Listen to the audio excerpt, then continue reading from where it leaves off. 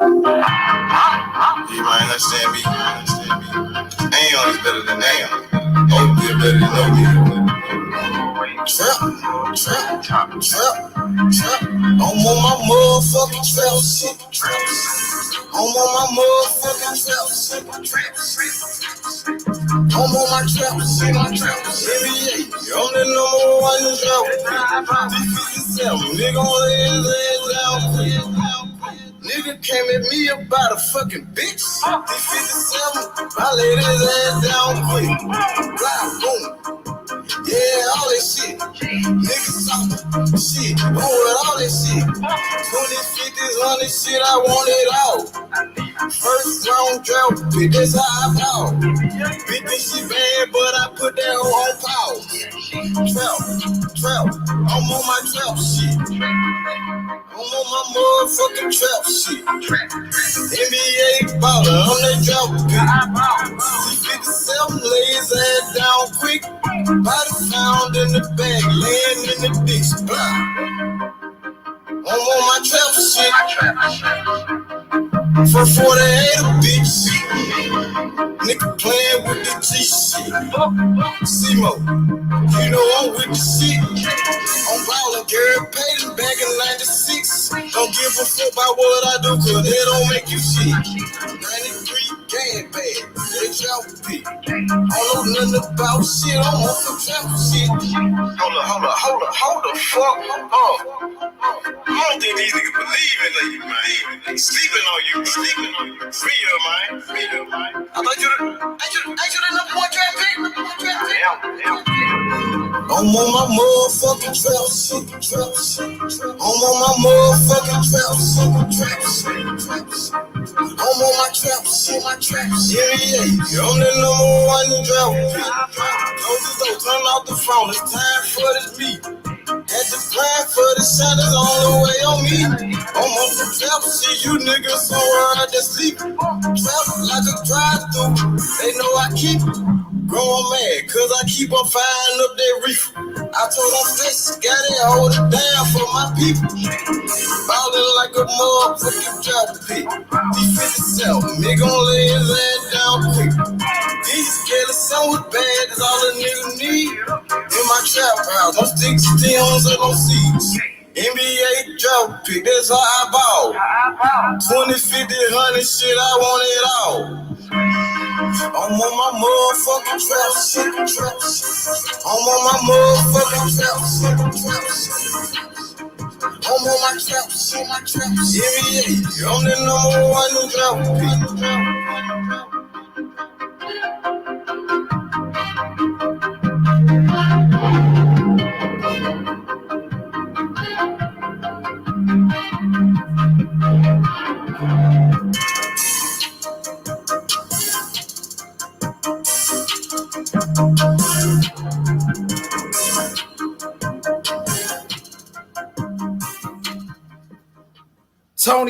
Tony, what's good, my boy? Salute, how you feeling? Dude, honestly, I made a mistake in choosing Canelo, to be honest. It's really it's finally starting to hit you now. It took you a while, huh? No, I'm a big Canelo fan, and now I'm realizing he made a mistake moving up. To be honest, I don't want to hear no excuses, bro. Yeah, listen, bro. Much love and respect to you. You know, I appreciate you, but this is the wrong channel to make excuses. Canelo already fought at that weight class, bro. Don't listen. You talking to H Money, brother. With all due respect, I don't want to hear no excuses. Canelo fought guys bigger than Bivol. He fought at 175 before, and he knocked out a champion, Sergey Kovalev. I don't want to hear shit about no size. That sound like a fucking excuse to me, brother. Yeah, no. Okay, yeah. Yeah, that's all I'm saying. He fought Callum Smith, was bigger than Bivol. Sergey Kovalev was bigger than Bivol. He was talking about fighting Usyk. He was talking about fighting a Mukabu at cruiserweight. So when you get your ass whooped, I don't want to hear nothing about, oh, this guy was too small. This guy was too small. During fight week, the day before the fight, Canelo said, I could fight anybody at any weight class. Hey, yo, what's good? What's up with it? What's H Money Bag? What's good? What's good with the mob? Man, we good, brother, man. You know, you heard what Tony said. He said the reason why Canelo lost was because he was too small. I think the reason why Canelo lost because Bivol just whooped his ass, point blank, period. Mayweather was a little man. Remember when the black fighter, the little man, Floyd Mayweather, the little old man at that point, Floyd Mayweather cooked his ass. Was that because of size? Or was it because he was too young, even though he was a unified champion? Which one was it? Because Mayweather was a little nigga, and so was Lara, the Cuban fighter. It was just that he didn't realize that he was just a student, you know, and he was there to learn. You know what I mean?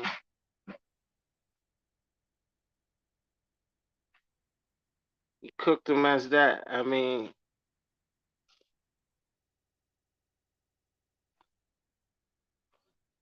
I ain't got nothing to say on that. Honestly. He dropped off, man. Come on now. You make an excuse, and then we debunk the excuse, you leave. Come on, Tony. You got to do better than that, bro. I know you a big time Canelo fan, but he got his ass whooped, and we don't want to hear no excuses right here with the mob.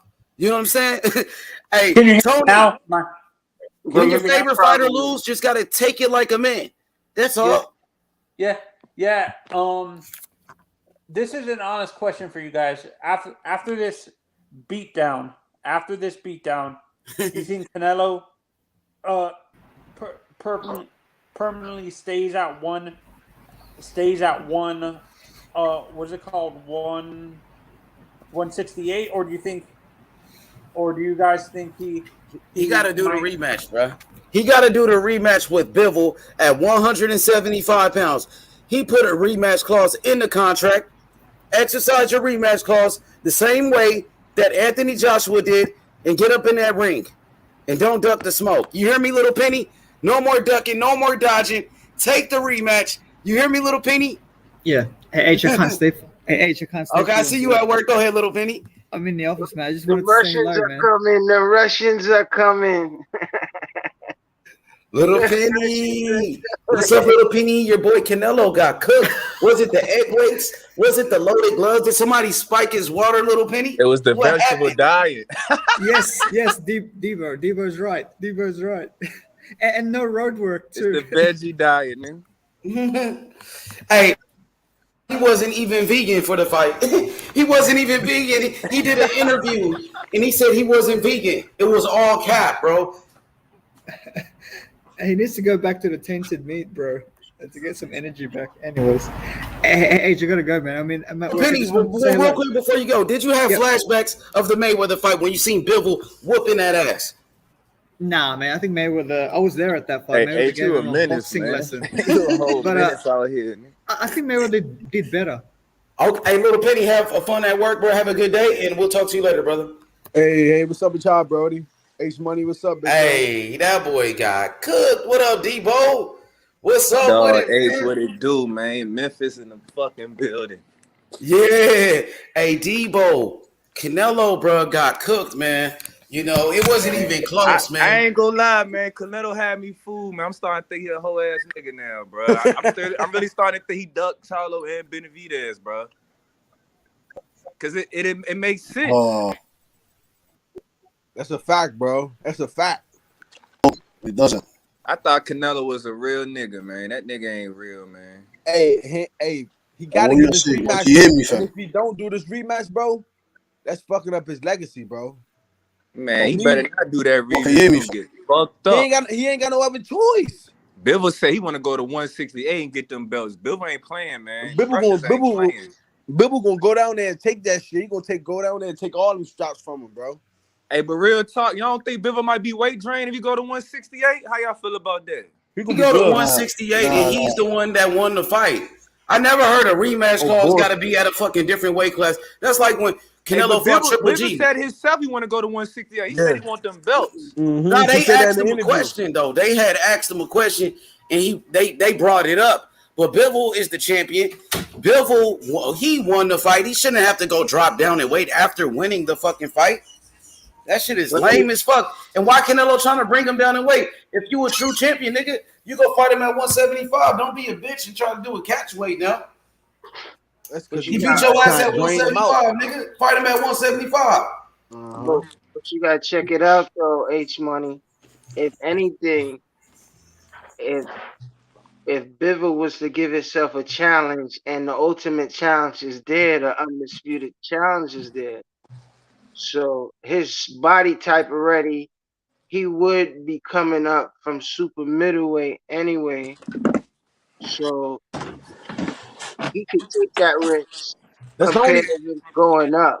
I think he might have a good chance doing that. You know what I mean? But it really, really evens up the odds when it comes to Canelo giving him a rematch at 68. Nah, I still would think he'll blow Canelo out at 68, bro. You know what I'm saying?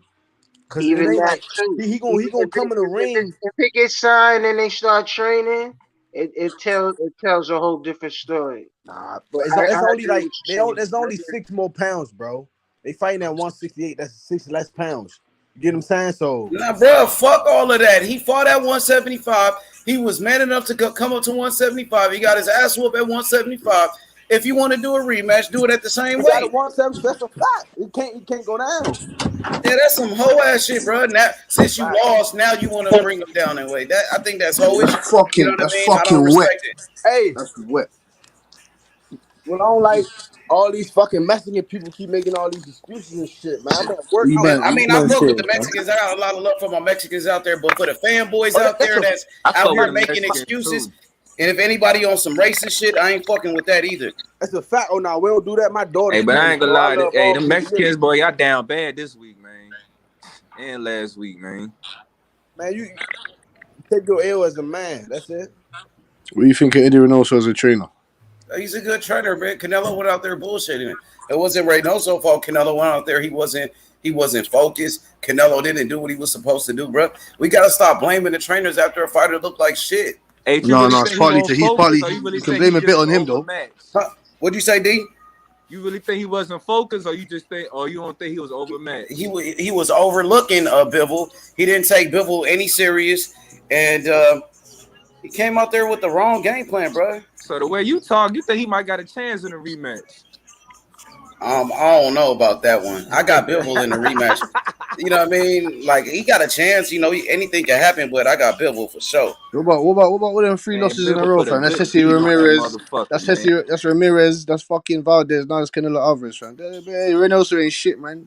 Who said Ramirez? Which Ramirez? The one that what's my man's name? And he fought Chocolatito.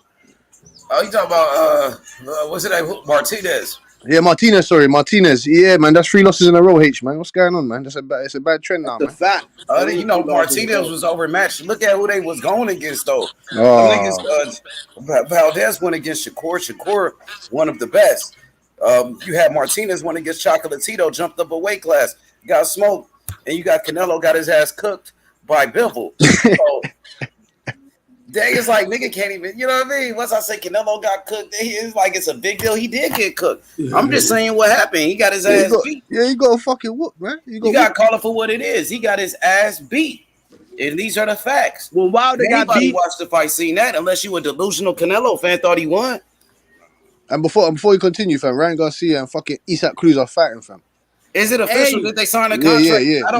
Yeah. He said, well, I'm going by what Ryan. I'm going by what he's saying. Innit? I can't go by what Ryan Garcia said. Even though I like him, he said a lot of shit. He said he was gonna fight Manny Pacquiao. Said he was gonna fight. Be capping. I ain't gonna lie. Yeah, so I can't take what he gonna say. No, it's like official, bro. It's official though. Like he's talking about. We just look. I ain't seen no official announcement, bro. I gotta see an official announcement. No. I think they already. I just saw it on ESPN or some shit like that. Is it signed though? Do they got a date in a venue, bro? That's how you know. I don't know. Innit? Let's just say it's 90%. Yeah, you gotta wait for a date in a venue, then the fight is signed. Remember they said Anthony Joshua was gonna fight Tyson Fury, but it turned out Wilder was gonna fight him, bro. So we don't know what the fuck going on. We don't know still. We don't know, but that looks to be like the next. And then, fight. hey, you can get the date in the venue and the shit still fall apart. You have to actually see them get inside the ring. Something telling me Ryan gonna fight somebody else, bro. Something telling me Ryan gonna fight like a JoJo or something. I don't think he's gonna fight Pitt. Pitt he might be too dangerous for Ryan. Nah, Ryan wants that smoke, man. Because he said it was the WBC ordered it. Man, Yeah, I think he tailor made for really. Pitbull, bro. For real, honestly, I think Pitbull he tailor made for Ryan because he keep coming forward like fucking. You talking about Pitt? Yeah, because Tagoo be moving too much. Like niggas that come forward, like Ryan got a nasty hook, bro. That shit, you keep coming forward that aggressive style, you opening yourself up for that damn hook. I think Ryan be having problems. You know, Isak Cruz like 5'2" though. You know he's like 5'2", innit? You get me? It's gonna be hard to land that fucking left hook. Yeah, he is. He's small as a mug, bro. Ryan Garcia's almost 6 foot, 5'10", 5'11". But I promise. Oh, IB said he got Pitbull. Yeah, IB. Let's He bet. said, "Hey, Ryan. I don't know if Ryan could deal with the pressure of a Pitbull though. Ryan, he don't know how to fight going backwards. Ryan is more comfortable coming forward and walking to somebody down. But if somebody put pressure on Ryan and start to back him up, that's when Ryan got problems." Facts. Maybe that's good. Guzman's there to you get me, help him. Oh, my nigga Tank Davis finna come to your city, ayo. He coming to Brooklyn.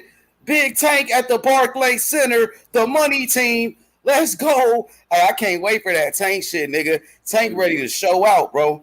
It's gonna be a sellout. The whole city waiting for Tank. It's gonna be a sellout, easy. Facts. Easy. Tank already sold out in Baltimore, Los Angeles, Atlanta, and now he coming to New York City, bro. He's going to all the big cities, bro. That's a fact. I don't think it's gonna go 12 rounds. Nah. Tank I'm going to go in 5, 6 rounds. 5 rounds. If he goes past 7, 8, Tank Davis pissing me off. Just starts, man. But you see how the WBC trying to get right back in the mix, and ESPN lining up Ryan Garcia and Isak Cruz. Yeah, there you go. Exactly. Yeah. You can see what's going on. Now they're saying that whoever wins that is gonna go face Kambosos or Haney. You get me? But I thought Tank Davis was gonna fight the winner because Tank got the WBA world title, the regular belt, and they should be ordering Tank to go fight the winner. And Tank already said he want the winner. That takes time. It goes in order. You know what I mean? And then knowing that it is. He doesn't have to fight his mandatories. Sorry, Ayo fam. He doesn't have to fight his mandatories. Tank is supposed to be a mandatory. Why not fight the mandatory Tank? The WBA ordered the winner of Haney and Kambosos to go fight Tank. Tank is the mando. And everybody say Tank don't want the big fights, but Tank calling out like that. Devin Haney, Kambosos, all them. Will he be under Mayweather for his next fight? That's his last fight with Floyd. Yeah, this is last fight. Maybe if he resigns with Floyd, that's why Terrence Crawford need to hurry up and cash out. You know, I know he's taking his time. He's the best fighter in the world. Terrence Crawford is a free agent, but once Tank Davis become a free agent, then everybody gonna be trying to sign Tank. And you know what I mean? So you have two free agents. Who you think will be the number one free agent? Tank Davis or Terrence Crawford? Terrence Crawford. Tank got that fan base. Tank sell tickets. Tank got the fucking money. He do. Tank definitely got that bag, bro. And it's people in Omaha that don't even. It's people in Omaha that don't even know who fucking Bud is yet. Shit crazy. Come on, man. Come on, Debo, man. Don't come on me. Come on them, nigga. No, that's a fact, bro. Terrence Crawford pretty big in Nebraska though. Them like man, he be feeding the community and shit, man. Nigga, when he used to fight in Nebraska, that shit used to be sold out. I wonder why they moved him out of Nebraska. They try to make him a star other places, but he was doing good in Nebraska. That bitch was sold out. And you know what he said? He said that if he early in his career, fam, he said that he didn't want to leave Nebraska. That's the only reason why he didn't sign with the major other companies. You get me? They was telling him that they would take him around the world. Like he would have been a bigger. Listen, he would have been a bigger star if he decided to go sign early. Nebraska head ass. Yeah, he chose to stay there. He chose. It's kind of, if you want to say it's his fault for this, the way he's been promoting himself. You get me? You can say that because he chose to stay in Nebraska and he chose not to go worldwide and that. He said that, innit? So you get me?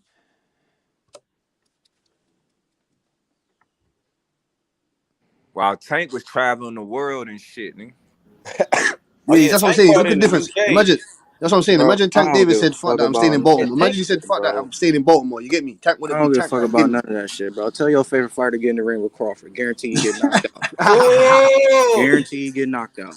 I don't give a fuck. I don't give Shit, a Crawford fuck that Bud about is that. nigga my though. I ain't favorite gonna. fighter, Shit. nigga. I Crawford don't give really that dude though, bro. Like he Bud the is best my fighter in the favorite world fighter. right now. Nigga don't got I'm star telling you, power like that, man. He don't. He really don't. But shit, he could fight. He's the best fighter Oh though. yeah, for sure. that That's why nigga I go. fuck That with nigga him. could fight and nigga box. He I'm could do it telling you, all, I man. gotta be there. He I could do it gotta all. be there. Exactly, like you said, he could do it all, bro. Hey, how y'all feel about this? Y'all think Bud and Spence gonna be bigger than Floyd and Pacquiao? No, Oh no, I can't. no, Nah, no, hell no. Fuck no, No, no, no, bro. no, no, no, no. hell My nah. nigga You talking about told my Floyd nigga told me, man, when they set that fight, they said it's gonna be about 6 racks for nosebleeds. What? That's Woo. what I gotta put it. I think at Cowboy Stadium because anybody could get up in that hole, nigga. That in the You, tank fight. Put that bitch in Cowboy You know they, Stadium. you hate, you know they ain't gonna tell Have Ted about Cooper to 80,000 come to Dallas. Oh, fans. They're gonna I'm be saying though silent. that They're gonna be that'd be silent. like the best deal though because you no, could man, it get should be in a Atlanta, fucking man. cheap Atlanta, ass be in ticket Atlanta, over man. there. Nigga ain't gonna be 4,000 to get up in there. It should be in Atlanta, man. Put that bitch in Cowboy Stadium so we can hear them fans in awe when this nigga get knocked out. No, man doesn't want to hear no excuses. I Spence don't want on to the hear no ground. excuses. Oh, yeah, it was. I don't want to hear no The excuses. crowd gonna be silent. They gonna be, oh my god. I Yeah. heard Terrence Crawford hasn't even been negotiating with the PBC. He ain't done shit. Not, that's what I'm saying. There's been no movements, nothing. We I should have had know. it. I We thought should it have had an was though. announcement by now. That's what I thought it was movement. Wasn't Bernie and them saying that, or Bernie said it's no movement? We should have had some. We should have had some. If we don't get an announcement after this Castano and Charlo fight, then there's a fucking problem. Hey, Man, like you see the fights I got on the bottom of this. Look, we got Tank you Davis, Devin right. Haney, Inoue No Nito Donaire, Charlo Castano, right? We got Tank Davis, Rolly, Anthony Joshua Usyk. Okay, those are like the big fights coming up. Besides those, what are the rest of the big fights in boxing? Because these are big name fights, like pretty much damn near, super fights and shit. So besides these fights, what else fights are you excited about? We got Charlo Castano, You Tank forgetting Davis, about Fulton and Roman. I watched that Fulton, press conference Roman. today. Yeah, I and watched that David press conference. That's Benavidez, all bro. right, man. They got Morrell on the undercard so it can sell. They put my boy Morrell in Minnesota in his hometown to fight. Because Yeah. ain't nobody trying to buy those tickets to watch that, bro. So they put Morrell on the undercard. The people Okay. gonna spend their money to see Morrell. But Fulton and Roman, that's a good fight, but it's good. It's good. I ain't gonna hate. It's a decent fight. It's a good fight. June 18th, we got You got a Beterbiev, unified Joe champion. Smith. Yeah. Oh yeah, there you go. There you go. That's the fight right there. Say it one more time. It's on June 18th. Beterbiev, Joe Smith. Yeah. So that's the fight I'm gonna add to this list. So once Charlo and Castano is over, I'm gonna add that fight to this list right here because I think that's the next big fight. Yeah. Speaking of Charlo, you got the Selecki and Charlo. You get me? That's not a big fight, bro. It's not. But it's a fact. You get me? I want to see Charlo in action. You get me? Nobody really want to see that shit. To be honest, Charlo got a lot of hate for that fight. Oh yeah, you got You talking about the Benavidez and Saluki dude? But you know why? yes, Salami Benavidez dude, fighting a man. washed up Lemieux too. He Benavidez got a bullshit fight too. He Who tried want to to make see the him fight an Munguia old fight, ass man. Lemieux? What we He do? tried. He tried to make the Munguia fight, man. He tried. Yeah, what you say, Ayo? Shit, McGee tried to make it too. Try That's the ain't Don't act good like enough dilemma. no McGee more, didn't. Don't act like man. McGee didn't want it. It was Oscar. That's the McGee wanted Try that dilemma ain't fight good too. of Well, enough that's no his more. promoter. His team didn't want to, so it made him look bad because his promoter maybe didn't believe in him to make that fight happen. That's not fair to him, When though. you're a champion, you gotta defend your title, man. That's it. That's the politics in itself. Like you gotta appreciate boxing with that in itself. You the Mm-hmm. champion, defend your title because once you don't do that, it be other whispers and shit, a la fucking Canelo. You see what I'm saying? So like, if I was saying, I knew he was gonna fucking lose a Bivol, and he need to just like continue singing, drinking, take a vacation, take him and his wife, go skiing. You know what I mean? And Not the enjoy some ski time trip. off. You know what I Not the mean? fucking ski trip, I though. sometimes you But need don't like a take little vacation. When Sugar Ray got beat by Duran, he went on a vacation too. That's what he did. Get Yeah, away ain't nothing from wrong with that everybody. nigga You 3 getting feel me? your mental right. Yeah. And why are Ain't you wrong on with that. vacation? These other niggas better fight each other. take Who 3 are you talking about? We off, talking about Canelo and stay now it other off, people. drink it Bro, off. Canelo still gotta fight everybody, man. Stop making excuses for this dude. Yeah, man. Niggas gave him a No, Canelo I'm pass ready to not to go making fight retire, any. nigga. It's anybody he his want to. idea He fought Bivol and because got his ass beat. He should have he, been fighting them other niggas that we wanted, to be honest. Trust me, Nobody fam. was Well, even calling Canelo for the ready but to Bivol retire. fight. New trust me, you promotion. fam. know You the don't look game, H undefeatable money, now, fam. H money. You So know it's the Yeah. blueprint. It's game. pretty obvious what to do Hey, when you fight Canelo Canelo ready to Alvarez, retire. fam. New Stick that Corona jab in his commercials, face, fam. Hey nigga. yo, I know the game was put me on though. Let me know. You know the game already. You know what I mean. When you reach to a certain status, you get that. You get that volunteer. Like he beat the fucking IBF champion, whoever the fuck was holding it. See that people be allowing him to go volunteer and go do whatever the fuck he want to do. But when we But hold he his could come back to it. He could come back to 68, which is more substantial. after he got beat though, like he done What fucked it he up. did, he put himself Man, out there. Canelo ain't That's good all at he did. 168 neither, bro. Some monsters waiting for him at Morella 168. beat that boy ass though. I And know then Some that. monsters waiting for him. and then There's some he done monsters. invited Bivol to 68 now. Because ideally, Bivol will come down to 68 for this opportunity. Because he's built like that anyway. He's Nah, a listen, boxer Ayo. himself.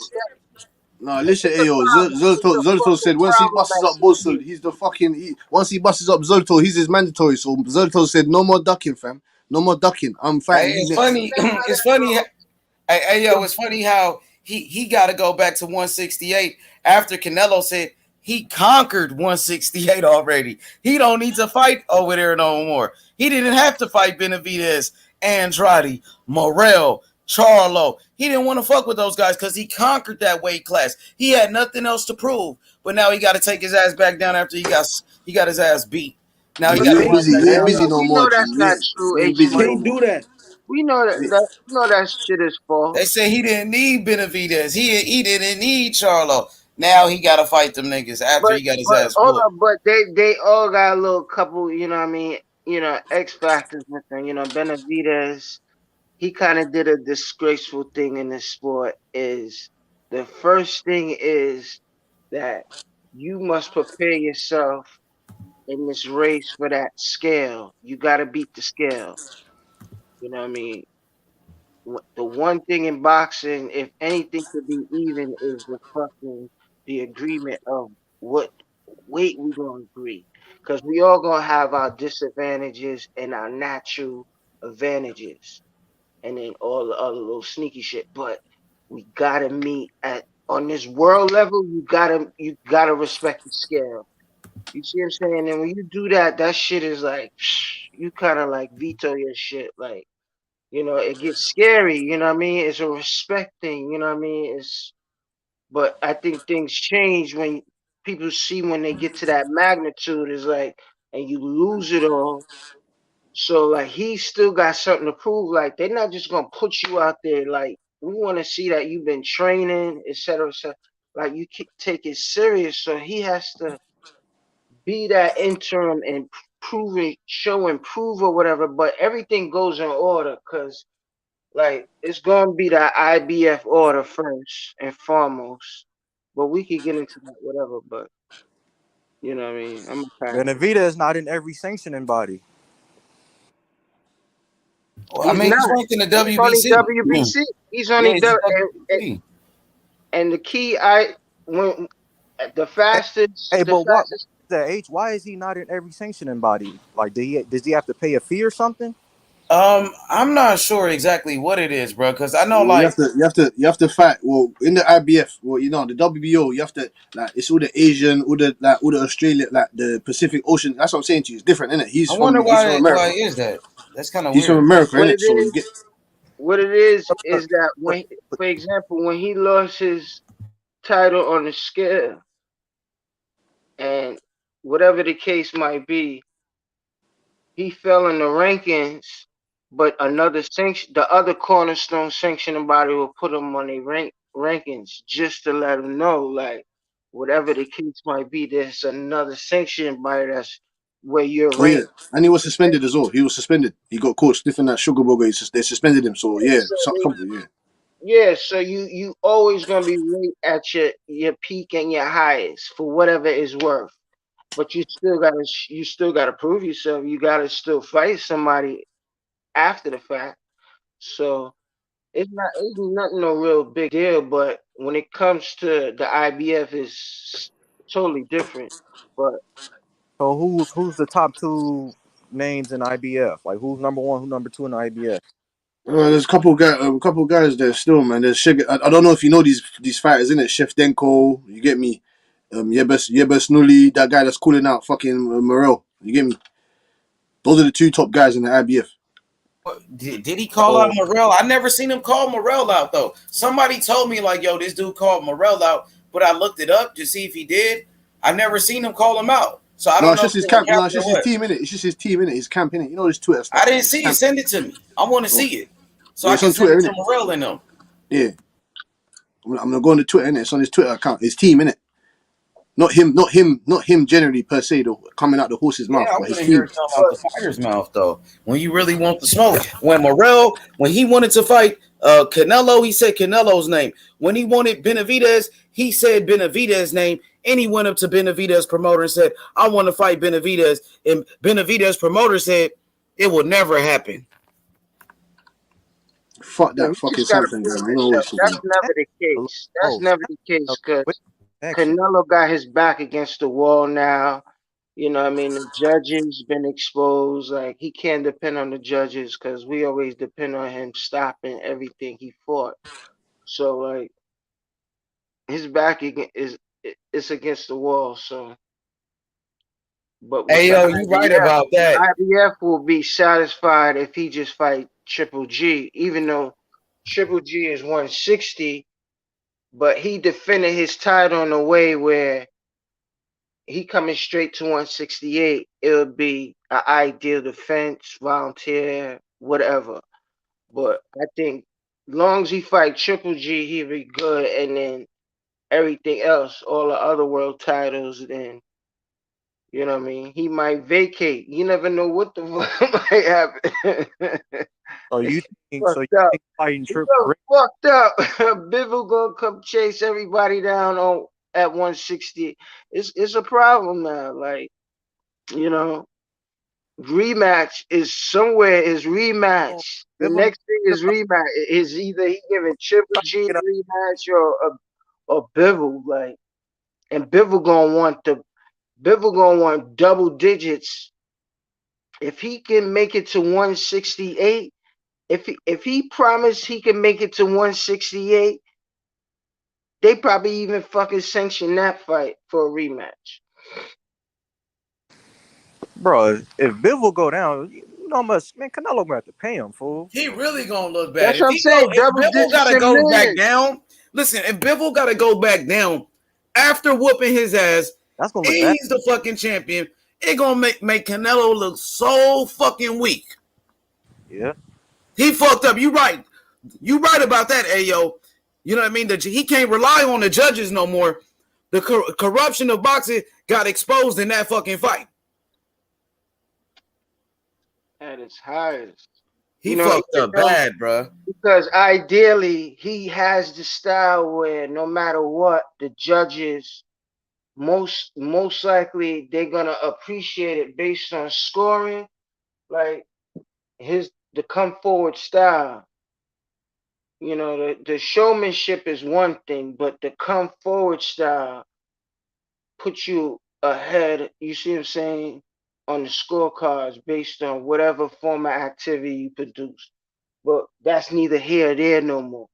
And you're not known for that kind of 12-round action. So so he got to pick and choose wisely. You know what I mean? But it's at 68. You know what I mean? It's at 68. Yo, all those damn excuses Canelo was making, bro. He lost a lot of fans, bro. He lost a lot of fans. Everybody knew he got beat. It wasn't even close.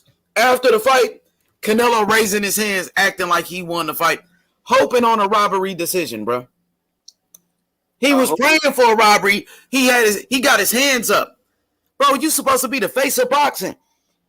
After the fight, he out here celebrating. He's celebrating getting drunk in the club like he won the fucking fight. He's celebrating as if he won the fight.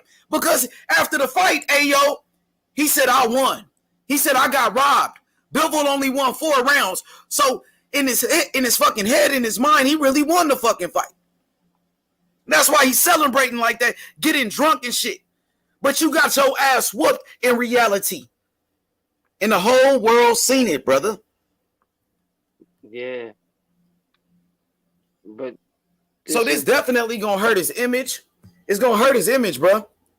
Nah, you know why? Why you asked me, yo, why and who I like, and you know, I can appreciate a lot of boxers, no matter their nationality.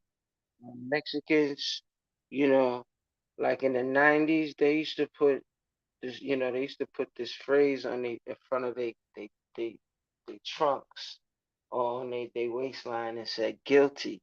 You see what I'm saying? They're gonna like they'll do whatever the fuck it takes to fucking win. Like, you know what I mean? It's like the #1 style in the world, like if you look at it. So, right.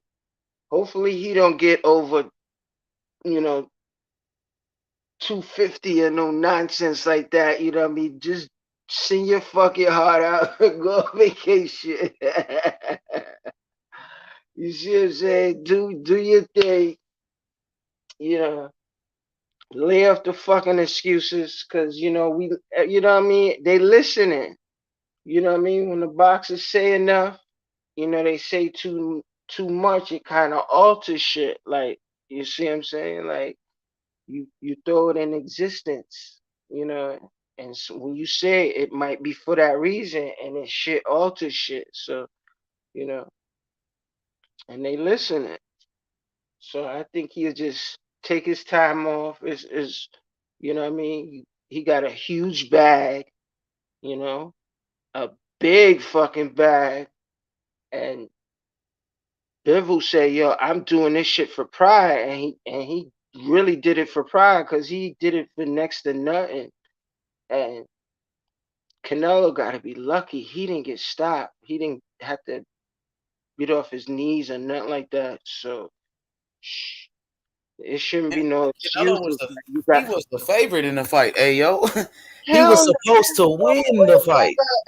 I mean, a lot of people got jerked. Hey, it was set up. It was a setup for Canelo to win, but this motherfucker couldn't even do his part. Got beat. You see what I'm saying? Yeah, like this. If Canelo would have won that last round, ayo, my boy Rodney. If Canelo would have won that last round, you know the fight would have been a draw. That's a fact, bro. That's a fact. And that's some bullshit. That's fucked up, yeah. All he had to do was win one round. They would have gave him a fucking draw. It was already set up for this dude to win. Mm-hmm. Right now, we taking it easy on Canelo. I don't even have his name in the fucking title. We could be cooking his ass the way we've been doing the last 2 days for the shit he been doing. We went light on his ass. He deserved that shit. He really should be just roasting the fuck out that nigga for the shit he did. We've been doing this a long time. I don't want to take away from Charlo and Castano in the undisputed, bro. Yeah. You feel me, Rodney? Yeah, man. You know, as I say, just take your L, just move on, man. Excuses make a coward of us all, man. Excuses make a coward. He still won. It's just like he won. Just like how you win big, you lose big, but he didn't lose big. You went out, you went out there and shit, he lost big, bro. He got his ass smoked. Bro, nigga, you got your ass smoked. But he got his ass wet. In his country, the way he got smoked, he's still gonna have some. Nah, bro. Let me just say this, bro. Nah. Let me just say this one. We gotta do the same way how they did Wilder, bro. We gotta do the same way to Canelo. It's a fact. And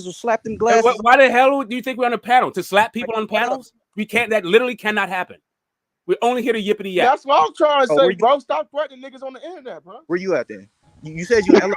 We're only here to yippity yap. That's it. All we here to do is project about boxing. That's it. Y'all know y'all threaten each other on the internet, bro. Smoke ain't even doing nothing to you, bro. You just threatening you in Los man. Angeles, so what's up, bro? I don't know. You're in Los Angeles looking for fucking enemies. I don't know. We're here talking about Rodney, we're here you about ain't even dropped boxing. the address, You can bro. drop You your can't even location. drop the Like You if the you're one fucking that looking for a let me. fight this bad, why We don't you out just there go to the corner and 20,000, start talking shit to the dude on the corner? You 2,100 can get these into a fight. motherfucking You roads the up. You one don't that need to let come on the internet where you're not going to get into fights. You're just going to you the disrupt the nigga. panel. I'm trying to talk about you. Bro, The one come on, man. Okay, Hey, great. So yo, let's talk Rodney, boxing. cut that shit out, bro. No fucking free smoke. Ace said no free smoke on here, bro. Real nigga shit. He said no fucking Hey free smoke, man, bro. listen man. Gary Russell Jr. beat the shit out of Canelo Alvarez, man. Oh shit, that gonna be Ace trolling.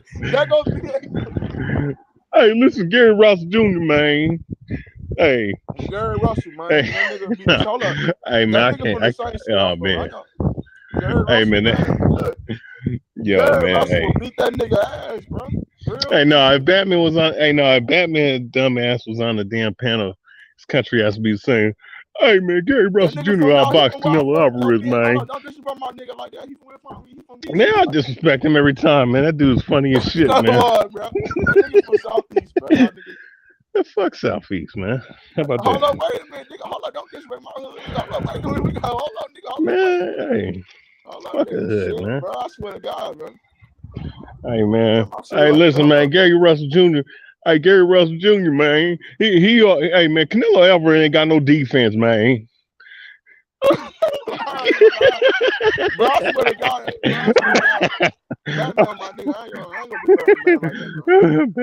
I'm Nah, sorry, man. he needs to get roasted. He needs to get put on Hey the man, hey, if fucking that grill nigga that comes, everyone hey, I'm else gonna tell says. you something. Yo, I'm gonna tell you something. If that nigga comes on here, bro, yo, I'm gonna get Rodney on this ran, bro. motherfucking helmet. Rodney Evans ran from Get the Smoke, bro. Get the Smoke. He Hey, beat his ass. Hey, now Rodney's funny as shit, bro. He ready for smoke for everybody, man. That nigga ran, man. Except for He the did it. He people in his backstage. neighborhood. Hey, y'all. Like, bro, Hey, like if you Rodney, really I'm want gonna to go let you fight back on. somebody, Yeah, Rodney, I'm about to let you back on, but y'all keep it boxing, bro. We got a That's lot of what I people just in the told you to chat. keep it They boxing, not Yeah, bro. here for the bullshit, bro. He's gonna fuck up the show. for real, for real. Put this old ass man out here, bro. Let me Bro, fuck just what he keep it talking fucking about. boxing. Hold up, my nigga. Hold Keep it boxing, bro. H Money said keep it boxing, bro. Come I'm on, bro. Yeah, saying, bro, let's if keep you it want to boxing. fight, Let's why don't keep you it go boxing. Nobody talk give a shit to fuck what this somebody in your weird nigga talking neighborhood? Oh about, my There's fool. a fucking fight God, waiting just for you keep it right Come next man, to boxing, you. come bro. man, Like this nigga come think man, he Keep know it come I'm man. saying, boxing, like, bro. Just bro, keep it like you boxing, just man. like Rodney, don't worry, man. like Rodney, hold man, it down, we, Rodney, we man. talking Don't about worry, boxing, you smoke, talking man. about me. Don't worry, You smoke, man. Hold it down, man. It's calm, man. It's calm, man. What are we talking about, man? It's calm, We man. talking about boxing, man. Yeah, calm then. What are you trying to, saying that? and So what are you you Hey, trying saying to, that? right? hey Cassidy, I got Castano, fool. Yeah, why you got Castano? You ain't got no faith in Charlo. Man, rewatching the tape, man. That's what I said. I went back and done some studies that I was leaning towards Charlo now. You get me? But hey, You that's a see, 50-50. It's another 50-50 fight. Charlo is too emotional, to stick to the game plan. Castano gonna make it a fight. Because Castano gonna keep coming, bro, unless he drop his ass, bro. Yeah, that's what I'm saying. I think there's gonna be a knockdown in the fight, but depending on who gets a knockdown, I don't know. Like that's what I'm saying to you. I think 100% there's gonna be a knockdown, a couple knockdowns in the fight, but we'll have to see in it. Castano took Castano took the first half of the fight. Charlo took the second half of the fight. So I don't know, man. If I was Charlo, I'd be trying to. I'd said this already. I'd be trying to aim for that bicep. He said his biceps fucked. I'd be trying to aim for that bicep. Wouldn't that fuck up even more? Yeah, that's easy work. I agree with my man now. You know, Lil Charlo, depend on his power and he could get led astray and not stick to the game plan. Mm. Yeah, and Castano gonna bring a wall instantly, like, cause it's a rematch. You know what I mean? And Argentina's is world class. Cause what I respect about them is that when they lead with intentions. They don't wait for you. Like they lead throughout the fight. You know what I mean? Like, so what I mean is they not they not giving you what you expect based on 1-1 or 1-2. It's 2-1. You know what I mean? Two is how you ate that. You know what I mean? They gonna hit you with two and then check and see how you ate that. Cause most Argentina fighters in this on this level, their power is on fleek. So like like how Rodney Evans said that, that's very important that he sticks to the game plan. You know what I mean? Like it it could be one right in the middle of the fucking ring, like a lot of his fights, and he can end that shit right in the middle of the ring. You know what I mean? Because we seen glimpses of that shit in the fucking first fight. So, like, if we stick to Rodney Evans' plan, shit, you know, fucking little Big Charlo gonna be on vacation. You know what I mean? Chilling like a fucking villain. Yeah.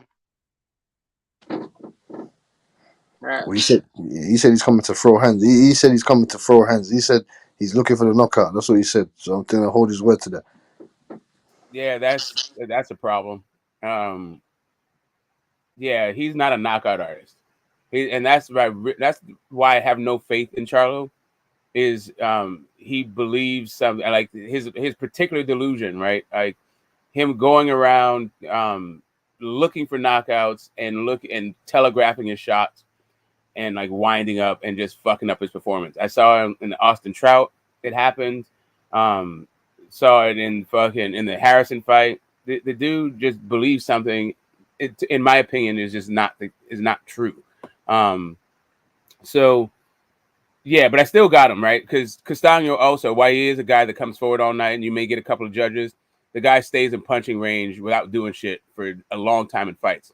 He does have that amateur tendency to like try to win the last bit of the round to give you an impression that he was doing more in the round than he actually was. But he spent most of the time getting his fucking head tattooed. So that tendency of his, I don't think is going to go away. So I don't know. I still have it like pretty much the same way that I had it before. I scored the last fight for Charlo, but I could also see how you could score it wide for fucking Castano, and it could be a draw. So I'm expecting like just kind of an exciting fight and more controversy on the cards. Yeah, that's what's so dynamite about little Big Charlo is that he be taking selfies, and then when he finished, you know what I mean, he blitz you. You know what I mean? He got that. Like you might say, he might not have that power, but he still got enough power where he got that killer instincts to put you out. He ain't blind to the fact. He's never that. And that's what he got over his older brother, which doesn't really take from him because his big brother ain't no joke when he's serious. And it looked like it looked like he lost a little passion, but that's neither here and there right now.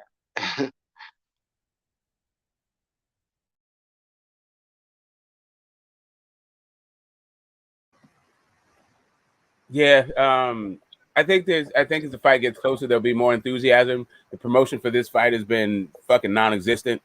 It's just like boxing just has good momentum from one weekend to the next, and that's just been about it. But getting back to this, going back to the fight we just had, right? It's not often that Canelo loses a fight, right? It's been fucking damn near a decade, the better part of a decade since the last time this guy lost. So, to me, I feel like we're not done talking about that fight. That's just me. I mean, if you guys want to guys want to just keep on Castano and Charlo, that's cool.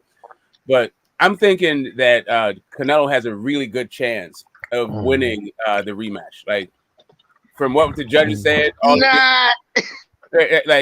he had to do was do a little bit more in 2 rounds over 12, and he would have won that fight. So I'm not quite sure why everybody is like writing him off or expecting that we can't get like a Canelo decision in a rematch. Hey man, they're gonna rob him on the scorecards, bro. In the second match, bro. And they're gonna do a trilogy match, and they're gonna, I don't want to see that shit, man. Man, you think Bivens about to have a trilogy when he can go try to get undisputed and then That's come what I'm back saying. and fight Canelo? That's what I'm saying. I don't want to see this shit, bro. Why not? Why not Bivens go try to be undisputed and then come back and get the rematch? Exactly. I don't know. Bivens seemed like he's talking about the rematch. He didn't say I'm going to do that. I mean, I think if he'd say that, no fucking say so. He just a fucking super WBA champion at 175. He just made him a superstar at 175. Now motherfucking better be if he fucking unifies and beats fucking what's his face, he might want to step up and say, yeah, fuck it now. Let me go all the way in and go undisputed. This is all in. So like, yeah, why chase? You know, he can chase Canelo because it's fucking Benavidez, and Benavidez said, "Oh shit," and you know he was watching the fight because he already believed he could beat him.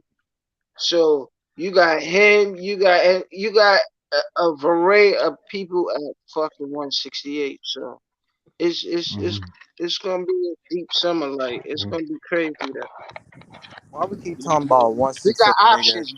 Bivol got options, but Bivol, it don't make sense to.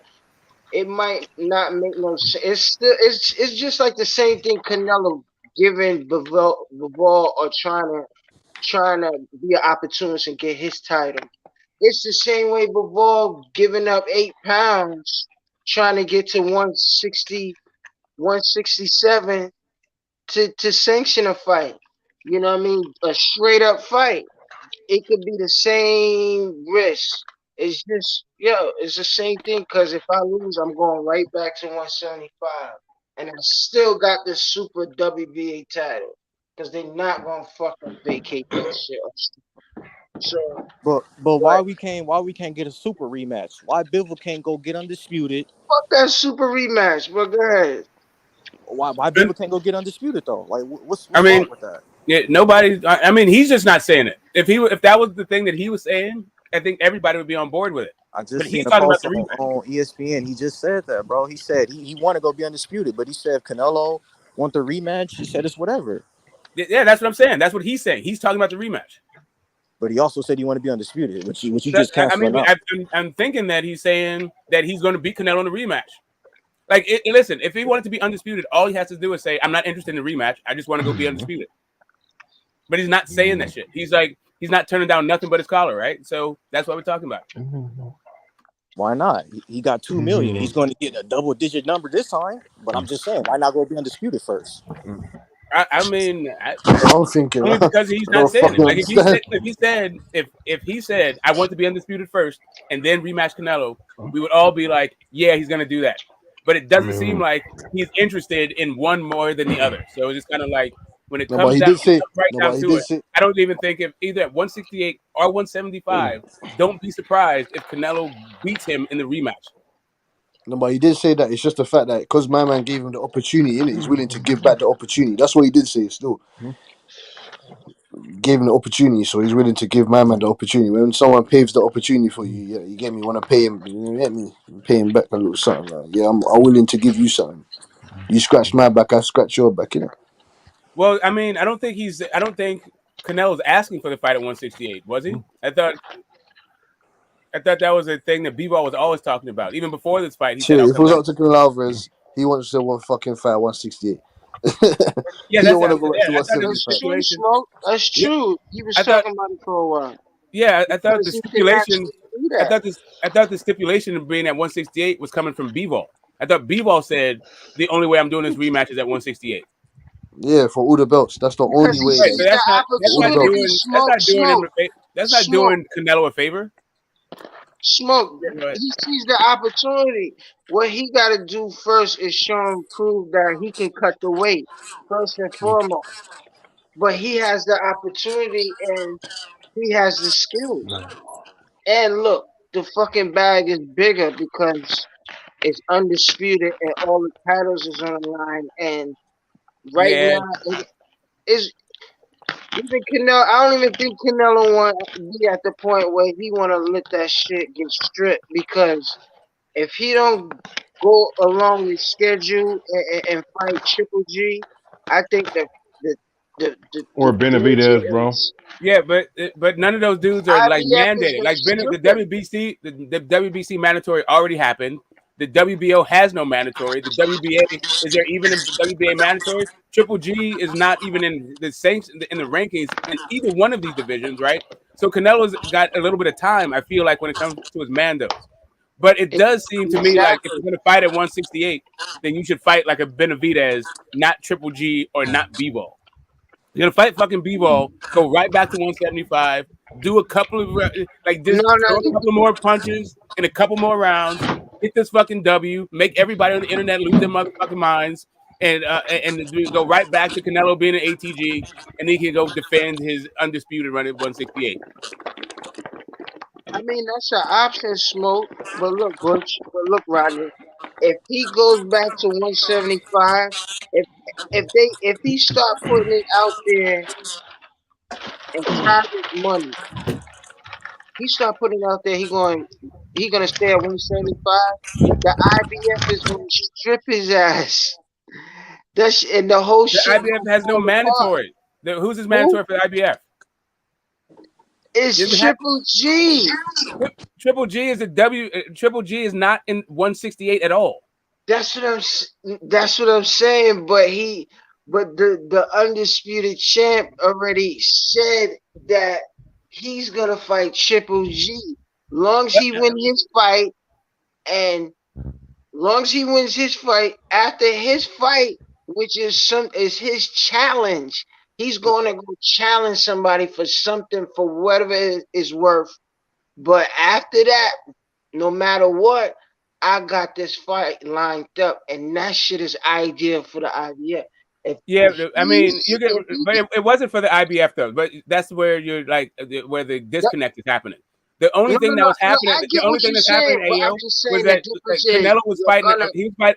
Canelo was fighting a voluntary against Triple G to defend his belt. But the IBF is not forcing any of this stuff. Nothing's being forced. What I'm saying is that time is money. So in boxing, is like 3 months. It's in quarters. So if he stays at the weight, that means he ain't defending nothing at 68. You backlogging shit, and not backlogging everybody else. You're backlogging a particular sanctioned body. Hey, but you have to look at who is. You're missing who's at 168 in the IBF. They would rather have Triple G. I mean, they would rather have Canelo be the champion IBF than those two dudes that would be fighting for the vacant title, because it wouldn't be Triple G. Man, I was about to say Triple G is looking for a Canelo fight. He's not looking to be. Look how long Earl Spence had the belt without defending it, nigga. So you think the IBF ain't paying attention to see the probability we're gonna strip him? We're gonna strip him before he lose. The probability he's gonna lose again at 75. But at 75, they're not worried about him losing at 75. Like, I'm with Rodney at this point. Like what should be happening is none of this bullshit happens. So none of this bullshit happens. Give him a rematch. But remember, I'm just saying 68. That's all I'm saying. Go ahead. Right. So I'm with Rodney at this point, because we all know that the bullshit with Canelo is very thick. And in order to get some clarity at 75, we should just get the clarity, right? The two best guys, assuming that Better Beef beats Joe Smith, right? And then we have the top two guys. Whoever it is, the winner of Joe Smith versus Better Beef should be fighting Bivol, and then we should getting into whatever fucking drama Canelo has. Because I personally don't think he's going to be getting stripped, just because I can't even tell you who the next two guys up are for the IBF, right? I don't think anybody on this fucking panel knows who's number one and number two. Chef Denko and Yulubusuli. Okay, great. There we go. Which position is which currently? So right now it's vacant, isn't it? There's no one. They're gonna have to fight for the number one spot in it. Like, they're gonna have to Chef Denko. IBF. Who's at the number 2 spot? Hold on, right. You get the two top ranking guy. What number are they? Who's at number 2? So right now there's vacant. The one spot and number 2 spot are vacant. Number 3 is Chef Denko. So there you go. All right, so number 3. So then number 3 and number what? Number 3 is Chef Denko, and number 4 is Yulubus Nuli. Yulubus Nuli is looking to fight that David Morrell, because David Morrell is meant to be Canelo Alvarez's mandatory for the fucking WBA. But John Ryder is they put John Ryder in front of David Morrell. We just talk about the IBF before you go. But don't even confuse so he's trying to get a valid fight. So if he get that valid fight, that can be an eliminator. It could put him at the number 2 spot, or you see what I'm saying? It could put him at the number 2 spot. for that potential somebody else to be Bro, number if one. that dude fight David Morrell, he's fighting for a title. He's fighting for the regular title. If he fight David Morrell. I mean, Dave Morrell is like another dude. Like that's what I'm saying. Like they're not about like none of these sanctioning bodies are about to strip Canelo for these dudes. Like the point was just made that nobody knows who number 1 and number 2 One is. got echoing, bro. Yeah, can you guys just put yourself on mute for a second? Yes, there you go. It's Butch. Yeah. So the point was just made that nobody knows who number 1 and number 2 is in the IBF. Not even the IBF. It's fucking blank. They're not about to strip Canelo behind this shit. Behind the number 3 and number 4 ranked guy in the IBF. It ain't about to fucking happen this way. It ain't going down. And currently, I agree. From what Butch just said, and the number 1 and number 2. So time will tell. So the time is ticking. So I agree. Everything Smoke's saying is a possibility and can happen, as long as this dude stays away from that Russian. He can't beat him at 75. He can't beat him at 68. He's too slow. His punch output is too minimal. He don't have no footwork. He don't have no jab. He's not going to beat this guy. Leave that guy alone. Go beat up on them other dudes. But leave him alone. Don't fuck with him no more. Hey, Shelton. Shelton, I have two things for you to just like ponder, and you can respond if you want, or you just ponder. That was the worst version of Canelo that I have ever seen, and I think that any of us have ever seen. Right? That's point number 1. Point number 2, the judges said all he had to do was do a little bit more in 2 more rounds, he would have won that fight. Both valid points. But I counter with this. That's the same Alvarez I've seen in the last 5 fights. Stalking, walking people down, no jab, just walking them down, waiting for him to get tired, knocking them out. It's the same guy, number 1. And number 2, if he fights this guy again, he's going to get stopped. Because now the guy has what every great fighter needs. He got uber confidence. Man, I know this. Man, OG, and he felt this power. Beat his ass if he come back up here. He felt this power too. So now he know what he got. So the part that I haven't seen from Canelo, right? The stalking part, right? So like, yeah, we've seen that particular style from Canelo, but what we haven't seen from Canelo is him gassing out in the 3rd fucking round. That part has not happened in the last 5 fights. Because he's at 175. And then also another part of it, another part of this is Canelo has been using feints in his last 5 fights. I didn't see a single motherfucking feint in that fight. Head or foot. He could have feinted. He could have feinted Smoke. He could have did whatever he wanted. He don't have nothing for this guy. Yeah, like, he could have fainted 1,000 times. Big old still would have punched him up. Maybe the other guys he can beat. But this guy, he can't beat him. But you know what I said? If you want to see it again, put his motherfucking ass in there, please. Listen, I'm not saying I want to see it again. I'm now with Rodney. I don't want to see this shit again because I feel like, just like he was about to. No, I need to do it again. Run it back, man. I need to win some money. I'm trying to tell you. I want to see. I want to see. Like this is like here's the thing. My whole house, like fuck Canelo. Like, next time. Cool. Bet whatever you want to bet, and what you'll find is Vegas is fucking you. But beyond all of that, fuck Canelo. I'd like to see the light heavyweight division fight the best. Right? If you want to bet, go and fucking fight the winner of Joe Smith versus Better Beat. Fuck Canelo and all of that dumb shit. Yo, Canelo beating Canelo is not enough. Story, y'all know that beating Canelo is not enough, bro. He got to put a name in the books, bro. He got to go be undisputed. Fool, beating Canelo twice is not gonna do nothing. Right, we won't beat the Smith Beterbiev winner, and then the winner of whoever between Smith Beterbiev and Bivol, them to fight Rolando Romero. Oh shit up. Everybody fight. That's what we want. Everybody fight. We like Canelo's like ego flights of fancy and shit and like vanity fights. Dude, I don't give a shit about this, right? For real. Like I said, the dude looked like shit and the judges almost gave it to him anyway. I'm good on this. Like I like let me see the light heavyweight fucking progress. I don't even need to argue about this shit no more. Like for real. Like, let's get a fucking real light heavyweight undisputed, and then we can figure out like how to stroke or kill fucking Canelo's ego. Bullshit.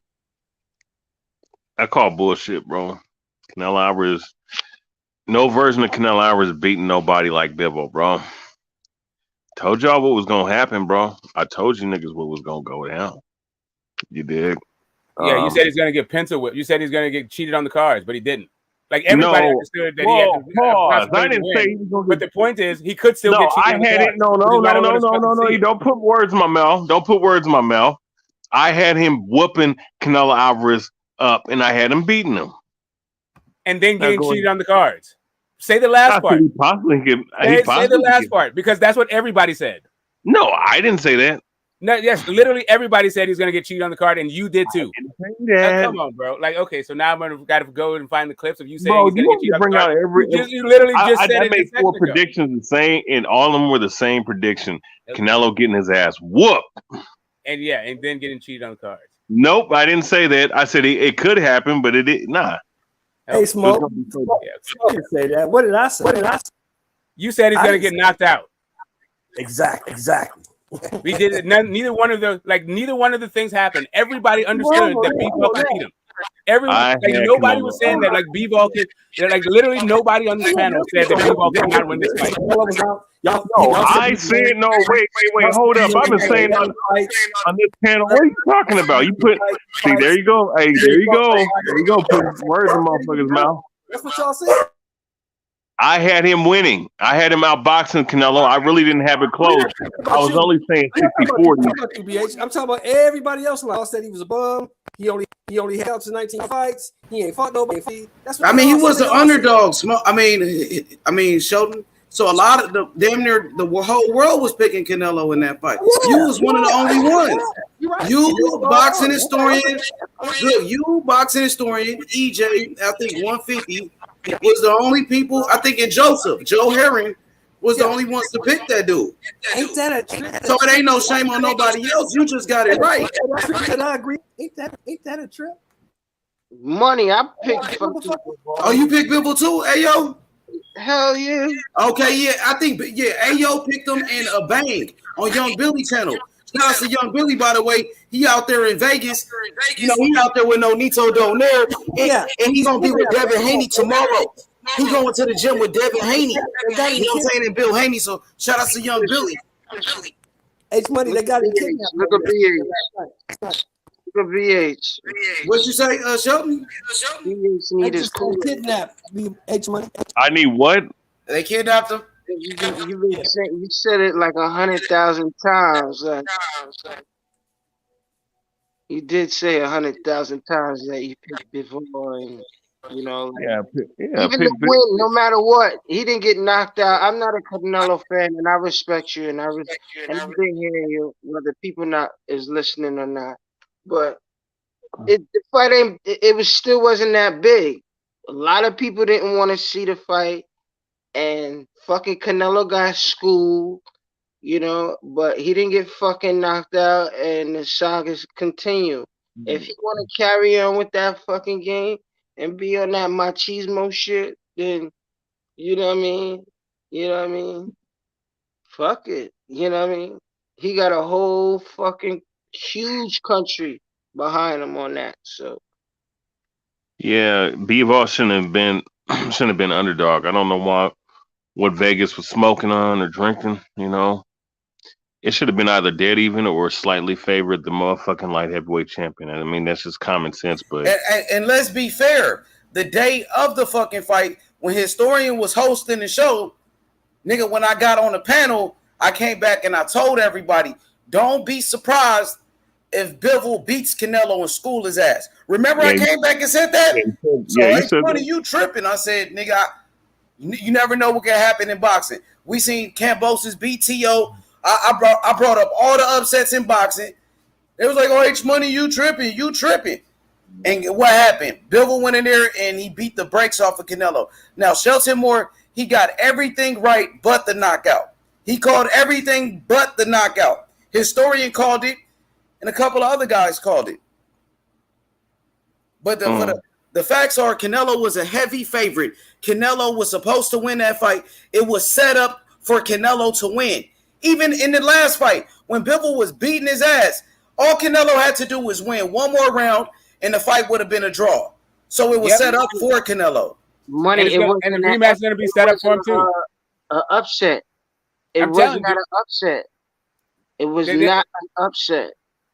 like regard. All I'm saying to you is, don't be surprised if a slightly better version of Canelo, which I think we can imagine, like without any sort of strenuous, like it don't take a lot to imagine a slightly better version of Canelo, right? And then that's all the judges needed to give him that fight. I can't imagine a better B-ball. That was a pretty vintage. That's a pretty vintage B-ball performance. You know what? It's Haney. It's That's what I Haney see. time. Bullshit. Haney. Let's go. YB. Kingpin Haney, bro. Yeah. Kingpin Haney, bro. That's Uncle your Billy, fighter. bro. Let's go. Yo, fighter. My draft pick, bro. My fantasy draft pick gonna become undisputed, bro. What did you pick? I picked Devin Haney, bro, in my draft in the fantasy. Remember we had our draft picks? Yeah, bro. Oh. He slid to like the 7th round. What? Nobody wants to see no. Oh yeah, I missed that draft. They disrespected my boy Devin Haney, bro. Yeah, but maybe it was by division or something. Yeah, no, we was picking by division, but everybody had a chance at lightweight, right? And everybody picked other lightweights. People picked Ryan over Devin. What? People pick Pitbull over Devin. What? Oh, I swear. see. See, I see what's happening. Where those people at? Let's see their draft. Are they still here now that Canelo lost? Hey, Big Smoke. I don't know, bro. I can't. No comment. I plead the 5th. Okay, all right. You know, maybe that's just me. Maybe I'm overly sensitive. Sorry. Yeah, Smokey Smoke. I can't even speak on it, bro. I don't know. But yeah, man. Shout out to y'all, man. Beeble, bro. Man, this shit is crazy out here in Vegas, man. It's awesome, bro. And I'm about to go to the gym and catch your boy Devin's sparring session tomorrow, man. Devin Haney. Thanks to my boy H Money getting the call like Dion. He said you ball, you get the call. So Dion, he made the calls. The H Money connection. Put it in. Matt Evans, how much yards you gonna get, fam? Huh? How much yards you gonna get, man? 1,000, bro. You know we do if it ain't 1,000, we ain't gonna receive it. You know what I mean? Yes, fam. Yes, YB, fam. Hey, Butch, this shit is plush out here, man. Everybody's talking about Canelo out here, though, man. They say they was trying to the fix was almost in, bro. Everybody saying that the scorecards were too close. Sugar Hill, everybody that you could talk to, and they put me on the phone with So, bro, your boy Jermell Charlo was talking so much shit on FaceTime, bro. He said, I'm knocking that motherfucker out, bro. Castano, we put him to fucking sleep. He said he faked the injury, bro. I swear to God, we gonna knock this motherfucker out, bro. I swear, bro. I swear. Jermell Charlo was just on FaceTime, bro, about 10 minutes ago, bro. I was no need on them at the gym now a couple hours ago when I was at the gym with them. One of the dudes that was in there was the strength and conditioning coach for Jermell. And he was in Vegas. He gonna meet them. He gonna leave tomorrow to meet Jermell in Los Angeles tomorrow. And Jermell, he put him on FaceTime because he told him I was from Houston. And he was like, you the motherfucker I kicked out the gym? He said, now it's all love, bro. Now it's all love. Houston in the motherfucking building. Yeah, he said, knock Castano ass out, bro. He said, Castano been ducking, bro, with that fake ass injury. Let's talk about that. Who you got, YB? I got Jermell Charlo by stoppage. Big stoppage. I think Jermell is a more skilled fighter. He's one of the two. But I don't have an answer for that boy's pressure. That pressure just he has an answer for it. I think the boy gonna win unanimous or split decision. But he's gonna beat you. And that's Charlo. Charlo has to stop him to win. If Charlo don't stop him, he's not gonna win, especially in Los Angeles. If he don't stop that dude, he ain't gonna win. Yeah. I think he will stop him though. I think he will stop him because the thing about Castano, man, he's been getting hurt a lot in camp, man. I'm gonna be honest with you, Virgil Ortiz is sitting him on his ass, bro. And Terrell Gachase had him on his ass this camp. What? Virgil Ortiz been dropping this guy. Dropping Castano 3 or 4 times before he got wrapped though. That's fact. Oh, fucking no. Fucking him up, bro. Like real shit. Yeah, Charlo should smoke this Hey, guy, man. I And hear then you. and then he blew up to 210 pounds. He blew up to 210 pounds before the rematch was announced. 210 pounds. Yeah, he said he was 195, bro, 200 pounds. Doesn't mean that. So Mel Your got to boy drop Jermell it. been You training gonna the stop whole time doing since that rematch. I mean, since the draw. He been upset about that shit. He been trying to prove a point. Trust me, he gonna win this fight. And I like Castano, but Castano didn't take it as seriously as Mel, and he gonna get fucked up for that.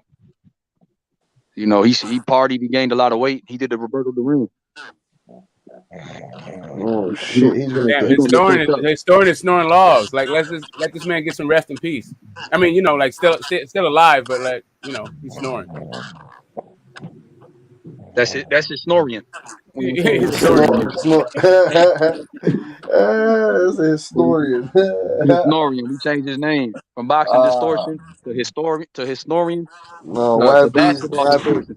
niggas, you know. What the fuck? Yes, Yeah, hey, YB. Come on, 200 H. pounds, Come bro. on, H. Don't do the co-host dirty. Let this man get let him sleep in peace. Fam, historians thinking about boxing right now, fam. There's just boxing flying around in his brain. Yeah, I guess Tuesday is undefeated around his house. No, historians. Tuesday hit him with the 1, 2, 3, 5-piece combo. He slept him on camera. Them boys talking. Them boys talking. Man, Boo's gonna fuck some up. I told them boys that they better stop taking him light. They said he never fought a real welterweight. We gonna hurt him. They said Castillo gonna be the toughest test of his career. Hey, have you I seen said, the I YB? hope so. Have you seen the YB? You seen Boots and that doing up the training? No, I haven't seen Boots. Cause you know he went straight to California. Yeah, man. I got Castillo Clayton. Man, your boy gonna get stopped. Kingpin Bill, Kingpin Haney. H Money, that's a fire picture of them two. Yeah, fam. Soon Devin's gonna get that beard, man. Like it's dead. After he wins them belts off Kambosos. Bro, this shit is, man. Yeah, that right. Yeah, bro, I can't wait for And say for that interview as well, YB man. That interview with that Alim guy, he sounds on it still. He's a good man. He's a great fighter, bro. If you have to see him fight Vincent Pasillas. Vincent Pasillas, yeah. Yeah, you got to check that fight. That dude was undefeated. People were picking Pasillas. A lot of people. It was like a 50-50 fight. He was on that Fulton and Angelo Leo undercard. Okay. Yeah, the dude He that wants to smoke with Fulton, fam. He wants to smoke. Yeah, he wants to smoke with Fulton though. He said he said Fulton's ducking him multiple times in multiple interviews. He said, "What do you believe so?" Nah, I don't think so, bro. I don't think You no never Philly. do it. I don't think the Philly cats be ducking. I just think it's business. But who not is so he many with? people want to fight him. He was MJ's mandatory for 2 years. And he didn't fight him.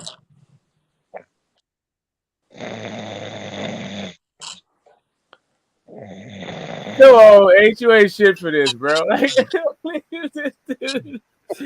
Let this guy get Hey, fam, you think H is not laughing, copying mad errors? Come on, man. Leave this man H is alone. laughing, fam. No, fam. Let this man let his snoring get away from the mic, man. Come on. Oh shit, my boy Outlaw.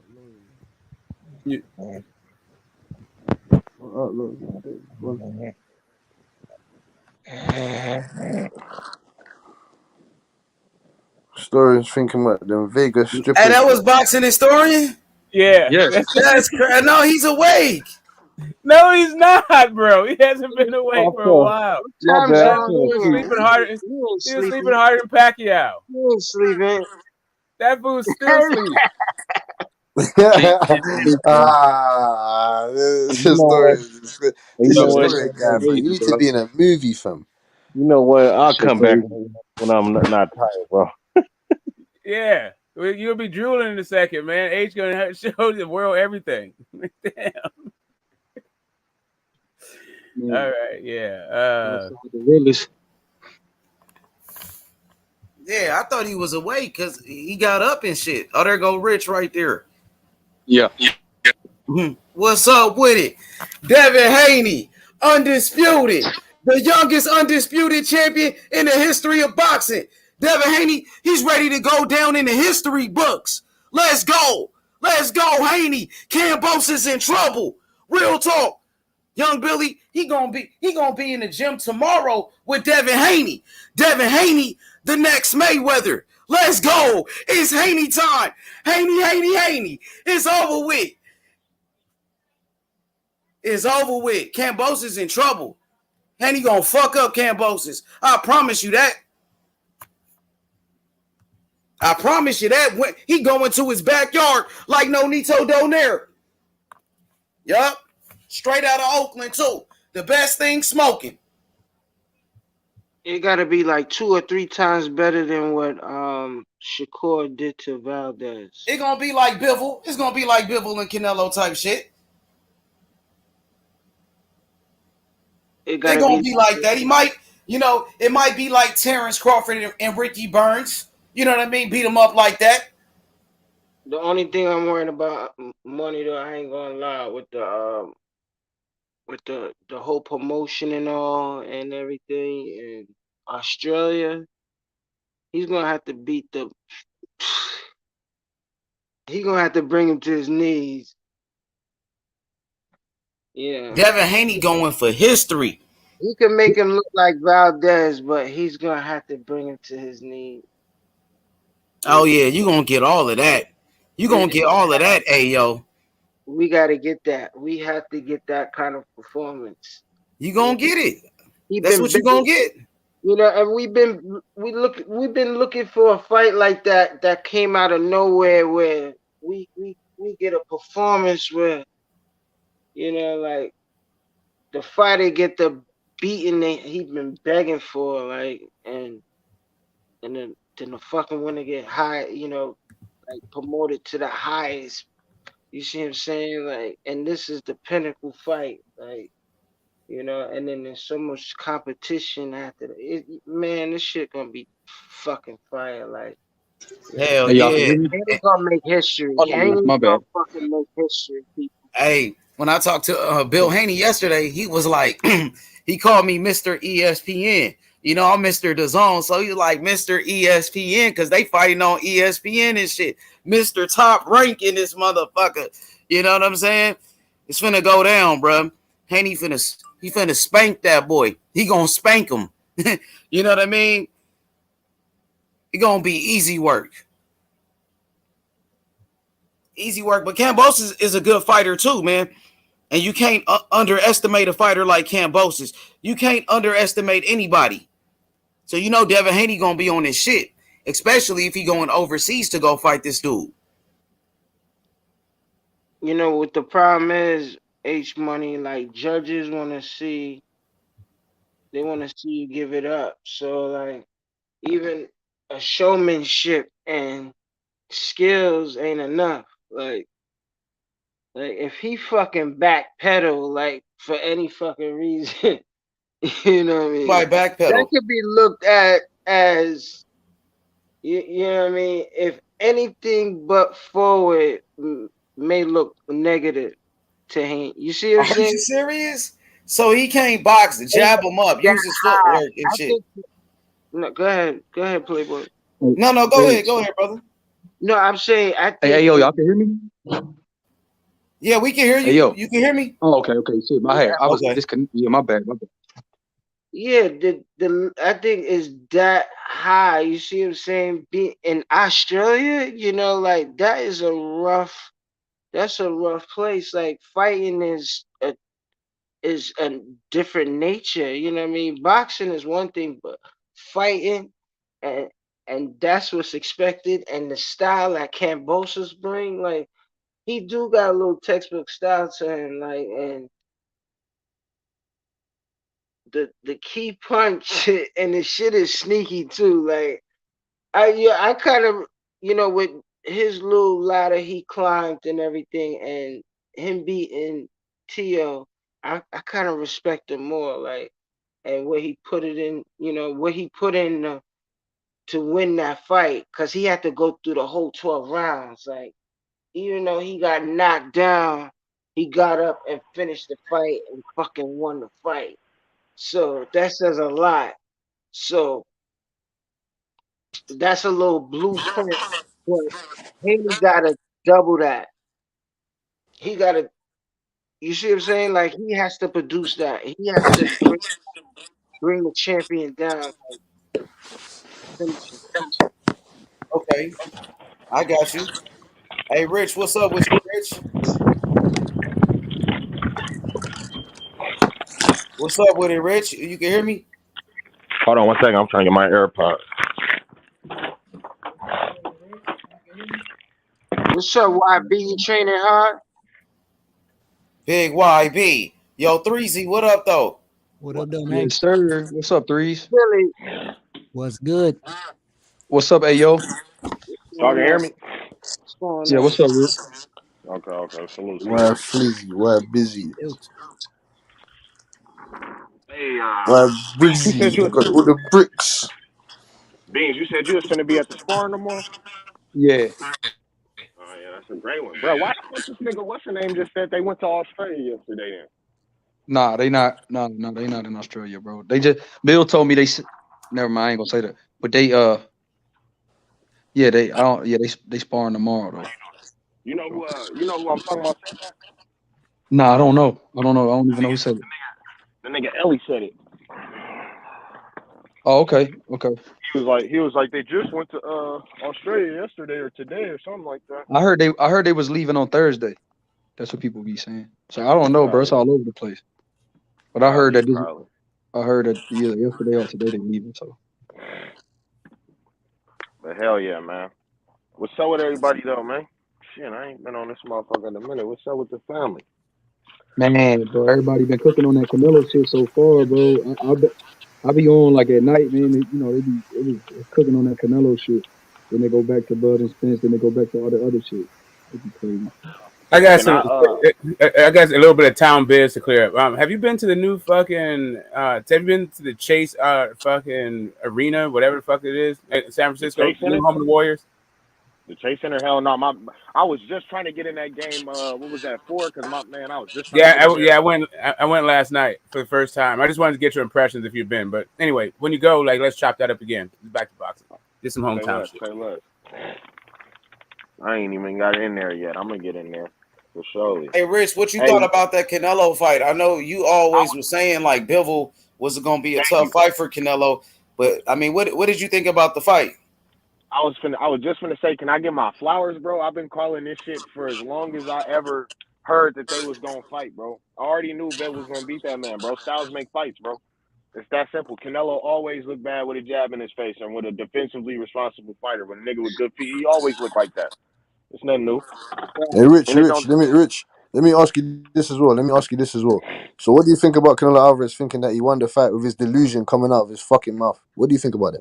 I mean, you already know what it is, bro. It's delusion. I mean, and he's obviously lying. He had already said that he when he was in the ring and shit, he chalked it up. He was acting like a stand-up guy that I can get behind. But ever since then, oh man, these niggas really be changing and shit, bro. That shit crazy. But nah, I mean, I won't say it's nothing really against Canelo, bro. It's just that's the style that's gonna always get that nigga problems, bro. It's just like that. And I got a question to ask: is that nigga still a top 5 defensive fighter? Yeah. Because I was hearing a whole bunch of bullshit, and I just could. I don't know a top 5 defensive fighter who's lost 10 rounds, ever. I ain't gonna lie. That shit was all gas. That shit was all. Niggas was only saying that like 2-3 weeks ago, bro. Don't lie, his defense was pretty good because he could have got knocked out, nigga. Like, you know what I mean? He was like, man, Canelo could do better in a rematch, to be honest. But I think Bivol will still beat him. But Canelo could do way better in a rematch, because he really looked like trash in the first fight. So it can only get better. I think he can only get better. It can't get any worse for him. I did notice the upper body movement and his head movement is like it is on point, most definitely. Because that's what I mean, Rich. You seen it, like he was in there. He was in there rolling with shit, but that's not like head movement is only one facet of defense. You feel me? He might have some of the best head movement in the game, but that's not like that's like being like that's like in basketball. Are you the best offensive player because you feel me? You the best shooter? No, you just the best shooter. You know what I'm saying? No, he got good defense though. His This shit defense is good, but is solid. it top five though? Is it top two? I remember. No, you can't. You wouldn't say it's top 5. You wouldn't say it's top. I don't know, man. I Yeah, I don't know I about just ain't that. gonna throw him all the way under the bus like that, dog. He got his it ain't ass about whooped. that. He wasn't prepared or nothing like that. You know what I mean? And he got smoked. You know, so it is what it is. He got his ass whooped. Y'all Ain't ain't no seen that excuse. before, But defensively, He he's not got no. good defense, dog. He was making Bivol miss at times in there too, bro. He was. He was tired as fuck. He was still able to survive and shit. You know. Yeah, he ain't What get makes y'all dropped, think but that nigga was tired? he got out punched, man. Bivol used that jab and he couldn't do nothing with it. At Bivol, all. Nothing at all. Canelo hands was up, Bivol was jabbing him constantly, and he So couldn't do Freeze and Rich. Let me ask you this as well. What do you think about the judges giving the Canelo Alvarez the first 4 rounds of that fight, and he didn't outland Bivol in any of the rounds?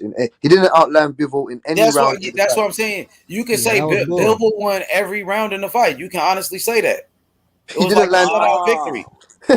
He didn't damn near won outland him every in any round for round. real. He didn't land. He But didn't outland him in any round. That's what I mean. One Bivol damn near round. won every round in that fight. You probably give Canelo 1 round at the most, but he damn near won every round for sure. But I be hearing motherfuckers like, man, I don't know, bro. They be capping. You know, fanboys gonna be fanboys, but he did. Hey, listen, Canelo got a lot of fanboys, bro, and I'm gonna tell you this: Bivol, he damn near shut him out. It was almost a shutout victory. Bivol dominated Canelo, bro.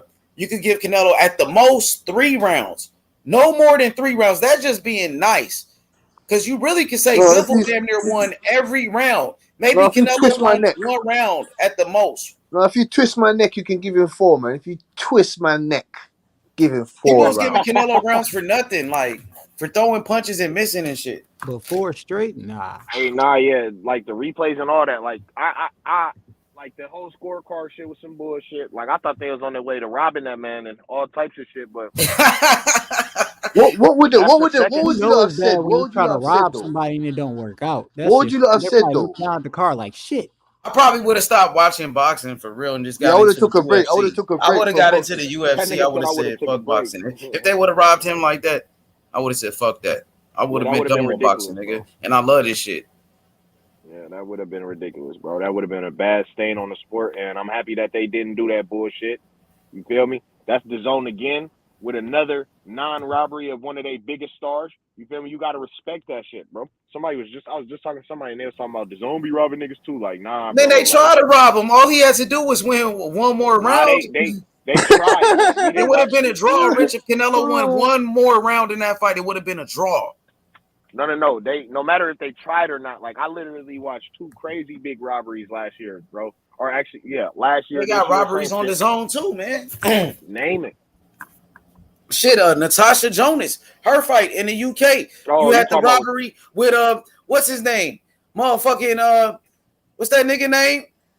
That motherfucker Triple G. And Derevyanchenko was one of the biggest robberies ever on the zone. And that was a DAZN fight.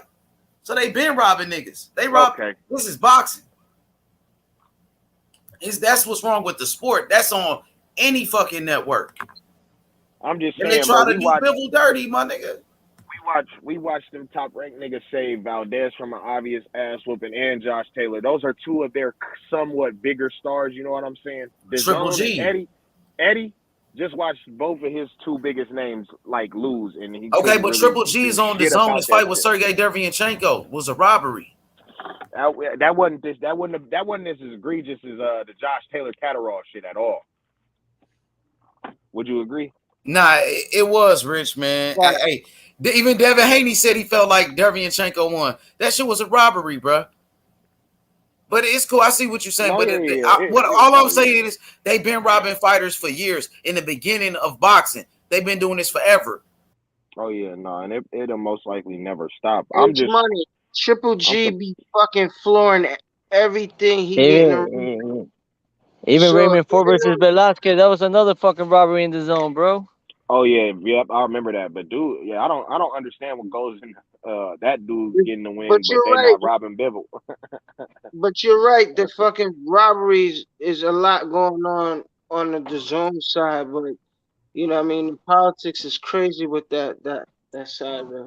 But that's the point I wanted to make. You know, what I mean, top rank and PBC winning. You know, Oh yeah. I mean, yeah, John Ryder versus Jacob and Colin Smith versus John Ryder. Those are other two robberies right there too and shit. Wait, Danny Jacobs versus John Ryder. That wasn't a robbery, bro. Fight was Nah, electrified. hell yeah, that was a robbery, bro. I had Jacob win. Like it might have, like he might have won the fight. Like in your Fuck eyes, that. Gabe a robbery. Rosado and Danny Jacobs is a robbery, fam. Gabe Rosado won that fight. Even John Ryder, even Oh John my Ryder, God. John Ryder versus Colin Smith. That was another fucking robbery. Oh yeah, that was a robbery for sure. Now that was a robbery because John Ryder beat Colin Smith. Hey, what y'all think about this? Mr. G said, "Have y'all talked about Ryan Garcia being ordered to face Isaac Cruz?" Man, I don't think it's gonna happen. Ryan Garcia was a mandatory to fight Devin Haney. I think they're gonna find some excuse to not make the fight, just like Munguia and Charlo. Ryan Garcia was supposed to fight Javier Fortuna. They ordered that fight. I don't think it's gonna happen, bro. I think Ryan Garcia is gonna fight Jojo Diaz next. That's what I'm thinking. Ryan Garcia's in win. I don't think so. Just because they ordered the fight, don't mean it's gonna happen. What y'all think? Ryan Garcia's in witness protection. Yeah, that makes too much sense, you know. H is right. He was meant to face Tevin Farmer. He was meant to face fucking I know, Fortuna. bro. He was meant to face all these guys, fam, and did not happen. I'm not trusting.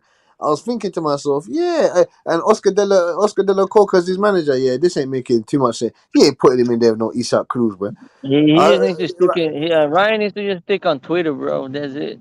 Yeah, man, he's talking shit, man. He's a Twitter. He's a Twitter champion, bro. That's when he needs to get stick. I don't think he wants any parts of Ryan. I don't think he wants any parts of Isaac Cruz. That He knows what nigga, Cruz will do to him. the WBC on straight bullshit too. Like they quit to get that nigga Ryan a title eliminator, bro. Like how many times a nigga gotta not accept the title shot or drop out of a fight before you stop like giving this nigga.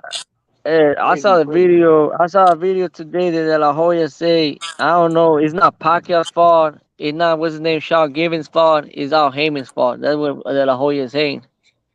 About what? About not making the fights. About not making the fights with them. Oh, fuck off, man. Fuck off, Oscar de la Coca, man.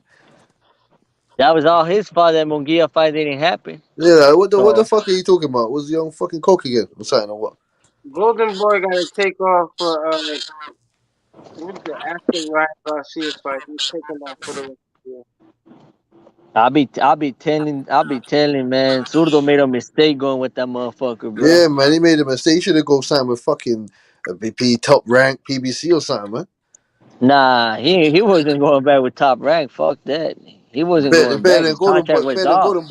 Better than Golden Boy. Better than Golden Boy, yeah, but he. I think like Bar Aaron said, even like Bar Aaron said that he wanted more money. Ah, hell no, brother who say Oscar don't lie, bro. Hell yeah, that motherfucker lies like a motherfucker. He lies over to his teeth. They all lie. All the time. Oscar just don't believe in them niggas, bro. It's just like that, bro. Oscar was free smoke. I agree to that too, because Oscar is old school. Him and that nigga. They know how the business works. They know there used to be fighters from. They know what going. Fighter who fought everybody, bro. He know what it takes to be great. He just don't believe in these niggas, and they his money makers. So he don't want to. He don't want to go broke. He don't want to go broke trying to make other niggas stars that he don't even think they could be. You feel what I'm saying? That's really man, bro. I'll tell you straight up, bro. I think Jaime Munguia got a chance against Jamal, bro. Of course.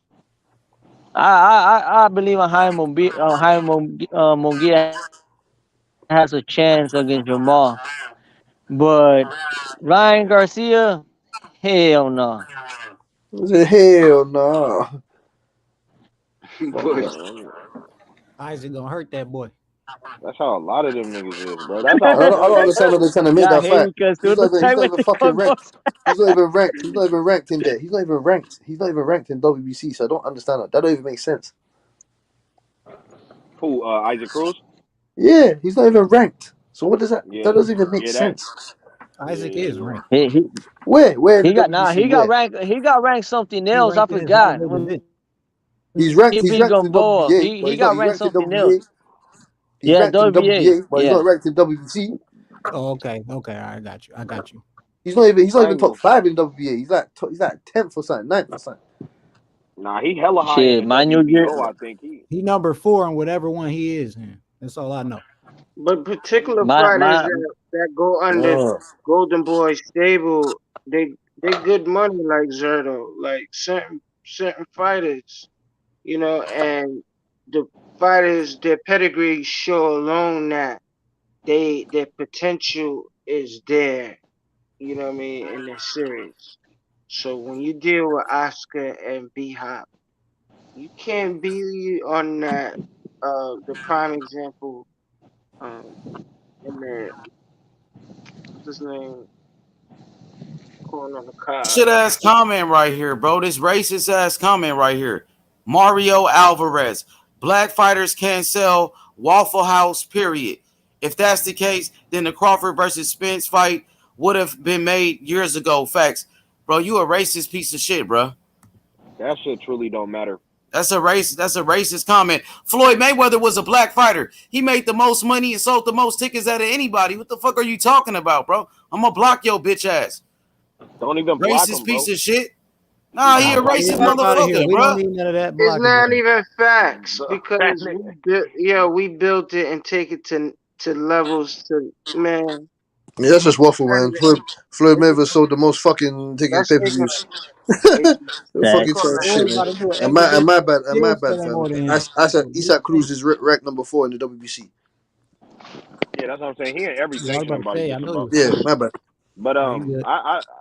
the WBC, I don't know, bro. I don't like how they keep putting this nigga Ryan in there. Ryan is obviously scared or something, so I don't know why they keep fucking with that he nigga, bro. want to This be shit. he just want to fight B level competition.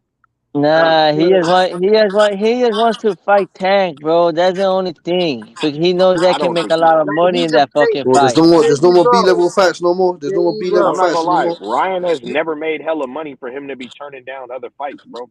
Like, He and he Yeah, perpetrating don't but even like want but to he a that's fight what I'm Tank. saying. prize Like that's the fight he wants. He wants Tank because he knows it's gonna be a big fucking money fight. So No, why you he ain't forgetting fight he's him? got Why he different ain't fight him, bro? He endorsements. turned down He's Tank. got different I know. endorsements. He's I don't know. endorsed by No, I'm just saying, bro. Like that's the fight he wants. That's the fight he He's wants. No, I square. always He's no, but I'm saying, how can he want that square. fight? I always criticize Ryan, bro. I don't like that fruitcake, bro. Shit. Fuck yeah. I ain't gonna lie though. Ryan don't want to fight Tank, bro. If he wanted to fight Tank, he would have fought him, bro. Ryan could fight anybody. He's in that position to Yeah, where but everybody. the damn thing, the two fucking promotions, bro. Mayweather and De La Hoya. What do Yo, you Ryan expect? No, is a bad influence on boxing, man. I don't even want to go into him, man. But I he's Did you gonna agree. think be you I think agree. Damian Lillard knocked his ass out in sparring in that fucking Gatorade commercial? man. Shit, I wish. it. What are you talking about? You got a Gatorade commercial with Damian Lillard.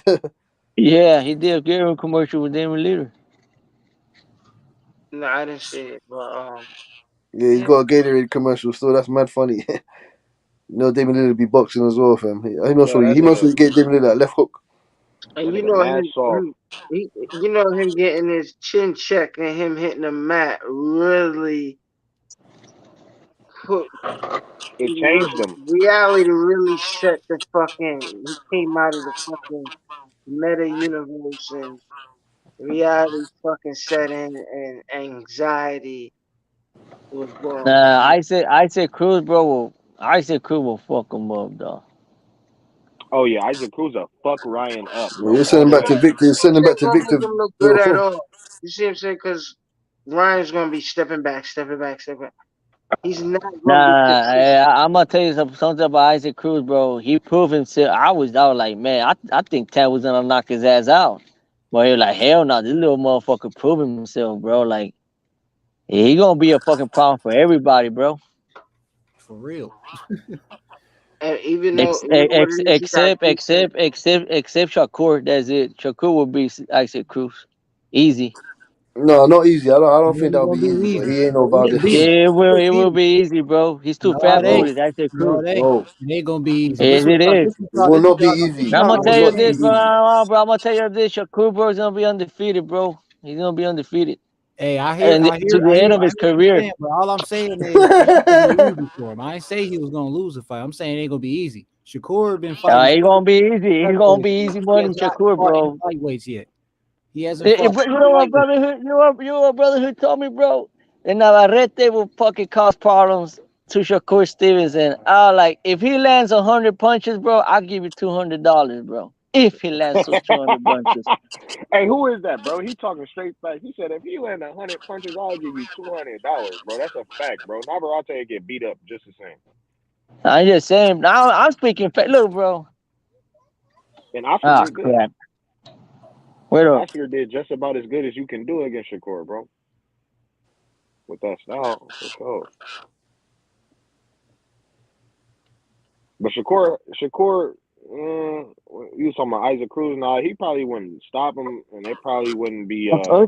He ain't stopping. He ain't stopping. It probably wouldn't be easy, but he would most No definitely way in beat him hell. It's not going to be Bro, hey, easy. bro, unanimously. he's It's not gonna be going to be easy. easy, It bro. wasn't He's easy. gonna No, be no, easy. no. It How would be old? It He's wasn't unanimous. easy gonna for be. Tank. It wasn't easy for Tank. So how's it going to be easy for Shakur Stevenson? No, yeah, he will, but it would be unanimous, most I can definitely, see, but not easy. Shakur to 147, bro. Yeah, And that's what there's gonna get fucking difficult.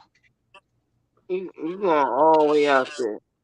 That's in the future. He So will what? most So definitely wait, be at OD. Hey, OD. What you got him doing against Gary Russell Jr.?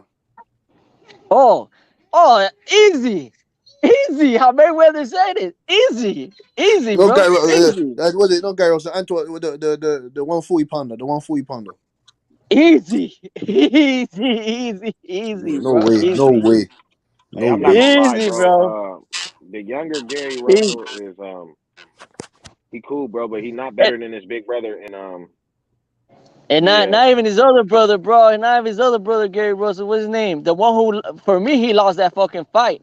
If they give it to him. you talking about Gary I don't know. You're talking about fucking Shakur Antonio. and Isaac Cruz. Isaac No, Cruz is in line with no, fucking wait up. Ryan We get Garcia. to Gary Russell's brother, bro. The one who lost. For me, he lost that fight when he fought Fulton and That's what's his name in Figueroa undercard. Gary Antonio. Oh, Yeah, he the lost that little fight, brother. bro. He lost that fight. He lost that fucking fight. I ain't even They're see that building him up. Fulton. They're building him up, innit? Shit. I don't know. I Hey, speak facts, bro. When I see talent, bro, Shakur is fucking talented, bro. We ain't gonna fucking lie, bro. what you say, Ayo? What you say, Ayo? Yeah. What was I saying? Speaking of But what? Isaac Cruz will give problems to Shakur Stevenson. Hey, bro, I'm gonna tell you straight up, bro. I'm No, but gonna use my quote word, bro. Hell no, bro. He ain't gonna fucking cause problems. I understand y'all mentioning that, but he's in line with ideally Ryan Garcia because if anything, fucking Isaac Cruz is a hot commodity right now at 135. And what makes him so interesting is his arm length too, because how he hooking off on people. Cause he's And just short and just pivoted, and he's just swinging straight, dead he, weight. yeah, I know what you mean. And He's then he something to got be that fucked pickable with. style too. And he got that Yeah, pickable like style, Isaac Cruz. yeah, he ain't got no neck. So he got a chin. He ain't got no neck, and he's tough and Hey, but it's a so bitch to hit that neck, bro. It's a bitch to hit that neck. I don't fuck. I'm gonna land. With motherfucker with no neck. He can't beat those motherfuckers, bro. But Shakur, you're gonna be just jabbing him and jabbing, and Shakur will beat him, You bro. can't knock it. You can't knock him out. You can most definitely beat Isaac Cruz. Tank beat him. Isaac Cruz, bro, I'll tell you this straight up, bro. Isaac Cruz will give Devin Haney a problem. I My. understand what Oh y'all talking hell no! because I ain't gonna lie. Isaac Cruz will lose bad. He'll lose bad, Now, bro. Nah, he will give Devin Haney's problem, bro. If JoJo could have got in him, bro, and JoJo hurt him, bro. JoJo hurt Haney. JoJo did not hurt no Haney, bro. That nigga JoJo did not hurt shit, and that I don't nigga know what the JoJo hell won you 2 talking about. rounds at that. Yeah, Bro. I saw in the 11th round JoJo hurt Haney, bro. Actually, what you talking about is You the talking 12th about round, Linares? Not my bad, Linares, my bad, Linares, my bad. Linares, he cracked, bro. But if JoJo and if what's Pitbull Cruz? If Pitbull Cruz and Nah, Devin but if Pitbull catches fucking Cruz on Haney, bro, it's gonna be a problem. Yes or no? I don't see him catching them the way that you thinking though. If I don't Cruz see him catching them like that. Richard. Yeah, I know. If he catches him, if he catches his ass, it's gonna be a fucking problem, bro. No, but I feel Haney's skills is But he's got absurd Haney. skills. I got Haney winning. I got Haney. I got Haney beating Cruz, but Cruz Yeah, so he do will I. give So do I. something to Haney, bro. Yeah, I got Haney beating Cruz, but ain't gonna be no good fight. I look at that fight the same way I look at Shakur and Cruz. I look at it the same. Yeah, it's exactly the same, bro. Tank beat that nigga like 9-3, bro. Yeah, it's no way those guys ain't. Hell no, bro. Man, he was losing the last rounds. Tank was losing the last rounds. Actually, that's not true at all, bro. Like hell no. Hell, man. Watch the fight again, bro. That shit is not 3. That's not true, bro. Tank maybe lost 3 rounds. 9-3. Come on, bro. The scorecard was fucking almost closed, dog. Didn't say 9-3, bro. The scorecard, I don't care what the store. No, my scorecard, bro. My scorecard, bro. Hell no, bro. Isaac Cruz is not in there winning. Like anybody think they saw that fight as a 7-5 fight? I don't see what you were seeing, bro. I I'm just saying, ain't no 9-3. Ain't no 9-3, bro. I ain't no 9-3, bro. I put 7-5. I put 7-5, bro. But I don't think I put 7-5. I'll give him. Nah, I don't think Cruz won, bro. But I had a 7-5. I give Cruz 4 rounds. That's all I'm saying. But he was losing those last rounds. I'm like, really damn, gave him 2, and then he got Devontae. served in the 12th round with a jab only. You know, I was like, yeah, no. Devontae Lee had fights pretty face, dog. He had some cuts on. Nah, he truly don't be leaving on his fights. I'm saying Cruz was touching him, dude. Nah, Cruz was touching him, bro. That's no. I let's be realistic. Shit, like and how he was blocking, how he was, and one thing, bro, how he was blocking his fucking uppercut. He blocked those fucking uppercuts a shitload of times, bro. Like he Isaac Cruz, the fight was competitive. I'm not saying that. I'm just saying when you scoring it round by round, I didn't have him winning more than 3 rounds at all. I had him 5 rounds, bro. I respect your decision, bro. It is what it is, but I know one thing for sure. Tank still whooped his ass. You know what I'm saying? Yeah. Tank had him over there dancing. He won easily. Hey, look, because I don't know what I can say about Isaac, bro.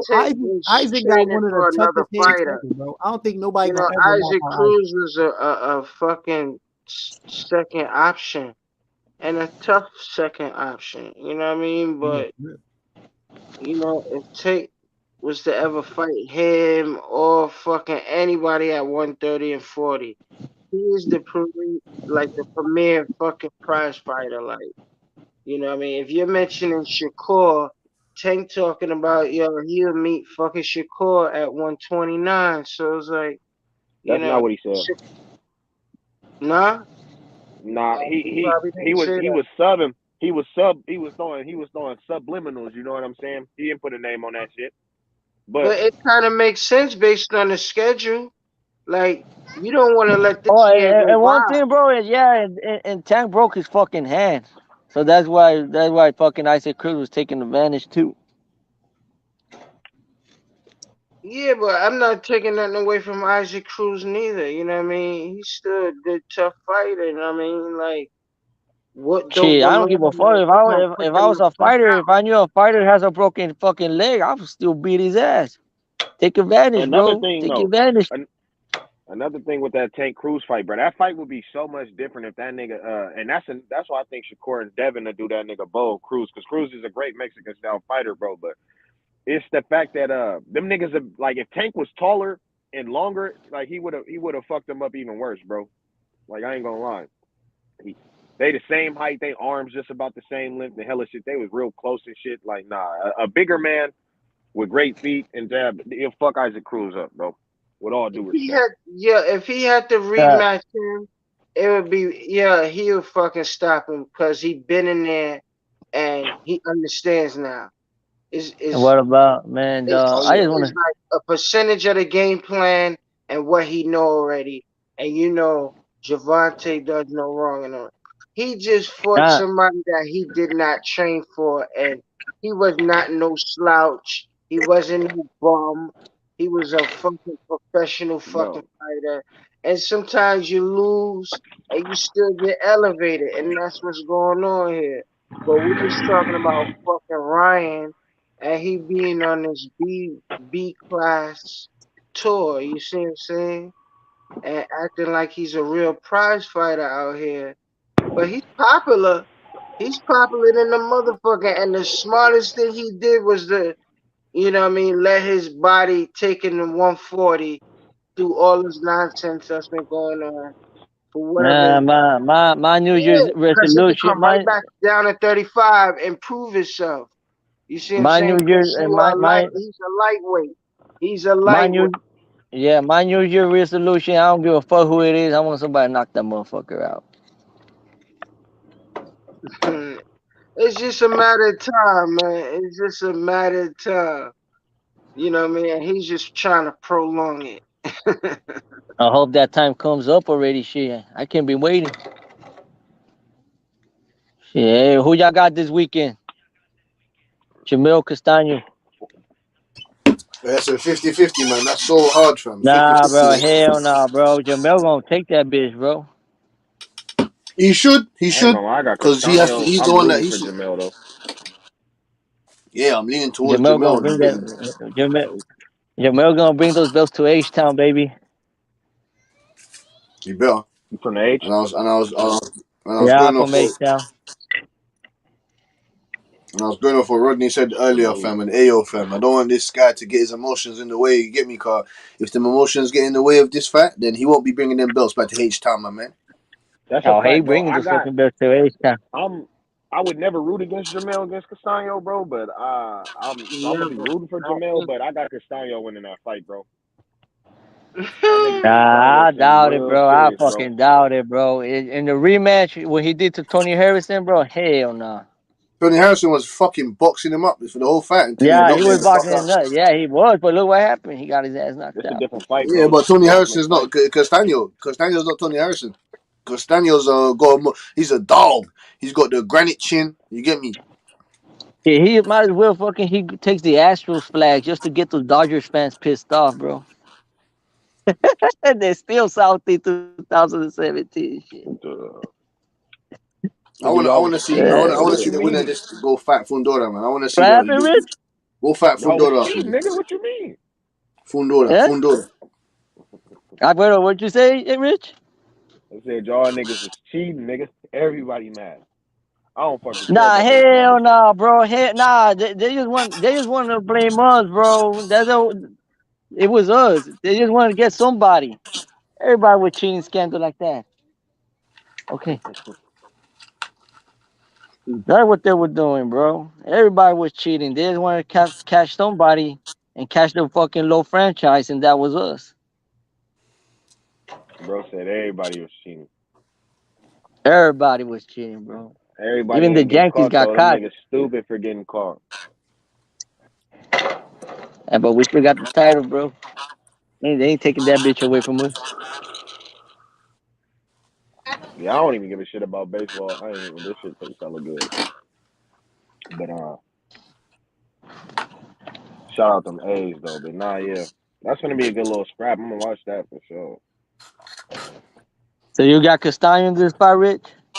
I'm not rooting for him, but I think he gonna win. Now, Why? I'll catch you guys Please, later, bro. please I got my explain. Oh family shit! here, All right, bro. cool. My mama and my dad. Please explain. Say nothing, I'll catch you Vato. guys later. Say nothing, Vato. All right, Vato Loco.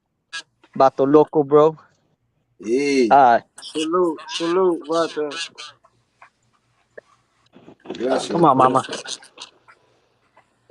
Órale, vatos. I'll catch you later. Say nothing, man. Oh yeah, salute.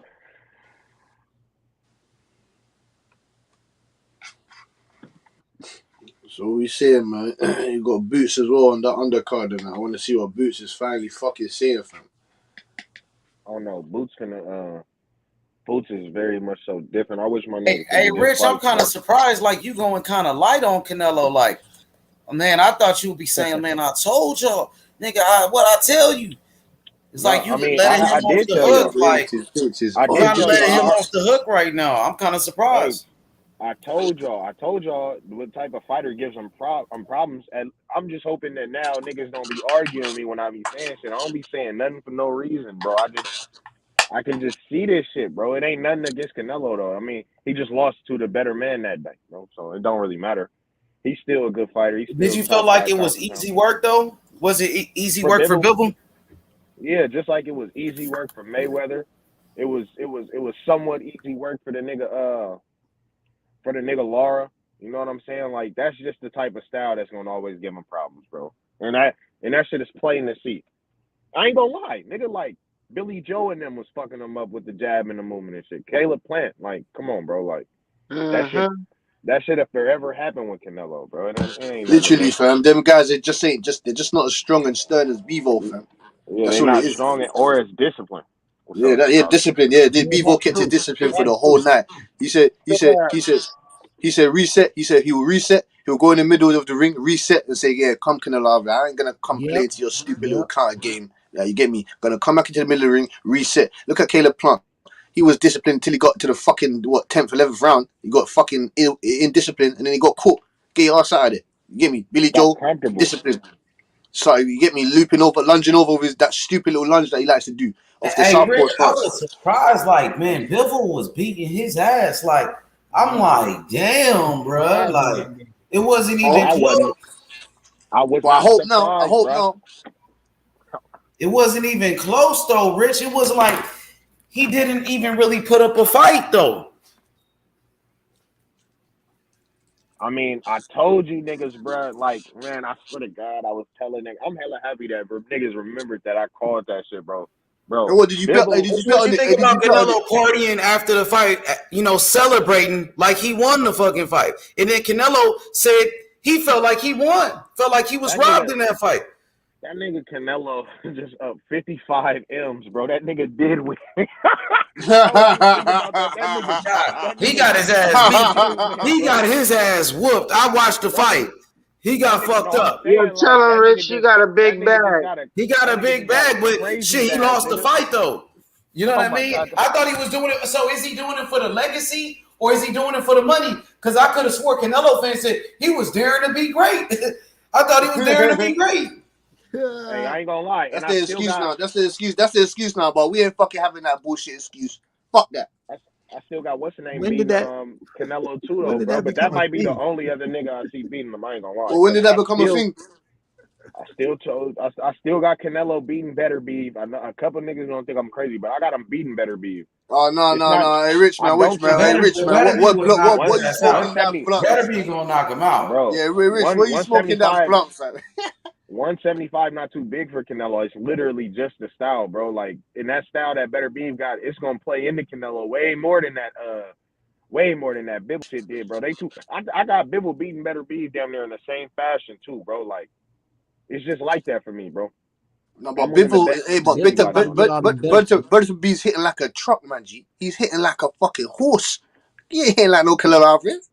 Why you Bivol, keep you think talking Bivol's about gonna 175? Like if Canelo got any fucking stands at 175, like. Oh yeah, but he not fighting anymore. What's your stand? Yo, what's your stance, Rich, on Castano? You say you see him winning. Why? How? Just it styles make fights, bro. Like if Jermell Charlo fought more, if he had better feet. See, like that's the thing, bro. Castano is like a come forward, rugged, like inside fighter. And he damn near he put them bitches together real nice, bro. But he's a come forward, Yeah. cut He the put them ring off bitches together type nice. nigga. Yeah, and he cut the ring off and he come forward, bro. Like if Jermell had like better feet and like a better jab, i.e. like a nigga like I don't know, like he just would need better feet and a better jab. He can knock him out though, but other than him knocking out Castano, I don't see him winning. just based off what I've seen from both of them. And honestly, bro, I gotta stop questioning myself because when I went back and watched Castano before that first fight, I was like, in my head, I was like, bro, this nigga might beat this nigga, bro. Like, look at how this nigga coming, bro. Like, it's always gonna be styles make fights, bro. It's styles make fights, and there's also levels to this shit. You feel what I'm saying? Yeah, forever and ever, styles make fights. That's 100%. When he was putting them bitches together, he was having Charlo on the ropes, putting them bitches together. Two downstairs, one up top, one to the solar plex, another two downstairs. Their combinations were nice. Castano got fast hands. He got deceptive speed. I was listening to them niggas talk on the little Zoom shit, and I was like, bruh, this nigga borderline, like, damn near won the last fight. And I'm just looking at how he looking at him, how he responding to Charlo's emotionalism. And I'm just like, bro, he's liable to beat on this nigga, bro. And I don't want him to. I want Charlo to get them belts and bring him back to H-Town or whatever, bro. But I don't see it, bro. You got a hard task on his hand. Charlo got some power, though. You get me? He did hurt Castano in the I think it was the 10th, innit? He hurt Castano, fam. Castano was almost fucking knocked out, so... Hey, I ain't putting it past Charlo to knock him the fuck out. I'm calling it now, though. Fight of the year. You think it'll be better than that Lubin Fandora fight? Way better, bro. Because this, yeah. That nigga Lubin did drop that nigga kind of late and then proceeded to get beat up. Nah, yeah, I got this fight better than that, for sure. Crazy, though. Two best fights. And they're 154. And what is the fight of the year so far for you guys, man? What it is, gotta give it a Bivol. Smoking Canelo, you know what I'm saying? Like, easy. Bivol all day. Bivol. He gonna win performance of the year, probably. Yeah, that's what I'm saying. You feel me? He deserves something. Yeah, fuck that. He deserves something still. Yeah. Niggas thought I was crazy like last year when we did a little pound for pound thing and I had Bivol like number 7 on my shit. Niggas thought I was crazy, bro. He's nice though. He could always box. Devin Haney's kind of like similar to him in a way. With his boxing skills, Devin Haney is similar to Bivol for sure. Yeah. You can say that. Bivol's just a bit more offensive with his with his punch, with his jab, because he uses his jab as his power punch. You get me? Devin Haney don't really use his jab as his power punch. You feel me? Hey, Rich, what you think about this comment right here from Prime Time? He said, "What he say? Canelo is still the king." He said, "King of kings is still Canelo." No, he's not the king no more. The king got dethroned. I don't care about none of that. Canelo is like the biggest star, bro. But I never thought he was the best fighter in the sport, bro. You feel me? He's the money man, obviously. That nigga just up 55 bags, bro. Not even bags, bro. That nigga just up 55 million, bro. Like that nigga's he's getting the bag, bro. And yeah, I guess because of that, he's the star. But that nigga is not the best fighter, bro. Like I don't care about all that money shit at the end of the day either. I only care about that when motherfuckers start talking about why people shouldn't get fights or why. That's the only way I'm gonna talk about that. But other than that nigga Canelo, he's a great fighter too. But he's not a great, he's a great fighter, but he's clearly not the best fighter. You get me? Yeah. Simple. So who's the best fighter, Rich? He wasn't before this fight either. No cap. So who's the best fighter for you then, Rich? Is it Terrence Crawford? I ain't gonna lie. My pound for pound number 1 is Usyk. Yeah, Usyk, I got Buzz number 2 though, but I've been had it like that. This ain't. So Usyk to you is the best fighter in the world. So you feel like Usyk is the best fighter in the world right now? Yeah, honestly, God. No, I've heard him say it before. Yeah, I've heard Rich claim that Usyk before. So. Hey, I'm not changing my shit up for nobody. How is it we getting that Crawford been fucking? He was a lineal champion at lightweight, undisputed at 140, and fucking in the next fight, and potentially the next fight of being undisputed at welterweight. I mean, shit. When Usyk fight, but this nigga Fury is fucking weird, bro. Hold up, like, do you understand that is in chess they call it checkmate? When Fury say, "Yo, fucking Wilder here, you can have this. You the best out here. Nobody can fight you." And he took the other one, right? The most important belt. But he's still not undisputed. He's the lineal motherfucking champion, which only leaves the fucking door open for him to come back. But everybody could run around with the other 4 belts, but there's always gonna be that somebody that was the lineal champion. There's that Fury. You see what I'm saying? You say his name, it's there. You know what I mean? So it's, you know what I mean? So I got Crawford as number 2 pound for pound, bro. So Like, who you got, Eel?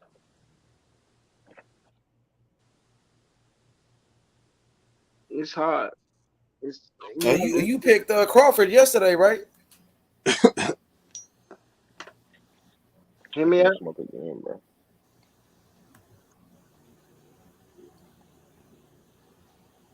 Yeah, I'm gonna smoke again. Because they had Lomachenko over fucking Andre Ward and fucking Crawford, some bullshit. Yeah, he got him Lomachenko's over. still so on their many pound for pound others. list, bro. And That that shit is that so trash. list is not even that real. You know what I mean? How the fuck he got Lomachenko 9 fights, 9-0 or whatever it was, 9-1 or whatnot, and he over Andre Ward and Terence Crawford. That don't fucking make no sense. You know why? Bullshit. And he's That not nigga the Lomachenko. biggest prize fighter. You know what I mean? That's one of those lists you can't even really fucking pay attention to. Yeah. It's like that That's should some have made bullshit. exactly. Exactly. That's some bullshit, ain't it? I don't like that Lomachenko on a pound for pound list right now. Yeah. It's a unified champ in that nigga division, bro. I don't even understand that shit, bro. Yeah, Kambosos would be over him, you know. I don't even understand that. I don't even think Kambosos is that guy, bro. But I just don't understand how it's a unified champ in his division, and this nigga coming off of 2 fights against non-champs, 1 former champ though. I'll give him that. But nah, bro. Like, I don't understand that shit, bro. That's some bullshit to me. I hate seeing that nigga on pound for pound list. But you gotta, what's so deep with his situation with the Kambosos, and I keep on stressing that the IBF shit's so important. It just shows how important it is to even win that, even being a champion IBF champ. Because look at Mickey Bay. Mickey Bay coming back and fighting another former IBF champion. So you could see that outside looking in, you could see that Mickey Bay seen how the lineage of him being a former champion, him losing that opportunity, and fucking Kambosos, the win or the loss of him and Kambosos made fucking Kambosos the man he is now. So Hey, you learn after the fact. You know what I mean? So like, even whether it's boxers or the common fan, like, name like another non-champ on that pound for pound list, bro. a non-champ.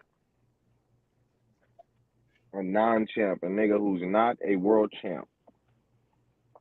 That's on that pound for pound list, other than Lomachenko, bro. I mean, you don't have to necessarily be a world champion to be in the pound Name for pound. another one then. Name the I last can one you remember.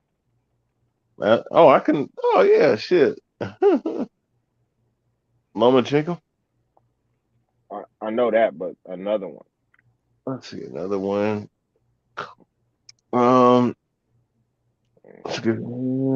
Lomachenko on there. Tank should be on there. So like, No.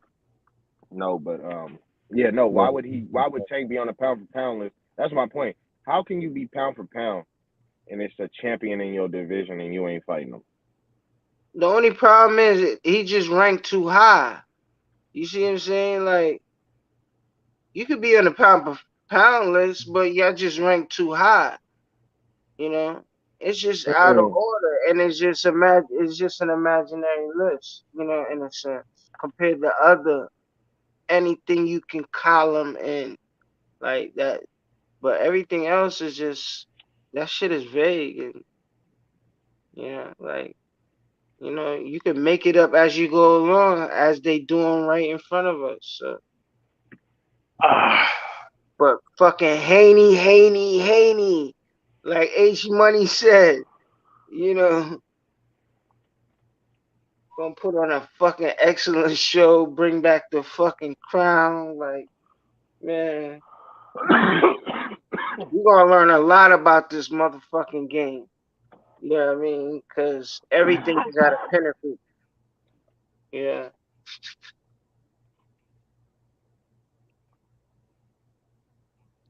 We got Nito. He getting a fucking rematch. I see Nito hurt in Monster first. Big time. Hey, yo, so you excited about that Devin Haney fight? I heard you say, Haney. Hey, Haney ready. I felt that energy from you when you came in through with it. Like, yeah. We've been talking about the Spence and Crawford fight. And I don't know if y'all remembered, I've been saying, like, I'll be damned, like, if that shit gets signed, anything gets signed soon. We're going to be talking about it every day. Hey, Devin Haney about to beat. It's about Devin Haney because no matter what, that situation is secure. Like, we're gonna get premium fights out of the lightweight division. Facts. It's gonna be dynamite, no matter who it's. Like, and the key thing is for fucking Haney to win. If Kambosos win, he gonna fuck that whole shit up. It's gonna look so fucking ugly. Hey yo, I'm gonna tell you like this: Devin Haney, he's about to beat the fuck out of George Kambosos. It's not gonna even be close. It's gonna be easy work. Kambosos, he had his time when he beat Teofimo Lopez. Right now, it's Haney time. It's all about Devin Haney, and Devin Haney, he about to smoke this boy. He gonna smoke him. I promise you that. I promise you that, bro. It's gonna be easy work. Devin Haney, he the next Floyd Mayweather, bro. He about to punish Kambosos. Devin Haney is a Sugar Ray Leonard type of fighter, like an Andre Ward type of fighter. He gonna punish this dude. He been waiting for this moment, bro, and he finally got his opportunity. And we gonna see what he gonna do. Kambosos acting like he a power puncher. Kambosos, last time I checked, he only got 10 knockouts. Talking about Devin Haney gonna run. Motherfucker, you been running your whole fucking career. You don't even have no fucking power. Who the fuck did Kambosos knock out? He ain't knocked out nobody. Devin Haney gonna beat his motherfucking ass. Talking about don't run. Motherfucker, you don't run. That should just be comedy when they say that shit. But we not underestimate. He do got a little pop, H Money. He do, because Devin Haney got more knockouts than Kambosos. We should be talking about Devin Haney power there. Big facts. Yeah, who but did Kambosos knock out? 50% difference. Like, he does got 20 fights. He got 10 knockouts, so it's like it's a 10-fight span. So let's not play that game, bro. Who did Kambosos knock out? Kambosos strong. Talking about the fighter, you know that Kambosos knocked out. We just talking about one fighter Devin Haney knocked out. Who did I told you, Devin Haney knocked out Antonio Moran. No, he's never been knocked out before. It was the knockout of the year. Antonio Moran, he wasn't a bum. Antonio Moran, he won 12 rounds with Jose Pedraza, and Pedraza couldn't knock him out. But Devin Haney did, and it was the knockout of the year. No, Devin Haney had the knockout of the fucking year. Devin Haney had the knockout of the year. What did Kambosos do? Who did Kambosos knock out? Since you want to talk about power, who the fuck did Kambosos knock out? Who knocked out? H Money. What I was talking about is Devin Haney. Okay, so who? Okay, hey, yo, who got more knockouts, Devin Haney or Kambosos? Devin Haney do.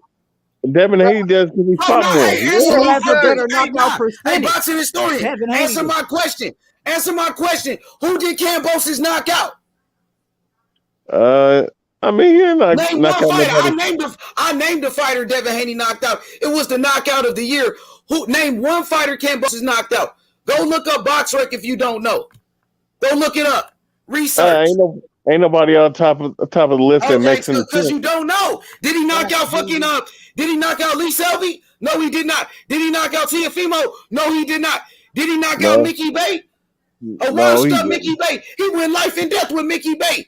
Yes, a decision with an old ass fighter, Mickey Bate. Yeah, he did. What I was saying, H Money, is that we gotta be flawless when we go in there. So we can't. Oh yeah, it's gonna be flawless. I promise you that. I promise we gotta be flawless because when we come in there, inactive Mickey Bay too. You forgot that part. Yeah, go ahead. Smoke, cook on it, Smoke. They try to push a narrative that Kambosos is a power puncher. Kambosos ain't knocked out nobody. He got 10 knockouts. He got 10 knockouts. Don't run. Kambosos, you don't run. Hey, Kambosos, don't run, Kambosos. You try to act like you a power puncher. Motherfucker, you ain't knocked nobody out. Devin Haney got more knockouts than you. Don't run from Devin Haney. You know what it is? You know what it is? It's money. I watched his punch placement. The way his punch placement is that he likes to shoot his 1-2s up and down, and he'll promote his right hand. But what it is, that left hand is the left hand. We gotta watch out for him snapping it, and we don't want that to snap and even wobble Haney. We don't want to. You know what I mean? Devin Haney got a chin. That's all I'm talking about.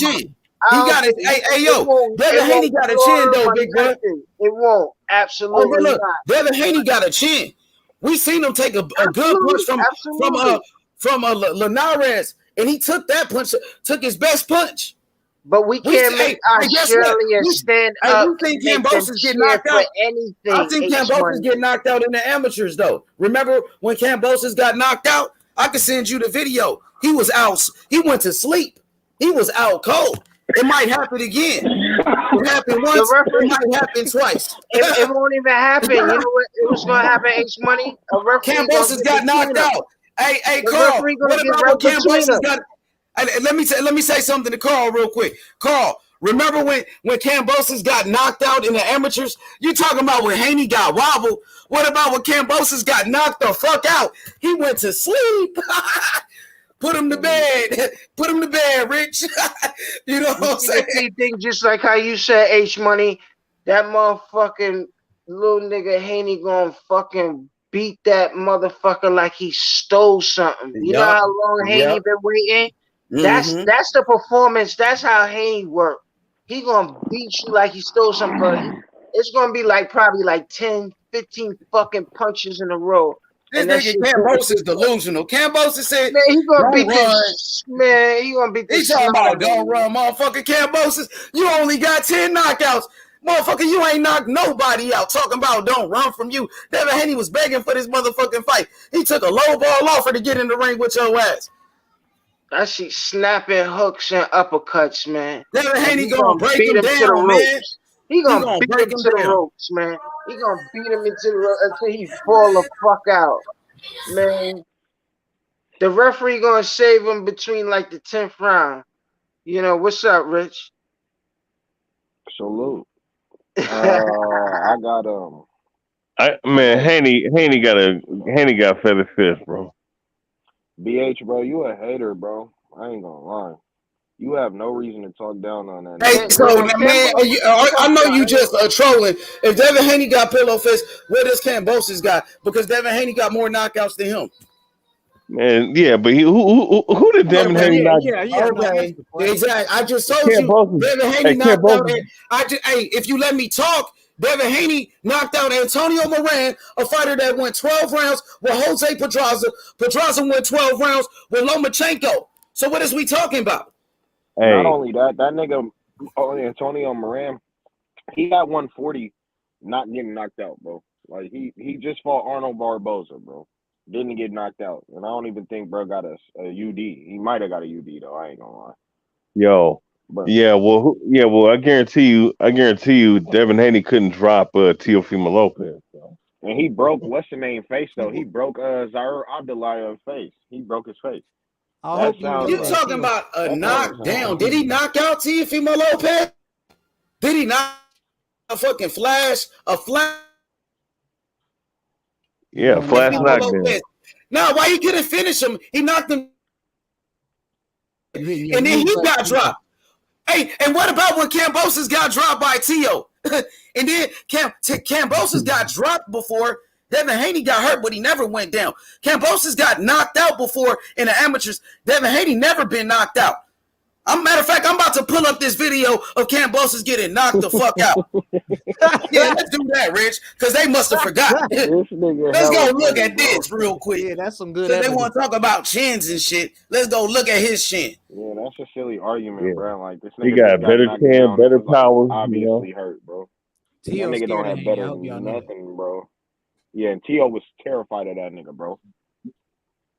That nigga T.O. was stuttering. He been scared of Devin, bro. That shit was back in like 2000 and like. He ain't scared of no Devin Haney. Like, Get the hell out of here, bro. Like 2019, 18, bro. Devin pressed up on him right after he was talking shit. T.O. damn near shit his. Yeah, call Eddie. Bro.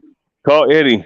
Call Eddie. What happened with Bob? Hey, TBH. Let me drop you on drop some real knowledge on you real quick.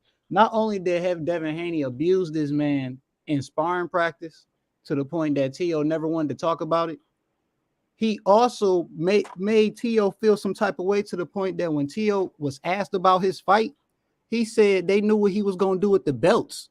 He was going to drop the belts so it would be harder for Haney to become undisputed. Right. Now, why in the hell would it be hard for him to become undisputed if you have those belts? Because you know you're going to lose if you fight Haney. Therefore, there's nothing to talk about. You scared of Devin Haney. Yo. You was scared of that nigga, bro. Man, get the hell. That's cap. That's cap. That ain't cap. That nigga said that shit out his mouth. Go look it up, nigga. Hey, BH, you trolling, bro. That's what he was portraying to do anyway. That's what he was portraying to do anyway. And then the boxing god said, hell no. We got somebody that that's gonna take it more serious. Yeah, these all sparring stories. Oh, he made Tank quit. Oh, he made Teofimo Lopez quit. Get the fuck out. Bro, you can go literally look at them. Actually, it's true. It don't even fucking matter, nigga, because I guarantee hey, bro, listen, bro. Tank Davis admitted it. So, I mean, I don't know what you're talking about. But anyway, I got George Kambosos getting knocked out right quick. So let's go look at this knockout. Since he had headgear on. It's crazy. Like you had headgear on, bro. You still got knocked out. Goddamn. And he went to sleep. He was out for he was knocked out for like 5 minutes straight, cold. Face first. People act like because you sparred with Manny Pacquiao, you're Manny Pacquiao. Yeah, exactly. Here we go. Right here, Smoke. I got you, Smoke. Don't worry. Hey, Rich, George Kambosos is getting knocked the fuck out. Oh, let me run it back. It happened so quick. My bad, guys. Here you go. This your boy. This your king right here, brother. Getting knocked out. Whoop. Face first. Oh, who that is? He can't get up. I'm falling and I can't get up. Top of the forehead. Oopsie. Oh, okay. That's your boy right there. That's your king right there. That's your king. That's bullshit. That happened in the amateurs. Devin Haney gonna knock his ass out, man. He gonna fuck around and knock out Kambosos. Kambosos, come on, bro. Come on now. What's up? You ready? You ready, boxing historian? You say you the boxing historian? Devin Haney, he's about to be the youngest undisputed champion in the history of boxing, bro. Put him in the history books, historian. Put him in the history books. Kambosos gonna knock him out in 5. Kambosos can't knock shit out. Kambosos got knocked out. Yeah, in the amateurs. Yeah, there you go. He got knocked out. Exactly. That's the problem. Devin Haney ain't never been knocked out, nigga. Hey, once you get knocked out, you can get knocked out again. If it happened in the amateurs with some headgear on, nigga, what you think gonna happen in the real fight? Just a matter of time. What's up, boxing historian? sound like some bullshit to me, man. What's up? What's up? Your boy Kambosos got 10 knockouts, but you want me to believe he's a knockout puncher with 10 knockouts. Stop it. Are you really rooting for Kambosos? Devin Haney got more knockouts than him. Yeah. Devin You Haney. remember the knockdown of Teofimo Lopez. What'd you say? BH, Oh, no. he fighting for undisputed. Why you not rocking with Devin? I ain't rocking with either one. Well, why are you picking against him? I'm picking against him because I feel like picking against him today. I don't know. Shit. You got, Devin Haney gonna get abused. You dig? Boxing historian Grumpy, he just woke up. Do you got anything to back that up, or are you just saying it? Oh, no. And this nigga call himself the historian. My nigga crazy. Devin Haney is gonna get knocked out, man. You don't like it. You don't like Devin Haney. That's what it really is, ain't it? Yeah, like for some reason that's what it sounds like. You look at that nigga and scratch your face up or something, bro. Like for real, man. You sound like you don't Hey, like Devin Haney about to make history though. The youngest undisputed champion in the history of boxing, bro. Kambosos gonna get fucked up, boxing historian. Easy work, boxing historian. Why do people not like him? That's what I want to know. When did people start hating this nigga, bro? Like, where did this hate come from? No, nobody hates him. Bro, no. Devin Haney get more hate than any historian. Where did it champion. come from? Answer the question. Devin Haney get more hate than any champion, and I don't understand that. Bro, I don't know what it is either, but it's very reminiscent of somebody I know, bro. Oh, we talking about Floyd Mayweather, Money Mayweather. Haney's sitting pretty compared to Maul Charlo. Maul can't get no motherfucking respect. You might as well hang it up now. Maul don't be doing shit though. Like that nigga. See, there you go. As soon as I say it, like Maul got a fight lined up. That's what I'm saying. Like nobody gets hate like Maul. Hey, Kambosos out here yapping. Bro, let me ask you something, Rich. I like Mel's competition more than I like. Hey, Maul, let me ask you something. Would you like the Munguia fight? This is my thing with that whole Munguia situation, bro. I'm just asking if you would like to fight. I'm just asking if you would like to fight. Look, I'm finna answer your question and I'm finna cap that off. Yes, I would have liked the Munguia fight. That would be better with the Selecki. But I got one more statement. If you making fights with the zone fighters right now, you in a fight with Boo Boo. And that's where I be like, this nigga on bullshit. And that's where it's like, hold on a second. One other question. Because since you mentioned the zone fighters, would you have liked Charlo to fight Triple G? Would you like that fight? Yes. Right. So, like, these are two guys that ain't fighting them, correct? Like, if Maul Charlo is trying to fight these dudes, is not fighting them. That's all I'm saying when it comes to the Maul Charlo shit. Like, guys, like, I got you when it comes to Andre, right? He said he ain't fighting this dude. Andre's moving up. Andre said he don't like him. Like, if you're going to hate on both dudes, cool. But for some reason, when people say Maul Charlo ain't fighting nobody, they don't bring up the fact that he's sending out offers to fight guys and they're not trying to fight him. Bullshit. No, yeah, I can. Okay, cool. So if that's bullshit, give me some names. Historian, if that's bullshit, will Triple G fight Charlo? I'll pose a question to you. I'm pretty sure he would, because Charlo. Okay, under what circumstances do you see Triple G fighting Charlo? It's only if the PBC will let Charlo fight him. Okay, so the PBC lets him fight him. So right now, Triple G is trying to fight Charlo, but the PBC holding him back. Yeah, fuck on it. Yeah, that's bullshit. Exactly. You just grumpy and you just woke up. That's all. Charlo. But look. What's the name? I can acknowledge that Munguia. No. The Munguia fight, he probably wasn't scared, but Munguia's people, you feel me, wasn't on that. So that's one nigga that he could fight. That would be a better fight than the one he got coming up. And Triple G obviously is just that nigga damn near scared of black men. So he not fighting none of the black champs either. He rather go fight Murata and then not fight ever again unless it's Canelo. So it is what it is.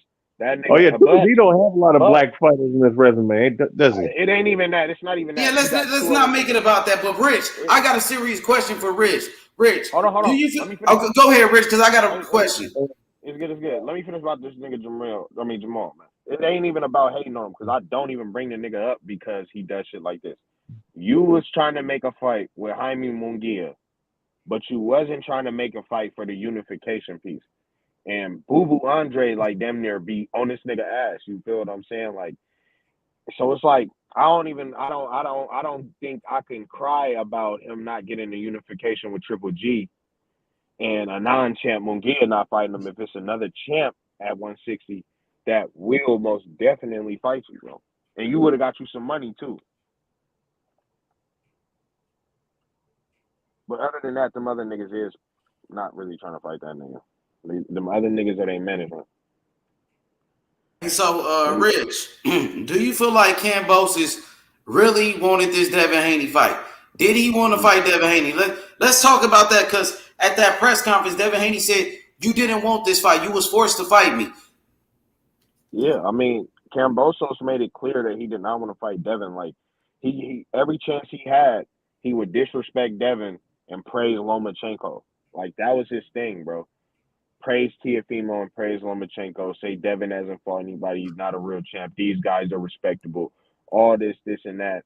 All the, like, fuck-ass shit. Oh, you never sent us a contract. Oh, wait, they actually did get sent a contract. Like, all types of shit, bro. Like, Kambosos, it's very easy to tell if somebody want to fight or not, bro. Kambosos, from the jump, didn't want to fight that nigga, bro. Like Devin was talking too crazy to him before the fight, and he wasn't being disrespectful, but he was really making it very clear that whoever has the belts, like that nigga Devin is serious. Whoever has those belts, I want the belts. So now that T.O.'s not the guy anymore, fuck T.O. Why do I have to impress you in order to get the fight? This is the biggest opportunity in both of our careers thus far. Why do I need to impress you? Don't you want my shit? You feel me? Kambosos, because he's really not like that, he doesn't, he fears, not even fears, he just doesn't too much feel comfortable in that environment where another man is telling him like, yeah, like we're finna fight, but it ain't no disrespect, but yeah, we finna fight. And he just wasn't feeling that. So then after the fight, or he told him I'll fight you on Jupiter and shit. Like he kept on coming up with ultimatums for like that's what it was. It was, oh, but it gotta make sense. And I have to be the A side and it has to be in Australia. And he like, nigga, I'll fight you on Jupiter, bro. Like that shit is demoralizing to a person. I just already know it'll be demoralizing as a man. You're trying to say shit to discourage somebody and they say some shit like, nigga, we can do training with NASA and go to Jupiter and fight. I don't give a fuck, bro. You feel me? And then again, like he said something again in the interview right after they fought. He was like, the fans, the 80,000 and the whole shit. He was like, it's different. He said, you thought this was big, the 80,000 is different. And he responded simply with the crowd doesn't win fights. I do. I'm like, oh, shit. I'm like, you can't be saying shit like this to this nigga. He's trying to talk you out of it. He's trying to psych you out. And you come back with some, the crowds don't win fights. I don't. I'm like, this nigga rapping and shit. This nigga sound like church now, bro. After that, George was not the same. He has not been the same. These niggas get these belts. And not even these niggas. It seemed like Teofimo got the belt, started talking crazy, and then changed like overnight, and so did George. But it really started after Devin hit him with that. The crowd, and the way he beat JoJo. And George just already know what it is. You know what I'm saying? I don't think George ever wanted to fight that nigga. There was no reason Lomachenko should have been even talked about. This is an undisputed fight.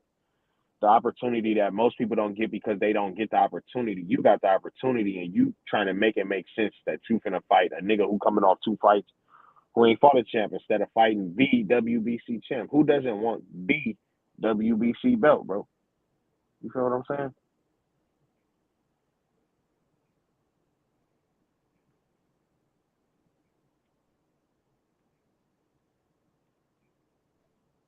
All right. Anybody want to add on to what Rich said? Smoke. Hey, yo, what you think about what Rich said? I just pulled right back up.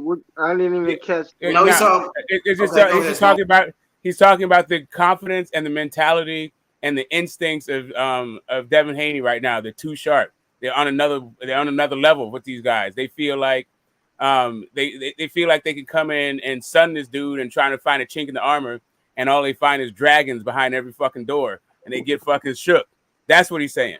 He's saying these dudes feel mighty proud of their accomplishments all the way up until Devin Haney's looking him in the eye and talking his talk. And then now they got stipulations. Now they got flaming hoops you got to jump through and maybe you'll get the fight. Okay, so Rich, we got Carl in the comment section. He's from Australia, and he said Loma is the bigger name in Australia. That's why he picked Loma. He said because Loma is the bigger name. What's your response to that? I truly don't care about that, Carl. And salute to Australia, man. But I truly don't care about that. What you got to understand is that before George beat up on Teofimo Lopez, which he really did, he really beat up on Teo. He really won that fight unanimously. Fuck the split decision. That's a robbery. I don't like that. But fuck. George, before he did that, right? He's on Twitter saying this nigga will never fight you in Teofimo. He talking about Teofimo talking to Devin. He said he was never gonna fight you. Don't worry about that. I'ma beat him up, take his belts, and I'ma fight you. All right. Then fight week, they're talking, and he's like, all right, I'm gonna fight you. I'm gonna fight. All you gotta do is win your fight, and then we'll talk. He wins the fight, and then it's like, all right, the 80,000, and then you feel me, it's gonna be different. So you're pretty much talking about the fight, and then Devin tells him, you feel me, all right, he tells him the shit. And then after that, it's a whole different story before December 4th, bro. Or before December. Really, he didn't start acting real different until after Lomachenko fought. That's really when he was like, I got another option. Lomachenko looked great against Comey. And this is the guy who I can make my excuse to get out of what I just was saying, bro. He literally tweeted before he beat up on Teofimo that I'm going to fight Devin. Teo's not undisputed. He needs your belt. Don't worry about it. We're going to get it cracking. So what does he look like the week after he fights? Changing his Instagram bio from unified to undisputed, bro. You feel me? Like you're goofy as hell, bro. Like you're goofy. You was never serious. You feel me? And it's plain to see to somebody who wants to see it. I only want the truth. I'm a home man, bro. I don't give a fuck about nothing else. That's how every man should be. Not giving a fuck about nothing else but the truth. And the truth is that George Kambosos was forced into this, but not by Devin Haney. Fuck no. He was forced into it by Bob and Lou DiBella. At that point, once they got Devin Haney, the dream, in which they all know this nigga is, they all gonna acknowledge that shit. You gonna see. As soon as they got Devin, George didn't really have a choice but to fight that nigga, bro. No cap. They like, oh yeah, we got that nigga, so yeah, now you got to sign. George Kambosos would have much rather fought Lomachenko. He was waiting for the nigga to get out of wars. He was trying to take Lomachenko out of his manly duty. See, because if that's the other thing, if Lomachenko believed in the Ukrainian cause, he wasn't supposed to leave, and that's what I'm saying. I respect him on that. But yeah, he was trying to get this man to leave his country to come fight him. You feel what I'm saying? And then once Devin Haney got the opportunity, it was TikTok, all this gay shit. You know what I'm saying? Stylistically, Rich, you know, he wanted to fight Lomachenko, which whether they had they probably had the agreement in place. Cause, you know, like he was wheeling and dealing, and stylistically, that's not even the point, though. He wanted to fight That's not even the point, though. Hey, yo, that's not even the point. That's not even the point. That's not even the point, bro. Like if you just say, hey, Loma's a bigger name, like Carl's saying, or what you're saying, like I like this fight better stylistically. That's one thing. But he changed his entire tune up. First, the dude said he's not undisputed, and there was a fake franchise belt, and then he switched that shit up as soon as fucking Devin Haney started talking that shit. Then all of a sudden, he don't need Devin Haney at all. It wasn't just that Loma's a bigger name. He started trying to marginalize Devin Haney like he was not even relevant to the conversation. That's the fucking problem. 100. Started disrespecting him just so fans would be like, oh yeah, like Devin's not worth it, bro. And we had already seen this shit like 3 times before, bro. Everybody does that shit to Devin, bro. Like Kambosos is not the first nigga to try to discredit the nigga just so he can have the fans talk about, oh yeah, Devin not shit.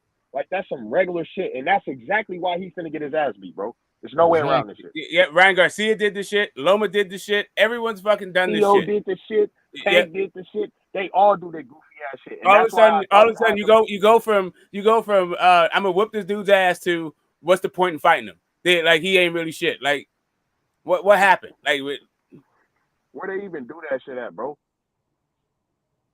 First, you need him in order for your legacy, and you go from that to he's totally irrelevant. Like, nobody needs to fight him. Like, that's the same fucking thing I don't like about Dillian White and fucking Ortiz. If you ain't gonna fight him, fine. Why you gotta call a man fucking old on your way out the fucking door? Bro, and that's why you got your ass knocked out by somebody older than him. Shit crazy, bro. Shit crazy. I don't see. And Richest you know what's crazy? 100. I want down to my boy Dylan White, fam. What the fuck? Hey, And I'm that's just the thing, saying. bro. I'm just saying, Everybody like see that. that shit. I'm just talking about Kambosos like when can't you gotta like prosper. when you gotta trash talk the other dude in order to fucking duck. Like, if you just want to fucking avoid the dude, at least give the fucking dude his flowers on the way around. Like, be like, oh Yeah. yeah, that's a great fucking fighter, Devin Haney. I'm looking forward to actually becoming undisputed for real. But Loma's a legend. If whenever any fighter gets an opportunity to fight Loma, you got to take that opportunity. I want to get his name. But yeah, Devin Haney, don't sleep. I'm still coming for that ass. Don't go up. Don't move up. Find somebody to fight. And then I'm going to come get that fucking WBC belt. Talk some shit that makes fucking sense. Don't go from I'm not undisputed to some bullshit to I am undisputed so my fucking fans can fight. So Teofimo fucking fans can still pretend like he was undisputed. Fuck out of here with that shit. Facts. 100. And that shit happened in front of all y'all, and y'all keep letting that shit happen. And that's I part of blame. boxing politics.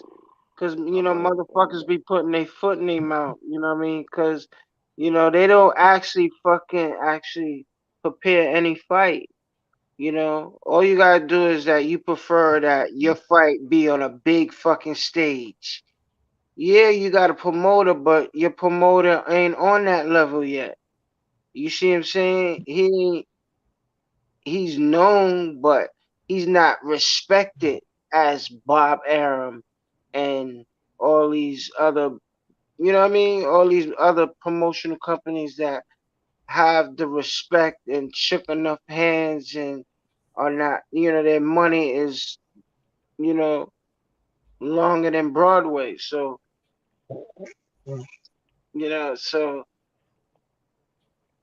it was ideal for him to fight Lomo because it is a big fight on this side of the world. Just like how the casual fan will say, oh, we don't want to see that fight. We don't want to see that fight. That's not woo, woo, woo, woo. You know what I mean? They want to see the premiere fight, you know what I mean? But he's trying to get his purse up. You see what I'm saying? Kambosos is like, yo, if the time is here, like, I probably could get a fight with him. I could get a fight with him, and it's a big money fight. People, like, It's like, in all y'all lying, actuality, bro. yeah, He he's was running saying from. Loma wasn't worth it. He said Loma was not worth it because he said fight Loma for what? I just beat the nigga that beat Loma. Swear to God, he didn't say that. I swear he said that shit. And then the next 100. week, it's that Loma is more worthy than the guy who I was just telling y'all I was finna fight because I can't be Because undisputed he without his started shit. talking shit, and then That his backpedaling publicists shit. and his peoples was like, nah, like, yo, chill, like, you know what I mean? Because in all actuality, yeah, it's a fight to be had, but he's not option A. I don't Because get what we talking about. It's all. Because We just saying hear me out, Kambosos is a capping because ass nigga. ideally it looks if you with the promoter hat, if you look at it on Kambosos' side, if you want to match him up well in exciting fights that he could profess, like he has an upside to win, you want to put him against Lomachenko and motherfucking Tank. You see what I'm saying? When you look I ain't at gonna it like them on the hurt. attributes of him fighting Haney, it don't look great. So you don't match up your fighter like that. But when the perspectives are outweighing everything else, the bag is there, the legacy is there, is like boom.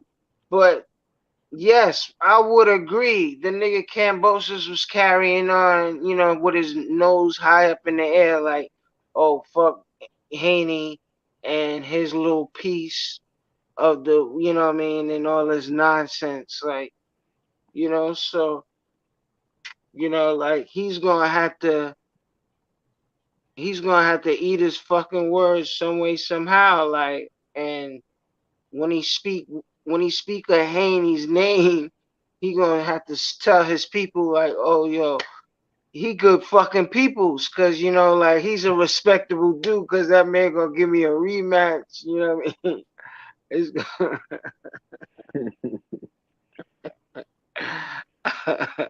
He said he gonna give me a rematch. nah, but you know what I mean. But he was backed into the corner, whatever. But fucking Haney worked for his spot.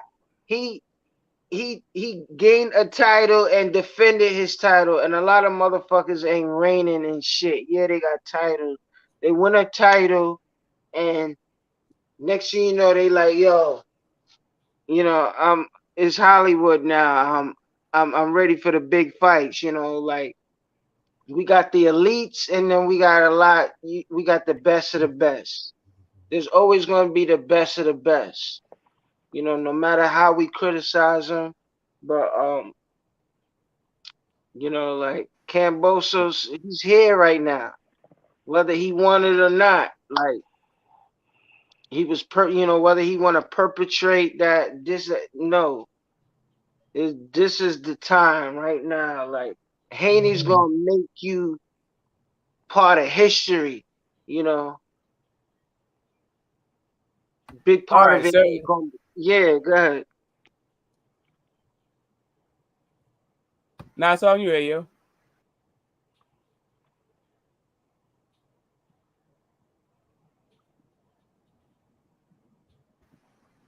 Yeah, I think it's gonna be a great fight. I'm excited for it. You know, I feel like there's some guys out there that it's just I feel like there's like some Shakur energy in there. Like people feel like Devin Haney is too hyped up, and so he's gonna get his comeuppance.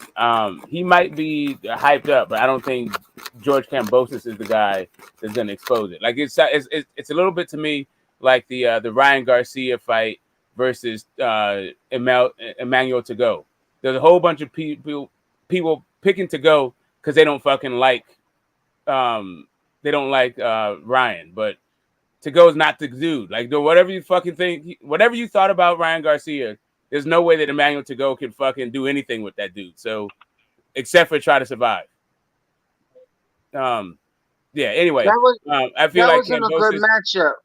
I don't know why we talking about them, and you know what I mean. No, I'm just saying in the course of this fight, Kambosos, like whatever you think about Devin Haney's like his media persona or his profile, like if you think he's overhyped, if you think the dude ain't got no power and his chin is suspect, all of that shit, you might be right, but Kambosos is not the guy to fucking show you.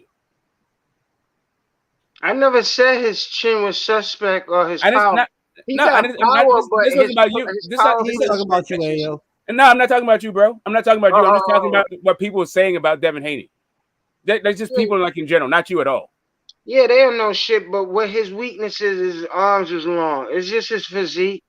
You know what I mean? And he young, you know what I mean? So he's gonna get a little old, but he's just peaking. He's just in a crazy position right now. It's like, man. Okay, so everybody want to talk about legacy. Everybody want to talk about daring to be great. That's what they said Canelo was doing. What about Devin Haney daring to be great?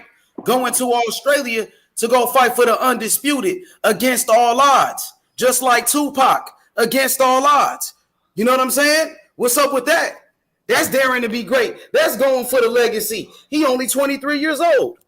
That's supreme. Like, that's ain't even in his prime. On his way to it. See, people talking about how so now Haney's not going to beat Kambosos because he's better than Kambosos. It's because he's with Snack. How many Snack fighters get their fucking ass whooped? Snack fighters stay getting their fucking ass whooped. Like Caleb Plant, he was a Snack fighter. He got stopped by Canelo. Mikey Garcia didn't win a round in his fucking Snack fight. He looked jackly. That fool looked amazing, his fucking physique. And got his entire ass whooped every single round. He takes fucking shortcuts. A good fucking fight. He don't like fucking working out. He don't never had no passion for the game. He kind of lost it a long while ago with fucking Bob, but it just, you know what I mean? Sometimes you just gotta just you know, boxing is a different lifestyle. It's not no play business. Like you gotta live boxing, and Yeah, to be the you know, champ. fucking guy Martin is the guy Martin now is in a real prominent position. Like Southpaws is winning all over the world. Like Southpaws is in the best position in the world right now, fucking the game up. Southpaws everywhere. Southpaws everywhere. Yeah, I was just thinking about that.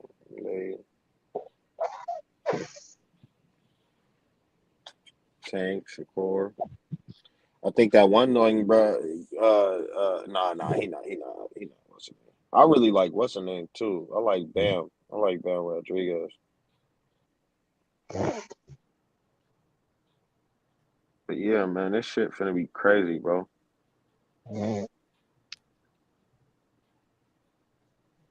This shit crazy.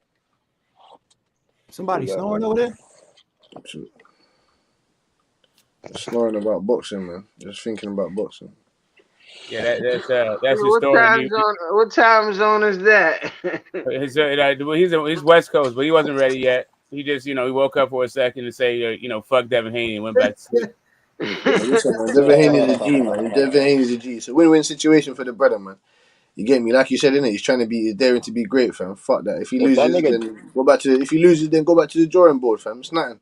He lost to a great fighter, innit? You get me? It's nothing. You come back for Donny, innit? I don't even care if Devin get robbed, bro. Like, if he get robbed, I won't even care, bro. Yeah, we'll know. You get me? Yeah, we'll know. That'll lick the salt in the. Nah. He gotta let his balls hang, like, and blitz him. Beat He the gotta shit out fight, that he gotta let the dog out and make sure the referee get in between it. Like, you got a rematch, motherfucker. You know You what I think mean?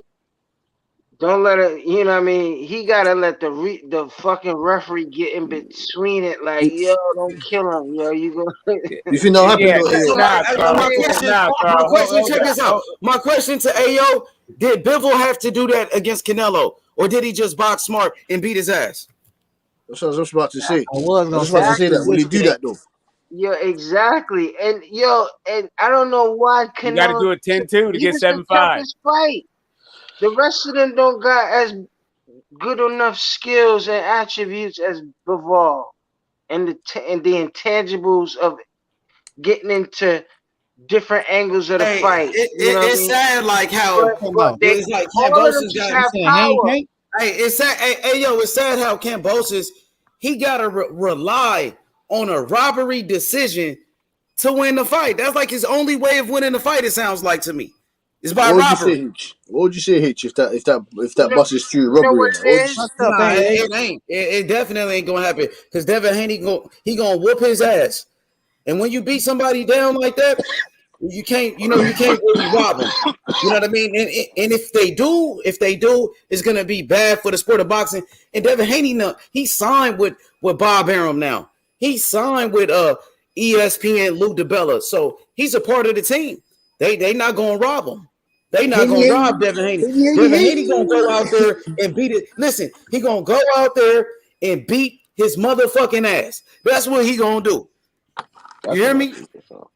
And he's gonna be there to get that work put on him, because Kambosos is much smarter thinking about how Valdez fought.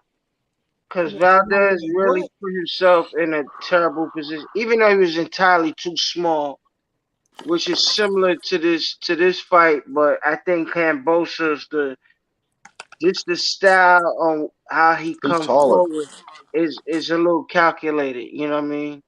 Who's taller? Who's taller, sir? Kambosos taller. Nah, not really. They the same height. You're the same height, fam. Kambosos like 5'9". They say I thought it was 5'10", but the last time I seen it was 5'9". I like how he's training though. I like how fucking Haney long. You've been watching him. You've been watching him. He went 27 rounds. He went 27 rounds. 27 rounds. But I'm not really comparing it because Haney, based on his physique and everything, he don't gotta go crazy hard like that. It's fucking Kambosos got to go a little harder because this is his pinnacle fight. You know what I mean? He ain't never been in the ring with a Haney. You know what I mean? Yep. The Tio fight was 1-2. Haney That's is a Philly, bro. total different ball game. So, Yeah, that but Philly I gonna be still tough. respect his skills. Though. You know what I mean? I like him, especially him defeating Tia. You know, for whatever it's worth. But fucking Haney gonna, punch his lights out. I think Haney gonna punch his fucking lights out. You know, might even drop him, and then the referee is looking like because Australia is when it comes to fighting, is high standards. Is high is damn near fatal. If it's not brutality, it's fatality. So, so you know. Ew, and Dependo. So, do you think that Haney will beat the shit out of him so bad, like what Bivol done to Canelo Alvarez, that he will take the rematch? I hope so. I hope he don't take the rematch, bro. I really hope he don't too. I hope he run away.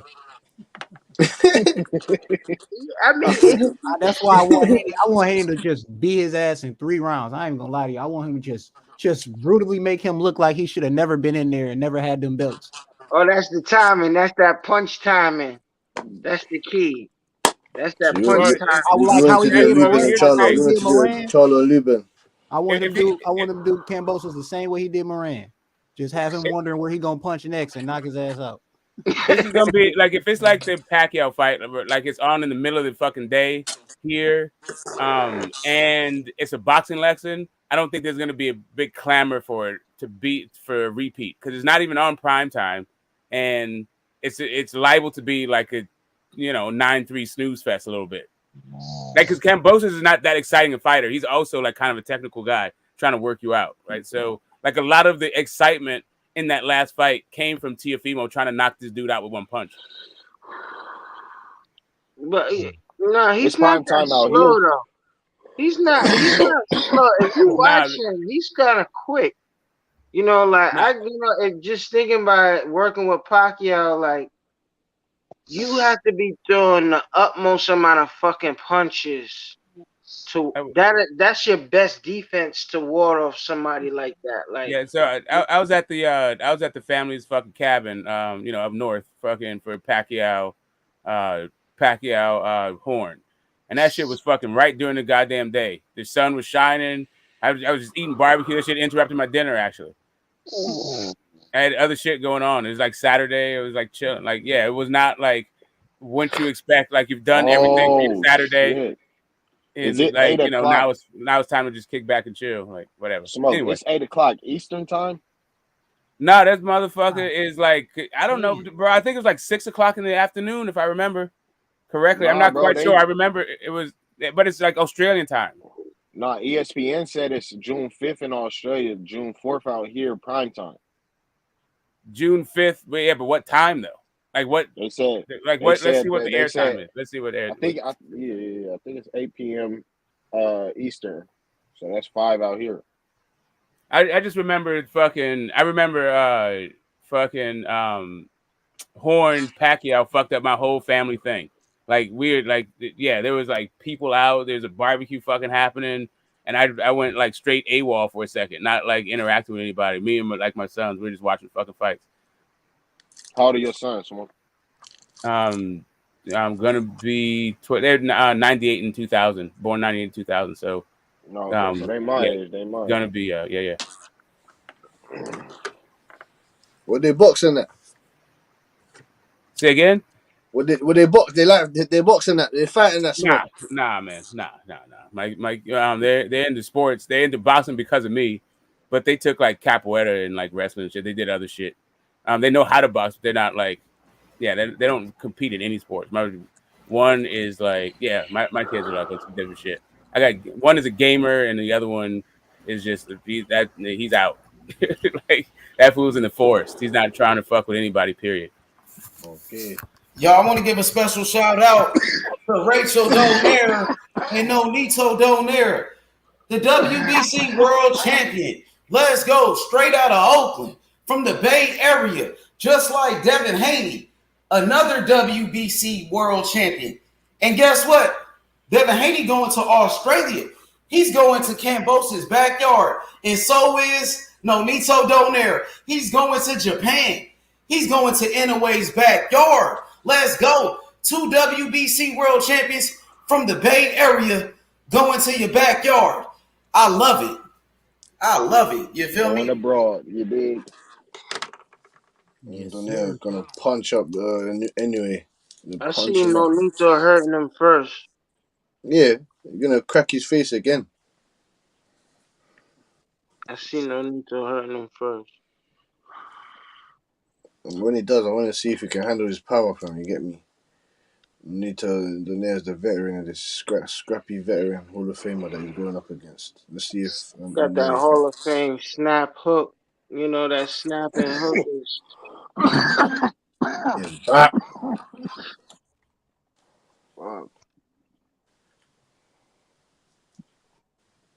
This boxing shit, boy. I think Usyk and Joshua's gonna fight. Ruiz and Ortiz finna fight. But yo, Rich, how you got Usyk at #1 for your pound for pound list? So because what was he doing? When you think about the pound for pound list, you gotta go backwards. You can't even say, yo, what you did for me. Like if you really wanna size up somebody's first 3, let's size up your first 3 or your first one, but let's go back. Like, yeah, he was he was a unified, undisputed, right? At cruiserweight. He had all 4. Yes, correct. Yeah, so how many times he defended it?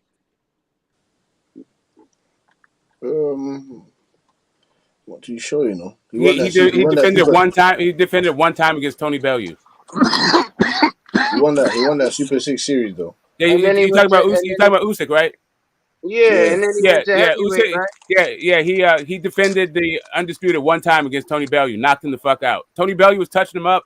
You know, like Eddie Hearn almost had to catch Tony like in his hands. He almost knocked that fool out the fucking ring. You fucked him up, man. You fucked up Bellew. But yeah, he defended one time. No, but listen, Ayo, he's got some credible wins on his shit, man. He beat Gassiev, you get me? He fucked up Bellew. He punched up Derek Chisora, he beat Anthony Joshua, you get me? Brites, he smoked him as well, you get me? Marco Hawk, he fucked him up. Machunu, he knocked out Machunu, the guy that fucking went 12 rounds with fucking Makabu, that arguably won that fight, you get me? Bro, yeah, to me, I get it. You know why I kind of put Crawford #1, even though it's still this little discrepancy with him and welterweight, but he's undefeated and he's been out of place when it comes to this pound for pound list. He should have been at a higher. He should have been there at #1 or #2, and if it fluctuates because of the heavyweight, and the heavyweight situation was, you know what I mean? Like, no matter whoever above the welterweight moved up to heavyweight or a natural heavyweight became undisputed, then all right, #1, like how Fury was in a sense. But when you look in a year, where's Fury gonna be? And even if Usyk wins the rematch and picks up another title, he can't be undisputed. Like, by time that even rectifies, is Crawford might be undisputed at welterweight. So why not him be the fucking #1 at the pound for pound list as it goes forward? The only discrepancy I would say, like, is his little welterweight resume compared to, Spence. for other reasons, but I'll just leave it as that. Like, Crawford got to be number one. Lomachenko, he was ranked too high.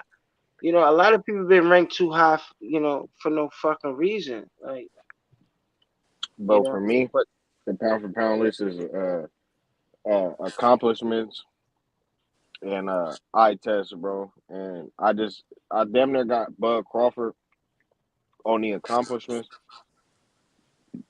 because he a 3 division weight champ. But Usyk is a 2 division champ. They both undisputed, former undisputed. But Usyk is a unified at heavyweight, and I damn near got him as to me, he passed my eye test a little easier.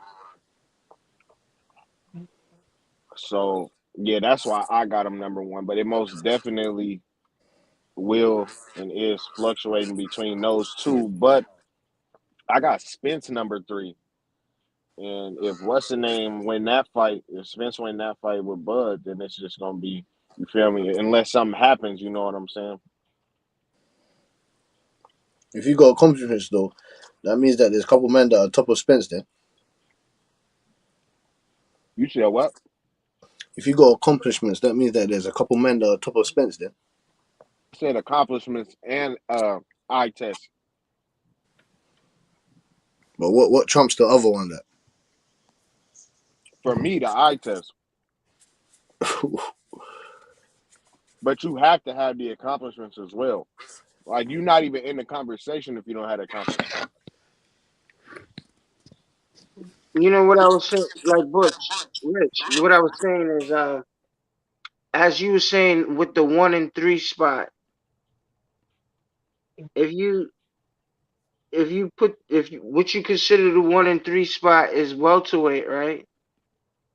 They're arguably 1 and 2. They're not 1 and 2 until they step in the ring. They're about to step in the ring. To be honest,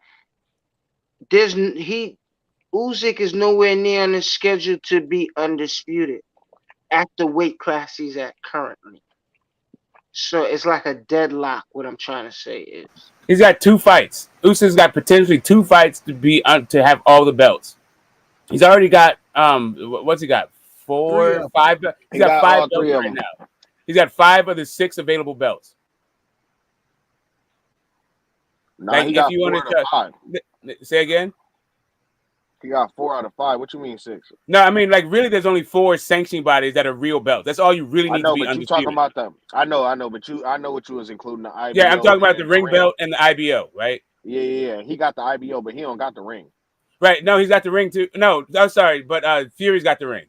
Yeah, so he got like Fury's 4, got the ring. Fury's got the ring, and Fury's got the WBC, and he's got 4. And so sorry, he's got 4 of the 6. He's got 4 of the 6. Fury's got 2 of the 6.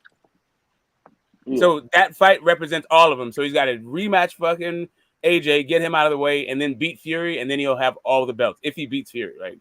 I expect Fury to win that fight, but And that's the thing. I don't think Fury is gonna fight him, bro, and that makes me upset. Because I want the fight. He's gonna bring out his back fat for that fight. I think they'll get listen. He doesn't have any more contract. Fury calls him a middleweight. Fury calls that guy a middleweight. He can leverage whatever 1 fight deal he wants, or like 2 fight, tune up if it happens in like a couple years. Like the balls that he has all he holds all the cards. Fury will beat the. I'm telling you, Styles make fights. Fury will beat the shit out of Usyk. He beat the shit out of him. The guy is 6'3" cruiser. He calls Usyk a middleweight. That's how. He's waiting. He said that let them 2 punch each other up, man. You punch. Trust me, man. That guy is serious. He is the fucking. He'll fuck all of them up. I feel let him do it once. He wants to go fight in Ghana, bro. Let him go make his cheddar, man. Let him go make his cheddar. You get me? Then come back and then do what he's gonna do. I feel like Usyk. I feel like Fury fixed his problem, and that was the corner. With Ben Davison, I don't think he would have beat fucking Usyk, but with Sugar Hill, I do think he'll beat Usyk. He'll know when to box and also when to brawl.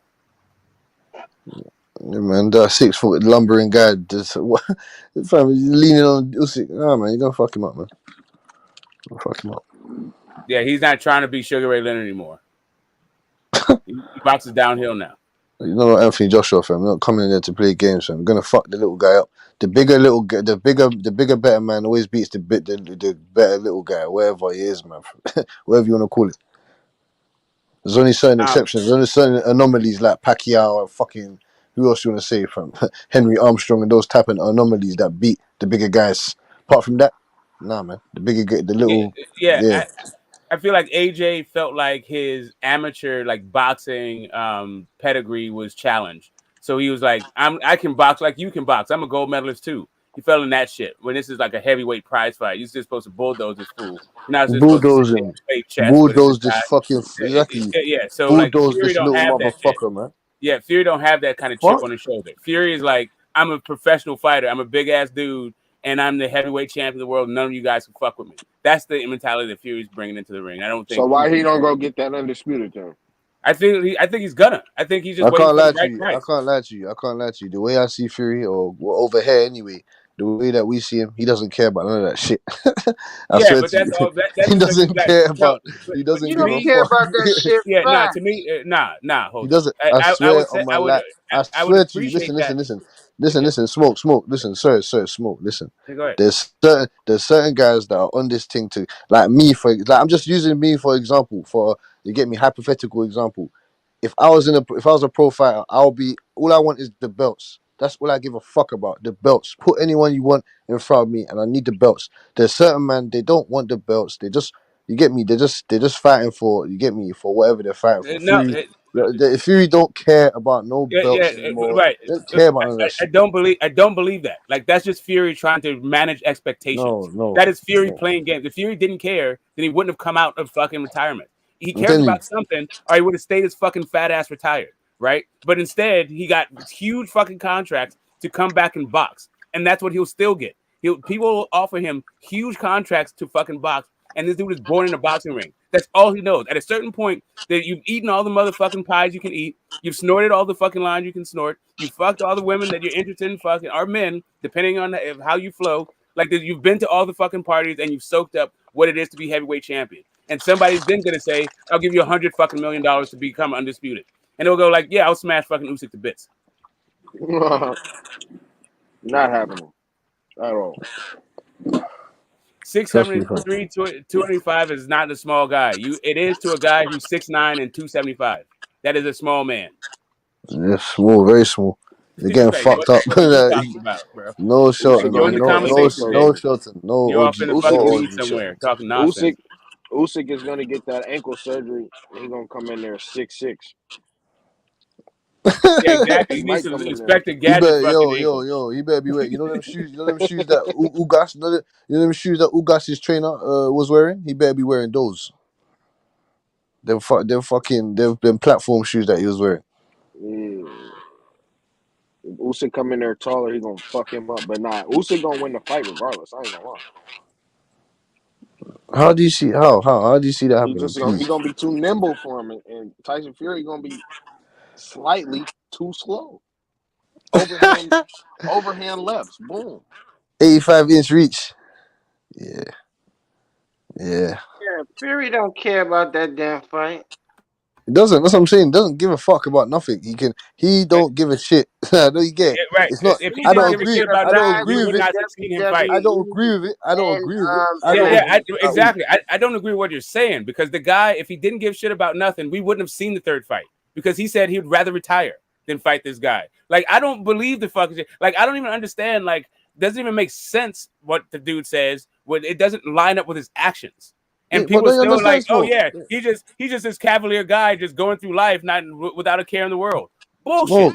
Smoke. Don't you understand? Absolute bullshit. But Smoke, it does make sense what you're saying, but he has the right. That's what I'm saying. It makes sense. It does make sense. So only if you believe Tyson Fury. Fury Don't make sense now. So only if you believe Tyson Fury. His title, I'm gonna keep the lineal title to show that I'm the actual A1 guy. So you guys go find another. Hey yo, that lineal title he has is the Ring Magazine champion. If he does not defend that shit in 2 years, they will strip him of it, and he'll just be out there yelling how he's the lineal. just like he was when they stripped him the last time. I agree, but it won't take 2 years for that situation at heavyweight to Yeah, come on, smoke, man. Ain't gonna because take no it was 2 years. always like 2 fights away. No, It I was mean always, that's my point. My point is, all of a sudden now he cares about holding on to the ring belt. I'm telling you, his words do not match his deeds. The only reason that people are saying he don't care is because he said he doesn't care. Meanwhile, No, he showed you smoke. every fucking indication that actually he does care. but All you he know was what doing, I'm like saying. this whole But thing is, I I don't. agree, Smoke. But the The only linear reason why title that don't dude was mean nothing. It don't mean nothing. You're right, because the higher title is undisputed, and he's never settled that situation. We get it, and I get what you're saying. no, I don't even So say like. whether he said he vacate the title, he got it. He vacated half the WBC or whatever. It don't matter. He's gonna step away from it, and he has the right to I step don't even away think he's gonna step away from it. That's what I'm telling you. He's and just give it a fucking rest capping, bro. because what? Bro, like, listen. Here's what I'm saying. You don't spend all your fucking time talking about your accolades if you don't care about your accolades. This dude will tell everybody he's a heavyweight champion, and at the same time says he doesn't care about the heavyweight champion. He's a It's bare bullshit. knuckle It's fighter. all He's fucking an game. entertainer. Yeah, It's they all yeah. fucking game, dude. Smoke. Hey, smoke. Yeah, he's a gypsy. He's a gypsy. Don't you Okay, understand? yes, he's a gypsy. He's a gypsy. They will tell you that they will lie to you today and tell you the truth next week. That's what he does. That's He fine. understands. Exactly. That's what I'm If you telling you. think, do you think That's that what I'm he's telling you. dumb? The He idea is that understands.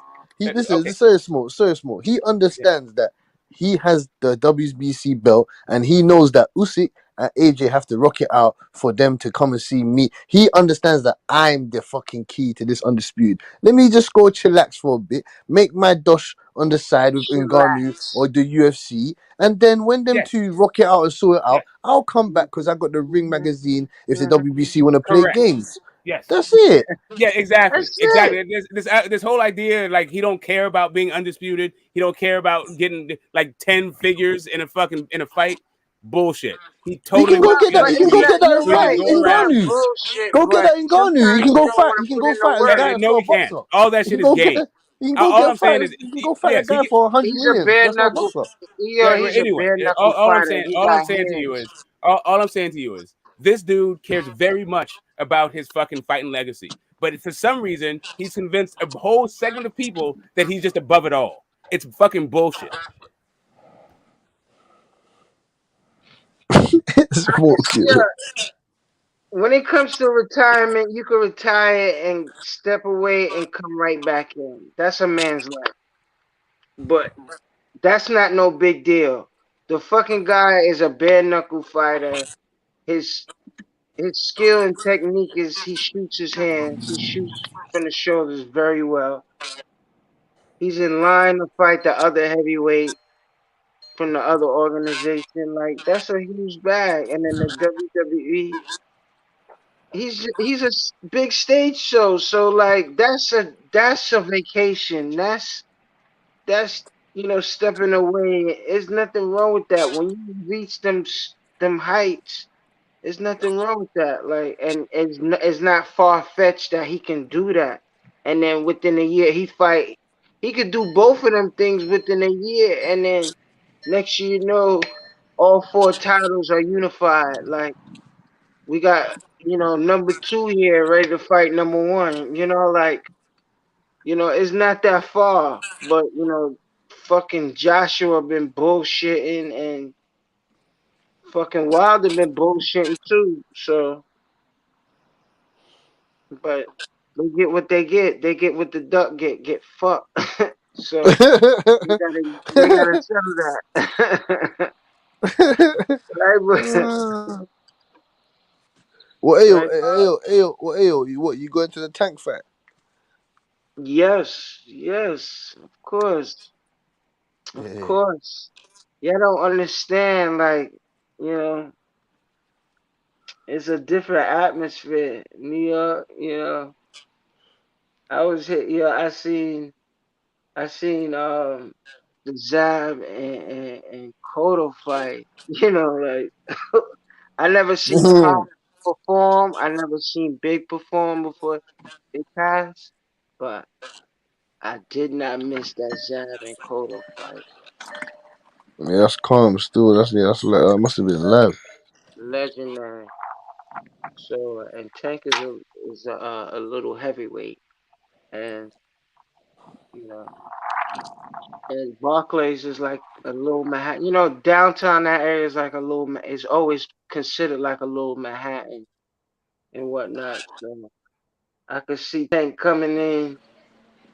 He don't even go to championship rounds. He come in there, put him out like a heavyweight fight. You know what I mean? Everybody leave out. You know. So Mike Tyson shit. One round. Or it could get as rowdy as fucking, in June, fucking Puerto Rican. It was, that shit is classic, bro. That shit is classic, but it could be. I'm not missing it. I'm not missing it. You know what I mean? Yeah. I'm not missing it.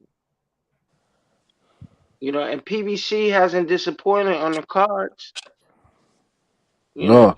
Yes, you're right about that. They have not. Look at the last card. That shit was like a double feature, like kind of deal. Like, they kind of they put it out there. And you know what the key thing was? Pacquiao had to lose. With Pacquiao taking that L, it kind of showed the whole spread. If Pacquiao won, usually the cards will be fucking the prize fight of a card, like similar to the Canelo fight, big fight, and then you have, what was it, Montana Love, and then it was all vanilla below, you know what I mean? Even though there's upcoming prospects, no disrespect, but the feature fight can just dominate a whole card, based on other things, we know, like the paperwork and bread, but knowing that Pacquiao wasn't on the card, it kind of gave space for other welterweights, because it's evident that there's a lot of competition out there, you know what I mean, in the welterweight, and it needs to be shown, like, and this is their model, like, fights need to be shown, like, and fighters could easily have at least 2 good fights a year, 2 to 3 good fights a year, so the ball got to keep on moving, I pass it. Yeah, man. The ball got to keep rolling, fam. With the good little undercards and whatnot. You feel me? Because with PBC, like you said, they be giving us good bouts. We got more fights coming up as well, fam. I want to see Mayweather fight. I want to see Mayweather fight as well. That shit gonna be fun. He's fighting his sparring partner, man. You get me? He knows that angle.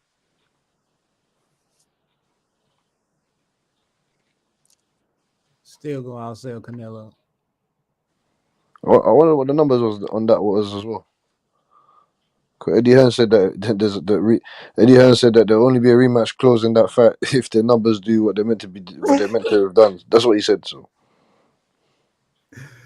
all the Canelo fans, I ain't never watching him again.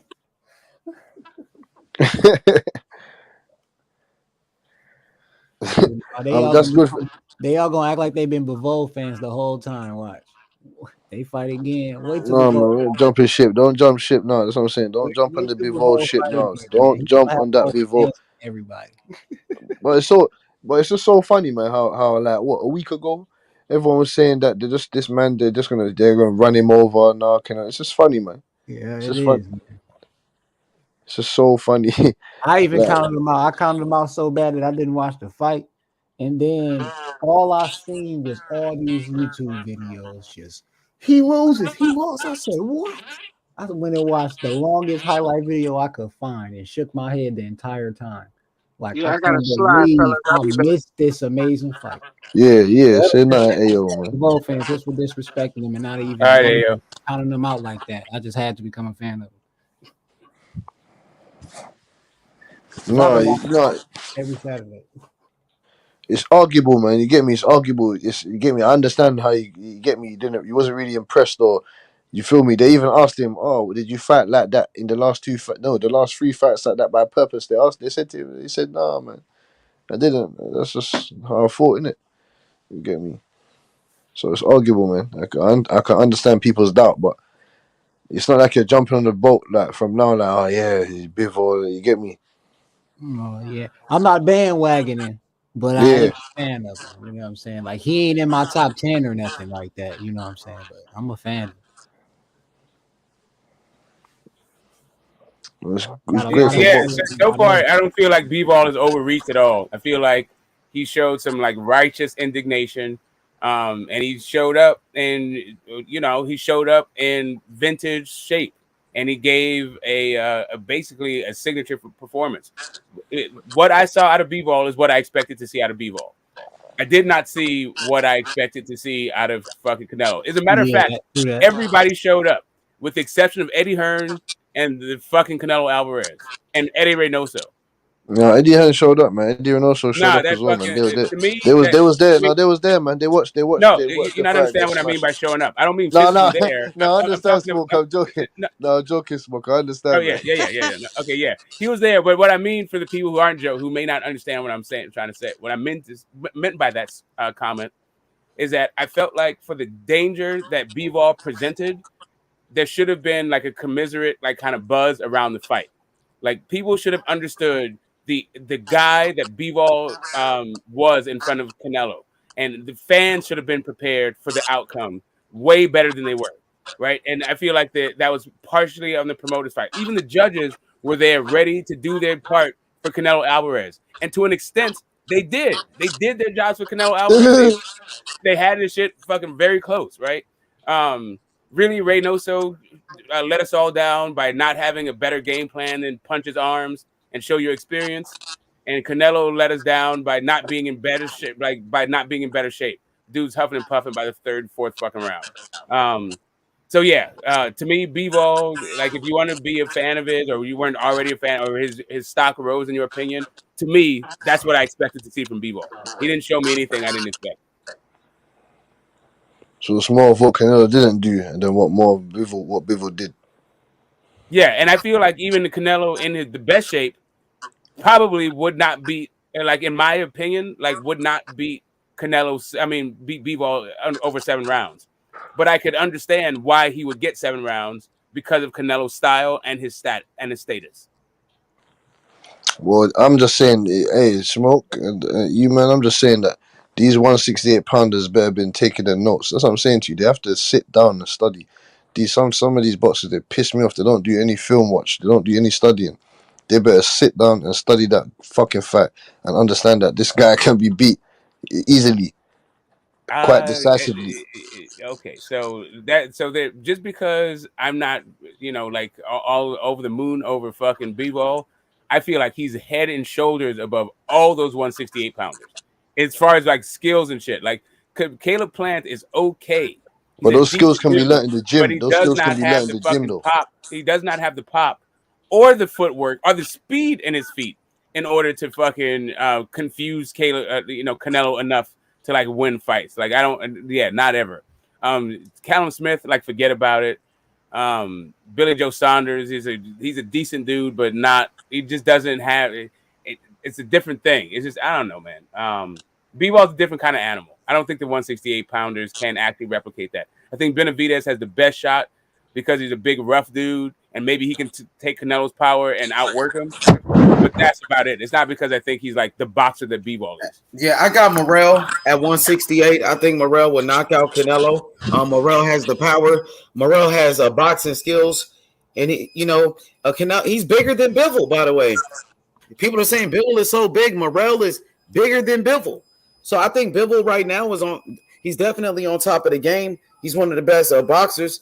But I think there's a couple of other guys that are bigger and stronger than Bivol that can knock Canelo out. So I like Morrell. I've seen a couple of his fights. I think the guy is what is it? I think he's a bit too thirsty. I don't think he's patient enough. No, that's against the competition he's in the ring with now. I mean, I understand, but like if you practice wrong, you play wrong. Like if you practice, you know, well, like he's in there trying to get these knockouts right now, and that's what he's been getting. So yeah, I mean, I'm just saying, that's what, all I'm saying is I would have to imagine a different fighter than what I actually see in the ring. It would be different. It would be different, you know, because styles makes fights. But I know what you're saying. I see what you're saying. But he has the ability. He has the ability. He has the attributes. So I can feel that. Like I think he has what it takes to beat Canelo. Like not only beat him, but I just like to see a couple more fights just so he gets a little bit more polished, a little bit more seasoned. But Smoke, not only beat him, I got him knocking Canelo out because he got the power. And then Smoke, his amateur background, he had 130 wins, only 2 losses. So this kid is one of the best amateurs of all time. He can box. But right, I talked to his manager about that. And he said he's going for the knockouts right now because that's what the people want to see. And you know what I mean? And he said he doesn't like to play with his food, you know? So, so that's why he felt like he got to get these guys out of there when he's in the ring with this type of competition. Well, so I do understand that part of it. I'm just saying, even when the way that he goes about getting the guys out of there, I feel like he's in a big fucking rush. Like he doesn't take this time. Anyway, whatever. Like if he's gonna fight a different kind of fight against Canelo, I feel like that's cool. I feel like the guy has the attributes, and like you said, and what I've seen, he's a way fucking better finisher than fucking B-Ball. Like way better. Like that dude. Sure, raw meat in front of him. He's coming there to take you out if he gets you hurt. He's not gonna sit there and he's not gonna let you off the ropes like fucking B-Ball. And if Canelo wants to fight at 168, like Morrell is the WBA world champion. So they need to order that fight. Morrell wants to fight Canelo. He'll beat him right now. That's what I'm saying. Yes, right now, bro. They're gonna feed him. They're gonna feed him John Ryder. That's what I'm saying. John Ryder. I just don't want to to me a way maybe a better strategy. I don't know. It's hard to extrapolate off Canelo's last performance what he'll look like in his next performance because it was so not uncharacteristic. This is basically the worst I've ever seen dude, and the second worst I ever saw him was against Triple G in the first fight. So it's just kind of but at the same time, I've seen a lot of what I've seen in all of those fights in this in this last one. The dude has a questionable gas tank and can't cut the fucking ring off. It's got fucking slow feet. It ain't fucking changing. But David Benavidez, Morrell has fast feet, fast hands, and a lot of power, and is a stopper. Benavidez also is a fucking dog. He ain't gonna give up. If he gets hits with a ton of shots, but if he can take Canelo's power, then yeah, that's also a fucking problem for Canelo. Is David Benavidez. What's happening, man? Hey, shit, I might be. Y'all hear me? Yeah. Oh, okay. I thought my shit be tripping. My shit be tripping, bro. Yeah, man. Canelo about to retire, man. I told y'all this shit. I didn't know he was gonna lose. But I told y'all that nigga gonna retire, bro. He gonna be straight retire, bro. I guarantee you, nigga, bro. Taco, he's not retiring, bro. He got 2 more fights for 160, bro. Now, bro, that he lost, niggas gotta pay dinner $120 million for a fight now. So after this contract up, bro, he gonna retire, bro. He's done, bro. He's done. I told y'all this before I told y'all this shit was gonna happen before the fight even got before the fight, bro. I'm telling you, bro, 160 million, bro, for 3 fights, bro. It's hard for you to go fight again, bro. You know what I mean? He ain't gonna want nothing less than 100 million to fight. So Taco, do you really think he's getting 160 million for these fights? They just said he got 15 million guaranteed for fucking B-Ball. He only got 15 million guaranteed. That's fucked up, bro. What the fuck? I thought he was supposed to get 50 million. Yeah, that's what I'm saying. I don't know what he got. I don't know what he got, but that's what I'm hearing. You know how these fucking numbers are. That might be some bullshit though, Smoke right there. Yeah, I know. Yeah, but also what I think is bullshit is that he got 160 million because whenever there was a big ass contract, like I'm saying, whenever there's a big money contract with Canelo, the promoters was falling over themselves, congratulating each other about getting such a premier fight, boxer under these terms and signing these landmark deals. But he's getting that money for sure. This particular contract It was like 160 million. I was mean, from, he like, lost the fight, but I know he's let me getting just his finish. money. Let me bro. just finish. This particular Okay. this 160 million was confirmed by unnamed sources. Like there was no fight. Like there was no there was no Eddie Hearn coming out and say, yeah, we got Canelo for 160 million, 3 fights. Eddie Hearn never said that shit, and Eddie Hearn stayed talking about the money. 100 million, whatever the fight that he is making. If it's 169, 120, 100, shit, goddamn it, whatever he's making after this, he's gonna be done, bro. Like, but Taco Mayweather was making more money than that, bro. We can't say the money is the reason why. No, I'm not saying I'm not saying the money is the reason why. I'm just saying I don't. Now that he lost, I don't see nobody really trying to pay him that big money, and I don't see him taking no risk like that. Damn, bro, he lost twice. Bro. They're gonna pay the money if he gonna fight Bivol. People will pay that money to see him lose again, though. Man, People want to see him lose, though. Now, shit. I'm telling you, niggas ain't. They gonna pay that money to see him. Motherfucker lost twice with the pound meat. Fuck. Hey, horrible, bro. And what happened to Wilder was worse. What happened to Wilder was worse than this. I ain't on his pocket, so knocked out, cold. But still, he got beat. You gotta remember, he gonna be dropping down in weight now too. So now he done gained that shit. Now he gotta go back down. So I'm telling y'all, bro, he got 2 more fights with the zone, and that's it, bro. He's done. Nah. Now I'm not saying like he can't win no more or he's not still a great fighter. I'm not saying that, bro. But I'm just saying, in my eyes, he's gonna retire, bro. He done made all the big money, bro. There'll be nothing left. Why? He's got $100 million contract waiting for him after this one. Over $100 million contract waiting. No, he gonna want a 1-fight deal, bro. He ain't doing no more 2 fights and shit after this. That nigga gonna do 1 fight. All right, y'all watch. Y'all gonna be like Taco was right. I mean, 1 fight, 2 fights. I don't know. Like to me, like if you're saying that he's at the end of his career, cool. If you're saying he's only got 2 fights left in his career, I don't know. No. I mean, the only difference is the only difference is whether it's 2 fights left or 4 fights left. He's just 4 fights left. If he fight Bivol again, bro, Bivol I think gonna fuck him up again. I really believe that Canelo will keep fighting, bro, and people will still come out even if he's losing, bro. Even if he's losing, I think he'll still sell, bro. Yeah, for sure. Hell yeah.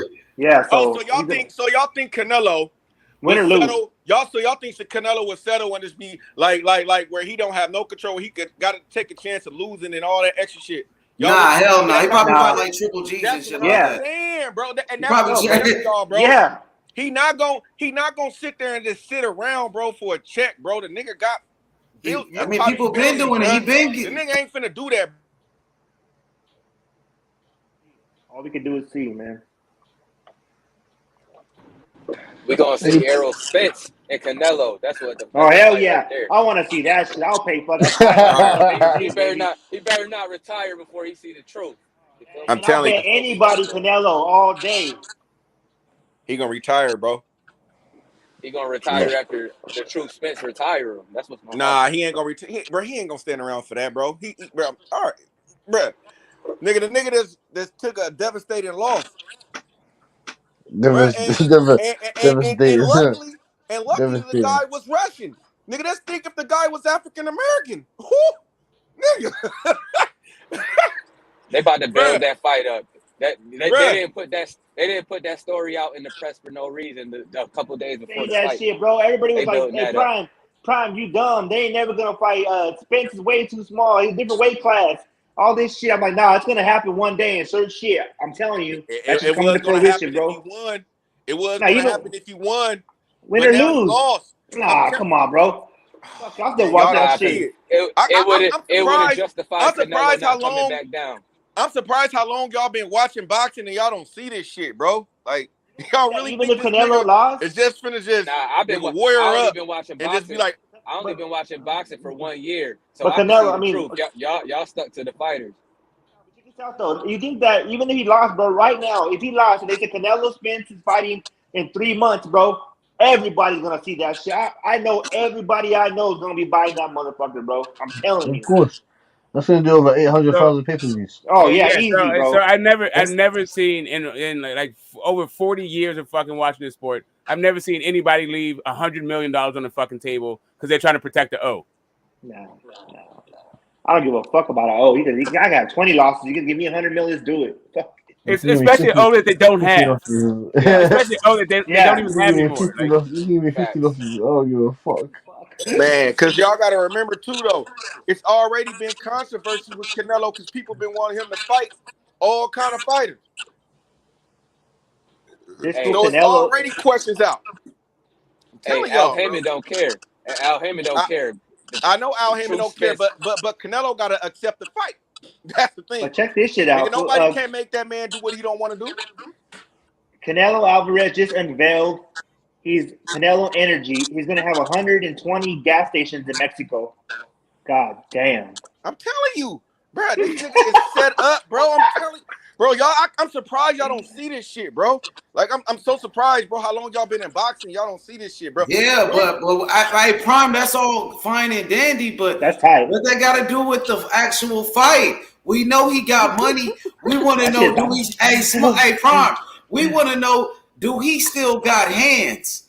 We want to know, do he still got hands? That's all we want to know. He just lost twice. What's up, Bivol though? The rematch though. That's what we're saying. I want that too. What's up with that Bivol smoke though? Is he ready for that Bivol smoke though? Hey, bro, he has to fight. He has to run that back, bro. He has to. You know me, bro. I'm the biggest Canelo, one of the biggest Canelo fans. He has to run it back, or I'm gonna be. I mean, I can't say shit to him. Whatever. You don't want nothing from people, man. You don't want nothing from people. That nigga is not finna take that fight. He's finna fight Triple G and whoever else in this contract to fight. I can't believe it though. I went back to YouTube and I seen him that night, and he was fucking singing mariachi, karaoke, dancing and shit. I was like, damn, this one don't give a fuck. Fuck was that about, Prime, man? Hey, bro, Fuck was that about, he's man? on some other shit. Yeah, that was bro. on some bullshit because he think he won the fight, so he celebrated. He was all drunk and shit.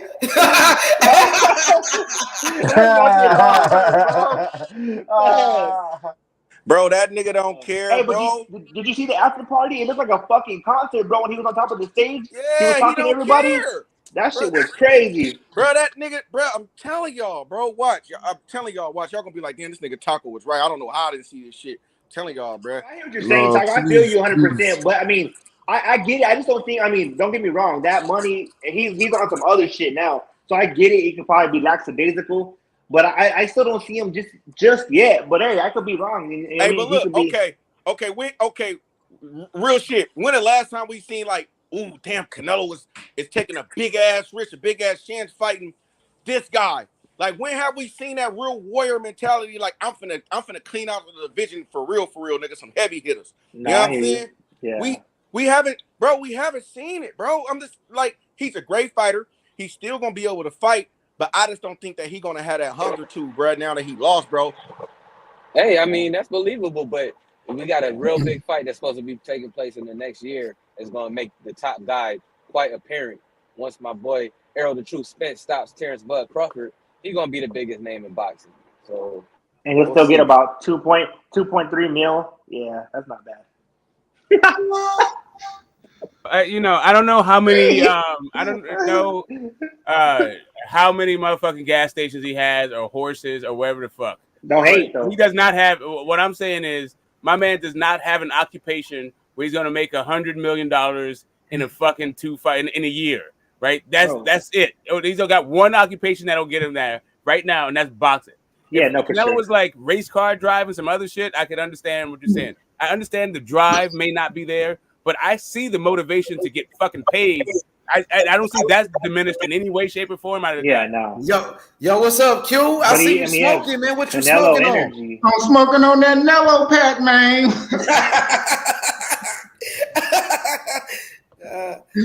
I'm smoking on that The face of boxing right there, baby. The face of boxing.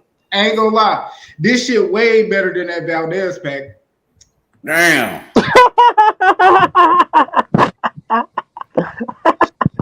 Damn. Hey, Q, what you thought about that fight, man? Man, that shit was one-sided than a bitch. I was like, I ain't gonna lie, that shit was. Q, It was what up cool. with my dog, man? Taco, my brother, what's good with you, fam? You guys got Rolly having a chance against Tank or not at all? Nah, I'm gonna order up some of that Rolly pack too.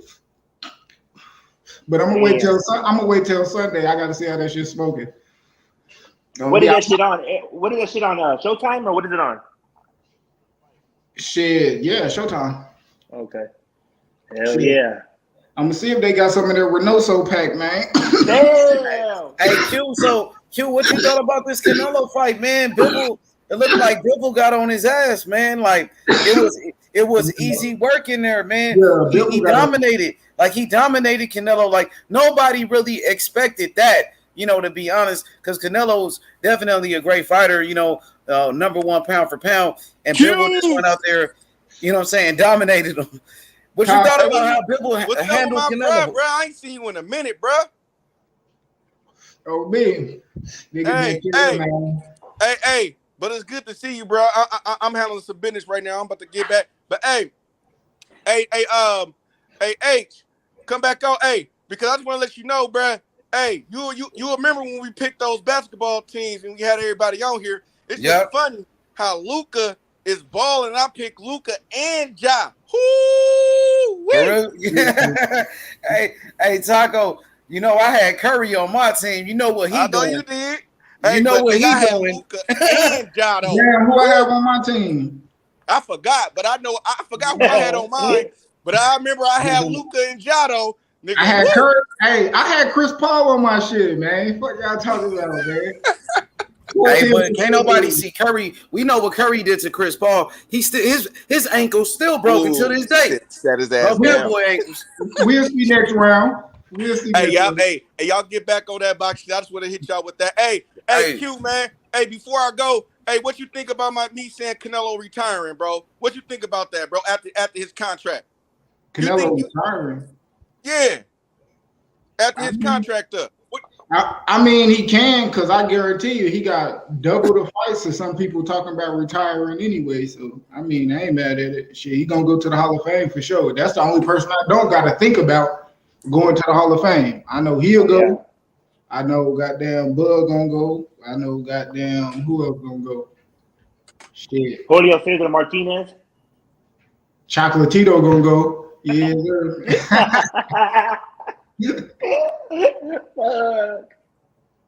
Motherfuckers been taking L's. Yeah, for sure though. But yeah, Canelo ain't tripping if he no Nito's going. Yeah, for sure. No Nito. No Nito. Hey, he finna spark fucking Manue ass. Watch. Knock his ass out. Smooth out. Straight town business. Nah, I can't give him that. Town business style. No, you gonna see. You gonna see. We gonna make you a believer, Q, right after the fight. Don't worry about it. He should have made me a believer in the first fight. He showed me that. Hey, it be like that. It be like that sometimes. Q. I think Manue just more sharp, bro. He young, bro. It's a young man sport, bro. No Nito Donaire did great though. I think win or lose, shit, gonna line that shit up with Chocolatito. Watch my dog pull it through this time. Hey, Taco. Man, I ain't gonna lie, man. Canelo, a good fighter. Like, I respect what he did, you know, but he got to bounce back, man. He got to run that shit back, bro. Yeah. You know, he ain't gonna run that shit back. If he don't run it back, it's gonna look bad, bro. He not gonna. That's a bad look. Then that's what I'm telling you. But if he do the rematch and he loses, I think he could do better in a rematch. But I still think he gonna lose. But I think he gonna put up a better fight this time, though. Yeah, he has to run it back, bro. I'm a big Canelo fan, bro, but he has to run it back. They would accept him not fighting him, bro. A lot of his fans would accept him not fighting him. Hey, the Mexican fans ain't gonna play that shit if he don't run it back. They're gonna look bad with the Mexican fans, bro. For sure, bro. For sure, because you know what? I mean, like, you know, bro. I mean, every group, but us, bro, we're prideful as a motherfucker, bro. And that shit right there, bro. Even me, I like to, you know, come with the new school shit, but I still got that old school little bit of mentality, you know what I'm saying? And he has to run that shit back, bro. He dared to be great. That's what they said. Yeah. He dared to be great. I don't know. Yeah. I mean, he fought at 175 before. It wasn't like he fought a bum. You could say he fought a good ass fighter, a motherfucker that can fight. You know what I mean? Bivol a good motherfucker. It wasn't like he lost to a bum. You know what I mean? But he has to run it back. Yeah, that's a dangerous fight though. Prime, I ain't gonna lie, that dude is good, bro. Hey, what if he circle back to him though? What if he go do some other fight, circle back? Circle back, it's still gonna look bad. You got to do it. You got to do the immediate rematch, bro. Like Mayweather did, like he did with Triple G. He did it with Triple G.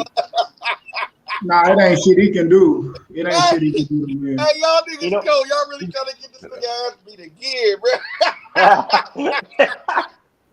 This nigga H but I'm a Canelo fan, but he needs to run it back, bro. You gotta run it back, Taco. For real. As a man, though. As a man, it wasn't like he was knocked out either. He just got out shit. So every time somebody get beat, they gotta run that shit back. You got to. If I would have lost if I would have lost like that in the streets, we're running it back. Give me a couple of weeks, we're gonna fight again until I win. So if you A side and you lose, you gotta run it back. We gotta run it back. That's the new rule. If you A side, you lose, you gotta run it back. That's always a rematch. That's not a new rule. Hey, Q, just so you understand, that's not a new rule. Q, he put a rematch clause in there, so he gotta take it. And also, that's not a new rule. Like, because just because you beat the A side doesn't mean you become the A side, right? So your biggest payday is still going to be with that guy. He wasn't champion though. Don't matter who's a champion. Yeah, it matters about who's going to get you the biggest payday. You know what I don't like? That's always been the case. Like A side is going to get run back. I don't like that shit. Canelo came out last. Canelo had a clause. Canelo been drinking, getting drunk and shit. He been partying too much. I don't like that shit. Yeah, that's why he threw Ryan Garcia under the bus. He wanted to point the finger. They said Ryan Garcia threw him under the bus since he lost. He's like, I know what happened. What Ryan say? I know. I'll take that L, but Houston, whatever. That was talking shit to Ryan was like, hey, don't be talking about a man that you idolize and all this shit. Come see me. I'm like, oh, all right. Now Ryan looking like he want to be the man now. He was trying to take over. Hey, I saw you. Hey, prime time. I saw you said Virgil Ortiz is next up. Why not Ryan Garcia? Because he come from a different cloth, though. Let's be real. Nah, what you mean? Because he coming out Canelo. So you hating on Ryan because he did Canelo. Oh, now I gotta take the line from Trendsetter. He said a long time ago that Ryan was coming for that Cinco de Mayo date. Ryan's coming for he is. He's coming for that date. Ryan is the man. Hello. Ryan don't give a fuck though. That shit is crazy. You know he talking shit. That was crazy. Hey, Ryan's up and down, bro. Ryan always be talking shit though. Ryan be talking shit. The next week he'd be like, "Oh, my bad. Start crying. He'll do it again." He been coming at Canelo though. Yeah, exactly. The ladies love a sensitive man, right? Fucking set it up. Ryan gave him weight. Fight Canelo at 154. Nah, hell no. That's not good. That's not a good I'm fight. fucking around. Oh, bullshit. Hey, but they said Ryan Garcia and Pitbull been ordered and shit. That's a good ass fight. Is that true? Yeah, I heard. That's what I heard, bro. What y'all think? You think it's gonna happen? Yeah, that shit cool. Ryan said it. That's a dangerous fight for Ryan Garcia, bro. If he keeps his chin up like that, Pitbull's gonna come and knock that motherfucker off, bro. I see it. Maybe. I think I got Ryan knocking him out. I want to go for Ryan, bro, but how he has that chin in the air, bro. I think Pitbull's gonna duck, bro, up, roll that shit and catch his ass, bro. All you need is a jab to beat Pitbull. Yeah, that's true. He don't have a jab like that. He needs a jab and feet and footwork. He has neither one of them. It's a good fight. He's just tall as shit. He can move. He's fast as shit. But it's a good fight. Pitbull's a monster though. But Pitbull, Taco's something else. He's hungry right now, bro. He's hungry as fuck. How much you want to bet that Golden Boy does not make this fight? Hey, I know why you pulled up too for this Charlo smoke. Cause I know this Saturday it's the rematch. You feel me? Guess what? So we all know who really won the first fight though. Like for real, like. Yeah, and it won, and it wasn't the Argentinian cat, my guy. What most people say? I 50-50. I speak no English. You hear me? I don't know what they said, but you know what they said. What Andre Ward say? Andre Ward said he thought Castano won the fight.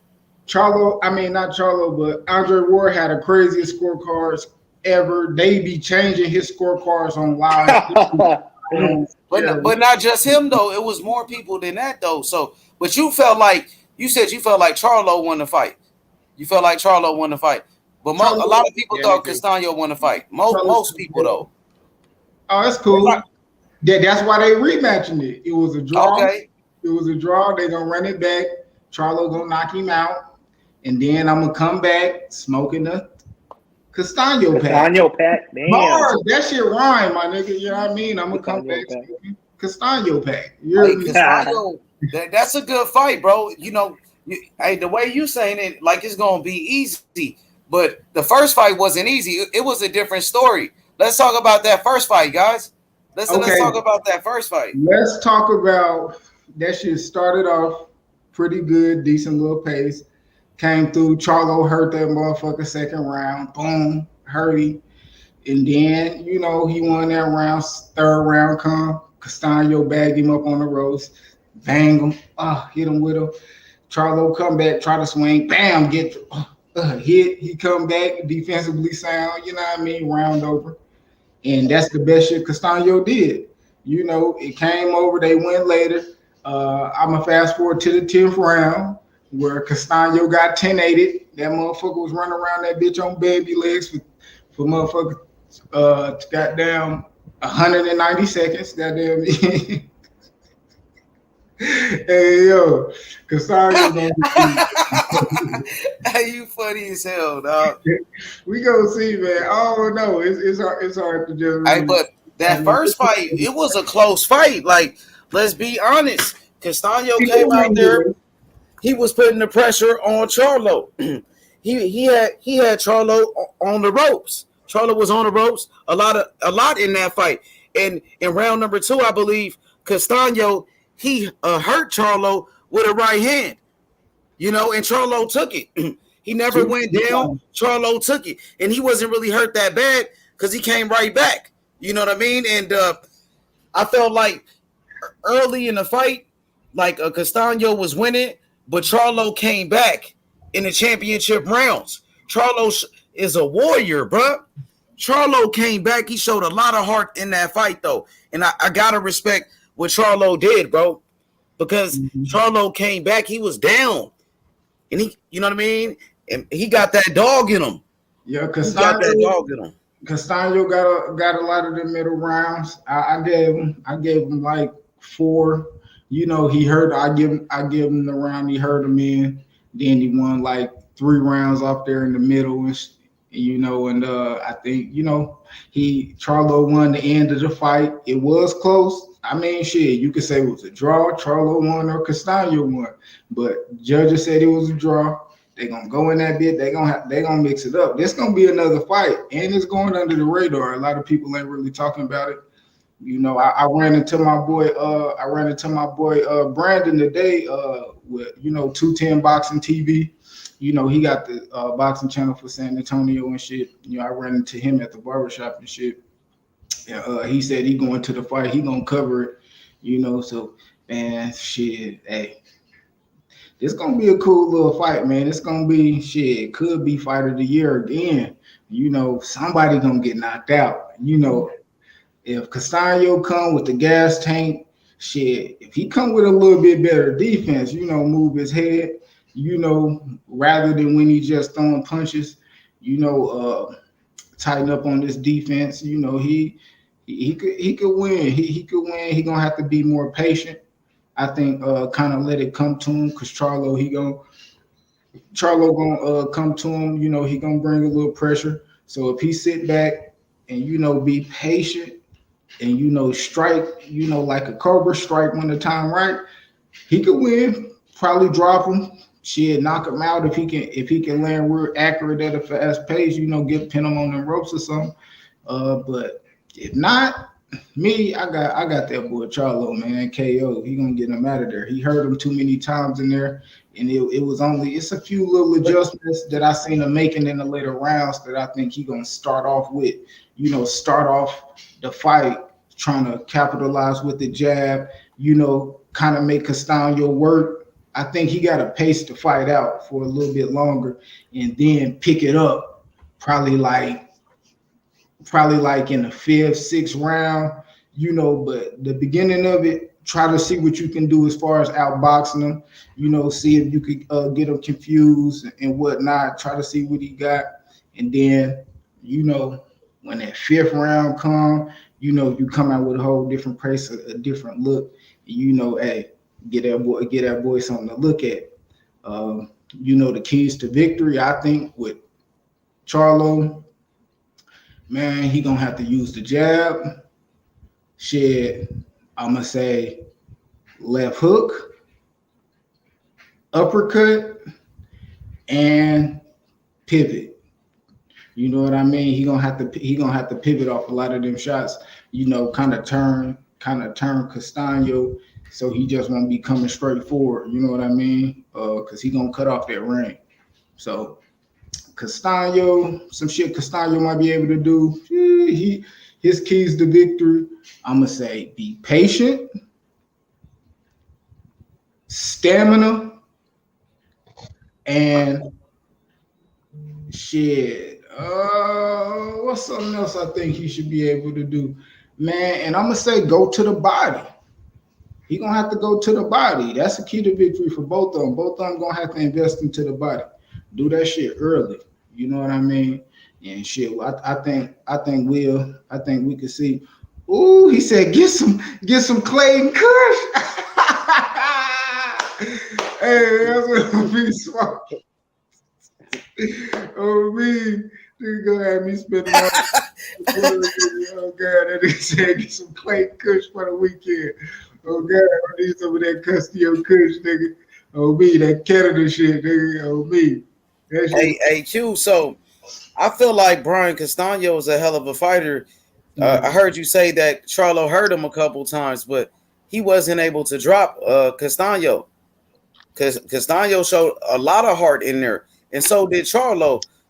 So I think it's a 50-50 fight, to be honest. But a lot of people are picking Charlo. I think more people are picking Charlo right now. Yeah, it's probably like a 55-45. I'm gonna get an edge to Charlo, but that shit is like, yeah, especially after the first fight, Q. And it's funny how like more people, they think Castano won the first fight, but more people are picking Charlo to win the rematch. It's funny how that worked. Yeah, because I think like toward the end of the fight, he kind of separated himself. Castano still did have moments. Like I think he gonna have every time at all times in the fight, anytime in that fight, Castano could just turn it on. But that's what it was. He was more so fighting in spurts because I don't think he had a gas tank. But if that's something he could, work on that gas tank, going to the body, his chances would be way higher. But you know what I mean? That same shit apply to Charlo though too. He didn't look like he was getting tired, but he got to apply more the boxing skill, using the ring, his jab, and things like that. Check hooking, turn him and change the distance. Just things like that, man. I think it's actually simple things like that. Kind of control that pace because Castano. The distance, because Castano really didn't. It looked hard for him to kind of control the distance. He would lunge in, and that's how he'll close it. And he capitalized too because Charlo was bagging into the ropes willingly. He wasn't really aware of the ring. It was hard for him to show that ring generalship and throughout that fight. And it was kind of back and forth. That's why that fight was so good, so close. It was back and forth, but me, I was edging around to Charlo because to me, Castano was more so fighting in spurts toward the end of the rounds, kind of making it closer than it appeared because you always the first thing that's going to be on your mind is the last thing to happen. So that's why people say, oh, he stole the round. But I'm looking like, man, the rest of the 2 minutes and 30 seconds, he wasn't doing too much of shit. He wasn't able to land. He was hitting a lot of glove and all type of things like that. So you know, Tell him, Q. he come in and shit, he got to be more accurate. He got to be more precise, bro. He has to be more patient because he got to make Charlo come to him. That's how he gonna be able to kind of control the distance instead of making Charlo, because he had Charlo like hesitant coming forward, and neither one of them really used Sphinx throughout that fight.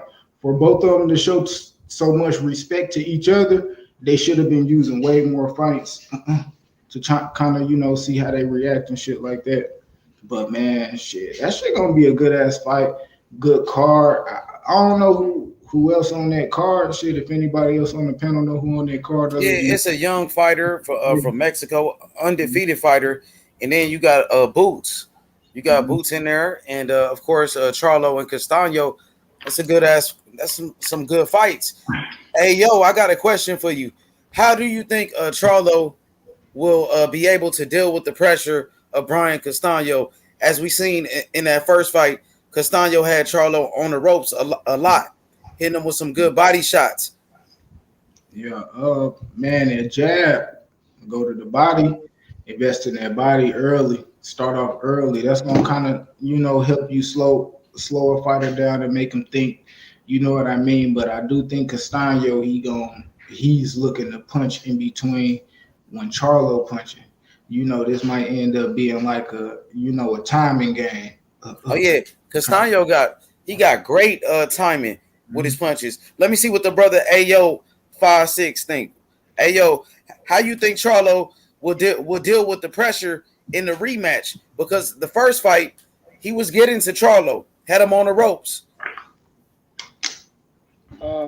I think both of them gonna learn, but Charlo gonna learn because he has that, the attributes to, go back to his fundamentals and keep it in the middle of the ring.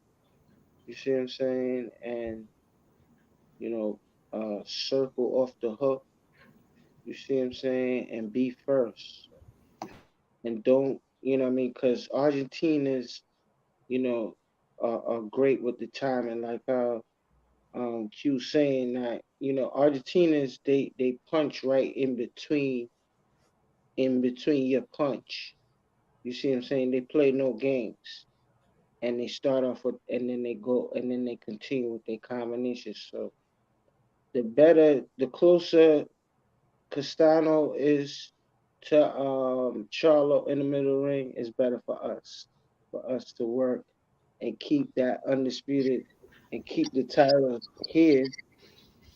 You know what I mean? For Charlo to win, as long as he keeps it in close quarters and him not backing straight along, but stepping over, because he's gonna be in close quarters where when he get his work off, you get off, or even whenever the case might be, but he'll be able to step over and step around and step off and jab off, or he can control distance and be able to lead. But the first fight where he went wrong is that he let Castano lead too much. You know what I mean? Taking pictures and, waiting. And you can't, at this level, you can't be waiting for the other fighter to lead, being a counter puncher. You see what I'm saying? And then you backing up, backing up, backing up. It don't look good. The judges is going to look like, in them split seconds, it don't look good because the judge is gonna be like, oh, he was, pressing him, and then when he pressed him to the ropes, he did the work. What kind of work would it was? It was satisfactory. Whatever the case might be, but you can't let Alstano work you outside the box. So I say, point being, just keep it in the middle of the ring, because there's going to be opportunities when the uppercut get in and then the hook, and then you see what I'm saying, and then he can't lose as long as he keeps it in the middle of the ring, I think, because when Castano takes his step back and etc., he's going to assess that it's going to be a long night. That's going to be a flawless night. Keep the fight in the middle of the ring, and I'm gonna leave it as that. Hey, Smoke, I got a question for you, brother. You know the Charlo brothers, right? You know, Jermell Charlo, twin brothers. You know, both champions at the same time, right? The Charlo brothers. You got Jermell Charlo, who's going for undisputed, and then you got Jermell Charlo, two division champion, undefeated, recognized as the number one middleweight in boxing, right? What do you think about the Charlo brothers and the legacy of the Charlo brothers? And if Jermell Charlo can become undisputed, what does that mean? Just for their name in the sport of boxing, like brothers in the sport, comparing them to the Klitschko brothers, comparing them to the Spinks brothers, like Michael Spinks and Leon Spinks. Well, the Spinks.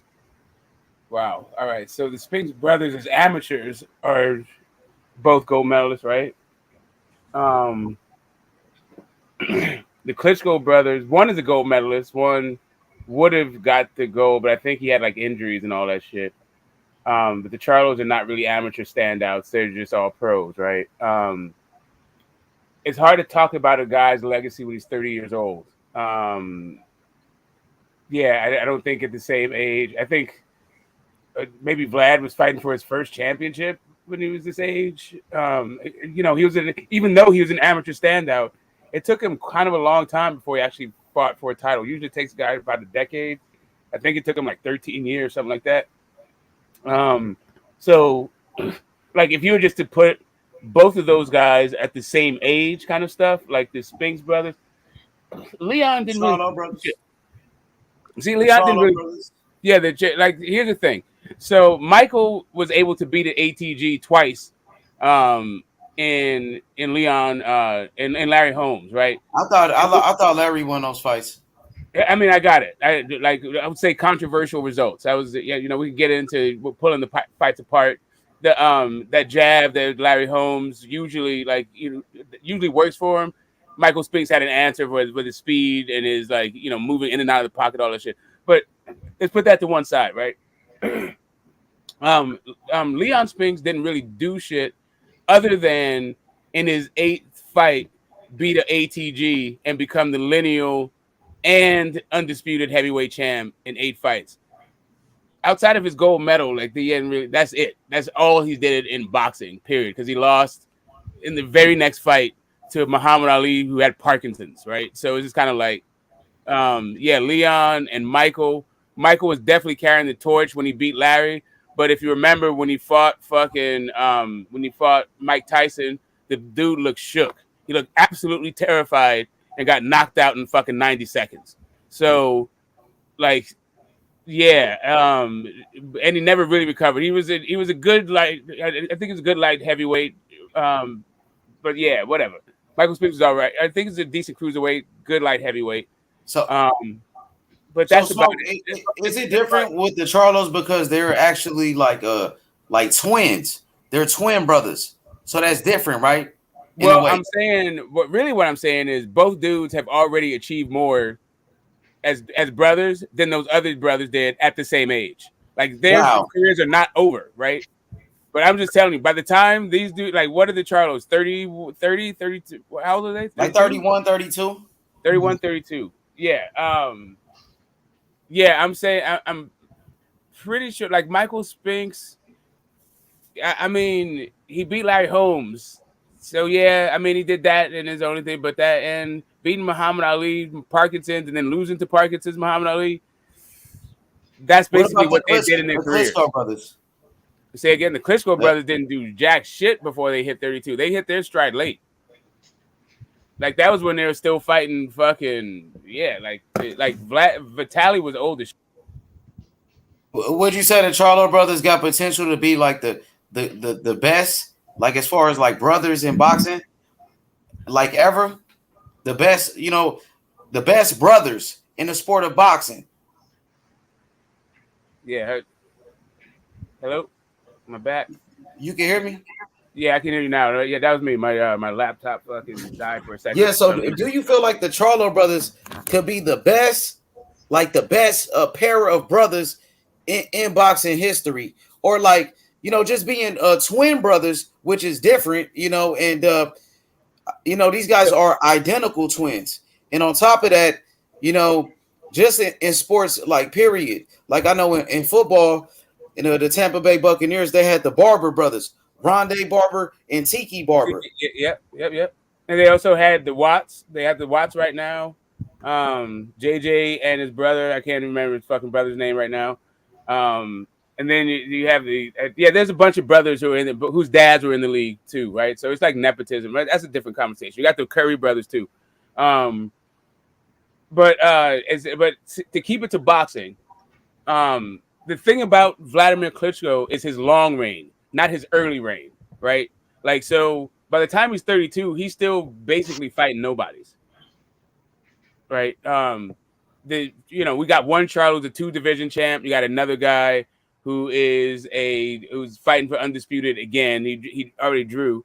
As far as his accolades go, that's, you know, I feel they're above these other guys, and they're on the trajectory to be the best like fighting brother duo in terms of like, you know, achievements, like, you know, how many champions and, you know, how long you defended the title and all that other shit.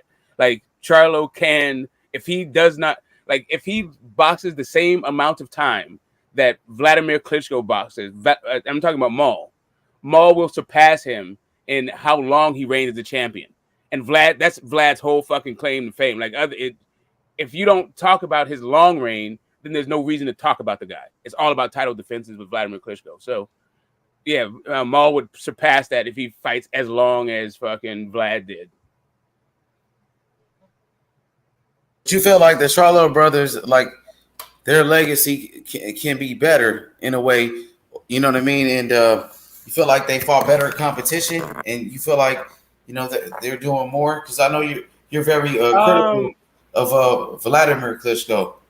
Yeah, so Vitaly, I felt like fought the better comp, and I feel like Mel has fought the better comp, right? But it would be like, so the way I feel about Vlad and Vitaly, it would be as if Maul was getting all of the fucking press because he's a middleweight, right? It's like that. It's like one guy is getting all the fucking praise while the other guy is doing all the work, right? So Vitaly, to me, is the guy that fought people. He's the one with the ATG on his fucking resume. Even though he lost the fight, it was like due to injury. I feel like the reason why he lost to Chris Bird was also due to injury. And Chris Bird is the best name on fucking Vladimir Klitschko's entire resume. And it's because he beat, you know, a pass to Evander Holyfield and because Vitaly got injured, right? That, I mean, he also got like Hasim Rahman. Anyway, that's a different fucking story. My point being is, yes, the Charlo right now, they're on a trajectory to actually achieve more. They couldn't actually accomplish more than those other 2 guys. Who did you say? Klitschko's and the Spinks. Yeah. Yeah, the Klitschko brothers, the Spinks brothers. If you add Corey Spinks in there, then it becomes a little bit more difficult, right? Yeah, Corey Spinks, but he was the son though, so it's different. He wasn't a Smoke. Yeah. Can you hear me? Can you guys hear me? Yeah, what's up, man? Hey, Smoke. But when it comes to the Klitschko brothers, the difference between them and the Charlos can move up if they want to. The Klitschkos were at a limit when they started. They were already a heavyweight. They were already heavyweights. So we can't really compare them because the Charlos can move up if they wanted to. That's the difference between the Charlos and the Klitschkos. There was no other division above heavyweight when they were fighting. Yeah, but that would only, I mean, that's part of why heavyweights are in a class all by themselves. So like, even as a heavyweight, a long reigning heavyweight, because of what you're saying, heavyweights have a more even a cachet. So it's even harder to surpass them, right? Like let's say Triple G is on, you know, Triple G, Wilder, Fury, and AJ are all supposed to go in the Hall of Fame at the same time. Triple G's not getting in, right? It's going to be the heavyweight. All of those guys are going to get in before Triple G, just because that's the cachet that heavyweights have, right? Even Tyson Fury? Yeah, Tyson Fury's getting in over this fucking dude. Yep. That's what I'm just saying. I wouldn't be surprised. Like maybe you could get it, but it would be like a close fucking thing. But yeah, no, but that kind of pisses me off though. With Triple G, he has the resume to prove he should be the one that goes in first ballot, not yeah. The Deontay. only problem is his best win is Danny Jacobs, and Fury's best win is Vladimir Klitschko. And Triple G, he does have a fight of the year in the Canelo rematch, but he lost that fight. And Fury got a fight of the year in which he won, right? And there was several knockdowns. This dude's been Ring Magazine champion twice, and you know this is Boxing Writers Association have votes, right? It's also he's an international fighter, and you know it's an international committee that also have votes, right? And he's a heavyweight, like all this shit, like he's held all the belts. Meanwhile, neither Vitaly or fucking Triple G has not held all the belts. Okay, yeah, I can see what you're saying, but as fans, as I wish there was a more fair way to vote in the Hall of Fame and stuff like that. That's I would have to, man, like, bro, fans are all over the fucking place, and as a fan, I've seen my own transformation as a fan. So it's just kind of like, if I had to say when I was 8 years old versus having to say at 15 versus having to say at 30 versus having to say at 40 versus having to say at 50, like it's a whole different fucking thing. No, I'm not talking about the fans. I'm talking about the media. The media who votes these people. The media is the one that votes the people in the Hall of Fame. They shouldn't have a different standard for different weight classes. That's kind of unfair.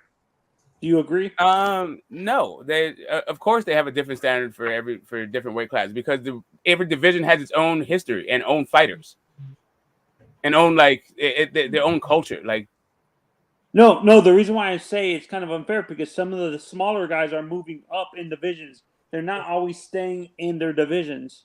Yeah, that's fine, but they also have to face guys in their division. That's what I'm saying. Like this fighter, like this stuff, like the division records and accolades are division specific, but the fighters are fighter specific. So it's like when you're going up against the hall, when you go into the hall, it's all about what you did in your own career, not what the division was looking like or any of that shit. So if you went to a weak division and you cleared everybody out, then you became the man in that division. That's what Canelo did at 168, right? It doesn't really matter that all those dudes were unheralded, right? Like the fact that he went through and knocked it all, like killed all those guys, that generated a whole lot of copy for a whole bunch of boxing writers, and they all have a vote. Not only that, it's like he knocked all these dudes out from all over the world. Like I said, it's an international panel also who votes. Yeah. Can you say the same? Can you use that same argument what you're using for Canelo for the Klitschko's? You can't blame the era they were in for the boxing. It's not a blame thing; it's a competition thing. That's what I'm saying. Like, if you're going to compare the Klitschko's to the Charlos, right? Like the idea that it's not just that they're the heavyweights, right? It's also who was fucking there. Like during the Muhammad Ali era, they're also heavyweights, but who was there? That's how you get ATG versus not ATG. But that's that kind of juxtaposition, that comparison between accolades and who you got it against and what you achieved and all that other shit, like that all matters. Like even I'm saying, like even the idea that you had a whole bunch of like record-breaking attendances, like all that shit fucking matters to like media people. So with Manny's track record, he's first ballot all the way, correct? Yeah, and he's also ATG, right? Mm-hmm. Yeah. So you too many Hall of Famers, too many ATGs, like all kinds of fucking crazy accolades, right? Yeah. Yeah, you wouldn't consider the Klitschko's ATG heavyweight, is what you're saying? No. Yeah, in 69 fights, there was 0 guys who were Hall of Famers that Vladimir Klitschko crawled through the ropes with on the night he fought them. There are guys that could become Hall of Famers later on, like Tyson Fury and AJ. But on the night he fought them, there's nothing that they had done that said that they were going to be Hall of Famers, right? He stepped into the ring with like a couple. One wasn't even a champion; he was like a mandatory, and the other guy was like a novice fucking champion who got it off of Charles Martin and defended against Dominic Breazeale.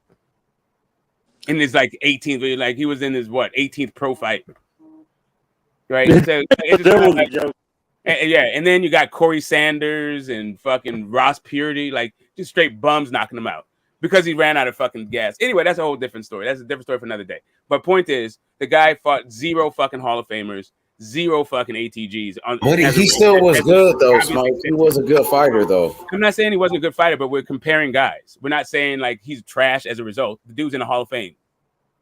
These are Hall of Fame fighters that we're fucking talking about. Then that's the whole point, is that you can still do all of this shit and get in the Hall of Fame. So before you start kicking dirt on the Charlos, just understand that at the trajectory that they're on, they can surpass the Klitschko's.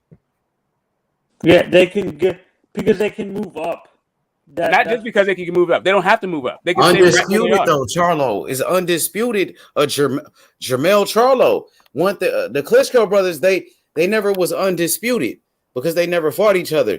Now Charlo got a chance to be the undisputed champion. Jermell Charlo, he's a 2-division champion, right? Who's undefeated.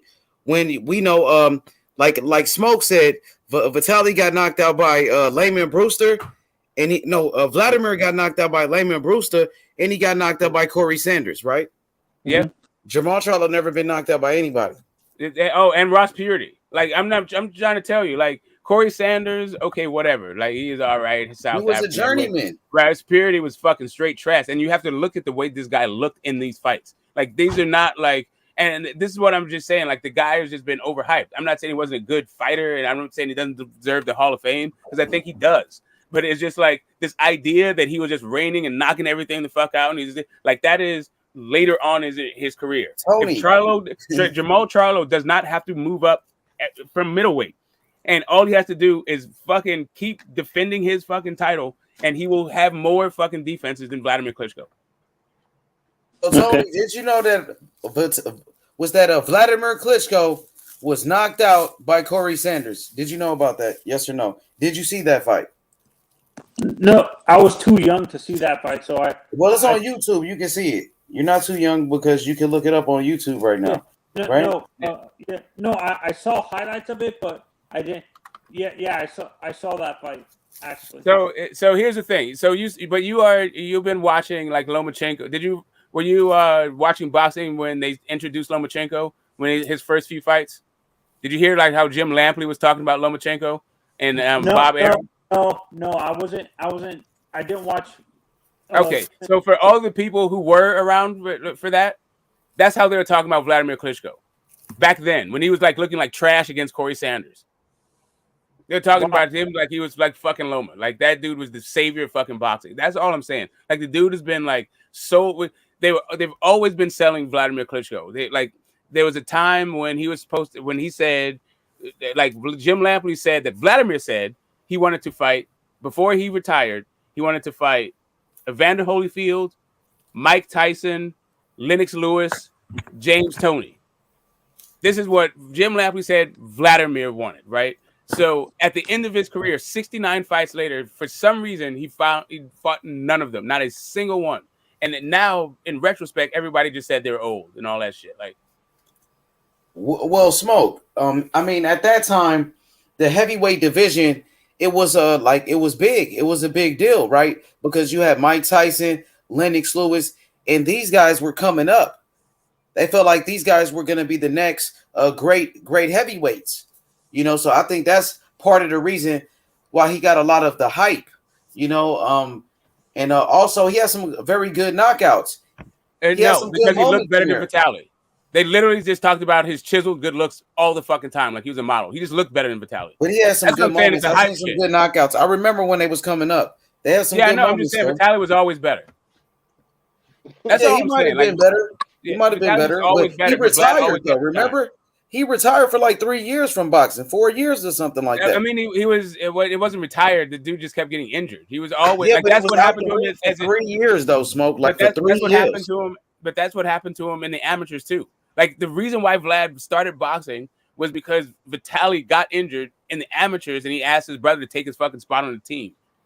Like, well, that's cool, but no, I'm just saying, the dude was like he was out of boxing for 3 years, so he was like retired for damn near 3 years.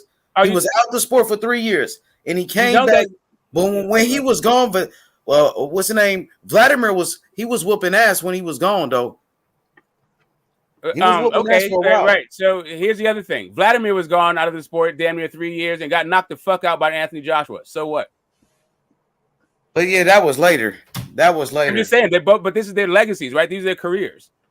Yeah, I know, but I'm saying when Vitaly was retired, Vladimir was, he was winning because his brother got injured, like you said, because of injuries.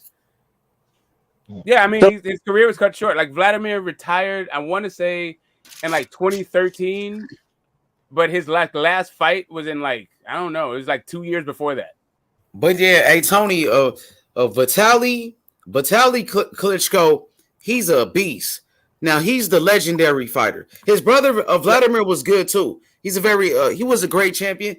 But his big brother, he's a legit Hall of Famer. But his big brother is the one. No fucking lie. Like, yep. His big brother though, man, he was whooping Lennox. He was beating the fuck out of Lennox Lewis, bro. This is an honest question. How do some of these boxers like? I'm a big fan of both Klitschko brothers. Is it because of their power? That's why they got the nicknames Dr. Steelhammer and Dr. Oh yeah, they was blasting people. Mr. Fist or whatever the fuck their things were. But really, it was because Emmanuel Stewart, Emmanuel Stewart took pity on him after the Corey Sanders fight, and it was like these two big dudes. They shouldn't be fighting this way. They're too fucking big. They have no fucking stamina. Let me hook you guys up. And he taught them how to fucking jab and grab and have the right hand in reserve. It's basically a Kronk Gym fucking, it's a Kronk Gym right hand. Do you think the Kronk, and you know how people hype up Bomac, is Kronk like that at the level of the hype that Bomac gets, or? Oh no, Kronk is the greatest. Kronk is the best ever. It's nothing like the Kronk Gym in Emmanuel Stewart, bro. Detroit, Michigan, bro. You talking about some of the listen. You talking about some of the heaviest hitters in the history of boxing. Thomas Hearns, Gerald McClellan, Michael Moore. You know right what I'm saying? hands, but not just devastating punches. I'm talking about specifically that right hand. Exactly. That Thomas Hearns right hand that Wilder has. That fucking the best fighters. They came out the Kronk Gym. And everybody wanted to fight like those guys. That's why they went to Emmanuel Stewart. That's why Lennox Lewis, he went to him. Even Evander Holyfield and Oscar De La Hoya. They all went to the greatest trainer of all time, Emmanuel Stewart. Where do you think Mark Breland came from? Smoke. I'm talking about after Emmanuel passed away. Do you guys think it's a little bit overhyped after Emmanuel? No, it's good, man. His nephew, Sugar Hill, he trained Tyson Fury, and he trained Adonis Stevenson, bro. One of the biggest punchers in the history of boxing, Adonis Stevenson, bro. He was the coach of our amateur team, and our amateur team haven't done very well. But a lot of that has to do with like the way the sport has changed. So I don't know, like about the level of hype. I don't even know that he's that hyped, right? Like it's like, I mean, his highest profile guy in Tyson Fury has 100% knockout ratio with him, and before that, like his knockout ratio was not very high, but it's only a small sampling size. So exactly, and Tony, you know that Emmanuel Stewart, he also he trained Prince Nassim Hamed, and he trained the Klitschko brothers. They went to Detroit. They went to go train with Emmanuel Stewart, bro. Both of them. And he had your boy over that took the belts off of Hopkins, fucking Jermaine Taylor. Oh yeah, Jermaine Taylor, he did. I didn't know. You said you said Oscar trained with Emmanuel too. I didn't know that. For a couple of fights. Yes, sir. But that was just for those two fights. All fighters, bro. He trained everybody, bro. Did he ever train Manny?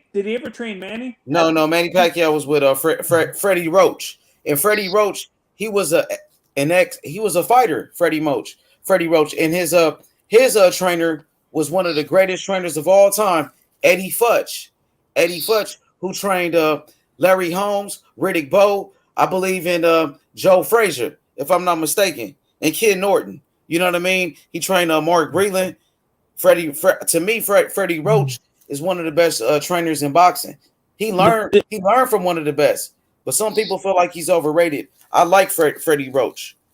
You know how you guys say the fighters from this Emmanuel Stewart's camp are known for the right hand? Is there a punch that the guys from like Freddie Roach and Futch are known for? Like, are they more Smoke and H? Like, do you understand what I'm asking? I say it again.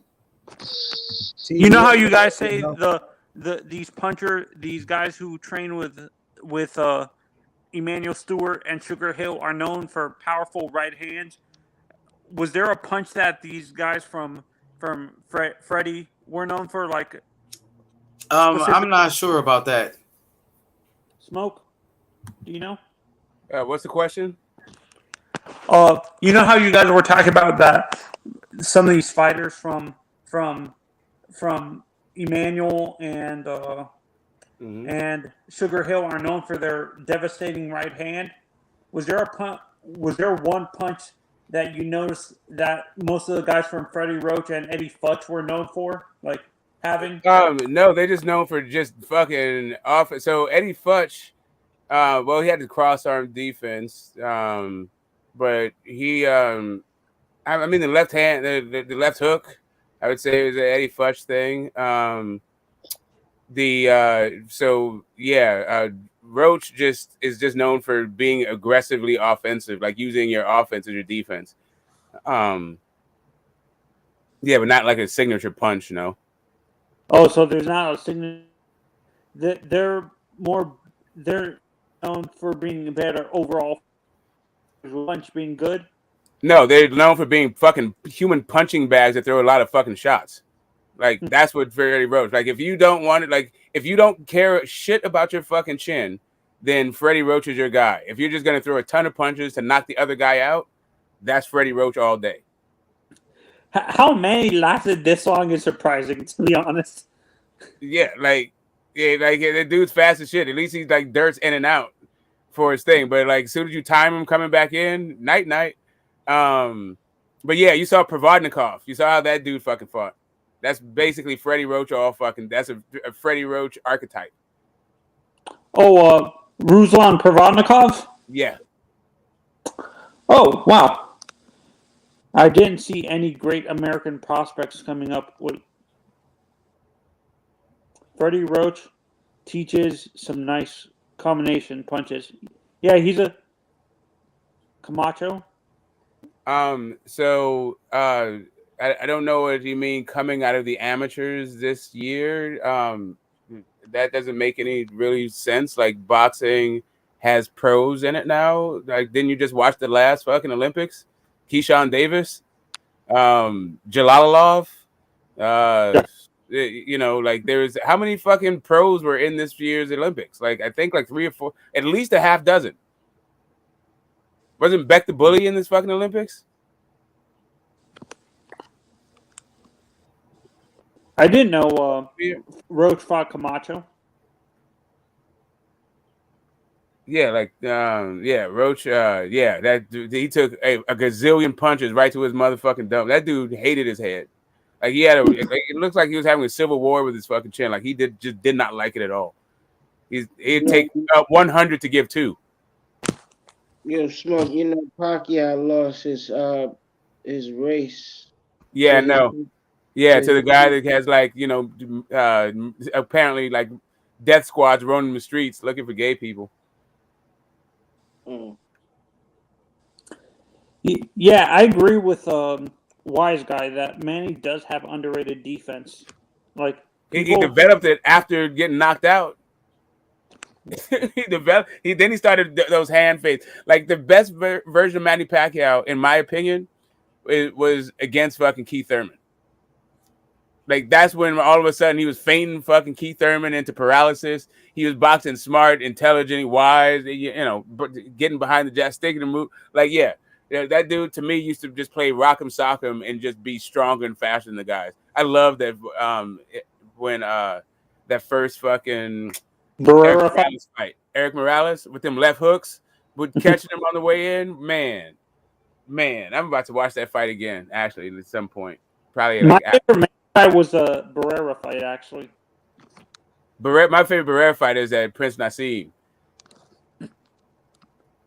the one that basically was that the one that Nassim was the Barrera retired. Yeah, that He one. retired. He went back to the UK and got a victory and then retired. But that's the one that's the one that knocked him the fuck up out of here. That's like you. First he fought who did he fight? He fought Kevin Kelly, right? And then he fought Barrera right after that. He got 3 rounds in New York. Yeah, and was Kevin did they say before that fight that he moved up way too fast because Kevin wasn't at the level of a Manny? Smoke? Kevin Kelly was not at the level of a Manny. Kevin Kelly was not even like this. Kevin Kelly was a supreme boxer. What he kind of reminds me of like Gary Russell Jr. a little bit. But even then, he wasn't he was a little bit outside of his prime. Like that fight was the WBU, right? And then I want to say that happened at featherweight. Was that a featherweight fight? Let me look it up. I think that happened. It was super feather. That was 130. Is that 130? All right. Is that super feather? All right. So at that point, Manny was just coming up, right? That's when Manny was just starting to do his thing. Manny would have tore fucking Prince Nassim up. Jesus Christ. Yeah, he got the fuck out of there. Like Barrera, he couldn't get past Barrera. Morales, fucking Manny, all that shit. Nah, bro. Like if you get knocked down, what does he get knocked down 3 times by Kevin Kelly? You don't want any fucking parts of those other dudes. Honestly, I think Nassim would have gotten destroyed by Marquez.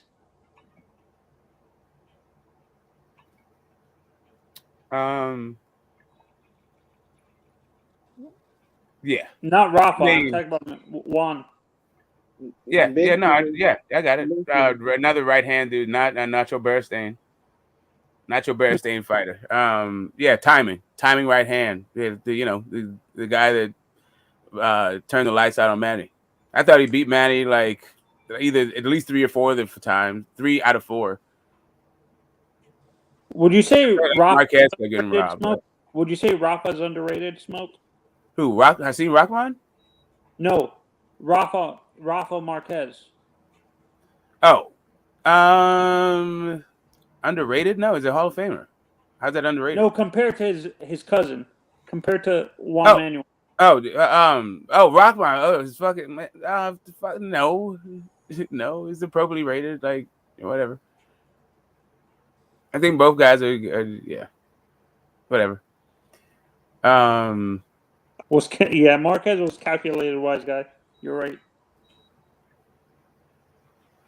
Is there anybody that fight that in terms of the young fighters now that fights that similar style that Marquez has, that timing, the Mexican style timing, Smoke of the young guys, the Mexican fighters coming up? I don't know, man. I don't know these young guys' names like that. Like a Navarrete, does he fight? Do you think he fights like that? No, my comparison for him is the guy who fought he reminds me of Maidana a little bit. That's who my comparison. No. So I feel like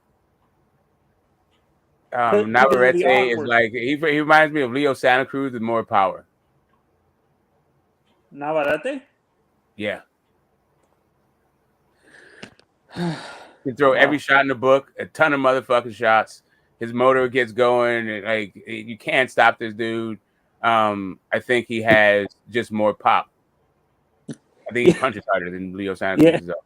The second the Dogma fight showed that too. I mean, I feel like all his fucking fights show, like, you know, whatever. That's that dude. He's a little bit of a slow starter. Leo Santa Cruz is not. But other than that, like their fighting styles, is like, I don't know. It's fucking. It's. Do you think he ever fights Magzeo? I don't know. I don't really care. Like, I gotta tell you the truth. Like Navarrete, I don't know. It's. I'm not like. You're not a big fan of the lighter divisions? No, it's not that I'm not a big fan of the lighter divisions. It's just I've seen his fights, and he's just getting fed to guys that I don't think can beat him. So it's like not really. It's kind of interesting to watch, but I've seen that guy's style a ton. Like his thing is just not that interesting. I don't know. I want to see him fight. Like if he was fighting like Shakur or something like that, I'd be like, yeah, let me get Navarrete Shakur. But I don't think that there's like, I don't know, but that's maybe a little bit unfair. I don't know. Who's more heavy-handed in your honest opinion, Pavlik or Triple G? I don't know. Like in terms of one-punch knockout power. I don't know. Kelly Pavlik fought better guys. Oh, okay. Okay. I mean, you know, like I said, to me, Triple G and so Triple G, Canelo, and Derevyanchenko are the real ones on his resume. Like all those other dudes, just kind of like I wouldn't be measuring any fighter's power based on knocking out like these guys. Mm-hmm. Unless he fights. I would, but I mean, in terms of Kelly Pavlik, like I can still say that, like, yeah, he's knocking them out. Like it's not like, oh, they're bums. Of course they should get knocked out. Of course he has power because he's knocking these guys out. That's not what I mean to say. I just mean to say in terms of comparison to Kelly Pavlik. Like I don't know. I want to see Triple G versus Charlo. To be honest. I would like to see Triple G versus Charlo. I'd like to see Triple G versus Andrade. I'd like to see Triple G versus Munguia. Oh, no, actually, how about Triple G versus Jonabek? Yeah, I mean, whatever. Jonabek's all right. Pitbull. I don't think. I don't know. I feel like he's a little bit slow. I mean, I don't know. I don't know. I don't think he can take Triple G's power either. Actually.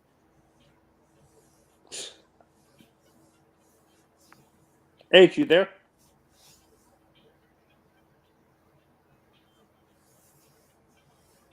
Pitbull has natural power. I don't know what that is supposed to mean. Everybody has natural power, right? What's it? I think he means like the power that scares people, like not like this accumulative power that you see some of these. But that's like that's the difference between one punch power and.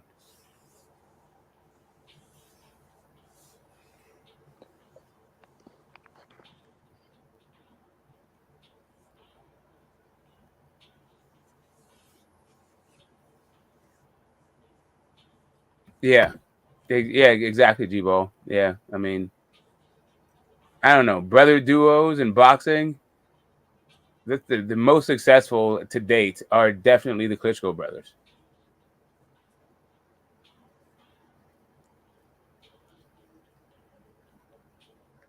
You know, I think they've set the standard for every other boxing brothers. Glenn and Nonito. Nonito's going to the Hall. Rockma, Wanma, Raul Manuel, Raul.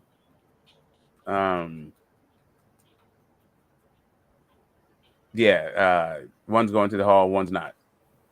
Charlos, at this point, both could make it into the Hall. Don't know. Andre SOG Ward, not only he made it to the Hall, but he's one of the few fighters. I think there's maybe there's fewer than a dozen that made it to the Hall as undefeated. He's also one of the few that are a gold medal undefeated Hall of Famer. SOG, what's up, H? You know, that's my favorite fighter, man. And the thing about Andre Ward, it was, you know, the guy was a professional, you know, and he was a great fighter. Inside and outside the ring, he was a true champion, and he was a good role model to the young fighters, just like Shakur Stevenson, who always looked up to Andre Ward. That was his favorite fighter, and even Earl Spence said he looked up to Andre Ward. And I just, you know, I feel like not just for fighters, just for people in general, just the way, you know, he carries himself. You know, I got to tip my hat off to Andre Ward, man. You know what I mean? He's a real one. You know, he's definitely a real one, bro. And he has some great fights. For real, sure. Yeah, and for me, like, Ayo, I'm from California. I'm from LA. So Andre Ward is from Cali. He's from Oakland. So he was like, you know, for me, he kind of like was like our Michael Jordan in a way for boxing. You know what I mean? He was the guy for me. That we, you know what I mean? I know you guys had a lot of fighters in New York. You had Mike Tyson, Riddick Bowe. You got a handful of guys, you know what I mean? Zab Judas, you know, so Andre Sugar Ray. Ward, yeah, man, he got so many fighters. Sugar Ray Robinson, wasn't he from Georgia though? Then moved to Harlem and shit. Yeah, exactly. But he was fighting out of Harlem, Madison Square Garden, putting it down. Yeah, hell yeah. He was young over there at the Garden doing that shit. Everybody came to New York, so Yeah, he came from the amateur New York amateur fucking circuit. I know we had Shane Mosley. Shane Mosley was good, but I mean, it was something about Mosley. He was getting beat up like a lot. Like he had some good moments, but then He had Oscar. That was the thing. Like it was they had like Oscar. They're both on '92 Olympic team, and they both were like welterweight. So it was just, and they're both from LA. So man, when I seen Mosley, like when he beat Oscar the first time, Mosley was fast as fuck. Like Mosley had combinations. Man, Mosley had the waves. You know what I'm saying? The fresh lineup. I'm like, this nigga Sugar Shane Mosley, 35. I'm like, he the next dude. And then I don't know what happened to him, bro. Like he got his ass whooped by Vernon Forrest. He couldn't ever beat Vernon Forrest. That was the only thing. Like he could beat everybody else. He was whooping a whole lot of ass, but Vernon Forrest had his number. Yeah. Then Mayorga beat Vernon Forrest, but then he beat Mayorga, right? Vernon Forrest beat his ass. And then after that, twice, and in the amateurs with the steroids. Them steroids came out with him, and then Winky Wright beat him up. You know, hey, you know what it is? He skipped 140. You know what I mean? He did. He skipped 140. But when he's at 135, he was everything he touched was going to sleep. Yeah, he was. And 130 too. 130 and 135. He was that guy. He had that power. There's just nobody to fight down there. That's the same thing about Navarrete. There's no knock on Navarrete. There's just not a lot of guys to fight. Yeah, Mosley was good, but the way Winky Wright did him, and then with the steroids and shit, and now like if you look at Mosley now, he don't even look the same, and now he looked like he, fucked up. He looked like he punch drunk and shit. And then you gotta, you know what I mean? And that's sad. You see that with a lot of fighters, but Mosley kept fighting way too long, man. He fucked his legacy up. A guy like Andre Ward, I like the way he came into the game and the way he left the game on top. You know what I'm saying? Man, Andre Ward was something special, bro. Like I take Andre Ward over Mosley all day for me. Oh no, well to me that's not a comparison. I'm just talking about California fighters. That's what I said. To me, Andre would probably he'd be above Mosley because of that for me. But we got a lot of Mexican fighters too, though. You got to give them some credit. Like, yeah, I mean that's what I'm saying. To me, it would be like Oscar De La Hoya would be the gold standard, right? Golden boy. Hell yeah. Like what he did, and then they were business partners. Like while they was both still fighting, they had their home. Like Golden Boy, Sugar Shane Mosley was one of the partners in that Golden Boy. I don't know if he still is. I think he's not anymore. I think boxing, bro. Be hot. They dominated boxing like in the West Coast for sure. Like they got so many his fights were events. You got a lot of black fighters too, though, but it's like more Mexican fighters for sure. Yeah, and the whole Chavez De La Hoya thing was like lit, especially like in SoCal. Like that was like the homies in SoCal, the Mexican homies in SoCal. those fucking parties was fucking lit. Hey, Smoke. That's what make Devin Haney so special. So like he the next one though. You feel me? Yeah. He's like the new Andre Ward. You feel me? Hey yo, that's why we love Haney so much because Haney is the new guy from Cali. You know what I'm saying? By the time Ward came around, I was already like all politicked up and all that shit and like, you know, government shit. And so Ward was like, it was like the champagne and brie crowd. Like they just wanted to get pictures with the new champ and all that stuff. They didn't know shit about boxing. They just liked the fact that there was a homegrown champ. And, you know, it was kind of funny, like King's Gym shit. Like I think my interaction with Ward's fan base was a product of my circumstance at the time. That's all. So I wasn't like, yeah, like that was Ward was the guy, man. Like, well, not only was Ward the guy, but my homie was like was one of the trainers in that gym, right? That helped fucking get him ready for fights. So it was just like a whole in-house thing. I wasn't so much in tune with like him as a fan of his versus this is what the town going. This is the latest project, like you know, the latest monster out of the town, the latest monster out of the gym. That that's the gym that I taught me the ins and outs of boxing. So like I said, Nonito came from that fucking gym, like whatever. Yeah, facts. So Smoke. So Devin Haney is the new guy. If Andre Ward was the guy, so Devin Haney is the new guy. Coming out of Oakland, representing the West Coast and doing his thing. Is that correct? Well, he's a different guy. Like he's from here, but he's taking the idea. He's taking his show on the road. He's the hardest working man in show business. He don't give a good goddamn where it is. Like he said, like if it's the fights on Mars, he's showing up. Ready to show off his skills. You know what I'm saying? Like my man been to Mexico. He's in Vegas right now. He was at Kronk. He's with this gym. He's with that trainer. I love Devin Haney's thing, but he always keeps it. He like the same way you saw Andre Ward not back down, not lose any mental battles before the fight, not losing any verbal battles before the fight. No matter how you try to find a chink in his armor, he had a response for you. Had that look on his face, like I'm ready to get you. Like there's nothing but air and opportunity between us. I can't wait to get you in the ring. The same thing out of Devin Haney. Like that's how we breed him out here. I'm glad that I'm still seeing it out of him, and I hope he is the next Andre Ward, and he keeps that throughout his whole career. But really, that's the only, I would prefer.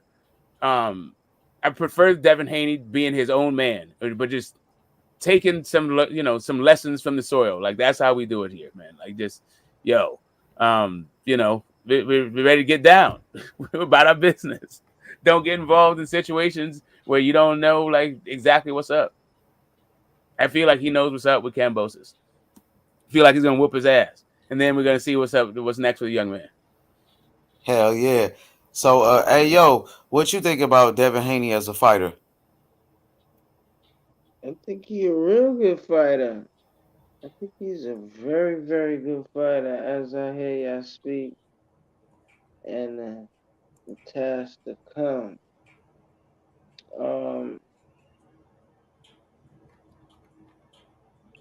He's a real good fighter. This is a big test, going across the water, et cetera, beating the odds, like he was in a position not to be able to earn that shot. So, and still get the shot, that's huge, and I'm listening to you, and I was saying earlier, that he's arguably gonna hit the pound per pound, the pound per pound list, like this year. He's, he could be in the top, like the top 5 real quick, and if he wins and defends it, he's up there, you know what I mean? Even though it's his first division, it's it's a full house. He got everything, you know what I mean? So and he beat the man and defended against the man again. If he got to do that back to back, no matter what, if he defended against Lomo, after the shit's gonna be dynamite. You know what I mean? Because Lomo got so much. His resume is big, and he got lineage. You know, as a lightweight, so it's gonna be. You know, it's gonna be deep. So you know, he's gonna be. He's gonna be in that power. It won't be no argument, like in a sense, like because it's a lot of undefeated fighters out here in this class. You know, we won't be disappointed. But the only thing I worry about with our boy Haney is his power his power placement, you know what I mean? His power punch placement. You know, his arms are so long and shit, you know what I mean? You know. It kinda like it distinguishes like velocity on his swing, like, you know. So I think as time goes on, he grows and gets stronger, and he's gonna be sitting there anyway. He's gonna be naturally sitting for his shots anyway, and naturally have the ability to box out. You know what I mean? You know, double out, step away, swing. You know what I mean? Step off.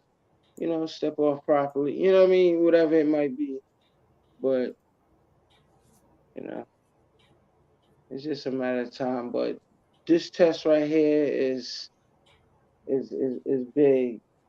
It's for all the marbles, like they say. Hey, that's what he been waiting for, man. He been waiting for it this whole time. He been asking for the big fights, and he finally got it, man. And he's ready to show out. This is a great opportunity. Fighting on ESPN for the undisputed, a chance to make history. He gonna be ready, bro. I just talked to Bill Haney. Bill Haney's telling me Devin Haney is ready. He looking sharp.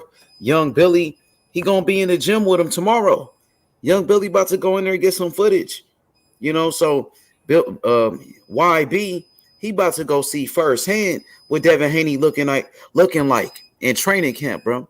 You know what I mean? I think it's less than a month away.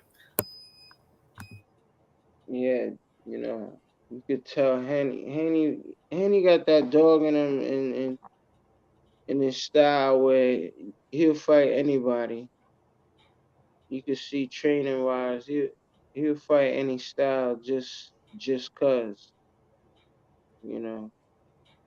But every fight, you know, like this fight is particular, and this fight is where you gotta go beyond. You know, our expectation is, you know, you got the class already. You see what I'm saying? You know, your attributes is on fleek. You know, in comparison, so you go outclass, but we need, you know, like the expectations is, I think, is gonna be higher. So, you know, and why not, like, you know, finish it? Like, I hear a couple people out there like they talking about this fucking not even Aram, not even Bob Aram like a rematch. We'll talk rematch. That should exist after the fact. You know, you put on a dynamite performance. Oh yeah, yeah. Oh fuck yeah, that shit. Oh shit, yeah, because it shit was a dynamite performance, and you was the champ. You know, you gave him a shot. You know, and you know, this is business. So, but it don't have to go that route. You know, paperwork. It don't. Judges don't have to get involved. You know, this shit gonna be a fucking marathon, and we're gonna cut it real short. Yeah, it's gonna be a hell of a fight, man.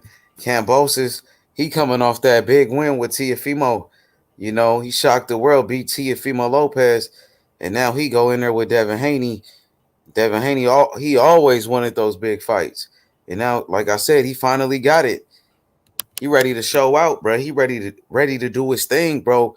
And he got an opportunity to make history, to become the youngest undisputed champion in the history of boxing.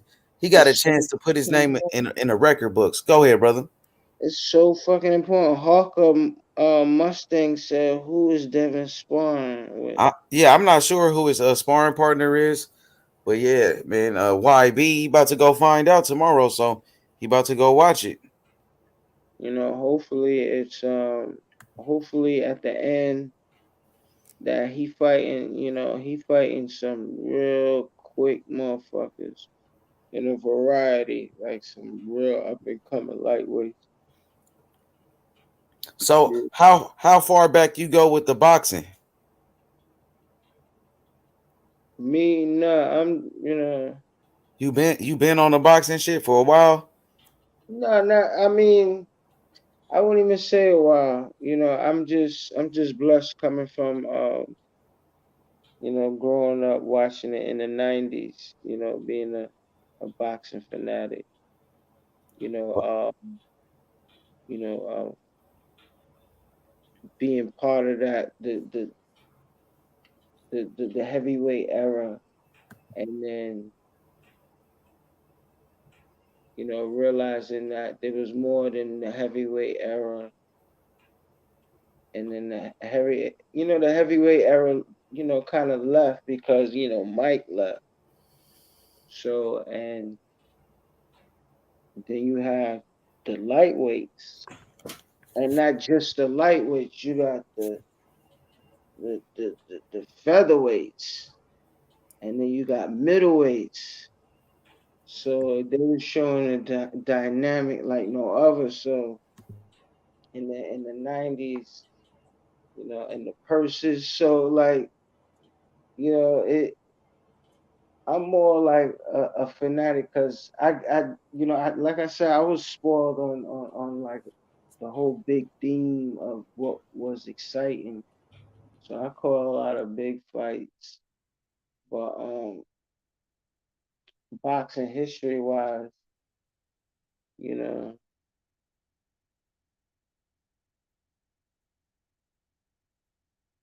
Hell yeah. So yeah, in the I '90s, didn't that's like really. Mike Tyson era. Yeah, I didn't. You know, I wasn't Or the heavy. I '80s. wasn't a boxing junkie where you know I had to see the old fights and whatnot. You know, because you know, in session, you got to see. You know, like you heard about what was part of our history. So like the best fighters was part of history. So you know, other than history, you know, as a youngin, you want to be a part of what's exciting and what was, you know, modern to me was very, very, you know, exciting. You know what I mean? And all the fighters we talking about now, in a sense, in comparison. So it's like right now, I'm just a like a fanatic in a sense for boxing. Like I don't got too many favorites because I come from like an era, you know, like already. So like the peak of it is dead and it's gone already. So it's like it's about the new generation. So I can't. It wouldn't be fair to compare the new generation to the old because everybody that's new is their own man. You see what I'm saying? And they got their own mystique and style. So I understand and understand that already. But that's why I got a few favorite fighters and I just love the game. But other than that, like you gotta see the game perspective. Just like with this Canelo and Bivol fight, you'll be fucking fooled. You know what I mean? And even if they try to fucking rob you, you'd be fooled that that Canelo this shit was like a how you say a upset. This was not an upset. Let me put that out there. This was not an upset. And period. For me, my favorite fighters, like I came up in that same era like you, like in the 90s. So in the 90s, for me, it was about Evander Holyfield. It was Holyfield for me, and after Holyfield, who was it? First it was Holyfield. I liked I think Mayweather. Mayweather was a good fighter, like Roy Jones Jr. I like Roy Jones. Who else? Bernard Hopkins. Bernard Hopkins, that was my guy. And then it was Pernell Whitaker. He was another one. Was a great fighter. And then of course you had Andre Ward. Andre Ward came later, but those to me those were the top guys. You know what I mean? It was Holyfield, Bernard Hopkins, Pernell Whitaker, Floyd Mayweather, Andre Ward, and Roy Jones Jr. What you think about those guys I named? And Smoke too. What you think about those guys? That's utmost respect, especially Andre. Well, I wanted to mention him too because he's so ahead of his time and so pristine. Because it's full circle now. The same individuals we mentioned, and he was aligned to fight. It didn't even make no sense. He retired. He was above all these individuals.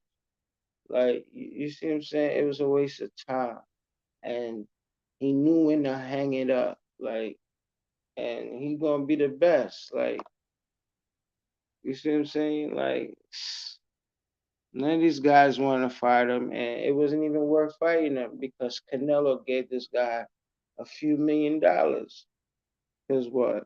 It wasn't really that important, you know. Oh, one fighter I forgot though. Felix Trinidad. Felix Trinidad, bro. One of my favorite fighters, man. I love Trinidad and I like Cotto. But Trinidad was really my guy. Cotto was good too. I liked him.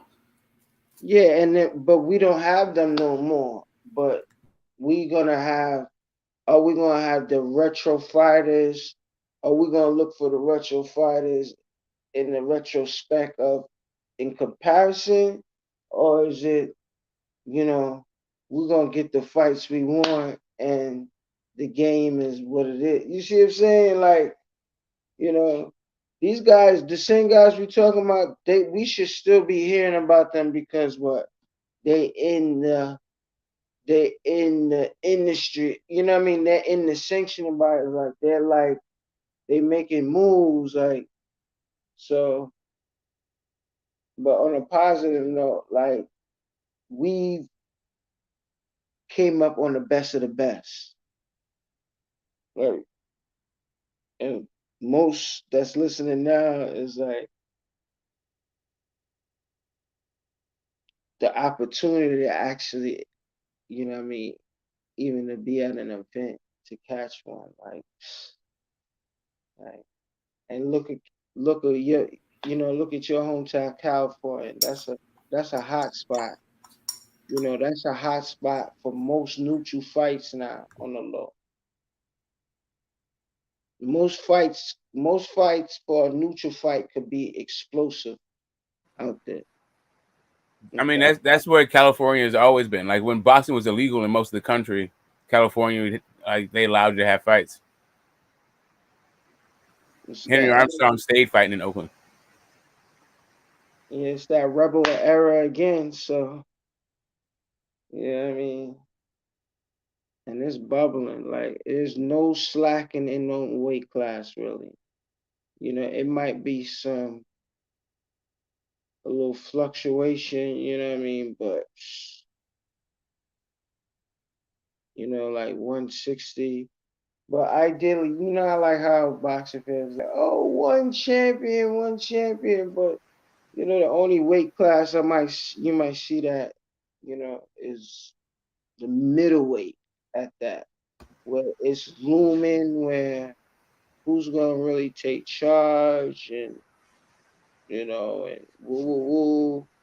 for the future. Who's number one and who, you know what I mean? Who's gonna be that number one guy? You know, because it's all about 160. Yeah, 168 is interesting and beyond. Like Bivol's a star now. You know, for what it's worth. 175 is going, and you know, heavyweight is what it's worth. But the boxing is more than just that knockout. You know, and it's technique and skills, and so we got all these other weight classes, and we got the lightweight division. So it's about to be dynamite, you know. Like we in good hands. Like So I missed the list of names that you what was it set up? Yeah, I'm talking about the '90s, and when I was coming up in the game, because I was so young. The first fighter I remember that was Evander Holyfield, and Holyfield was definitely my favorite fighter. You know, I was a kid, and man, Holyfield was the man. You know, and that's when he was fighting Riddick Bowe. You know, so Holyfield came back and beat Riddick Bowe in a rematch, and I remember. You know, Pernell Whitaker. Pernell Whitaker was a hell of a fighter. Who else? We had a Roy Jones Jr. He was fucking people up back then. I remember he fought the dude. What's his name? Panzienza or some shit. Vinny Pazienza. Oh, he Vinny beat the brakes off. That dude. Oh my god, bro. So Vinny Pazienza started boxing because of the Rocky movie. And that's what they call him, like the real Rocky. Man, Roy Jones beat the fuck out that dude. I remember Oh that. shit! I was watching this shit. I was like, God damn. Not just Roy Jones. Fucking Roger Mayweather. Hey, Roy Jones used to come to the ring with a suit on, a fucking tux and shit, beating the hell out of people, man. Roy Jones used to be dancing up in the ring, beating the hell out of people. Like Roy Jones was that guy, bro. So yeah, my homie, like the dude I've been talking boxing with for fucking decades. You know, out of King's Gym, he was on the '92 Olympic team. He was telling me, that, you know, they had all those Olympians. They have stories from the other like generations gone by, and this is like '92. I want to say like '92, '93. He was like, Evander Holyfield is gonna beat Mike Tyson, and you got to understand at that point. Mike Tyson, everybody was like, nobody could beat fucking Mike Tyson. It was just like a fluke thing that would all happen. I think that may have been like after the Buster Douglas, before it's around then. But anyway, Mike Tyson still hadn't lost his level. So he's like, no, Evander Holyfield got him. And he told the story about, I think now it's become famous, but back then nobody really knew that that Mike Tyson tried to fucking bully Evander Holyfield at the Olympic Village, like when they were both and the Olympics coming up. Like there was some like pool story to try to like take his stick and shit. And Evander wouldn't fucking back down. And Mike Tyson like sort of slunk away like with his tail between his legs.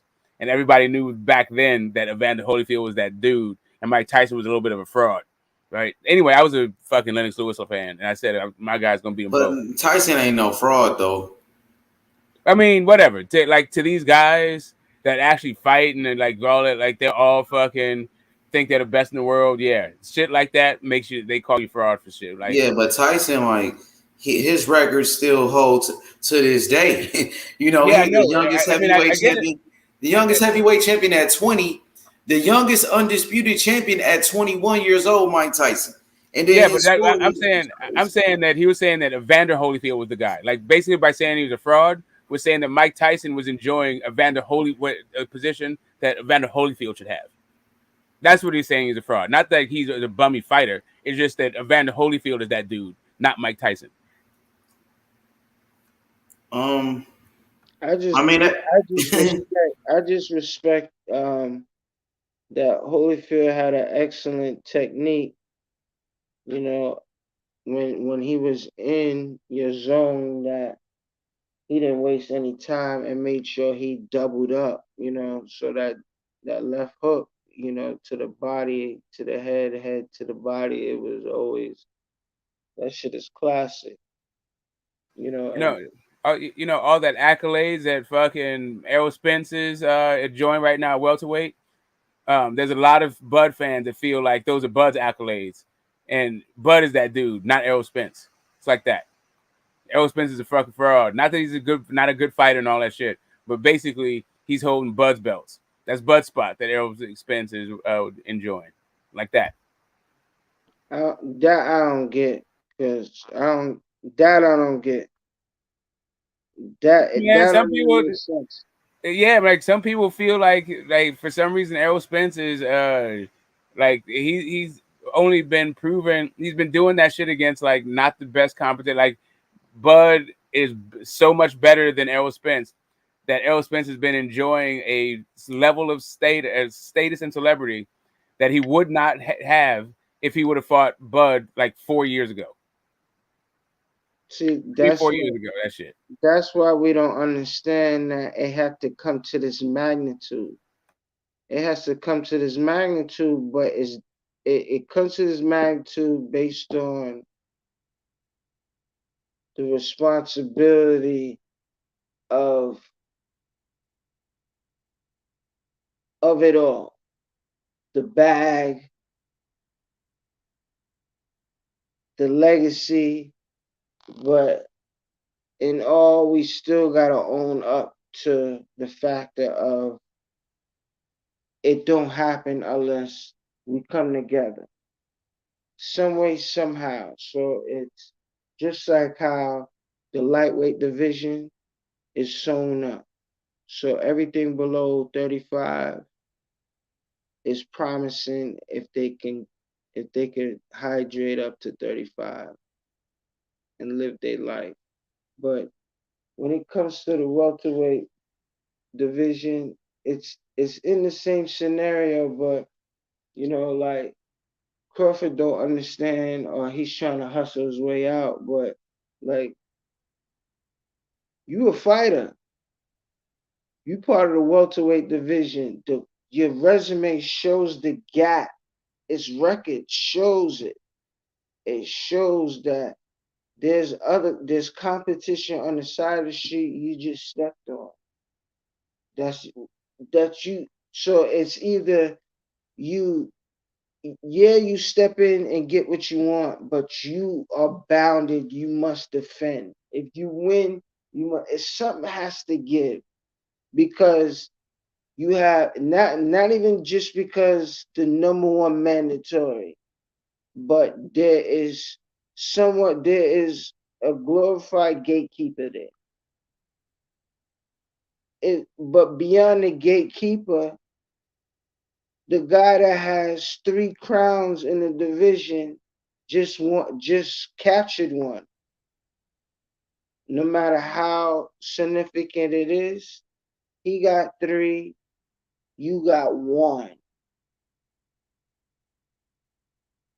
So now, Yeah, but they feel like the only reason he has 3 is because they're all ducking Bud.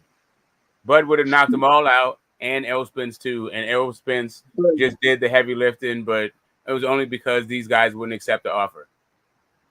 But now, so pick somebody. Now the WBO said, "Yo, you excellent money with us. You are granted the super champion." Now nothing is forced upon him. That's the beauty of, when you meet your obligations with your sanction body. It came perfect timing. So it's like the sanction bodies communicating to say that, all right, Spence won the WB, which was expected. Boom, bam.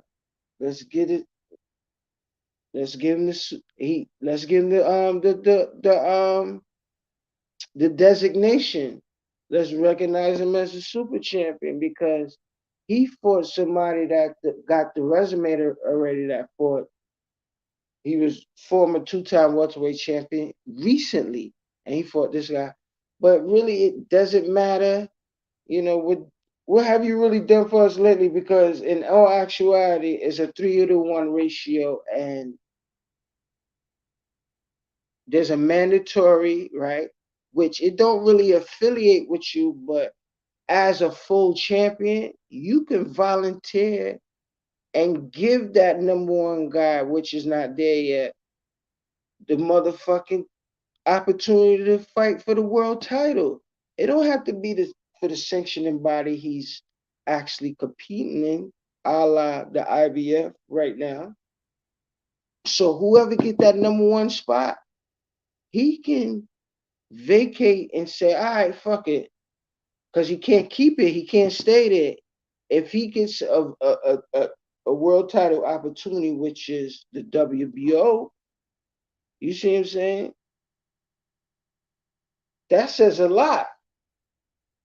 If it ain't Keith Thurman, you see what I'm saying? But it don't have to be fucking Jerron right now. But you got Keith in the wings. You know, title or no title. And, Keith, Keith do them numbers. Like, Keith ain't never been knocked out. That's a gatekeeper. Why he looming? And he didn't get a title shot. So, Crawford can make this shit easy. And all Keith got to do is stay busy, and all those belts are about to be free, and he can be champion again. It's like, give it 6-9 months, and then he can fight for one of these big hits. No. See, that's when the politics come back into play.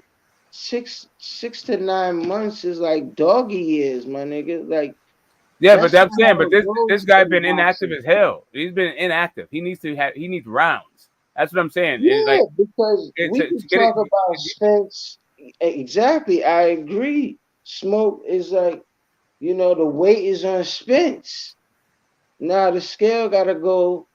We gotta relieve the scale, like, to say, yo, all right, let's let this shit balance out, like, and really reassess it, like, because Crawford could be in the wings, but months are gonna go by, and you still could defend that world title, even though you are the, quote unquote, super, super WBO champion. Nothing's forced against you, but you can volunteer the defense, and that's what Al Heyman needs. It's like he got fighters too. It's not like his stable got only Spence. It's just him and Spence, and boom. You know what I mean?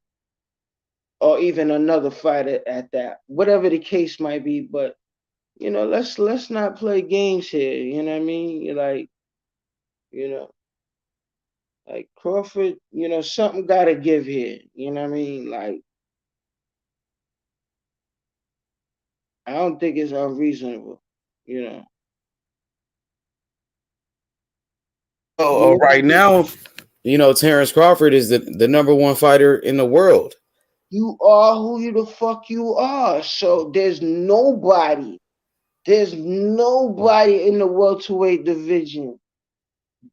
There's nobody that you could, matter of fact, you could pick anybody. There's nobody that should be an adversary to you. That's how that's how it's supposed to be looked at. How it's positioned now.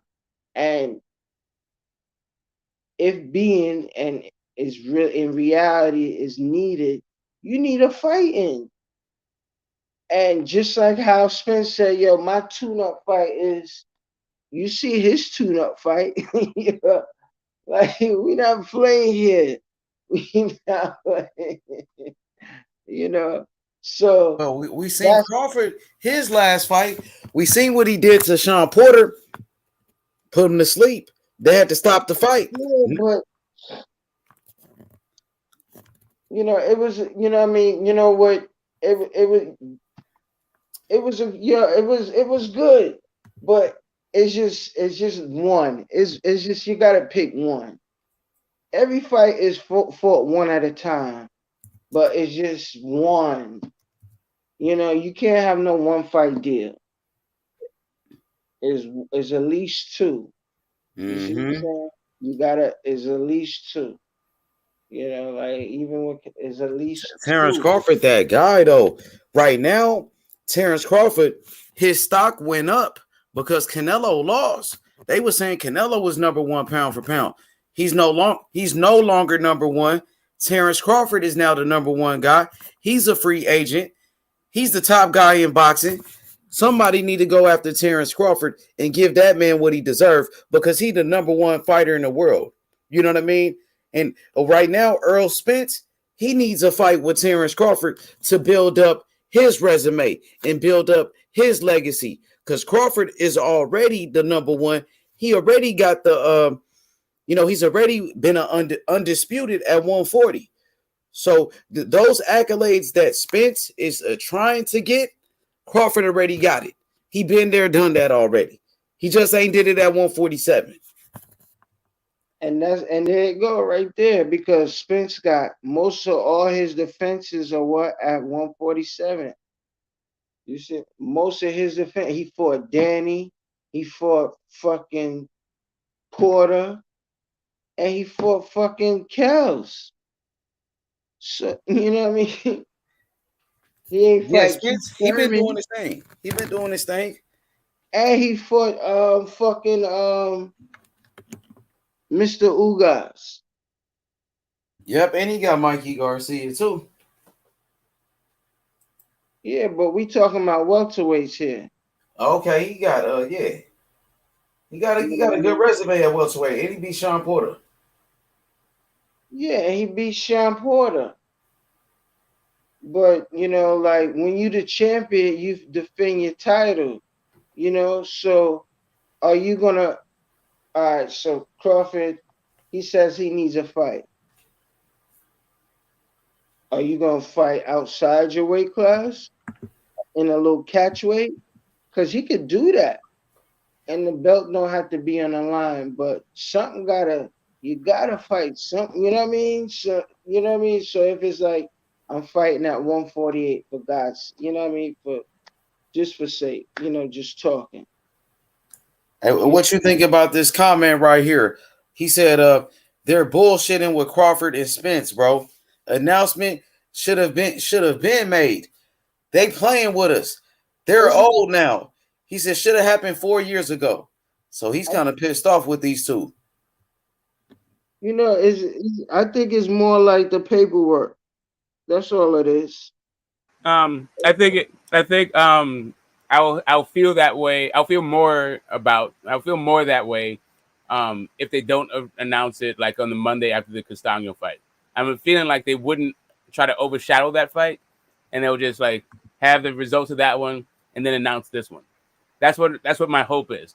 As far as it should have happened 4 years ago, then they're old. Like, they're both undefeated fighters. They're not really that old. I feel like that's just some sour grape shit. I mean, like he said like older, nobody else can beat him. Like literally nobody else. Right? Hey, Smoke. So Haplo said older than Hagler and Leonard. He said who people said was old. They older than Hagler and Leonard was at that time. He said. Yeah, but both Hagler and Leonard. Hagler I think was undefeated at that point, but Leonard was not. Whatever. Like none of those dudes are undefeated fighters. Like when they face each other, these are two undefeated fighters. Nobody else is beating them. I don't know where you get old from. That's what he's saying. He's saying they're fucking old, Smoke. He's talking to you they're now. fucking old. I get it. Like people, I guess like 31 is the new fucking 40. I guess. Dudes are like the last two guys. Like Manny Pacquiao was the other side of 40 when he retired. Floyd was 30-9 when he retired. Exactly. How was Oscar? Oscar was fucking 30, like 38. Yeah, see, Sugar Ray had a lot of injuries back then. He was retired. He had a cataract. Exactly. He had a 4 fucking year layout. Like, man, whatever, man. But boxers overall can be the best athletes in the world, No, I'm not making excuses for the shit show. You wanted to have these guys fight on your terms when you want it, and if not, you're just salty about it. You're mad that you can't fucking force people to do what you want when they want to fuck when you want. That's all that's happening. This fight is happening on their time schedule. It's not too fucking late. It's not too old. Yes, it would have been a better fight. if Spence wasn't hurt and if Bud wasn't, when Bud was like faster. Cool, it would have been a better fight then. That does not mean it's a shit fight now. It's still one of the best fucking fights in boxing. It's highly anticipated, and this is welcome to marinating fucking fights. It's your boy Bob Arum has been doing this shit for fucking ever. This is just the latest example. At least they're like somewhat in their prime and still 2 undefeated fighters. Unlike a whole bunch of other shit that got marinated. Yeah, the game is the rabbit hole is deeper than that, and you got to cross your T's and dot your I's, and you can't just presume, that that you can paint a matchup that easily. It's deeper than that. People don't understand like the magnitude. Listen, as a promoter, Smoke, if you're a promoter and you got welterweights, we're talking about welterweights here, and you wanna keep all these titles in house, and not just in house, but you want to show and prove that whatever it takes to keep these sanctioning bodies communicate, keep these guys in order, so that the belts are being defended as one, and you understand what I'm saying? So all these, it's actually possible. You know what I mean? And it's going to be shown in certain degrees with like, listen. Here's the thing. Yeah, I feel like like people are well, like hold on, just. Smoke. You know what it is too? The biggest factor we not even mentioning is that we with Crawford and Spence, they so big for the weight now. It's time for them to be speaking. Yeah, I mean, listen. I don't feel like there's another fight for either guy to make at 147. Like that. Like every other fight is a magnitude, magnitude less of importance than this particular fight. But I feel like Haplo right now is just voicing a whole lot of pent up frustration, right? To the point where he's like negging the fight. It's like a dude that's like, he's one of these incels that sees a fine ass chick that read up pickup artist. So he's going to start telling her how fat she looks because he really wants to fuck this chick. Instead, I get you. Maybe you can nag this shit, but right now you just sound like a really pessimistic, bitter fight fan. And you're saying some shit. You're going like overboard with talking about how bad this fight is and how delusional we are. Like they're literally sending out offers and they're negotiating this fight. If it never happens, cool. If you feel like you're in a good position to feel like the fight never happened, great. You don't have to, but to talk about how it should have happened 4 years ago and how they're old now, that's a bunch of bullshit. It takes, it takes at least like every fight is on different levels, like elite fights like this that we getting in this era to be is they all different weight classes at the pinnacle, like like it's big. You see what I'm saying? I don't get it with folks, like whether it's the simplest fight where they'll understand the nuances, or that you got to respect a simple fight because the lower man, you got to give that person a shot. You got to give that unknown guy that ran up a winning streak. Whether you know or not, in this world, you could run up a fucking bag. There's people that run up a winning streak where it's noticed, and there's people that's watching, and they saying yeah, and they gonna mark them and put them in that column, like, and you like, who the fuck is that? He's up. So like,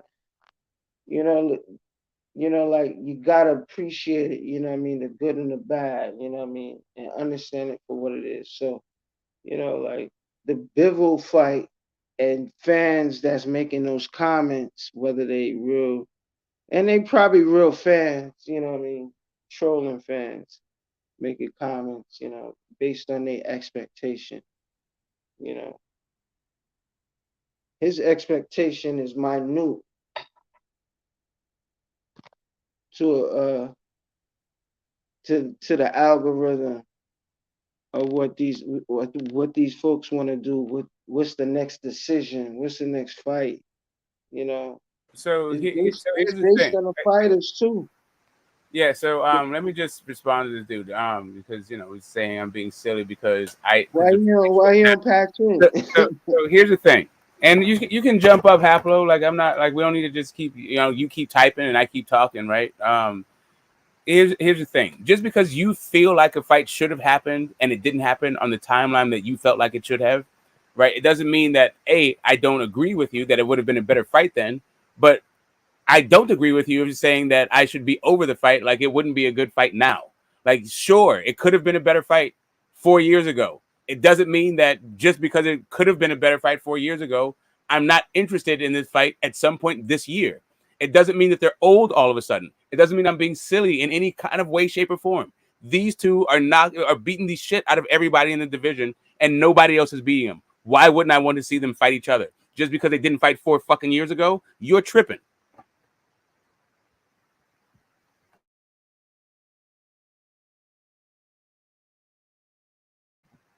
Sorry, that's it. It takes a fight like 3 years. An elite fight can take like 3 years to muster up. You know, and a fucking basic mandatory, a purse can run up to over $40 million, whether you want to see the fight or not. You know, like it varies so much each, you know, like whether you might look at the Fury and White fight, the purse in that fight, you know. You wouldn't believe it, but Yeah, it was worth Smoke, that I'm much. here now, bro. And I think maybe you're misunderstanding what I'm trying to say, bro. I've been listening to this shit for the last hour and a half. You guys going back and forth talking about this and that. Like, honestly, bro, This and that fired up. this fight should have been happened. Listen, bro, you're a boxing fan. Stop talking about why it needs to marinate for 3 years and all that, bro. I don't know who you are, but man, I've been listening to this shit for a while now, dude. And I'm kind of sick of it. This fight should have been happened. The fans have been wanting it. And as boxing fans and not fanagers, as you guys are playing on here, this fight should have been happened. Like Leonard versus Hearns happened. Like many other fights like that have happened in history.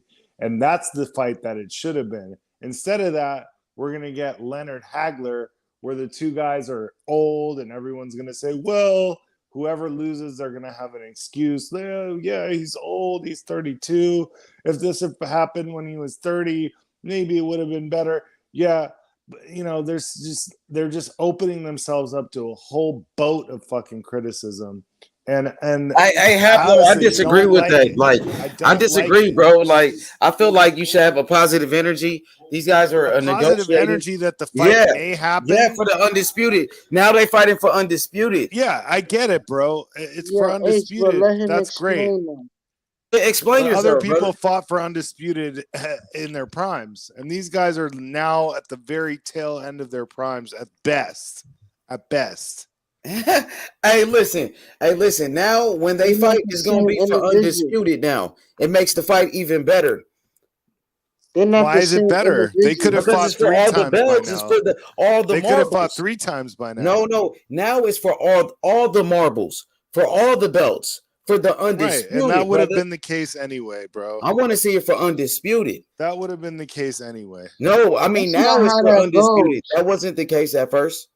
Okay, so anyway, so you do realize that, like, 3 years ago, it would have been a unification fight no matter what, because once Crawford moved up to 147 and got a belt, and Spence had a belt, they would have fought for unification anyway.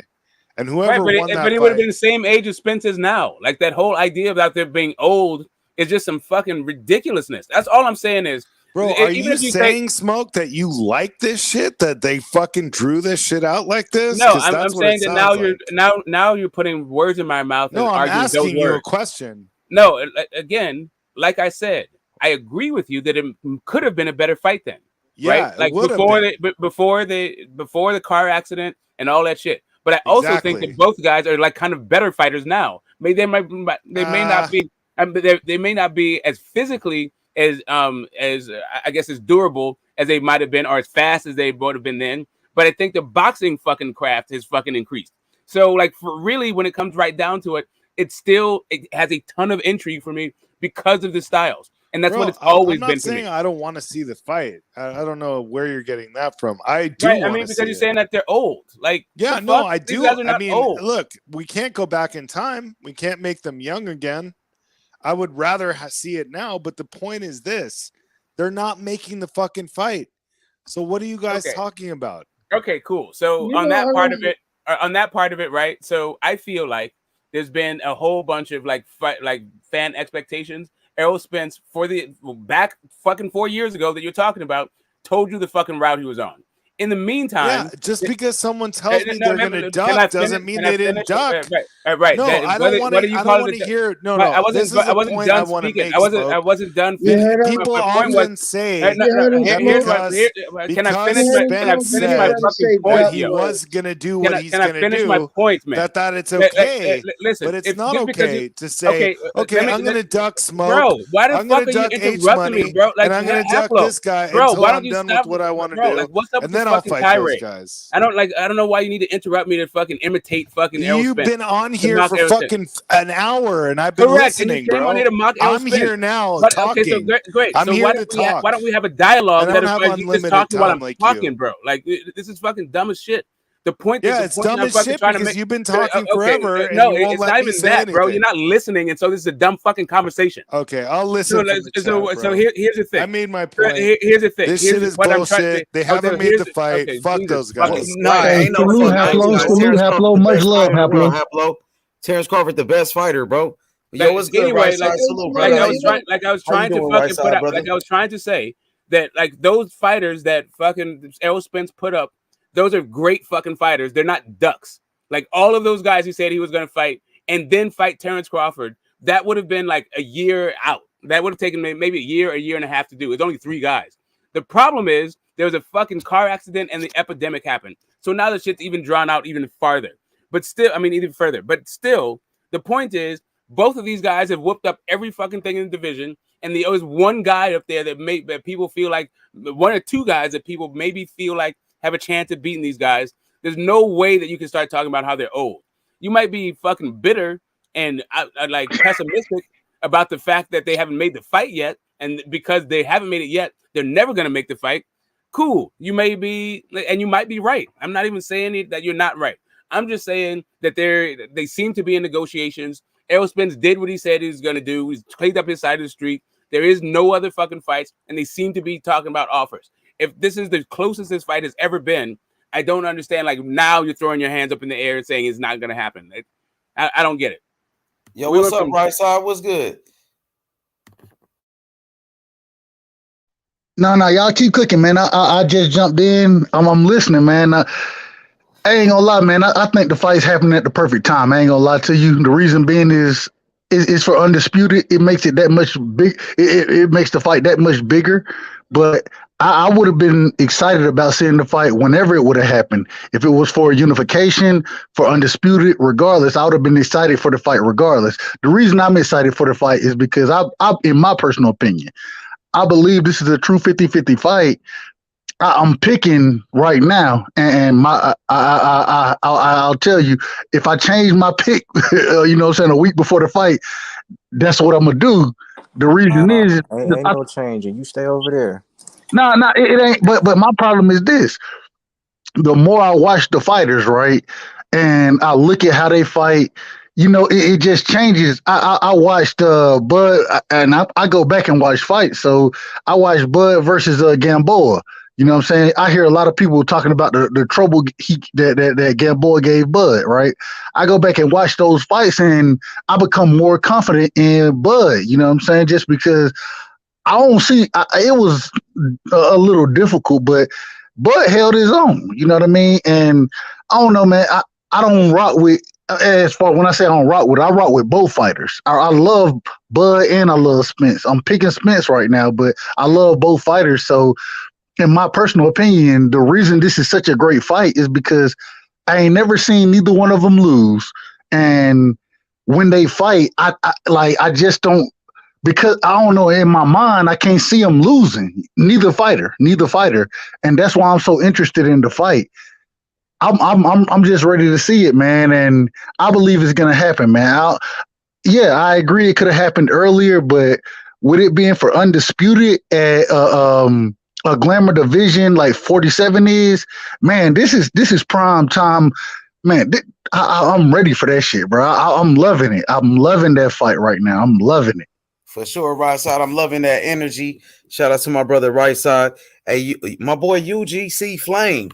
UGC Big Flame in the building. You know, he coming through with the Terrence Crawford all day. #1 pound for pound. The best fighter in boxing. And UGC, he been saying that for the longest. UGC Flame, we seen Canelo get beat.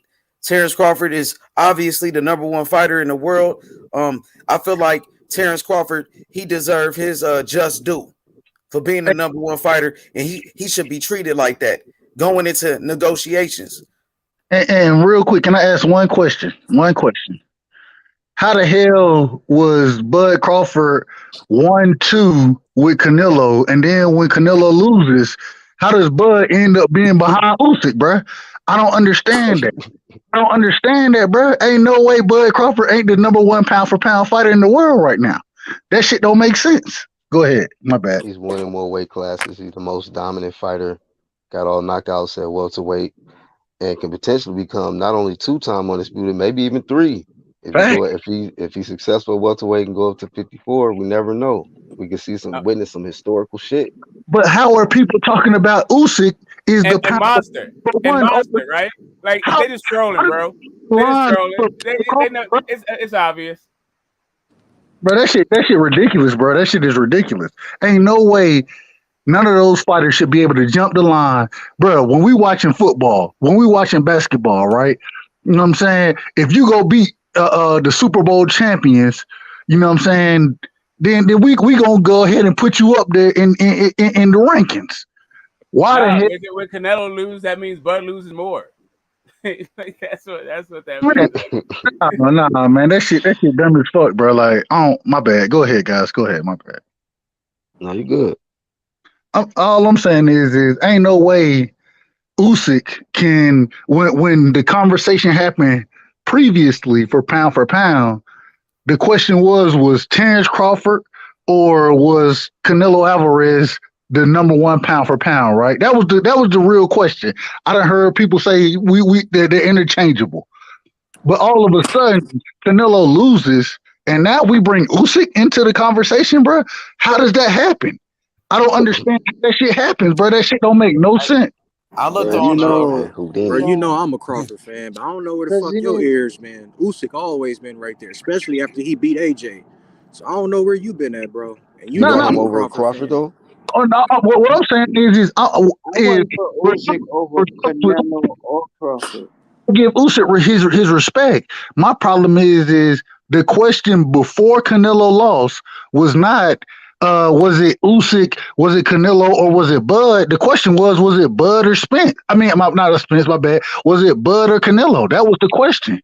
And then when Canelo loses, he deserved the #3 spot. Usyk deserved the 3 spot. All of a sudden, Usyk moves above Crawford, bro. Come on, man. Let's stop the cap, bro. So when I looked on a ring magazine, their rankings, they had Canelo #1, but #2 was Usyk, and #3 was Terrence Crawford. That was on a ring magazine. But on ESPN, they had Canelo #1, Terrence Crawford was #2. So, but then I created a poll to see who was the best fighter. It was Terrence Crawford or Usyk, and Terrence Crawford won. So, I think Terrence Crawford is the best fighter right now, man. I got to give him his credit. Go ahead. Yeah, I'm sorry, you're gonna go right side, but I want to just ask my boy Flame about this Terrence Crawford and Earl Spence fight. Do you think it's gonna happen? Oh, what you thought about Earl Spence knocking out Ugas? We know Terrence Crawford coming off a knockout victory over Sean Porter. So both fighters coming off knockout victories, and now it's for the undisputed. Do you feel like this right here is the perfect time to make the fight? There's no other fight to make, man. It's like literally the biggest fight in boxing. And if it happened this year, man, it'd be massive. Only thing I can say, Age, is I hope it happens, man. I hope it happens because I'm a boxing fan. I've been looking, paying attention to this fight, building up for years, and it's marinated enough. It's time to cook this one right here and get this one on the roll. So hopefully the boxing fans will get this one. Errol, hopefully he's super confident with the man down that he got in this last fight versus Ugas. Fucked his eye up. People was worried about Errol's eye, but he fucked up Ugas' eye. So big ups to man down. Strap season for that shit. But hopefully he keep that same energy and go ahead and send the contract over and get this shit done, man, with Crawford. I feel like with Flame, I feel like Terrence Crawford is the number one fighter in boxing. He's the best fighter in the world. If they gonna send him a contract, bro, make sure you treat him like the best fighter in the world. That's all I'm saying, bro. If y'all really want to make this fight, because at this point, you feel me, bro? No, and this is the thing. I'm glad you said that, H. But he was said that. So if you saying fuck it, I'm good. Who the fuck, what's his name? Flame. Who fucking Crawford fighting next? Who he fighting next? Is he vacating that motherfucking world title, man? Because what's going on here, man? He vacated. I've seen his most recent interview. He wants to become undisputed at welterweight, man. Hold on. Hey, why would Bud Crawford vacate? That don't even make sense. No, but I'm just trying. There's only one reason he'll vacate. You know the reason. Come on, bro. Don't be trying to have Charlo on witness protection. We gonna knock his ass out too. Hey, and I don't disagree, Rodney. I want to see both fights. I want to see if whoever wins between. I'll just give Crawford props just for going. If he beats Spence and go I'm just trying to understand. I'm just trying to understand here. Hold on. You telling me I'm already the unified motherfucking champion? That motherfucker over there, y'all said, is the number one guy, but he ain't the number one guy, because that's what's going on. But it's different. Number one in boxing, but not number one at what? I mean, we gotta respect Earl. He got the hardware with, So hold up. So Earl just took the WBA title. He just beat the starch out of Ugas. So his his next fight is going right into motherfucking He called out Earl. I mean, he called out Bud right after the fight. Crawford, right? Yeah, So he called him out. He said he coming for that last belt. We can't say Errol is the number one per pound fighter. We can't say that. No, so I don't get it. So Crawford don't have no welterweight fight. He fought Porter of all people. Of all people, he fought Porter. Yeah, Porter was a 2-time welterweight champion, right? He already lost already. And yes, he was ranked number 2 or 3 in the WBO because he wasn't ranked with no other sanctioning body. And as his resume goes, that's why he was ranked high. And it looked good to just fight him. But there's much more better welterweights than him to fight. And right now, the dilemma is, bro, that's what he's gonna be on the shelf. How long is he gonna be on the shelf playing, yo, make sure you take care of me with a fucking, show me the money. That's old negotiation. You see what I'm saying? Like, you done fucking cross the street to Neverland right now. Like, like your future is here. Whose future? Who's? Bud? Crawford. What do you say? He's already been undisputed. He's been the champion. He's a 3-division champion. Talking like he's supposed to retire now. Then I didn't say no. When you finish that statement, then he should retire right now. No, he shouldn't retire. He's trying to add on to his greatness, bro. That's what he's doing. He adding on to his greatness. They add on. So this way, so if we don't take it like how Flames, you are negotiating for what it is. You want Spence now, but the hierarchy saying, yo, you gotta do this before you pass go. You gotta. What you talking about? What he got to do before you get to the big fight? Yo, he can't call shots. There's no way he coming across the street calling shots. That's because he said that. No, there's no way. There's no way. We just want to see the fight, bro. Way. If you gonna call shots to say, like I heard H Money said, in a sense, he should be taken care of. Of course, he should be taken care of. What he asked for, it shouldn't be unreasonable because why? It's gonna be somewhat of a partnership that there's gonna be an outlook, not some. You might have to come to Dallas. You might have to walk out no first. One-shot deal. It is what it is. It ain't no one-shot deal. Still gonna beat that ass, man. Talking about is ridiculous. At the end of the day, not like you could go to Danza. He can't go to the zone and fight some other welterweights. I'm gonna go fight this welterweight and that one. What's going on with them welterweights? Welterweight, bro. That's the thing that we're saying. He's the number 2 welterweight right now. Pound for pound, he's the number 1 pound for pound fighter. Right. We're not disagreeing in any way. The thing that we're saying, they both need each other equally, man. But I hear you. Go ahead, though. Go ahead. That's a vague lineup. No, that's not a vague lineup. There's a big difference between being number 1 in your division and being pound for pound. When they call Canelo, the number 1 pound for pound fighter, and he moved up and fought Bivol, he got his ass whooped. He won. He won the number. Was arguably number 1 at 75, but we knew Canelo was number 1 in the sport.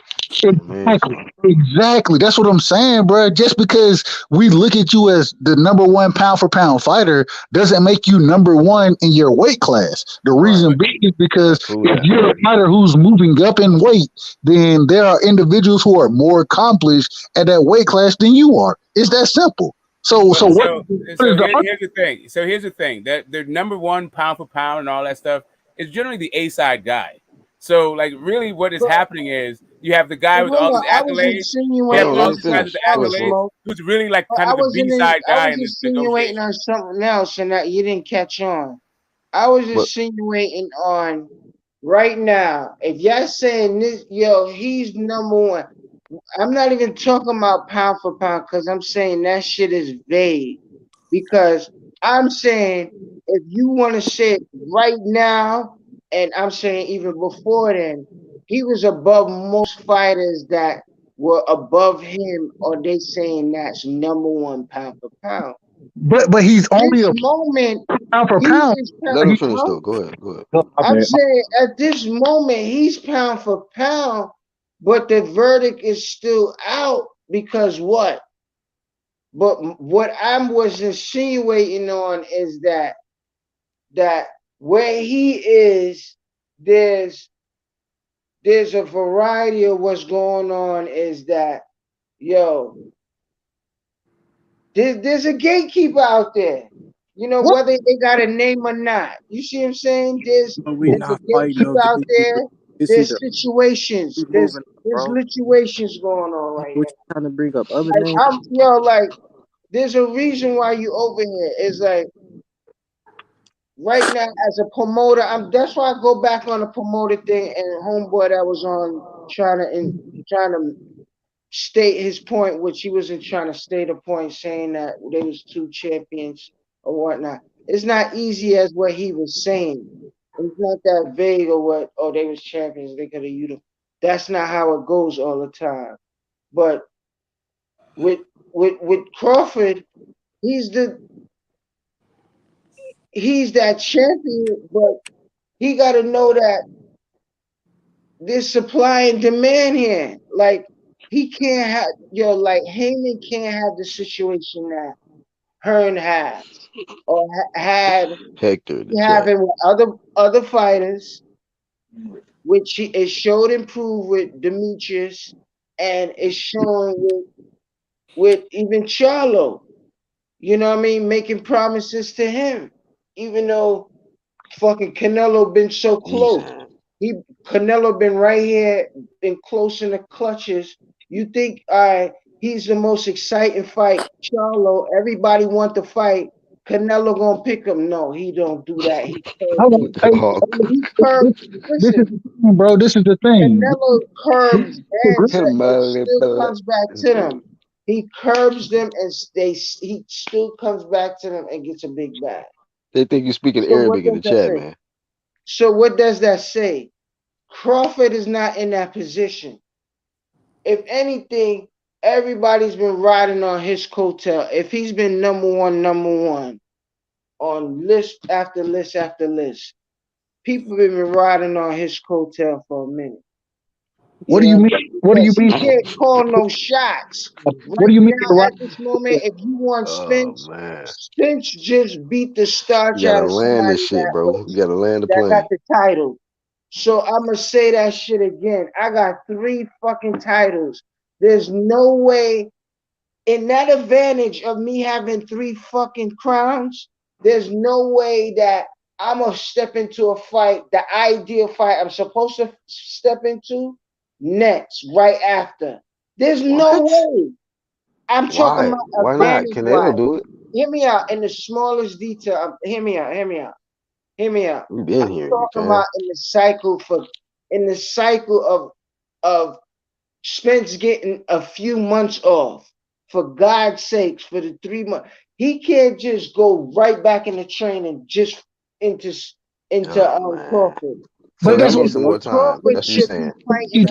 Canelo do it. So well, I was trying to figure where he was trying to take it. So basically, the fight doesn't need to happen right now. You're saying he need to get a tune-up first. The fight back.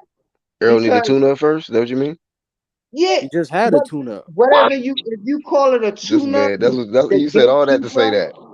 Errol needs a tune-up first. Then he gonna fight. It's all with all due respect.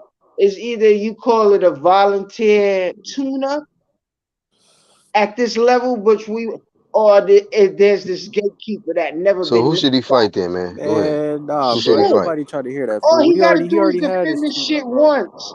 All he gotta do is defend it once. This man want to see him fight a tune-up. So who do you want him to fight, bro? He just fought Ugas. What you talking about? So, he just fought Ugas. So hear me out. Hold on, bro. Hey, yo, hold on. Hold on, bro. The man just came off an eye injury. He fought for another title, won that title, right? So why would he need a tune-up before he fight Bud Crawford, bro? Why would he need a tune-up? He a big fish, man. You're not listening. It's the opposite way. When is the last time Bud fought? That's what I'm talking about. When is the last time Bud fought? But Bud want to fight Errol next. This is what boxing is about. I hate long layoffs. And I thought, in my personal opinion, that Bud should have took the fight with Keith Thurman. I thought Bud would beat the shit out of Keith Thurman. I think he'll stop his ass, in my opinion. But at the end of the day, in the next 2 months, you still gonna say that? That fight, these particular fights don't need promoting. What are we talking about promoting? Like this don't need but 3 months to promote. What are we talking about right now? I don't know. This fight can happen this year. So I think what he's talking about is the same thing that I was saying. The same thing with Rungvisai's doing right now is he's taking like a stay busy fight before he gets in there with like the big guy, right? So he's not some of the ring runs. He's just getting some rounds in. And guys used to do that a lot more often. And I think Ao is saying that Bud should do something like that. Like pick on some little dude that don't really that poses no threat to you. Doesn't even have to be a title defense, but just get some fucking rounds in so he's sharp for the Spence fight. I never said not at this level. Even for the Rungvisai fight, it's too late for that. Not at this level. You seen what Spence did?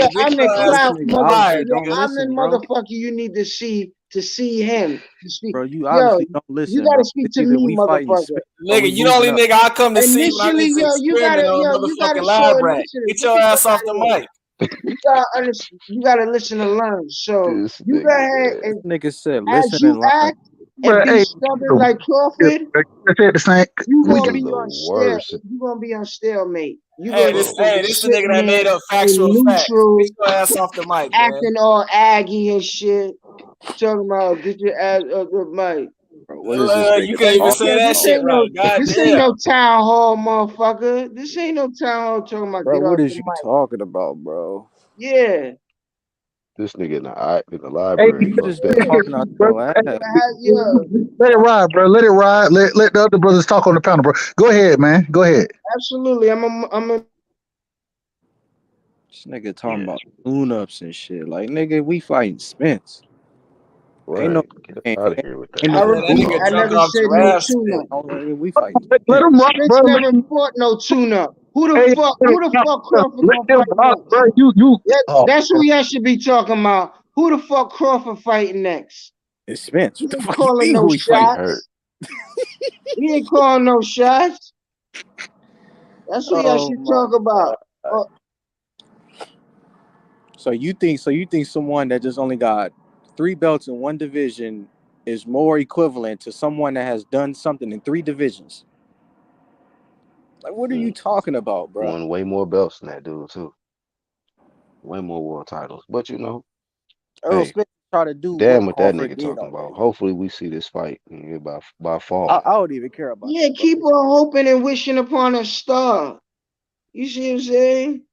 You know what I mean? You're not a boxing Talking fan, about so solutions. that's why Get you off don't the want to see mic. it, You bro. can't get me You're not a off no boxing mic. fan. You better dialogue and stop wishing upon a star. You better dialogue. That shit don't even make sense. God damn.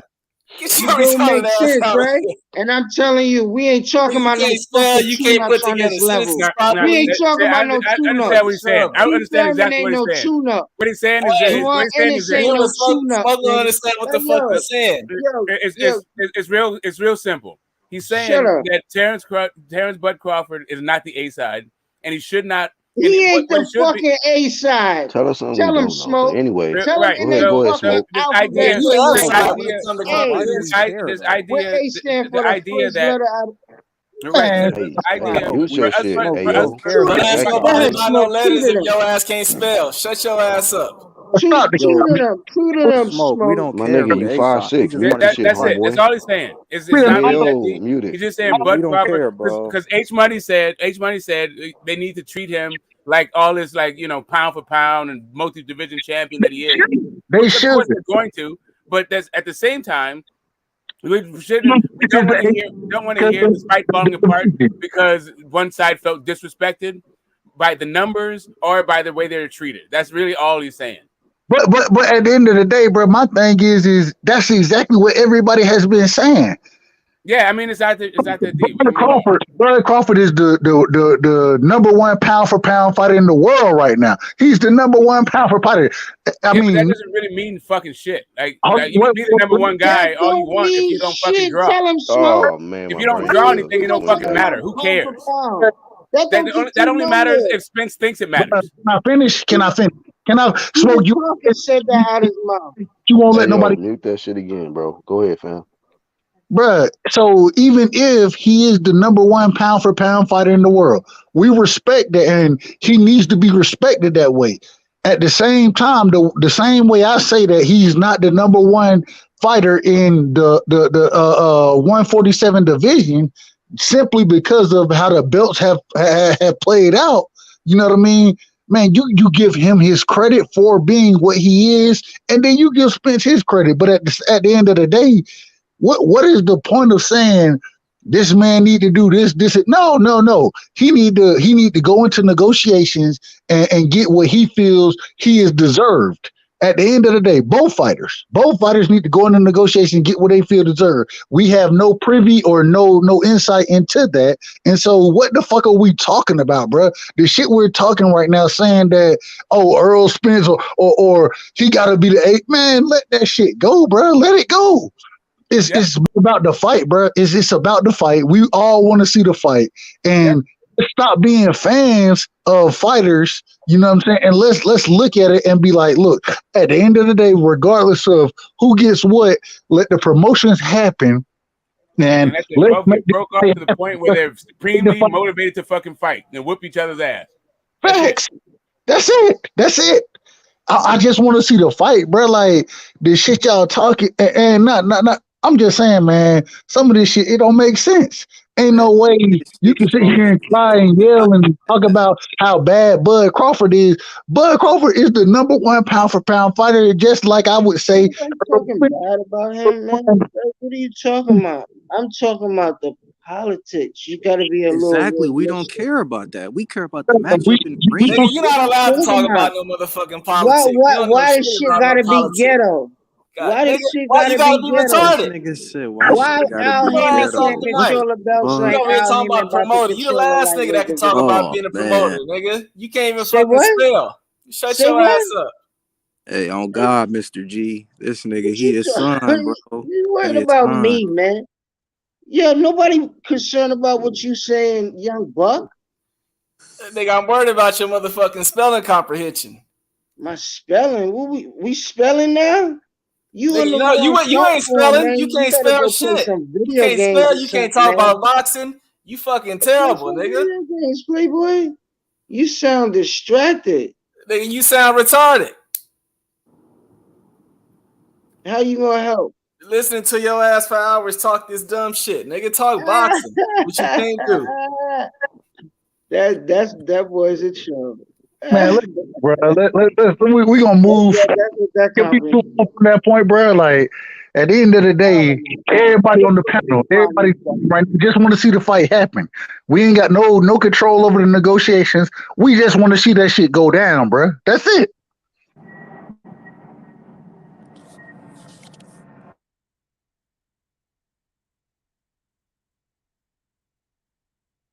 You gotta be fucking realistic, you know what I mean? I hear what you're saying, Playboy.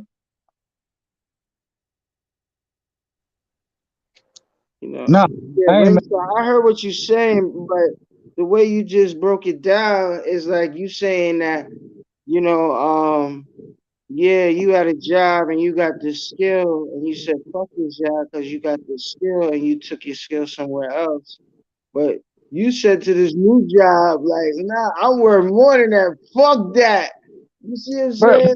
Like, I need this job though, but fuck that. I need more than that. Like, here's the thing. You can't negotiate hardball stepping in somewhere else, some other organization. Like, you gotta show and prove. Like, motherfucker, you can't even spell organization.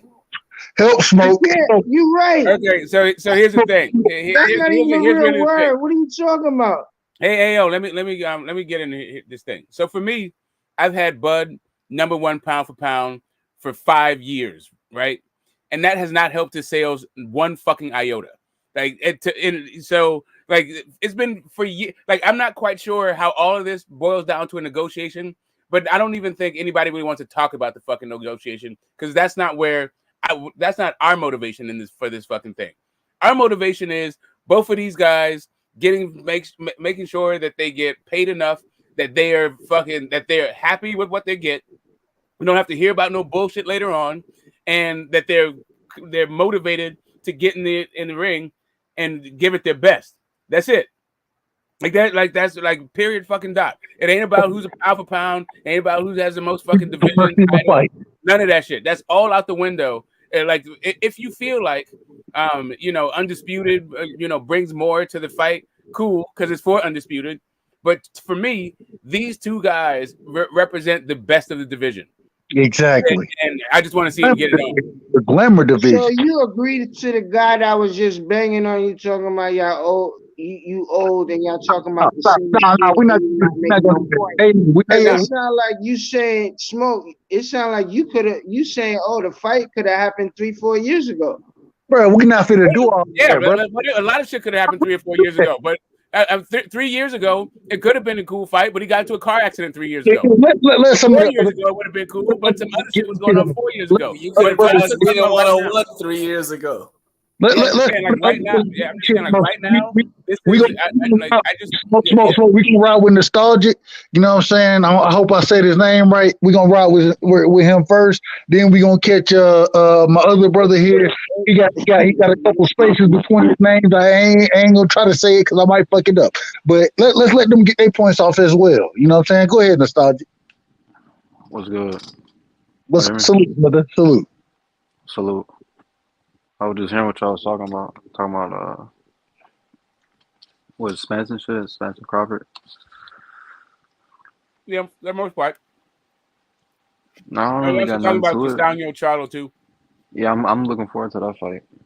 And also Boots and what is his name? Stanione. Oh, Clayton. No, Clayton. Or what's his name? Castillo Clayton. He's Castillo Clayton. My bad. Castillo Clayton. I think is it Castillo? Whatever. He gonna get his ass whooped. That is what it is. Go ahead, brother. My bad. Nah, I mean that's for the Earl's belt, right? IBF eliminator. Yeah, that's for the eliminator right there. Yeah, hopefully, if Anderson sort of he's a favorite, so he probably should win that fight. Hopefully, if he gets that win, they actually put him at number 1 for that belt. I mean, if that fight with Terrence doesn't happen, I mean that'll be a solid fight. I just hopefully we don't get 2 draws in a row with this fucking Charlo shit. I mean, I just want a definitive winner. Who you got in the who you fight? Who you like in the fight as far as Charlo versus Castano goes? Who do you like in the fight? I think I have to go with Castano because I feel like I don't think Charlo can knock him out. You think he ought to be Castano throw too many punches. I feel like Castano. Okay. Go ahead. I think it'll be cool to see Charlo win. I like Charlo. He's cool and shit, but I think Castano might be a bad matchup, man. Okay. I ain't mad at that. We gonna go to the brother with the H's. You start with the H. You got too many spaces in your name, so I can't say your name, brother. Go ahead. Don't let Ayo try to spell my shit. We'll be here all night. Hey, the first Castano fight, I had Castano winning that thing 7-5. I had it a draw, but I ain't mad at 7-5 either. I had it a draw, but I ain't mad at that. Go ahead, brother. My bad. But that's hella respectable though. I could see that too. But you see, when it comes to this rematch, the only thing I've been hearing, and I mean even here too, we only talk about what Charlo could do in a rematch. I don't be hearing nobody talking about what Castano could do in a rematch. I agree. You got both sides. They could both do make improvements to get better. To me, it's an even fight, but just based off the fact that I seen Castano win the first one, in my opinion, I'm gonna ride with him to win the second one. Hey, let me ask you a question now. And what you saying that? No disrespect. I somewhat agree. I disagree when we talk about making adjustments. I think that Jermell Charlo, I think he has more adjustments that he can make versus Castano. You know what I'm saying? I think he has more. But I want to hear, as far as adjustments go, speaking on Castano and Jermell Charlo, what do you see? What adjustments do you see, and how do you see the fight playing out? Well, shit, in that aspect, I think Charlo got way more as far as adjustments he can make. Staying off the ropes, for one. He could have shown a better jab, if you ask me.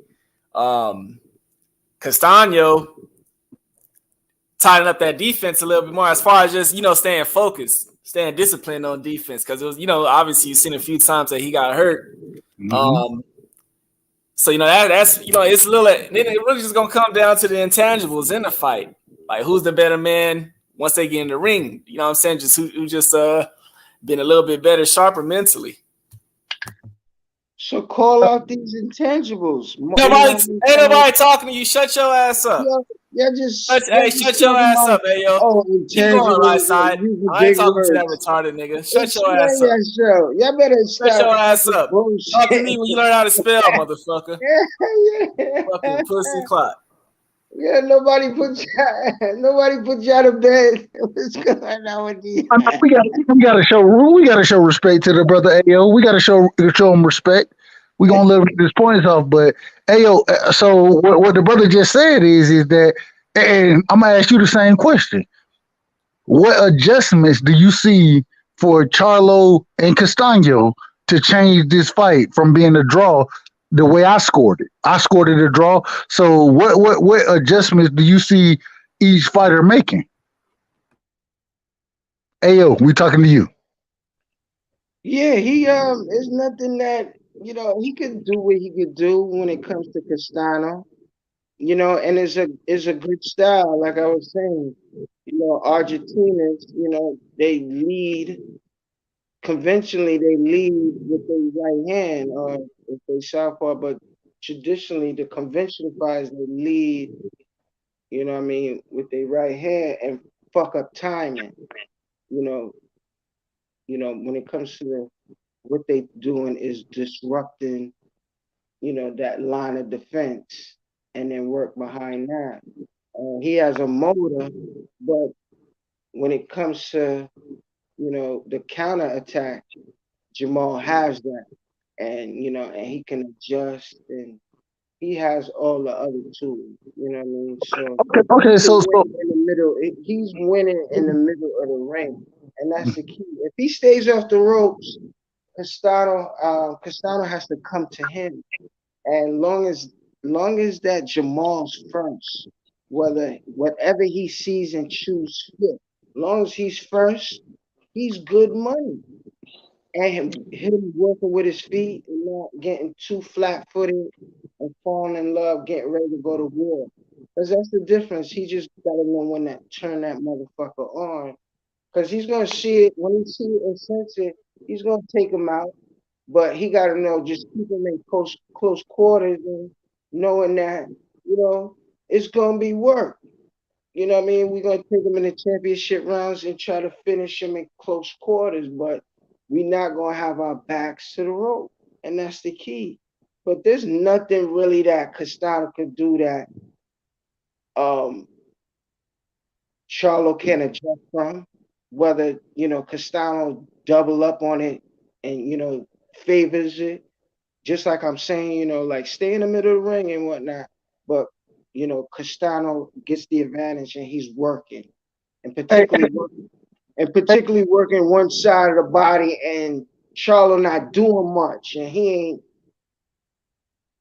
parrying and, punching between the guard or, trying to counter with power up, to change the momentum, so like Charlo looks for that anyway. So engage with him in close quarters. And if you're out of reach, you still got the advantage because your jab is much better with your footwork to step around. So he just got to employ a little everything and pull out what he used to do. You know what I mean? Because like how Homeboy was saying earlier and everybody else who loved the boxing game, you could see his love for sitting down and ready to put somebody the fuck out. So I still got Charlo winning. Castano ain't got no fucking chance. Smoke, what you got on the Smoke? You just heard you heard the great breakdown from AO. You heard a great breakdown from him and why he's picking Charlo. What do you have on the fight? Do you think first two questions, multifaceted question for you. Who did you have winning the first fight, and how do you have the second fight playing out? Go ahead, Smoke. My bad. No sweat. Yeah, no problem. No need to apologize. I had Charlo winning the first fight, and I thought it's one of the. If I was to teach people like how to score a fight, I would bring up that particular fight because of how hard it is to score, because of all the complexities involved with scoring. You could literally have either guy winning 117, or you could have it a draw because of both the success that both guys had within the framework of the four. Real quick, right? I had it a draw. I thought it was a draw, and yeah. But go ahead. I had it a draw, but go ahead, brother. My bad. I apologize. Yeah, no, I heard you had it to draw, but I'm just saying, like, there's a lot of swing rounds. The rounds that were won decisively were, I felt like there was more maul rounds that were won decisively, but I felt like Castano got really good work at the end of most rounds, so you could be like stealing rounds, kind of stuff. He like that amateur stuff that you can do. Like it's just a really tough fucking fight to score. Like when it boils down to it, their styles, the way that they clash, is going to make it kind of tough because I think both guys are going to be able to get off their work, and they have contrasting styles. The reason why I feel like Castano has less to do is just because of that's like just kind of how he fights. It's kind of like B-Ball in a rematch with Canelo. Like not only is he successful at what he does, that's how he fights anyway. That's what you're gonna get, even if he's not successful. He just fights fucking this way. So that's a Castano I've come to expect in a fight. I feel like Jermell Charlo I've seen a better version of him. So I'm expecting like, the kind of, I mean, it's been a while. I mean, I felt like the first Harrison fight was a better version than I saw in this Castano fight. I felt like he was tentative.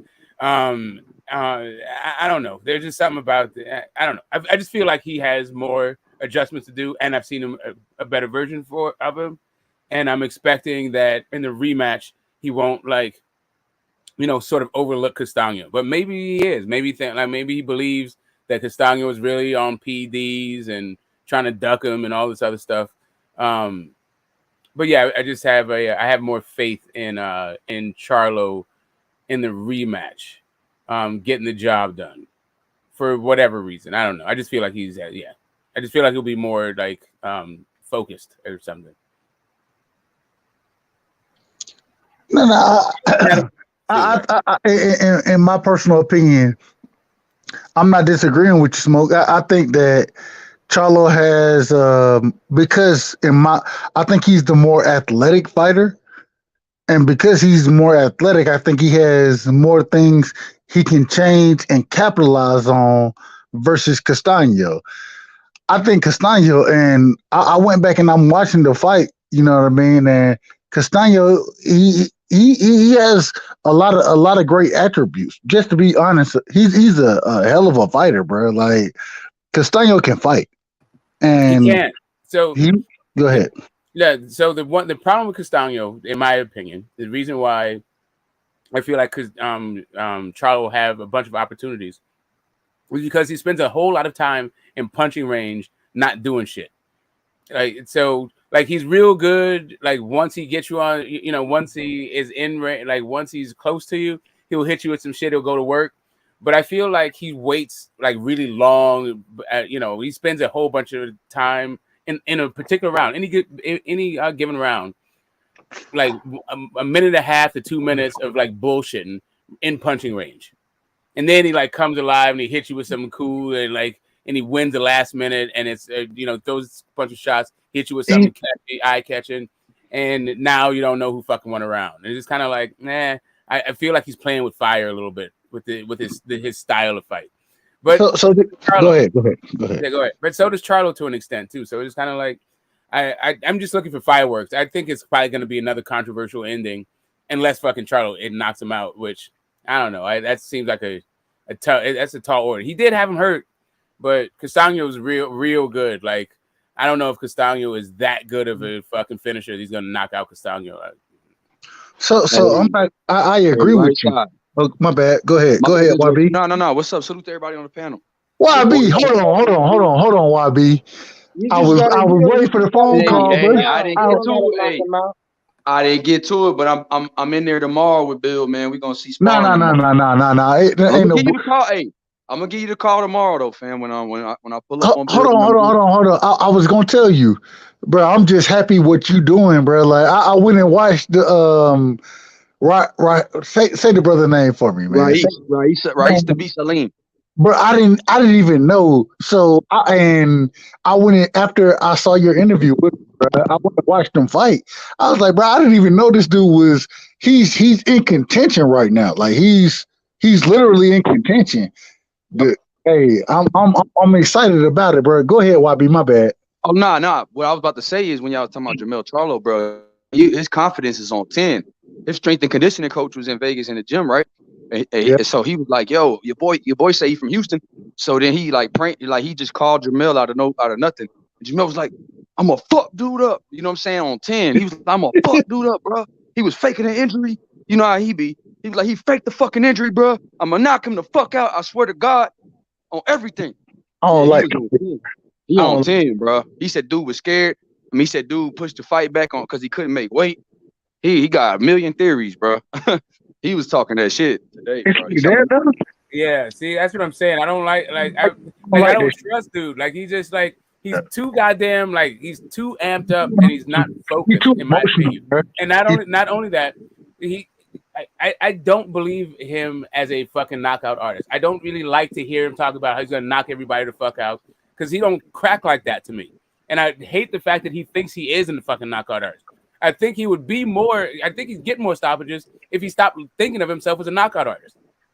Hey, Smoke, you know it's crazy. I was listening to Joe and Coach Ronnie Shields earlier today, right? And one thing I noticed, Ronnie Shields was, and I much love to Ronnie Shields because he one of the coolest individuals that you'll come across. And one thing he was saying was kind of like, yeah, and he was only talking about the big Charlo, his fighter, the big Charlo. So he was kind of saying like, man, I need him to calm down a little bit. I need him to understand what's going on in the ring so he can go dominate and implement those things that we've practiced and worked on. And when I hear that, go ahead, Smoke. Go ahead. I'm sorry, I didn't mean to interrupt, but I don't know if you remember the fucking Austin Trout fight. Dude was like winding up and telegraphing and looking for home run fucking shots. And Austin Trout saw that shit coming from a mile of fucking way. And all he did was dance away from it. And he was able to survive strictly because fucking Austin, for some reason, Charlo thinks he's some fucking knockout king. Bro, you're not Mike Tyson in there. You're not fucking Tank. You're not fucking Better Be It. Go in there and box the guy and let the fucking knockout come. But my problem is I think that Mel, the old or Maul Charlo, the older Charlo, I think he's kind of he understands that better. I think the younger Charlo, the amp that he has in him, bro, like he's an amp fighter. I love an amp fighter. I love that because you got to be ready to get up for the fight. You know what I'm saying? But the problem is, in my opinion, is that ampness that he has in him is a detriment. Because if he goes and follows the game plan, I like him to win. But if you're too amped in a fight, bro, it's hard for you to follow the game plan. And I think I like Mel. I like him to win the fight, but I ain't gonna lie to you, bro. It's a 50-50 fight, and if Mel come out there over amp, bro, I like Castano beating his ass because you can't be over amped in the fight. Go ahead, guys. My apologies. Nah, he's like focused on the wrong shit. Like I don't even understand. Like, why the fuck? Yeah, who cares what this dude's doing? He's still gonna be. I think he's gonna knock him have to fight the guy. I don't know if he's I gonna think knock Castano him gonna out. beat him. I could see him knocking him down You gonna knock because Castano ass out? it's tough. Nah, he's not. I think Argentina Castano gonna is beat him. tough. But that's all it takes, him knocking him Don't down. knock Castano out, bro. If you don't knock Castano out, does he win the fight? Hell No, yeah. I think he can.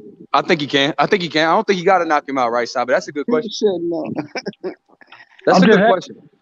But because look, if he don't knock him out this time, he gonna definitely knock him down in the fight. Unless he I gets see him. fucking knocked down, like being overzealous, like loading up on shots because Castano is not fucking Austin Trout. Like, listen, like you do all that fucking bullshit against fucking Castano with adrenaline dumps and like with feeling like you're like King Kong and dudes like ducking you and shit. Right, bro. Like I'm trying to tell you, like I'm saying, I'm for real. There's a reasonable way to score that fight. 117 for fucking Castano.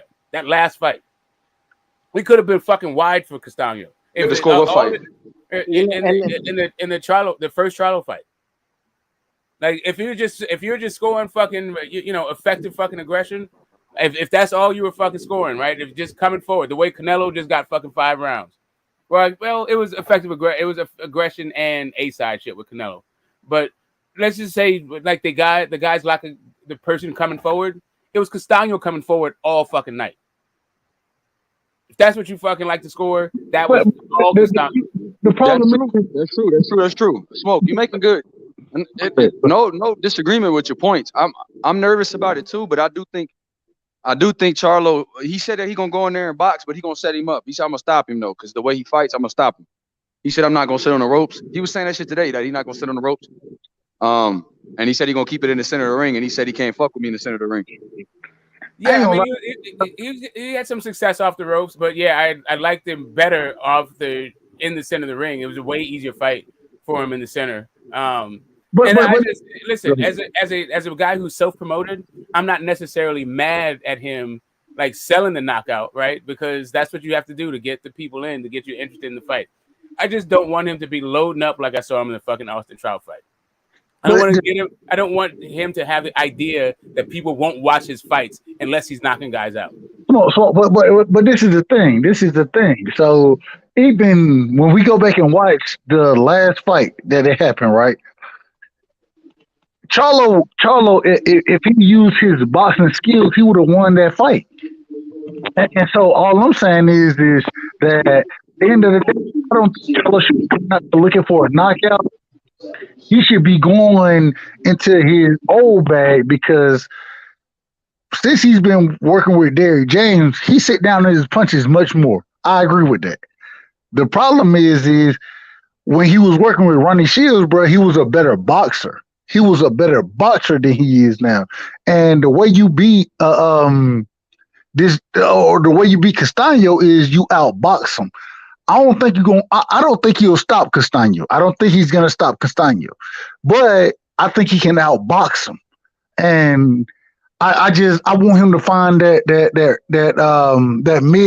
middle of the road. You know what I'm saying? Where you got that power where Derrick James then taught you how to sit down on your shots, but you still have that boxing knowledge that Ronnie Shields done taught you from the beginning. And if he can merge those two together, and in this situation, he needs to use more boxing skills than power. You know what I mean? Like, Terrence Crawford is not going into fucking every fight talking about he's going to stop the dude. Meanwhile, he's getting like stoppages all the fucking time. Just like let the shit come, bro. That's all. I mean, Terrence Crawford isn't like he let somebody else do the promoting. So, like I said, he is a self-promoted guy. So I understand that he needs to go out and sell the knockout, just as long as he's not believing his own fucking hype, or that he's going to tailor his performance around the hype. Just build the hype and then fight the fight. But that's what makes him so dynamic compared to his brother, as a twin. And you can see that he has more of the uphill. He's showing that he's willing to mix it up. It don't matter, man. I'm gonna be with you. It don't matter. Right now, we need to be talking to YB. YB is out there and he fucking with the real niggas. You feel me? He out there with at camp with boots on the ground. Vito, he's the boots right now on the ground, bro. YB, talk to me, man. Tell me what you seeing out there, and I'm interested. I'm interested in everything you talk about. That Castillo Clayton team talking shit too, right side. I ain't get to tell you that either, bro. No, you told me that. I heard that from you. No, I didn't hear this. I didn't hear Castillo Clayton say what? No. Hold on, right side. Sorry. Start from the top, young Billy. What they say? They said Boots. Obviously was trying to get out of this fight, bro. He only took it because he had to. Because he ducked them 3. They said he ducked us 3 times. I said, oh shit. I told them, boy, I said, man, don't buy into that. If y'all believe that's gonna win you the fight, they was mad at me, bro. They was really mad. Duck Goose? What? Yeah. They told me that. I said, man, y'all fight Boogeyman Boots. He said, you talking about Boogeyman? You talking about Boots the Duck? I said, oh shit. Oh. Is that what they said? They called him Boots. Yeah, they called that boy the Duck, man. They said Boots was swerving. They said Boots didn't want no smoke. They said Boots had a contract signed and he turned it down. They said Boots pulled out of the fight last time. They already sent him a contract. He ain't signed it. Hold on, but he Smoke. talking about 15 people didn't want to. He talking about they sent contracts to 15 welterweights. He said it wasn't us because we signed our part. Yeah. They was like, he must be avoided by them other dudes, but he ain't avoided by us. They was like, they said Boots ain't fought no real welterweight. They said he got caught clean by Delorme. They was on some shit. They really believe that they gonna beat Boots. Okay, so Young Bill, I need you to do me like a couple of favors. Like while you're out there, I need for you to, once you're exiting these fucking kind of conversations, make some notes. And then also, I need you to just drop at least a 6-minute vid, discussing the fucking points. It's 6 minutes for the algorithm, so they make it like a real vid, right? Like upload this shit because I need to hear Custio Clayton says Boots is ducking him. I need to see that vid. I need to see that in my thread. Real quick, this is what's crazy. I saw your video with Rais Alim, right? Mm-hmm. I see the video and I'm listening, and Rais, he was like, "Oh no, hell no! I was supposed to fight Rahman. I was supposed to fight." The nigga was saying he's supposed to fight all the top dudes. He's really been MJ's mandatory for 2 years. And so when I'm hearing that, bro, I ain't even gonna lie to you. And he's been calling out Fulton for a year and a half, bro, for almost 2 years. He's been calling out Fulton for almost 2 years. I agree, bro. Like when I heard what he was saying, bro, I'm like, God damn, bro. Like the nigga calling for the smoke, bro. They ain't giving that boy a chance, man. Hey, bro, that dude can fight, bro. He can fight. Watch bro. that Pasillas fight. They ain't giving that boy a chance, man. Yeah, Fulton said he brought nothing to the table at first. That's what he said. But now Al Heyman's gonna force Al Heyman promised him to fight. Yeah. Whenever and I you said, say, well, what does Roman bring to the table? What does Roman bring to the table? Exactly. And whenever whenever you say, or whenever the promotional brand says you don't bring that to the table, all that means is that you too dangerous. You too dangerous for us to fight right now. Hey man, I was looking at, and I ain't gonna lie to you, I ain't never really followed Rais like that. I ain't never followed him like that.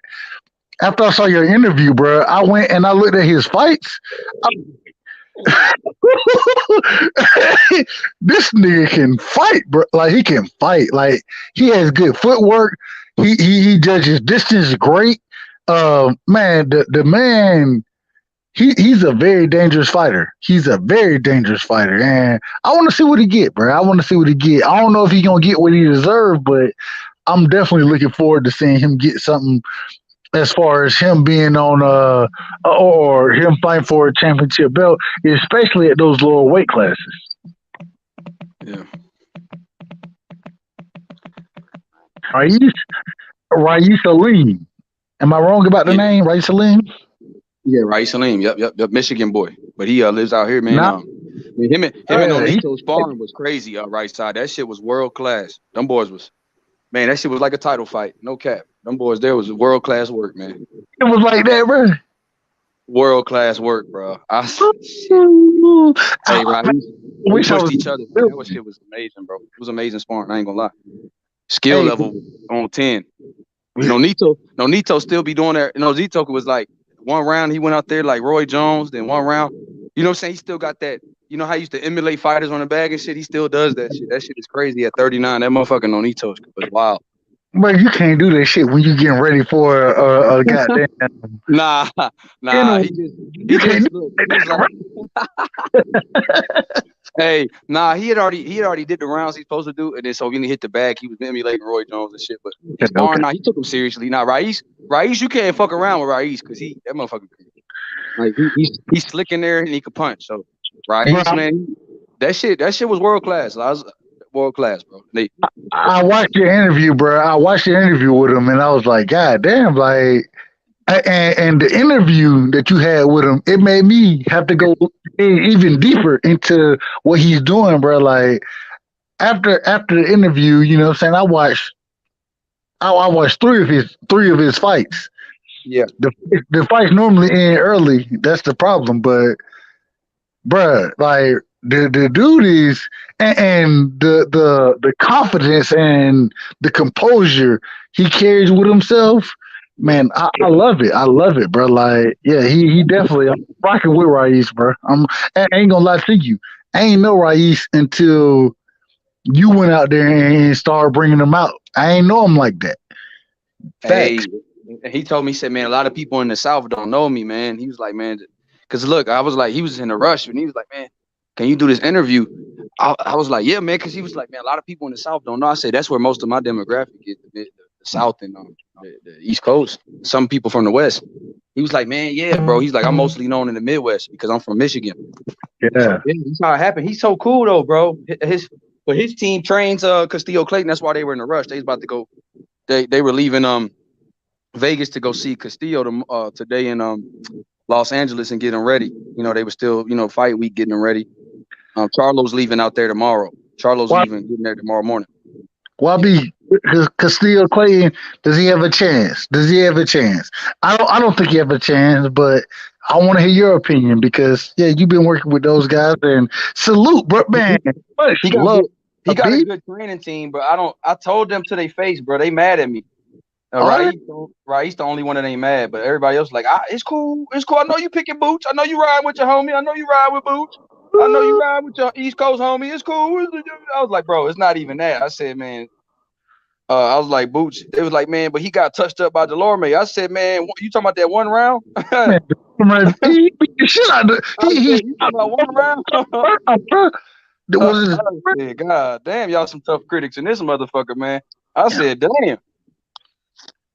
I said, well, shit. I said, well, Castillo got touched up by Lipinets. Yeah, the same Lipinets that Boots knocked out in 5 rounds. But I appreciate it. I appreciate it because they believe in their fighter, bro. Yeah. I ain't mad at that. You know what I'm saying? I ain't mad at that. And I want you to believe in your fighter, regardless of my opinion. And man, I want to see that fight, bro. Like, I ain't gonna lie to you. When you did interview. After you did the interview, bro, I went and watched Raiz. You know what I'm saying? I went and watched tapes on him and shit. You know what I'm saying? YouTube videos.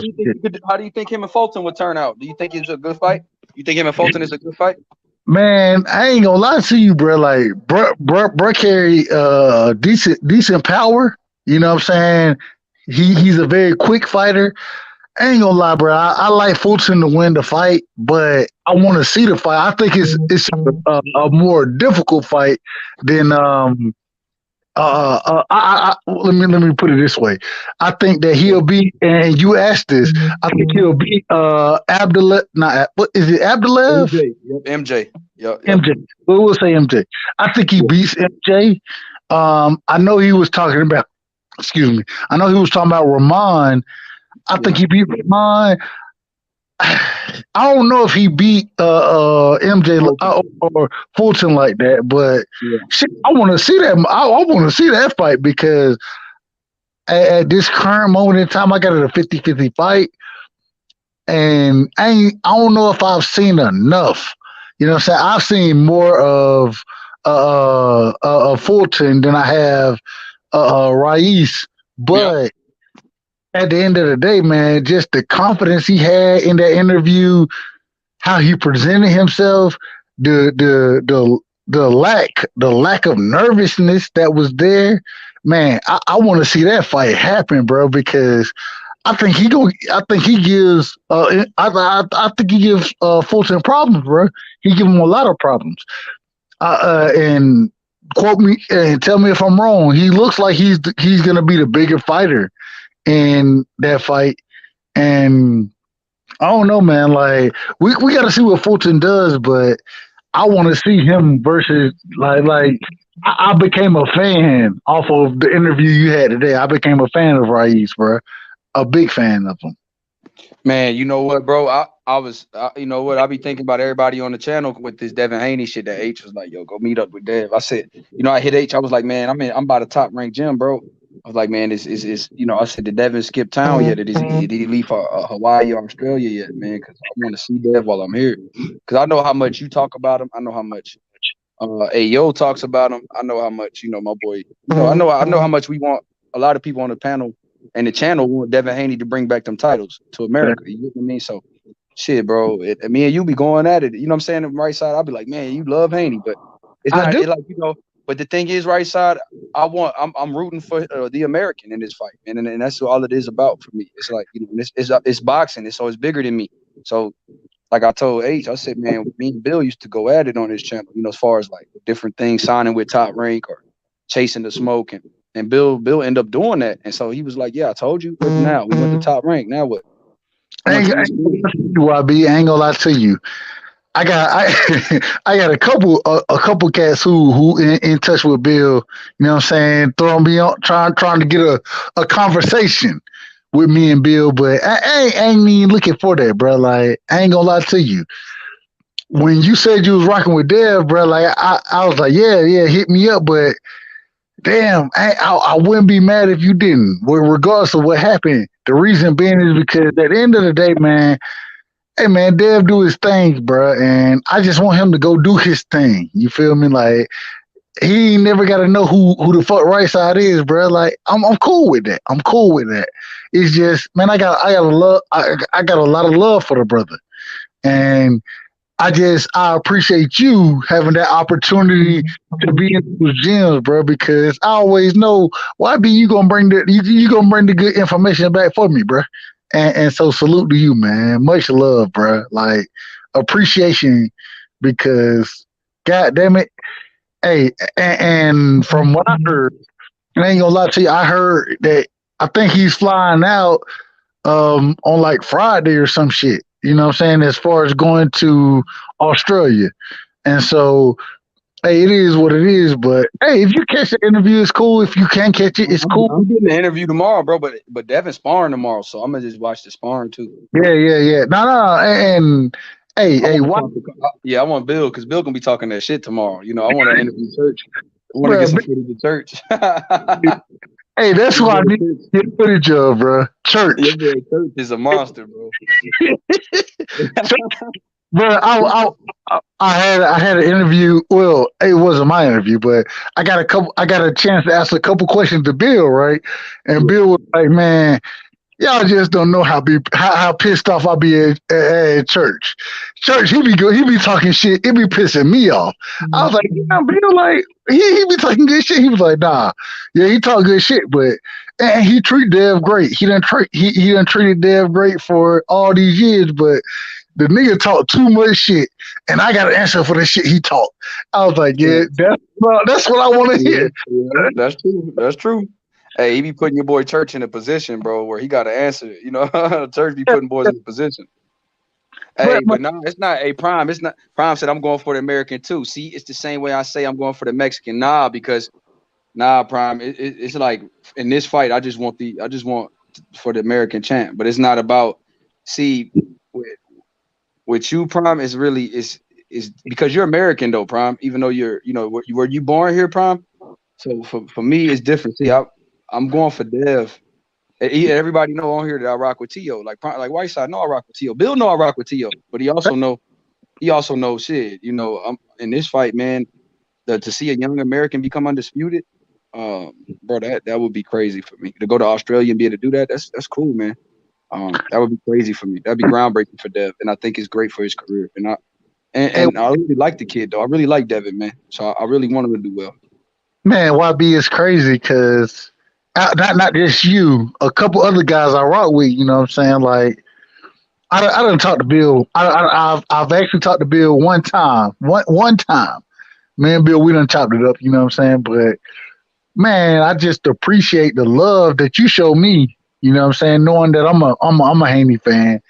Oh yeah, for sure, bro. Fucking right, bro. That's my look, bro. I don't give a fuck about nothing, bro. Like boxing, like Uncle D and everybody, man. They don't understand that. I love that. I used to really fuck with Bud heavy. Like I used to get in arguments about Terrence Bud Crawford. So they be like, for me picking Spence, they be trying to make it seem like I don't fuck with Bud, and it's not even that, bro. I be like, bro, I fuck with Bud, man. Y'all can't turn me against Bud Crawford. I'm just telling y'all what I see now. How I'm predicting the fight, bro, and I always got to say, it's crazy because I always got to say, bro, I rock with Bud. I got to say that, and then once you say you rock with Bud, it's like, okay, he decent, and then you start talking bad about Bud. Next thing you know, you the goddamn I don't know who you, bro. They done throw your ass to the goddamn. You know what I'm saying? To the wolves, bro. It's like, bro, I can rock with him and not think he gonna win. I can rock with him though, man, bro. It's crazy.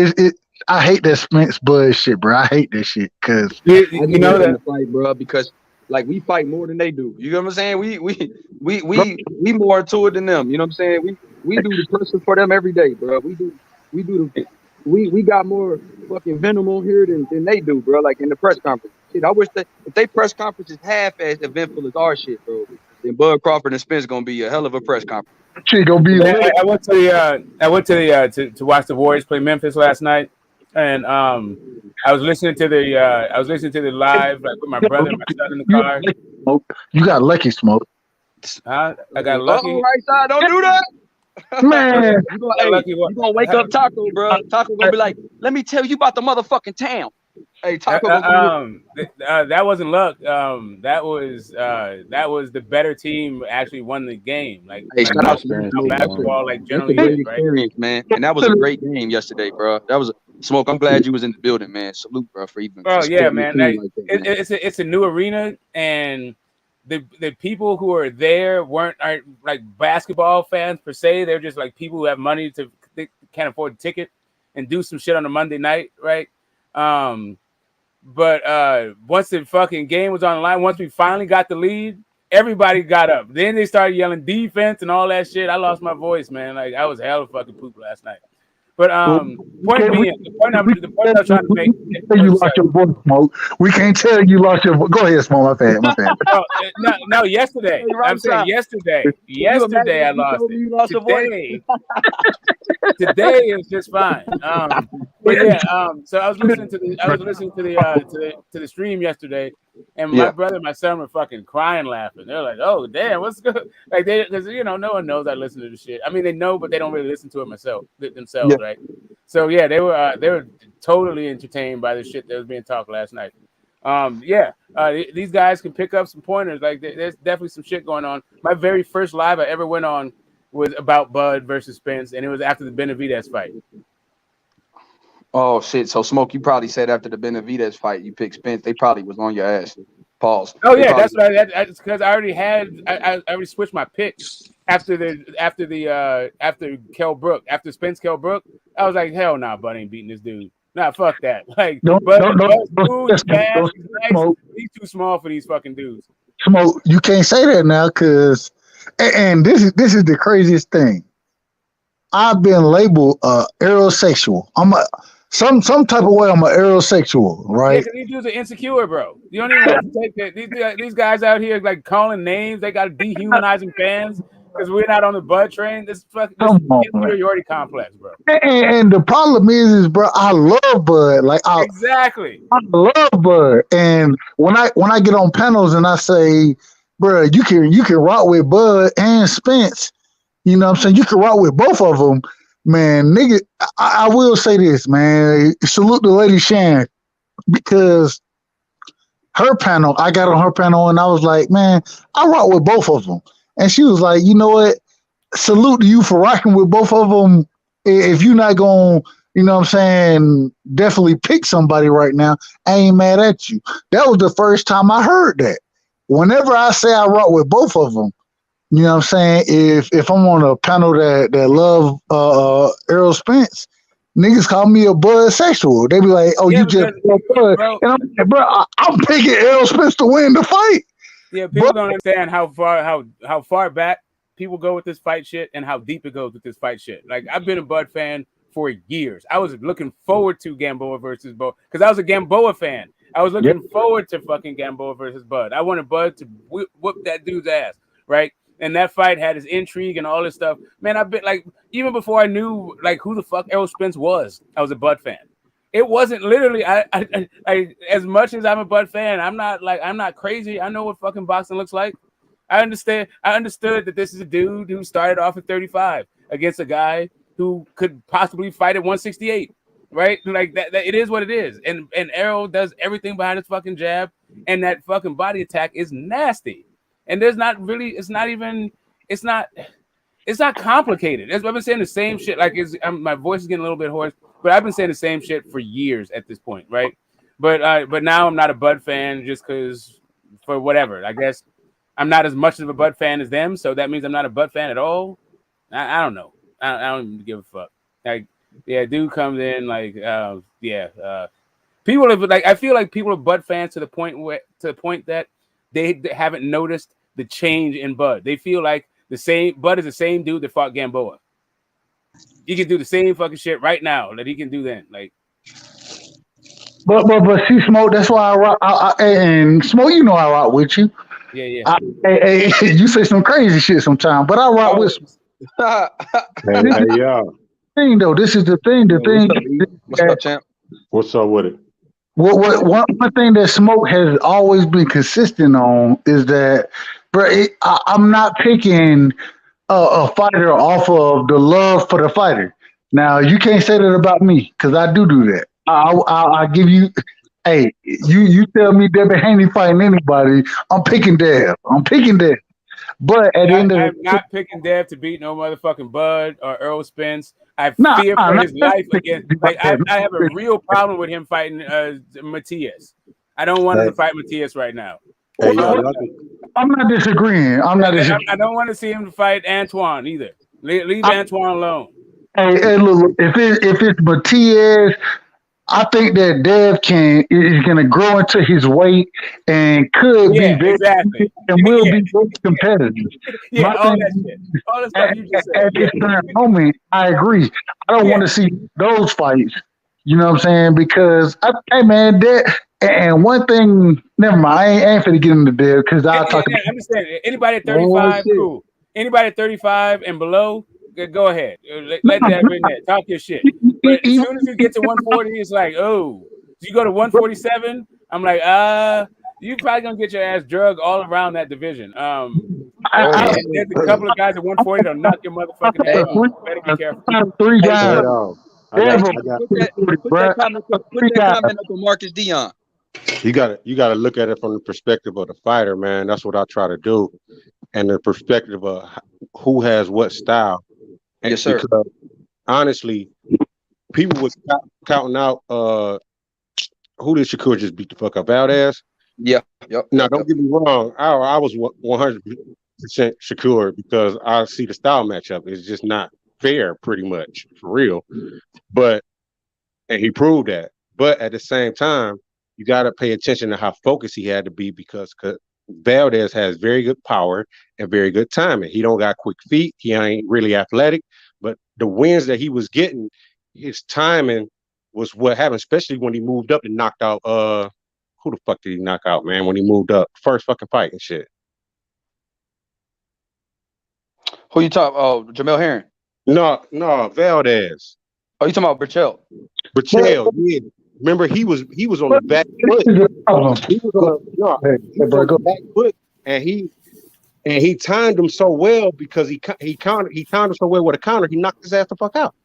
Yeah, he did. Wasn't nobody paying attention to that. He could have did that to Shakur, and then people would have been like, "Oh, what the fuck, Shakur and shit." No, that's what he does. That's how he wins. Just like Canelo, same shit. You feel me? Canelo try and wear your ass down, and then he'll time you, or he'll wear you down to the point where he can sneak a punch in and shit. You know what I'm saying? But that's not my point I was trying to talk about. This Terence Crawford shit, everybody keep counting him out because people think because he hasn't been showing his orthodox style. People can't keep acting like he just lost that shit. He might not use it, but that don't mean he can't do that shit, man. Hold on, bro. But if you listen to what we just talked about, we hey. No, I just came in. All I'm saying is don't be in camp the whole time right now because he know he's fighting somebody left-handed and strong and with great skill, and he might just be doing straight orthodox training. Don't nobody know that shit. So let me ask this. I'm gonna ask a question. Go ahead. So, C-Time, what's up, champ? So, yeah, man, bro, I never talked to you. Salute to you, Cleveland. Salute to my boy Ohio in the building, man. What's good? Ohio, everybody, shout man. out to them Cleveland fighters, big bro. You know, it's a lot of great fighters coming out of the Midwest. Man, listen to me, man. Hey, you ain't never lied. We got a lot of young talent just out of Ohio, period. Man, shout out to my boy Duke Reagan, too, bro. I fuck with Duke Reagan. I think the best one right now is a female for real, and that's Alicia. Straight up. Okay. Hey, she is a beast, bro. She is a dog. Let me ask this, bro. Everybody will be talking about her right now. Bro, let me ask this. Is she ducking the smoke, bro? No, she's trying to get it with Choi, man. She wanted with Choi, flat out. She's trying to unify, and then after that, be undisputed. Period. Point blank. So she want Michaela Mayer too. She want Choi because But Kayla Mayer is the one that we looking for her to fight, and right. But Mayer ain't trying to make the fight. She acting like a prima donna, like that's on the opposite side, bro. From what I done heard, bro, it's on the opposite side.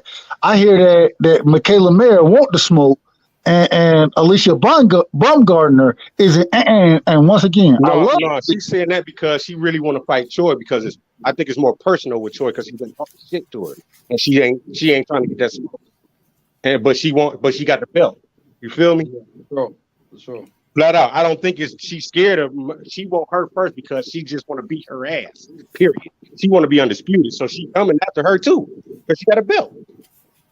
I ain't saying she's scared, bro. I'm not saying that. No. I'm not saying she's scared either. She just want. I know. I just watched a couple interviews with her, like a couple days or whatever, and she really wants Choi. Man, she been that name been coming out of her mouth every day. For real. And it's not like it's personal because she's been going back and forth with her shit. Joe, what you got on there? Joe, what you got on there? And don't come in with the nonsense because we gonna put the elbows and foot. No, just bullshit. Joe, what you got? Oh, hey, young Bill, how's Vegas, my friend? Oh, it's good, man. Just working out here, man, getting it going. Good for you, brother. Good for you, man. A rising star. You're going to be a great journalist, brother. I believe in you, and you're doing awesome stuff, man. I love it, dude. Love to see you grow, man. It's beautiful. I'm about to get back on the show, man. I want to talk to my man, Coach Ronnie, on Tuesday, man. Oh, you know what? We've got a lot of stuff happening, brother. And, yeah, we can't wait to have you back on when you get back into town, my friend. Hey, and my man Gogi, man, I'm glad he's okay, Joe. I know he caught COVID. You know what, man. brother? Yeah, I didn't want to really say that publicly. That was just for you. But, yeah, thank you. And, you know, it really meant a lot to Gogi to hear you ask about that because, yeah, Gogi he was feeling pretty rough, man. He was feeling pretty rough. So thank you for asking about that, man. And Gogi seems to be doing better. He's a little weak, but yeah, I'm sure he'll be back in the saddle very, very soon. But yeah, man. We can't keep him away from boxing, Guys, Joe, we need your input on this now. See, I've been trying to, ever since I came on, I've been just really quiet, trying to actually figure out what you guys were talking about. I didn't even see you were on, Joe, but we were talking about Bud and Spence again, like always, Joe. Boy. All right. Yeah, it always goes back to that now, doesn't it? What about Charlo and Castano, man? This day week. Okay, now this is like in my opinion, guys. In my opinion, Bivol versus Canelo is very easy to pick. In my opinion. Errol Spence versus Yordenis Ugas was very easy to pick, in my opinion. This fight, it's not. It's a 50-50, bro. Isn't well. Here's why. I'm not so sure that Jermell Charlo is going to be 100% in this fight. In my opinion, you like physically or mentally. Well, no. Mentally, he's as confident as any prize fighter that's ever been in the ring. Right, he's brimming with confidence. This guy oozes it, right? But that's why I think he wins because here, listen for a second. Okay, so in my opinion, I'm not going to make my prediction on this fight until I see how he looks at the weigh-in, because I was watching the first fight and I noticed that he took a lot of breaks during the fight, laying on the ropes, and I'm like, okay, this is a guy that it's not like James Toney. He doesn't prefer fighting on the ropes like Toney. This is a guy that likes to use the entire ring. That's the way he was taught by Willie Savannah. That's the way he was taught by Ronnie Shields. Now he's become a more pocket fighter, and he's been sitting down more of his shots since he's been working with Derek James. But still, this is not a guy who prefers sitting on the ropes against a pressure fighter, trying to get him to walk into shots, in my opinion. Now, once again, this is just a theory. This is just me being a journalist, right? My stupid brain. I'm trying to figure out if it was out of necessity that he was taking breaks because he's outgrown the 154-pound weight division. From what I've been told, he's going to move up in weight, win or lose after this fight. You tell me Is it out of necessity? Has he outgrown the 54-pound weight division? And is he having trouble making weight? Is he going to look emaciated at the weigh-in? This is why I don't want to make my prediction on this fight until I see how both guys look at the weigh-in. Your thoughts, gentlemen? So this is the problem, Joe. This is the problem. I asked that, and I'll be honest. I got it from you. I asked that same question as far as the weight goes and all that kind of thing. You know, and from what I've been told, especially from Earl's, not necessarily from Derrick James, his camp, they say that he can make the weight if he needs to. He can move up if he needs to. You know what I'm saying? And so the thing that I'm gonna say is that at the end of the day, whenever you're in the, regardless of what the weight is, if you're gonna be in the ring, you need to be at your best. And my question is he gonna be at his best fighting at a higher weight class? And if he's gonna be, then hey, much love to the brother and much support to him. But I don't know if I see that. When it comes down to Castano Charlo right now. Well, it's like, look, guys, and you can talk to any trainer in boxing. If you're a boxer puncher like Jermell Charlo, right? What is the absolute toughest style that you can actually find in the ring? Pressure fighter. That's it. A guy who's going to try and bury his head in your chest from start to finish, can work in high volume for 3 minutes of every round, can work for 12 rounds, has a deep amateur background. He has 2 draws that are questionable with both Jermell and both Erislandy Lara, right? And so now once again, I'm going to ask you this. Are we going to see a different Jermell Charlo? Now, that's what we've heard. Well, we've seen Jermell be a lot more versatile than he was. But can he do this at this stage of his career? Think about this. He's not a spring chicken. This is a guy who's been in his entire career for almost 10 years since he got signed by Golden Boy Promotions. Okay, he's been at 154 pounds. Has he outgrown the division? And is this a healthy weight for him, especially against this style? Honestly, I think it comes down to this. The last fight with him and Castano, when he was, regardless if he was on the back foot or the front foot, when he was using his jab, Castano couldn't do nothing, man. When he was using his jab and pivoting out and to another angle, Castano couldn't do nothing. When you were right though, he was sitting on the ropes a little bit too much for me. And it looked like he was tired. But it didn't look like he was drained from the weight cut. You get what I'm saying? It looked like he was tired because he didn't train hard enough and he had too much confidence and he thought he was gonna get him out early. You get what I'm saying? And I think that's his Achilles heel. He's too confident. Too confident. Sometimes that just happened to Canelo. Yep. For real. He win that fight like, yeah, I'm gonna win anyway. I got the judges, I got the people, I got the fan, I'm the face of box. I got the judges. And thought that bullshit was gonna happen, and he got beat by a jab and a 1-2 and a pivot. You feel me? Yep. Well, a little bit more than that, but it was just a good boxer outboxing his ass. Flat out. Yep.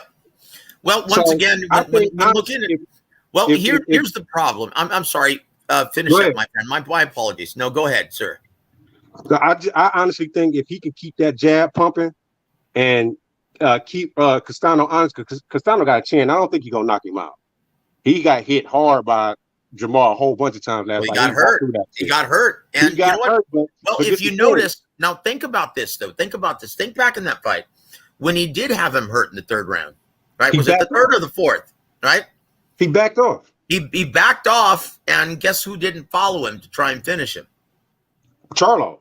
That's my point. I think he was tired. That told me it was a combination of him having trouble making weight and 2, that pressure style. It's very difficult to deal with. I don't think it was the pressure. I think it was Castano. Castano got more power than people give him credit for. I think that's why he was weary, because he got hit a couple times before that round too, and he got him hurt, and he just didn't want to walk in there and then walk into something and be on his ass. That plays a big part. I think that's what plays the biggest part in this Errol Spence and Terence Crawford. The power of Terence Crawford, man, and the timing. I think Earl got an advantage because his work output and the way that he fight and the style that he fights in. But at the same time, he can't get caught with some shit like Ugas was catching them in them early rounds. Ugas was hitting them flush, man. Terrence hit him with some. I'm sorry, Ugas like that. It might be not nice. I'm sorry, you said Ugas was hitting Spence flush in the early rounds with what? On the counter side, it wasn't a lot, but all it takes is one shot from Bud. You feel me? And that changed the whole really, fight. And even if he don't put him down, if he just hit him to the point where he got to back the fuck off, that's gonna change the whole dynamic of the fight because he ain't gonna want to. It's just that simple. I don't know if y'all all been in the ring or been in a competition where you had to. But young Bill and when I got hit, when I was wrestling and somebody fucking grabbed me and slammed the shit out of me, and I was trying my hardest to stop. I'm like, all right, I can't try and muscle this motherfucker. I got to finesse this shit. When I was in the ring, whether it was judo, jiu-jitsu, or boxing, when a motherfucker hit, I was like, man, I got to adjust my shit because I don't want to get hit like that again. I wasn't scared, but I was more leery and more focused on how I was placing my punches and my defense. You see what I'm saying? And I mean, that's with any fight. But I think it's more important in that Terrence Crawford and in both fights, in Castano and the Crawford and Spence fight. Well, I think whoever gained that respect first, the other person gonna lose. Well, look, both fighters aren't stupid. Both fighters have very good corners. They're very good teams behind them. Both guys are going to go in this with much respect for their opposition. Thank you for saying that. Castano got a really good corner, man. Yep. Real. Yep, of course. He's from the same management team that Michaels Maidana had, right? Right. He's got a deep amateur background, very smart guy. And for being only 5'7", look how far he's gone in the 154-pound weight division, the division of the big men.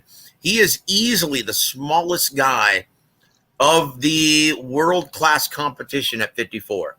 And that's why I think people underestimate his power, man. But I think it was very relevant in that first fight because Charlo was backing the fuck off. Whether he was tired or not, when he got hit, he backed the hell off. And he tried to reset. Think about what was the round that he actually got hurt when he was on the ropes, right? It was like 7 or 8. It was later. No. It was early in the fight, and then Jermell came back and he hurt him in the very next round, right? Yeah, that was like mid fight. When it was like no. It was 3 and 4, I think, consecutively. You think it was 3 and 4? Yep. All right, I got to go back and watch it. I can't remember, but I remember what you're talking about. That's what I'm saying, guys. Go back and watch that fight, and then make an assessment. And we'll reconvene the closer it gets to the fight and talk about this intelligently. But the point you just made is what I'm talking about. He hit him and hurt him. So that makes you more cautious, man. Regardless of how confident you are, that takes a little bit of your confidence away because you don't want to get. I don't care what any fighter says, they do not want to get hit like that again. Of course. Now, once again, both men hurt each other in that fight. Both men established the power, established the presence. And it was a really good fight. But the conventional wisdom would say that Brian Castano fought the very best at the peak of his ability, and Jermell didn't. So that's why so many are actually picking Jermell Charlo in this fight. I'm not sure, though, that that's the case, that's the way it's going to play out. The only thing I'm worried about as far as Castano is all this weight loss talk. You feel me? I done heard more than a few people say he grew up. He got up to 200 pounds, bro. He did. Wow, I ain't know. You're talking about Brian Castano. Talking about he got up to 200 pounds after the fight. His dad never said it. See, I didn't know if it was that big. That's the first I've ever heard of it, but it wouldn't surprise me, right? It wouldn't surprise me. This is why I'm saying I'm not going to make a prediction until I see how both men look at the weigh-in. Because if that's the case, and he had a fat camp rather than a training camp, he's not going to win, bro. He's going to be in trouble, right? And it'll show, just like Mike Alvarado at the weigh-in. He'll look sunken in. He'll look like a skeleton. Another angle I look at this from when Jermell fought Tony Harrison again, he proved a point, bro. He made it a point to prove a point that I'm better than this dude, and I shouldn't have lost that fight. If he come in with that type of focus, I don't think Castano has a chance, even if he made weight or whatever the hell going on. Because if he was like he was an animal in that. Jermell, I mean, well, he's one of the best boxers at that weight division, and he made him look like he wasn't nothing, and then knocked him out. Yeah. Well, you know, it's funny, and I spoke with Ronnie, and I tried to get him to open up on the show because he knows Jermell better than anybody, right? Right. And he's and he didn't want to give an inch. And I talked to him off the air. I'm like, well, I saw what you were doing. And he's like, you know what, brother? I'm not going to give anything to you. I'm not going to give anything to anyone because my fighter is his twin brother, and we're going down there to support him. So I don't know what you expect from me. I know it's my show, but I'm not going to give you that. Honestly, he can't. Because, you know, everybody listening right now, it's their week. That's it. That's it. And you know what? Shame on me, man, for trying to get that out of him on his show. But you know what? I do that all the time, don't I, young Bill? Like I'm a journalist, man. I try to get that awesome soundbite. I'm always thinking of what's the next article I'm going to write. And I always try. I have to go back and listen to the show, but he actually disclosed something that's going to make for a great article tomorrow morning. And he does that sometimes because once again, that as a journalist, and young Bill is really, really good at this. You get your subjects to feel very comfortable around you so that they open up and disclose things that they may be hesitant on other channels, right? That's the art of being a journalist. You get people to trust you and to open up, right? So they give you the most. When you try to stand them up, like Big Dan Raphael, that's when they shut down and they just give you the one sentence answers, right? That's no good for anybody. That's no good for the fans. It's no good for you, right? So yeah, I tried to get that for Ronnie today, and he wasn't having any part of it. He was on guard, and you can't blame him. He just disclosed on the show that he's going to be flying out to LA, and he's going to be taking in the fight with Jermell because he's still training him and preparing him for this fight coming up in June, right? Mm-hmm. They always went back and forth. He always went back and forth, man. Derek James is his main trainer now. You feel me? They never lost that connection, I don't think, because they talk about it too much. Both of them talk about it too much. And like you said, he's flying out there, so I know he's been taking tips, but I just think if he comes in with the same type of focus and energy that he came in with that rematch with why the hell do I keep forgetting his name? Tony Harrison. I don't think Castano has a chance, man, because he really was focused and he was really trying to prove a point, and he did it in a dramatic fashion. How long ago was that? No, I'm genuinely asking. I'm genuinely curious. Honestly, man, I'm bad with dates. Okay, that was a year and a half ago. That was in 2019. Right. But it was December of 2019, right? Yeah. And once again, he's no spring chicken. He's age 31. Honestly, I would say that if he had as many fights as Canelo, but the pace that he's been fighting at, I don't think he's that old. I think he's more getting into, like, far as being a veteran and using his skill set more instead of just going out there trying to destroy somebody. That's funny, though, because he does have as many fights as Canelo. It's just, unfortunately, all of Canelo's fights were professional, right? This is a guy who turned pro at age 15. Right. Right. I mean, you can turn pro that age when you're in Mexico. But keep in mind the Charlos have a deep amateur background. They have a lot of wear and tear they have a lot of miles on the odometer. Make no mistake about it. Oh no, they do. I'm not doubting that, but it's a little bit different than the amateurs. They was getting standing aces, they got hurt, man. You know what I'm saying? It's kind of hard to No. Young Bill understands what I'm saying. The majority of the wear and tear that comes on a professional or amateur fighter is from the training camp. Yeah. From the training camp. Like, look, and I talked about this on my show. I think it was on Sunday or maybe before. That's the primary reason why I truly believe, and no one believes it, but I do, because I know Tyson Fury in his last 2 camps didn't have very good camps. This is a guy that doesn't want to have a grueling 7-8 week camp, taking, sparring, even with 16-ounce gloves and headgear. When you're sparring heavyweights, it's not fun. Right. Look at how many times Tyson Fury showed up and he was nicked up in front of the cameras. Why do people think fighting with headgear and sparring with headgear and that doesn't do any good. It doesn't do any good. If anything, it just hinders your vision. Yep. I can't stand wearing headgear, man. It's like somebody holding a 1 pound dumbbell hitting you with that shit, man. Because a lot of fighters, especially heavyweights, they used to that shit. They don't give a damn about the weight of the glove. They used to fight sparring with those gloves on. So they swinging and hitting you hard as fuck with a 1 pound dumbbell in your hand, in their hand. You feel me? That's it. And with 16-ounce gloves, I'm sorry, even though they're 16-ounce, they don't feel downy soft. They don't. That's a grown man beating your ass with a 1 pound glove on, man. Yep, dude. And once again, Tyson Fury, he's like, I'm done with this shit.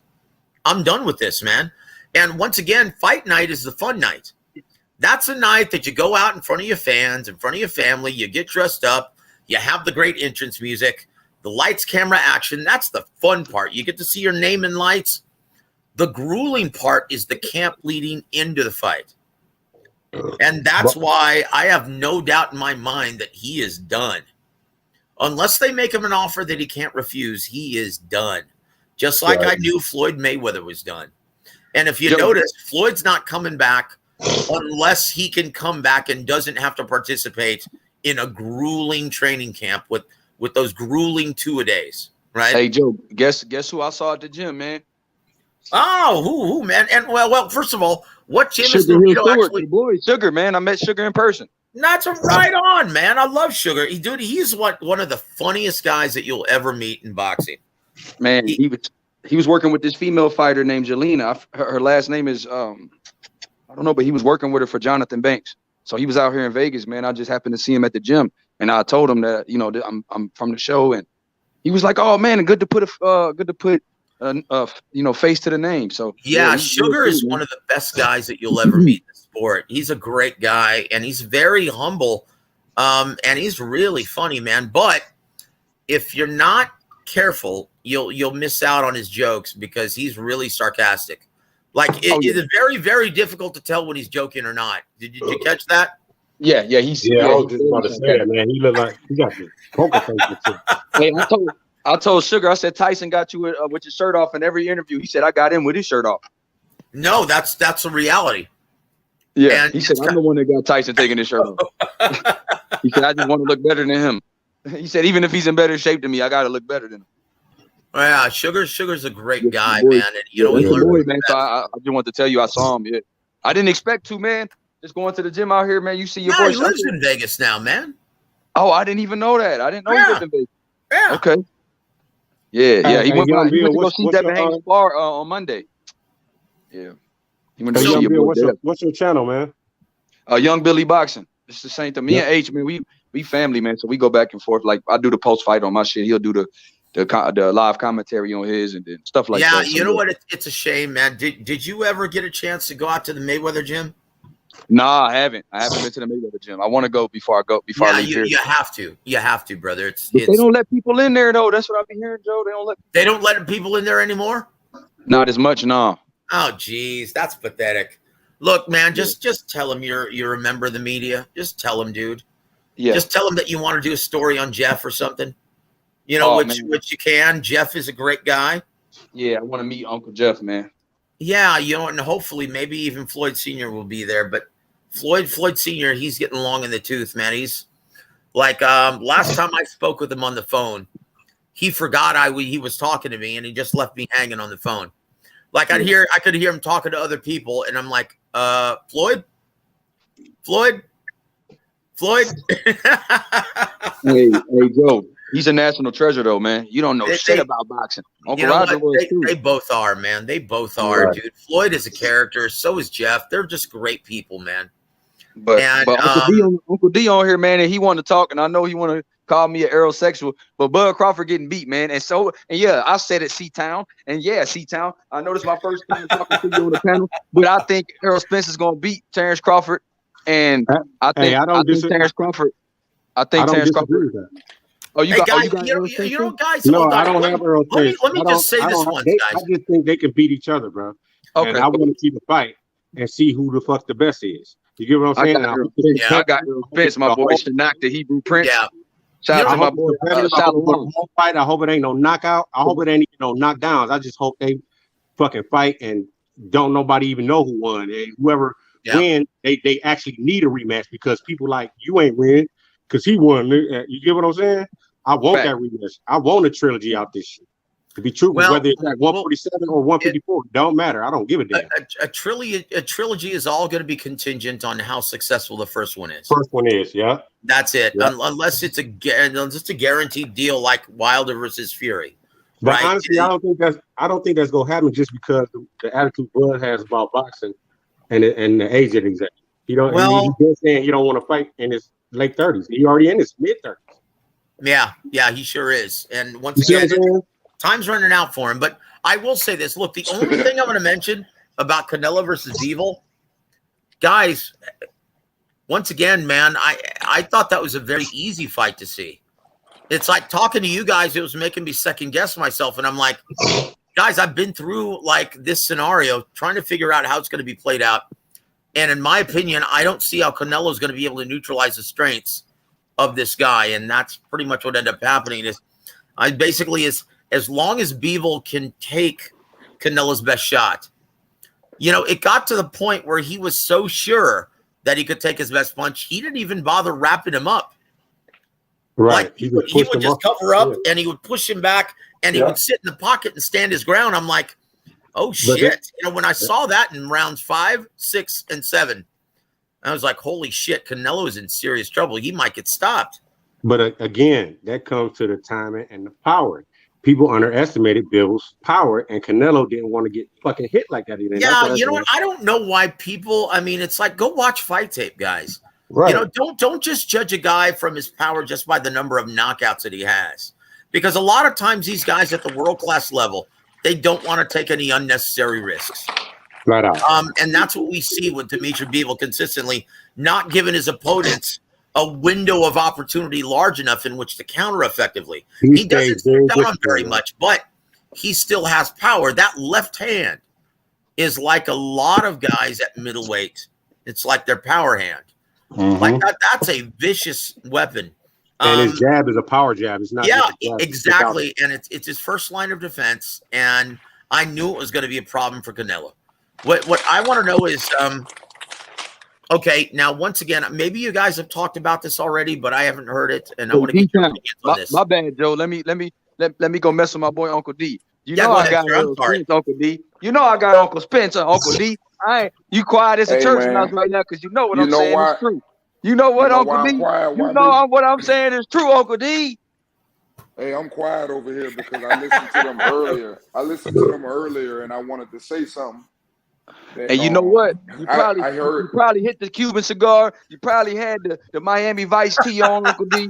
And you probably had your Cuban link on, balling out, checking your rental properties. And you said, my nephew ain't mess with me today. So you know what? I'm going to send you a shot today. Errol Spence going to beat your boy up, man, and tell him to sign the contract. Look, man, that's what I was going to talk about when they were talking about these contracts. I seen where people were sitting up saying, oh, Bud asking for too much, this and that or whatever. I'm going to say this one more time. That's why I don't like to talk about the money side. But if y'all think that he is being tough and hard, all you got to do is go look at what was guaranteed for Spence's last fight. He got a guaranteed 1.5. When he fought Sean Porter, I'm not 100% sure on that one, but I think he might have got 2. But this dude is getting $6 million guaranteed. So why is everybody talking about how much this person sell? He got to take this. That's what pissed me off about the fight. And I don't like these dudes that push that shit because it ain't no fucking way that I'm finna take 20% when I'm worth fucking 6 and you guaranteed your 2. It ain't gonna work like that. Well, because that's not the way. Wait a minute. Let me finish, bro. Let me Go ahead. finish, because I've been listening to y'all for the last fucking hour. True. Okay. Respect. So all I'm saying is, don't do that. Let the fighters just figure it out, man. Stop throwing these scenarios out there of he ducking because he want this. Man, the dude, a 3-division champion, man, he been calling for the fight. It ain't his fault. And he got guaranteed money. And that's why he don't want to sign that. Because I'm going to tell y'all something about these pay-per-views. All that shit is bullshit. Streaming is here.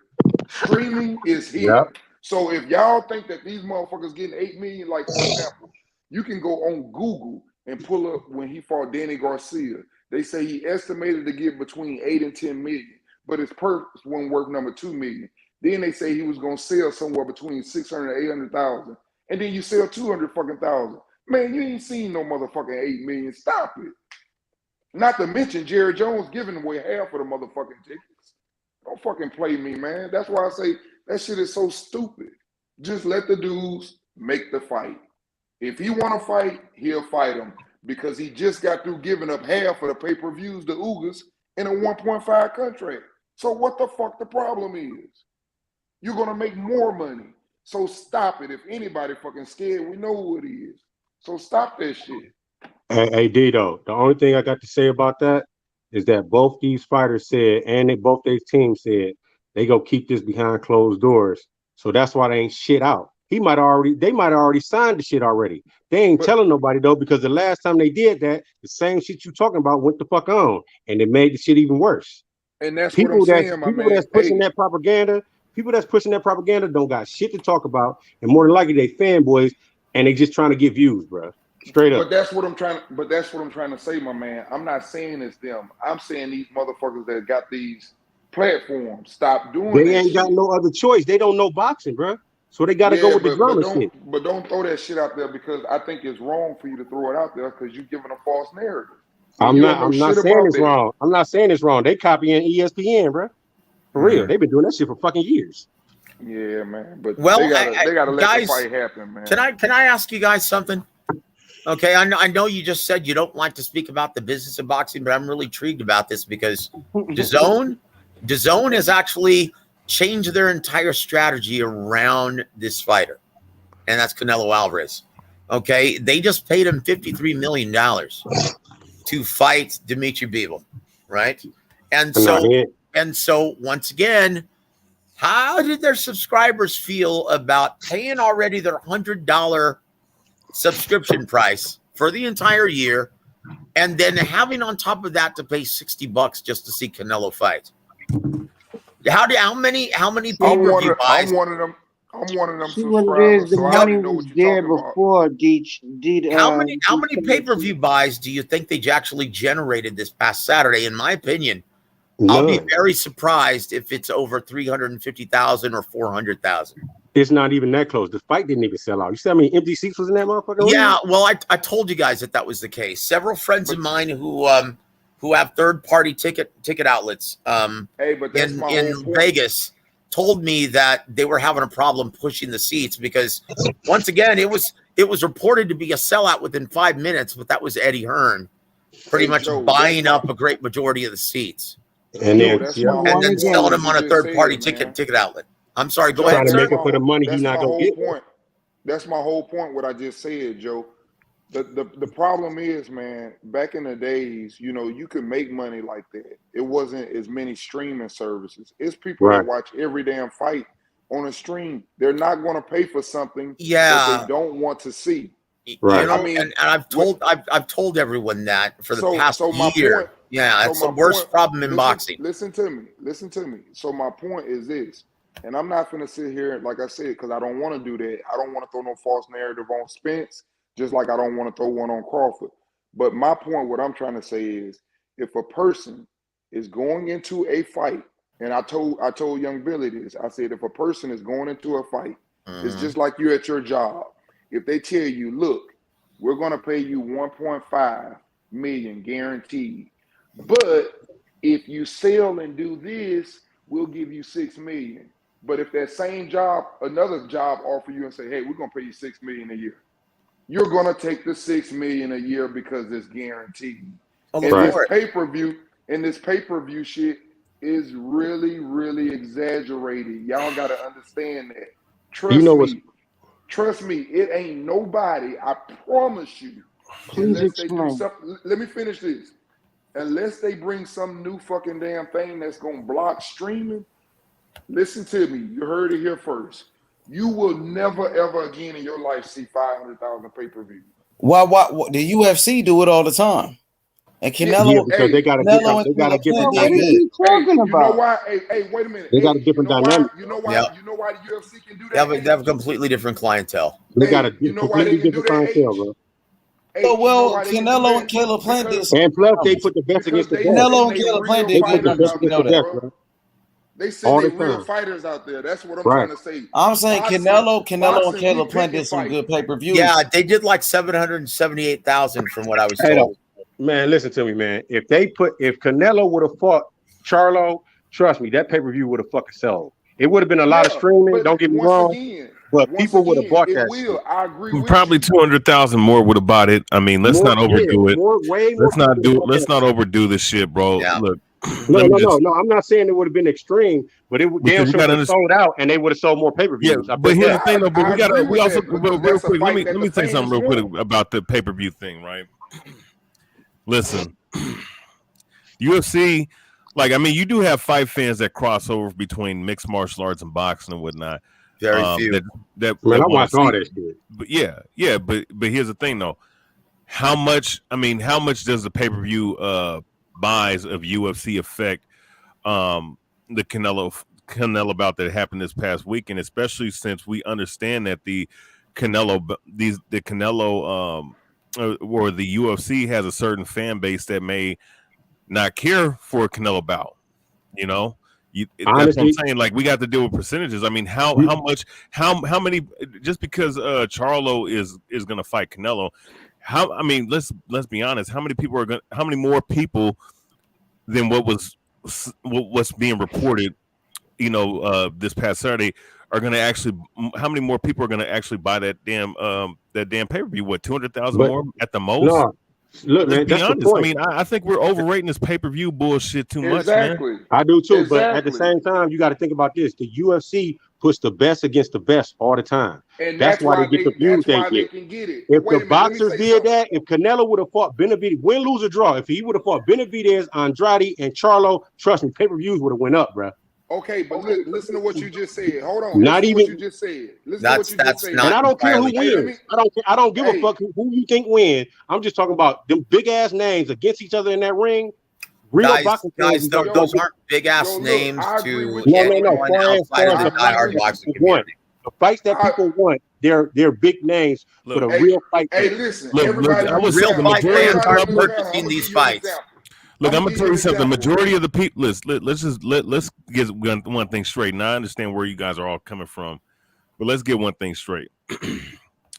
Canelo Alvarez is one guy in the sport of boxing, and boxing, in general, don't have any pay-per-view stars outside of Canelo. Yep. I said that. And UFC is a promotion. And see, UFC is a promotion. UFC is always as a promotion. 90% of the time is going to beat one man.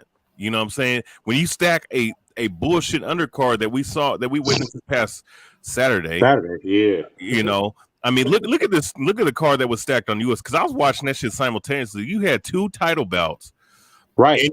And you had 3, top 10 contender bouts that all ended in spectacular knockouts and shit. But that's the point. That's why they get the pay-per-views they get, bro. Because they put the best against the best. The reason why want to see that shit.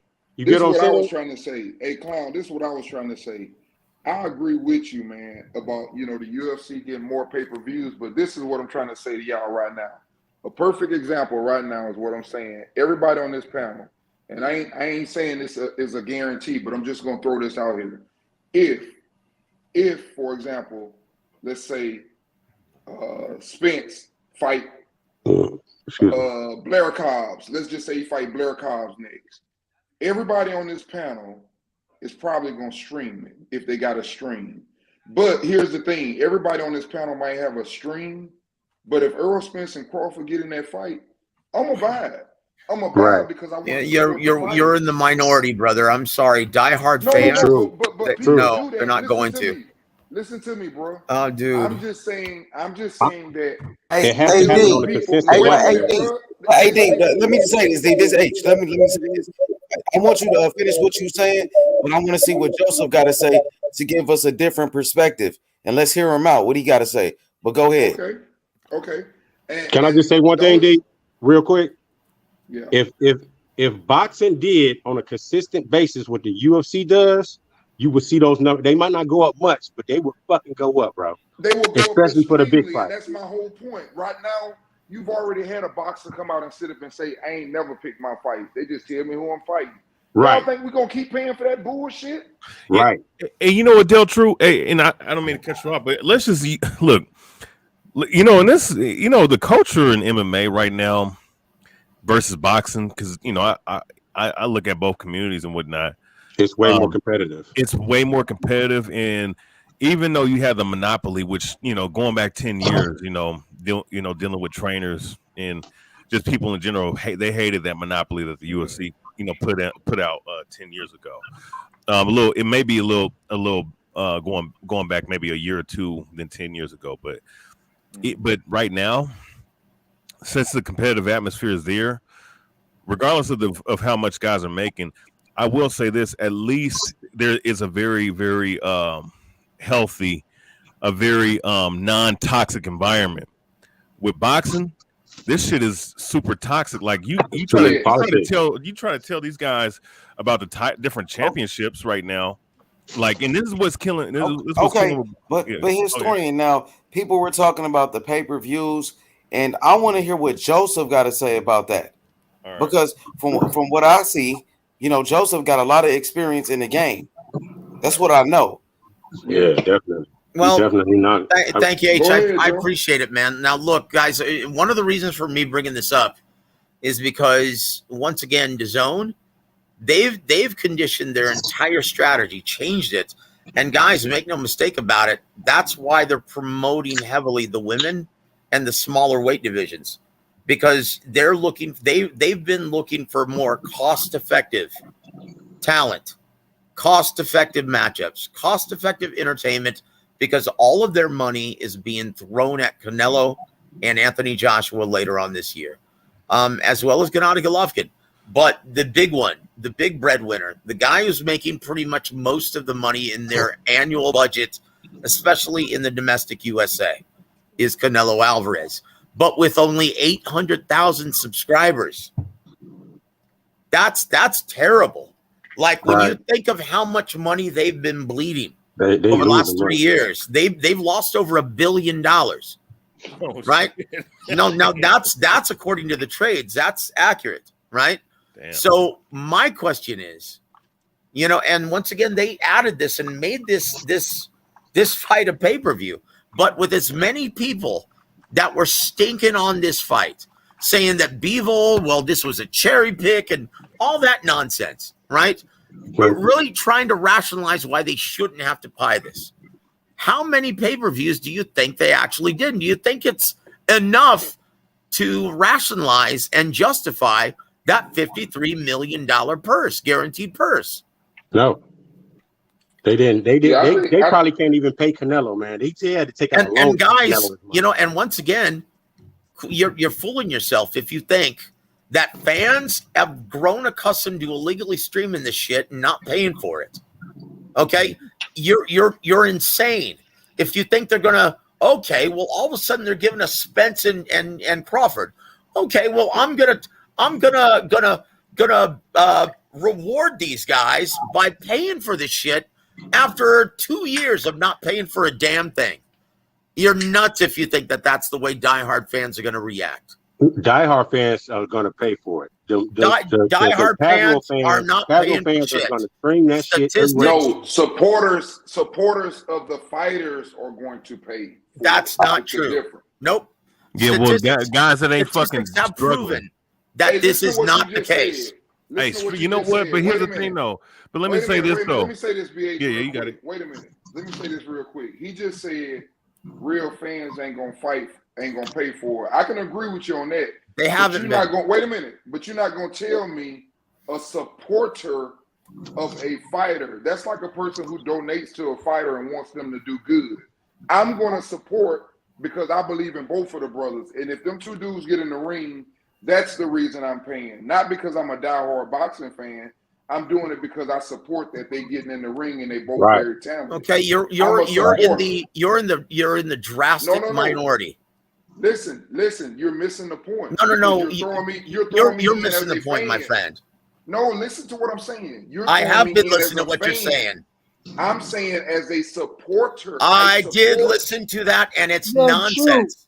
You're not listening, man. You're not listening. Yo, look at the numbers outside this country. We don't sell no tickets when it comes to boxing compared to other places.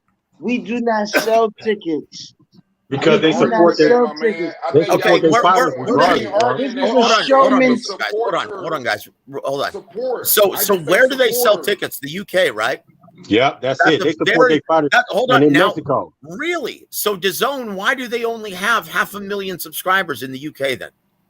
Because those people would rather go to the fight. Okay, so they sold out. They damn near. It was a lot of people. It was a few empty seats, but not as many in Canelo. But they had a lot of seats filled in that fucking stadium, bro. Yep. So here's and Young Bill just stated this. And if this is the case, this fight is a huge success, right? He just stated that they probably sold. Now this is just him talking, him thinking. In his opinion, he's guessing 400,000. Now think about this, guys. At $60 for subscribers and $80 for non-subscribers, that's a huge moneymaker. And I'll tell you what the difference is. Because DAZN, if they got the great majority of their purchases, once again, if they got the great majority of their purchases direct streaming app, then they keep 100% of the proceeds.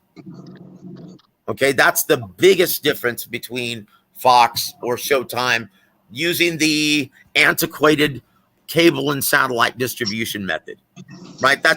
But once again, what percentage of that was actually done with cable and satellite distribution? The antiquated one. That's going to determine whether or not this event was a big monetary success. And trust me when I tell you this is going to determine DAZN's future within the sport of boxing. Hell yeah. I think they got a future regardless because they putting women on, man. Straight up. Ain't nobody else doing that. Okay, so hold on real quick. No, ain't nobody paying for no fucking females fighting, man. Dude, I'm sorry, but most people don't care about that, brother. Right, they don't care about that feminist shit. Come on, man. You don't. Hey, look, I'm gonna tell you some, Del Truth. If it ain't Amanda Serrano's fine ass, I ain't watching. Look, guys, they're making a big deal about 1.5 million viewers worldwide. That's not good. At all. That's worldwide. That's not good. Look, Shakur Stevenson on ESPN had 1.4 million domestically in the U.S. Right. Okay, yeah, guys, why I guarantee you, if it were 1.5 million worldwide, that was probably, and this is the huge problem of piracy, because I guarantee you it's probably between 250 and 300,000 subscriber purchases, right? And the rest, probably between 3 and 4 million fans or viewers pirated illegally. That's a huge problem, guys. This is the biggest problem within the business of boxing right now. Yeah, and you know who caused it? The boxing promoters putting on these shitty ass fucking pay-per-views in that Mayweather and Pacquiao fucking fight. That's the biggest reason why. Ain't nobody do boxing. Nobody trusting that shit, bro, since then. I don't know about that because Mayweather, he broke the record for the most pay-per-views. That was much healthier time though with the pay-per-view. Like, think about how long ago that was. Think about this, guys. Mayweather versus Pacquiao, the record. That was 7 years ago, guys. Right. And it wasn't a whole bunch of streaming. Exactly. But that's at the what same I'm trying time, to say. like I said, I get the whole, story. But if they put on the good fight that we want to see, like the UFC do, that shit'll go up, man. But my whole thing about the whole thing, what I'm trying to say to y'all is that's why I say leave that shit alone. And I'm a Crawford fan, but I'm just saying leave that shit alone because that shit is well overrated. You better be happy. You better take your listen. It's like football, bro. You better get a hell of a motherfucking signing bonus because that pay-per-view shit is for the fucking birds. That's what I'm trying to tell you. I'd rather go for the concession than the pay-per-view for real. Straight up. You have that shit. And then you gotta like it. And then you don't have to like what I'm saying, but that's the truth, bro. That shit overrated. And you also got to understand too, man. I don't feel sorry, not one for these fucking promoters because you're fucking pricing 75, and yeah, you know, of course, the inflation is happening, and of course, the money, you know, of course, things have gone up because of inflation and whatnot, and which inflation's been going on for decades now. But the point being, you can't expect motherfuckers who are paying $7 a gallon, barely paying their bills, to not wanting to fucking stream a fight that costs like $75 and when you fucking put on a shit ass show, like you can't expect motherfuckers. Yeah, you can't fucking expect motherfuckers to want to buy that shit. That, you know what? Get the fuck off of pay-per-view. Go find a network. That's it. Yep. You know what? This shit Bob Arum has the beat, right? And look, he seems to be the only promoter who's really trying to do this for all of his talent, right? Bob Arum is great. With the exception of Tyson Fury, right? But Bob Arum, you look at him, he's been given $93 million to furnish 30 events per year on regular ESPN, right? Bob Arum I think he's the greatest promoter that actually builds their fighters up. Yep. There's no equivalent. Look, the machine that Top Rank has, there's a reason why the great majority of prospects in America sign with Top Rank, because they've got proven track record of nurturing their attractions. Right? They're the only promotional outfit. So if there's only one, then there's only one. There ain't no big accolade in that. But that's where I was about to. That's where I was about to monopolize. So if that's the case, they're the monopoly, and not everyone is happy. But I still give them kudos because it's them and PBC. It's the streaming thing is the issue. That's the biggest problem in boxing. Joseph, I got a question. Joseph. They were go ahead, D. I got a question after you, man. Yes, sir. They were banging on the system. They were banging on the system, actually trying to rob the system, and then in all actuality have to turn back based on economics changing, because that's why the money changes, because what went on in the economics in the last few years. That's all that happened, but the money was there. You know what I mean? So it's not really the money thing, and it's not pay-per-view, because the pay-per-view thing is smart based on a management thing, but that's neither here or there, because none of it is going in our pocket, and we not even finagling it to say so. So the money, the pay-per-view is cool, and the what's been said as given, you're getting it confused, but we don't need to harp on it really. But I understand what it is. But the enemy here, my point is the streaming shit. Yep. Yeah, so what is the solution? Go ahead, D. I'm sorry, sir. Go ahead. I got a solution. Go ahead, D. The question for you, Joe. The question is actually for you. Okay, I just heard you say something about Bob Arum. And see, this is why I say leave that shit alone, because I agree with you to a certain point, and I made this point to them the other day. Let me give you an example. They talk about how bad Bob is and how he talked about Crawford. You know, he lost so much fucking money on Crawford. That's tired fan rhetoric. Go ahead, keep going, brother. Keep going. It's funny that he's willing to sign him again, because he likes him that much as a fighter, so he would even sign him again. But here's what you got to think about. Think about this. Terrence Crawford, you know why the people ate the narrative up that he doesn't promote himself? Because he don't have to fucking promote himself. He gets $6 million whether one motherfucker walk in that gym or not.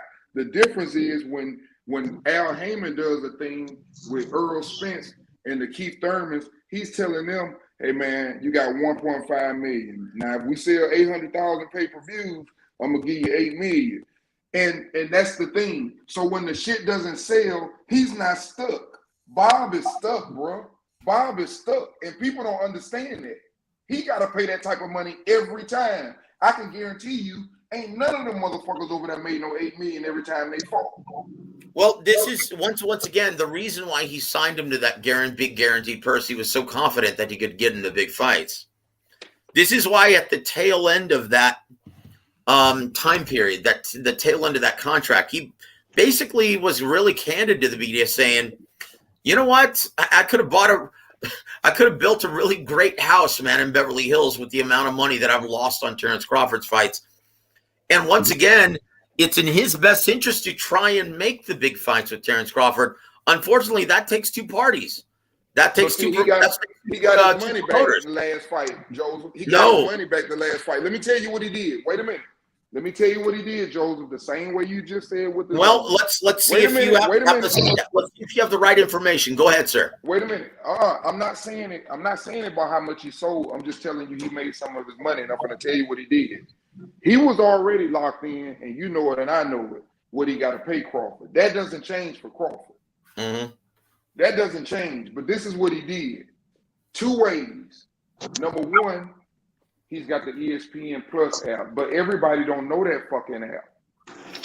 You see what I'm saying? A lot more than everybody the Zone. Didn't know that app.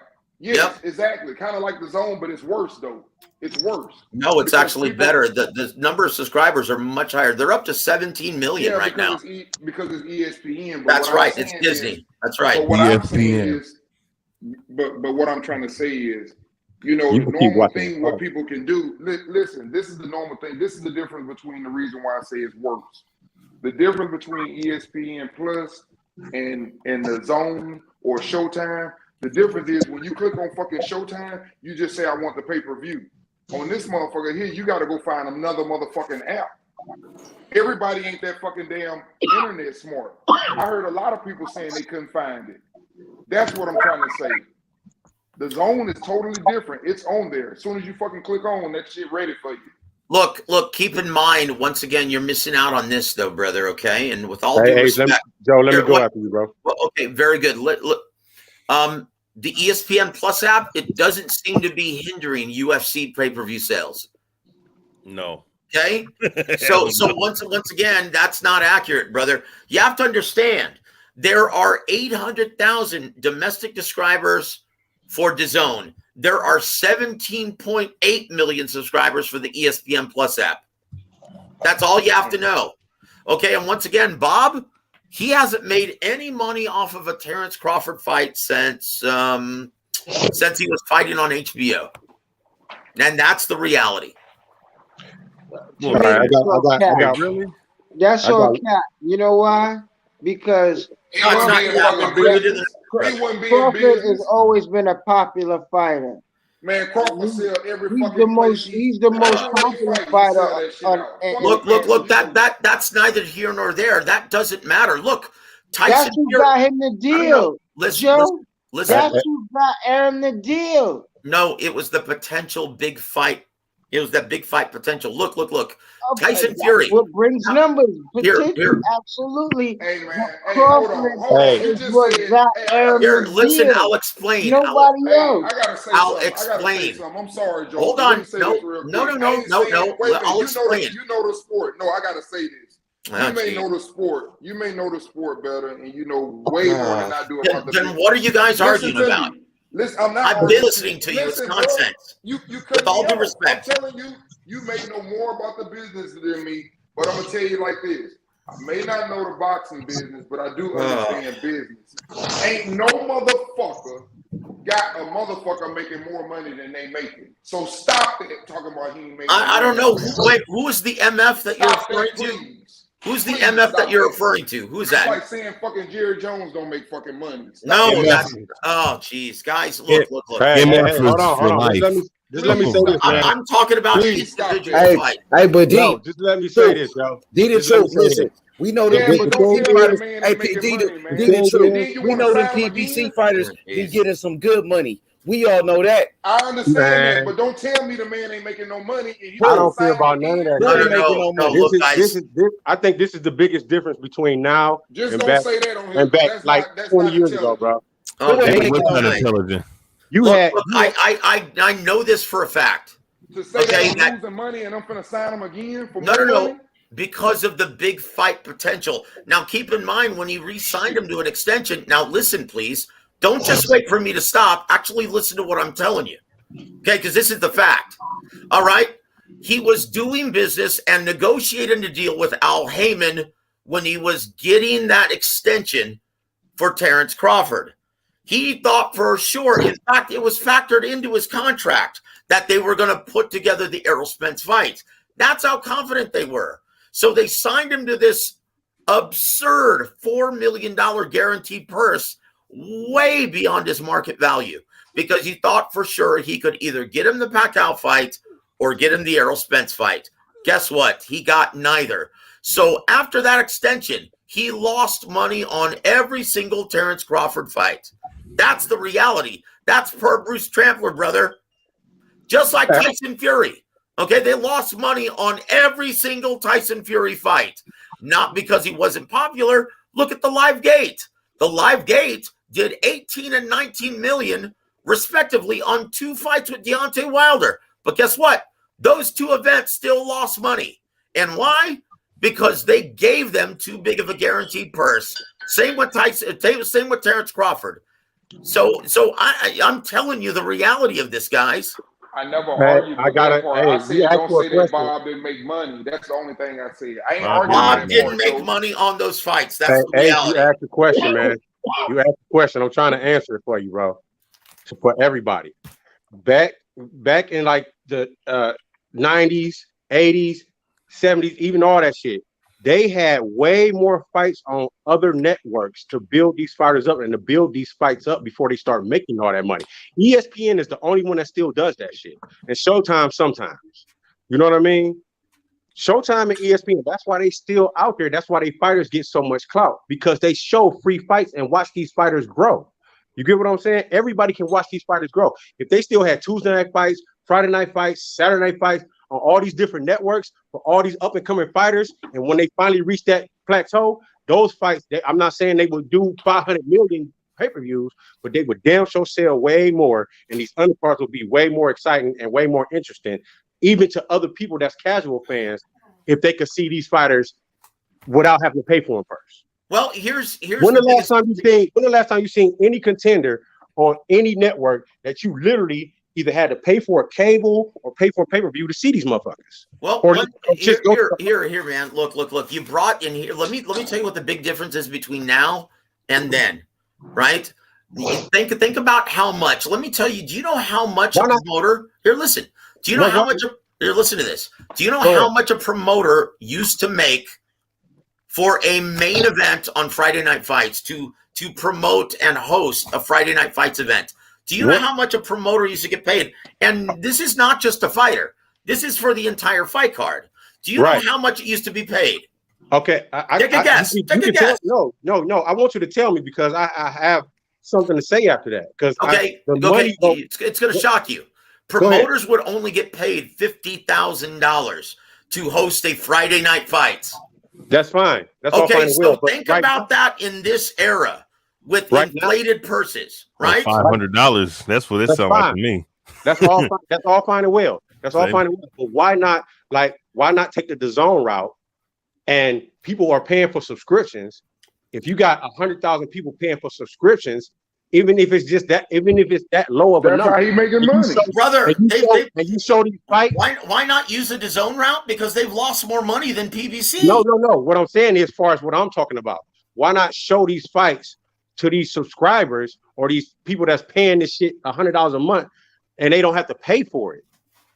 You get what I'm saying? Yes, I understand. And you know what? You've got the beat. You've got the right idea, because if boxing promoters, it's time to change the subject, man. If boxing promoters, ain't none of us signing no contract. No, even if they do it, even if they a bunch of car salesmen on here. Oh gosh. Ain't nothing but a bunch of car salesmen on here. Change that. No, man, it ain't a car salesman.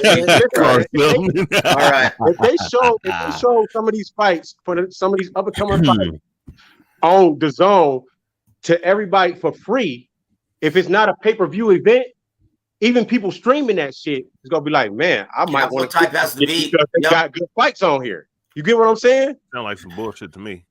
It sounds like some bullshit, but I think honestly, I think it'll work because people don't. What y'all say? People don't want to pay for this bullshit.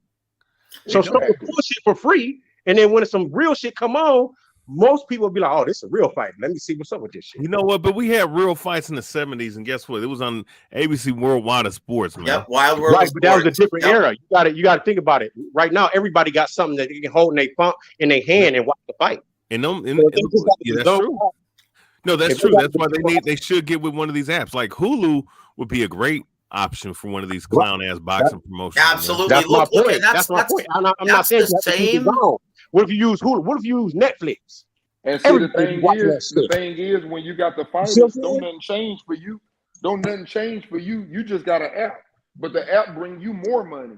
You can do what you want to do. That's what people don't understand. When you have the fighter, you can fucking promote. That's why you call it a fucking promoter. Right. Shit. But I think anybody that's a promoter, if they get a deal with Netflix, more people go see. Not even if they watch it, they go know about that fight more than somebody that got the zone. Because more people use Netflix.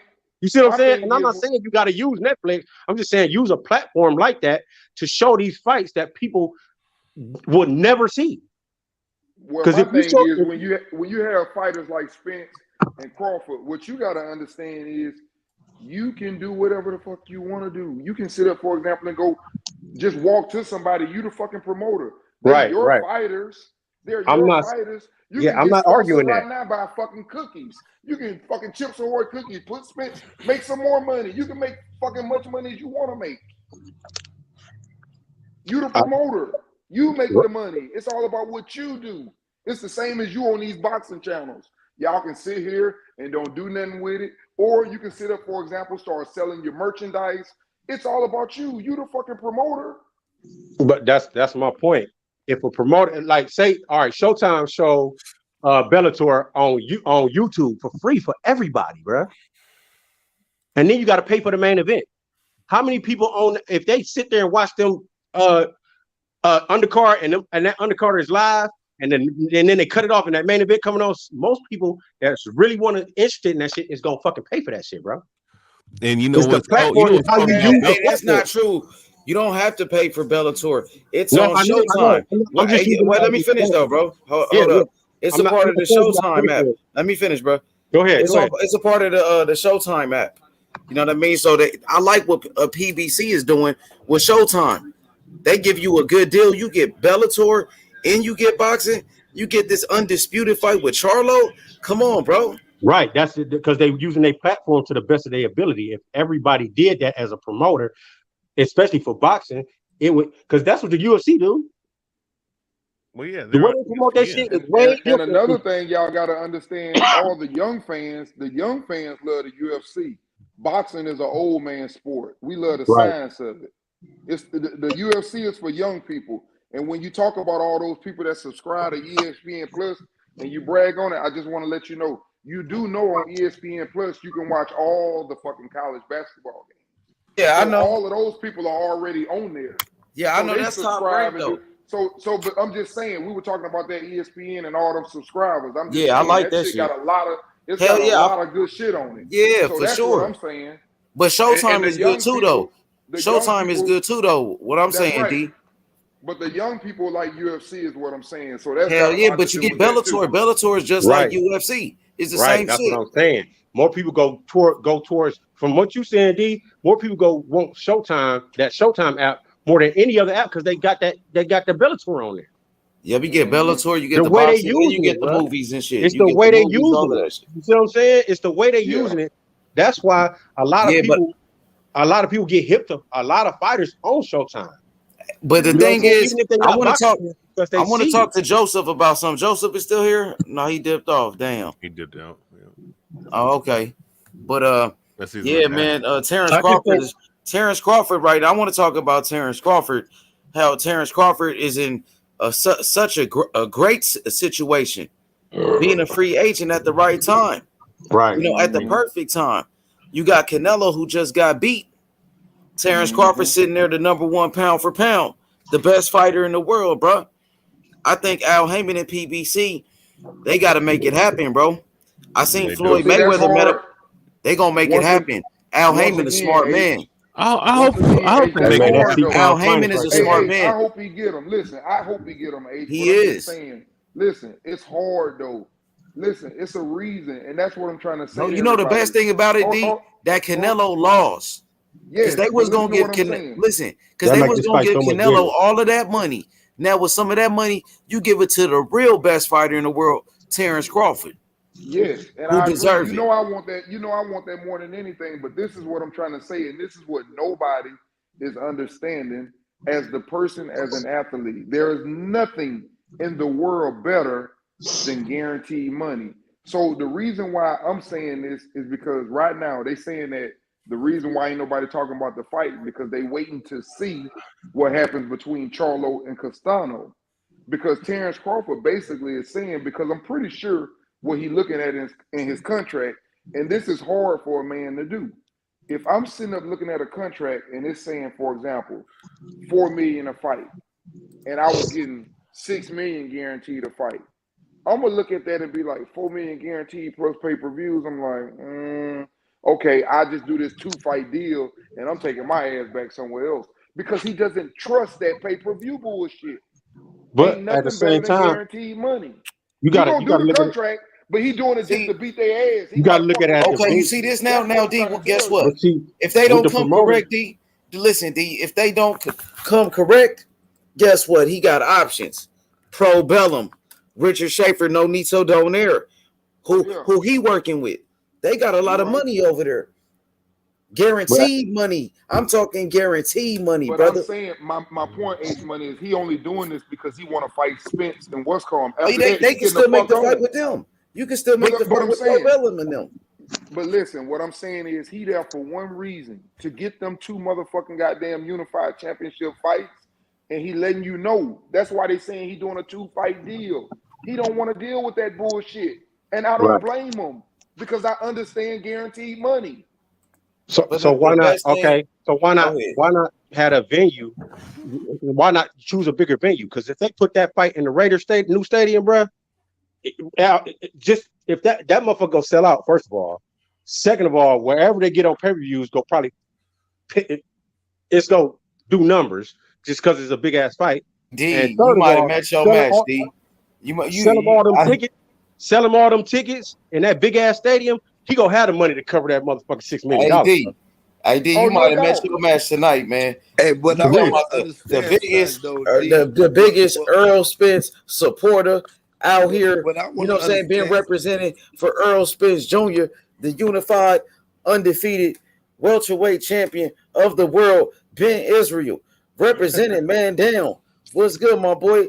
What's good, Don King? What D, man? No, we got D. No, I got my boy D. Listen. I got my boy D. Listen to me. I got my boy D. The truth on the panel, right? He represented Terrence Crawford. He said Terrence Crawford the best. He said Terrence Crawford the best fighter in the world. Man, listen. He said Terrence Crawford gonna knock out Earl Spence. That's what he said. He said Terrence Crawford gonna knock out Spence. That's what he told me. D is entitled to opinion. That's all D got going on. He trying to get y'all to bite onto them narratives about why EJ is this. I mean, why Terrence Crawford is this fighter. Why he gonna beat EJ to that. None of that shit don't make sense. He'll tell y'all, listen. Y'all listen, shit don't make no sense. Inside, how it don't make sense when Terrence Crawford the number 1 fighter in the world? Let him talk, man. Let him talk so I can get him. Only statement that D got to make tonight, that Canelo lost, and that it moved Terrence Crawford up to the number 1 pound for pound. But once EJ beat his ass, and if the number 2 and the number 1 pound for pound fighter, I'm not taking nothing from Terrence Crawford, D.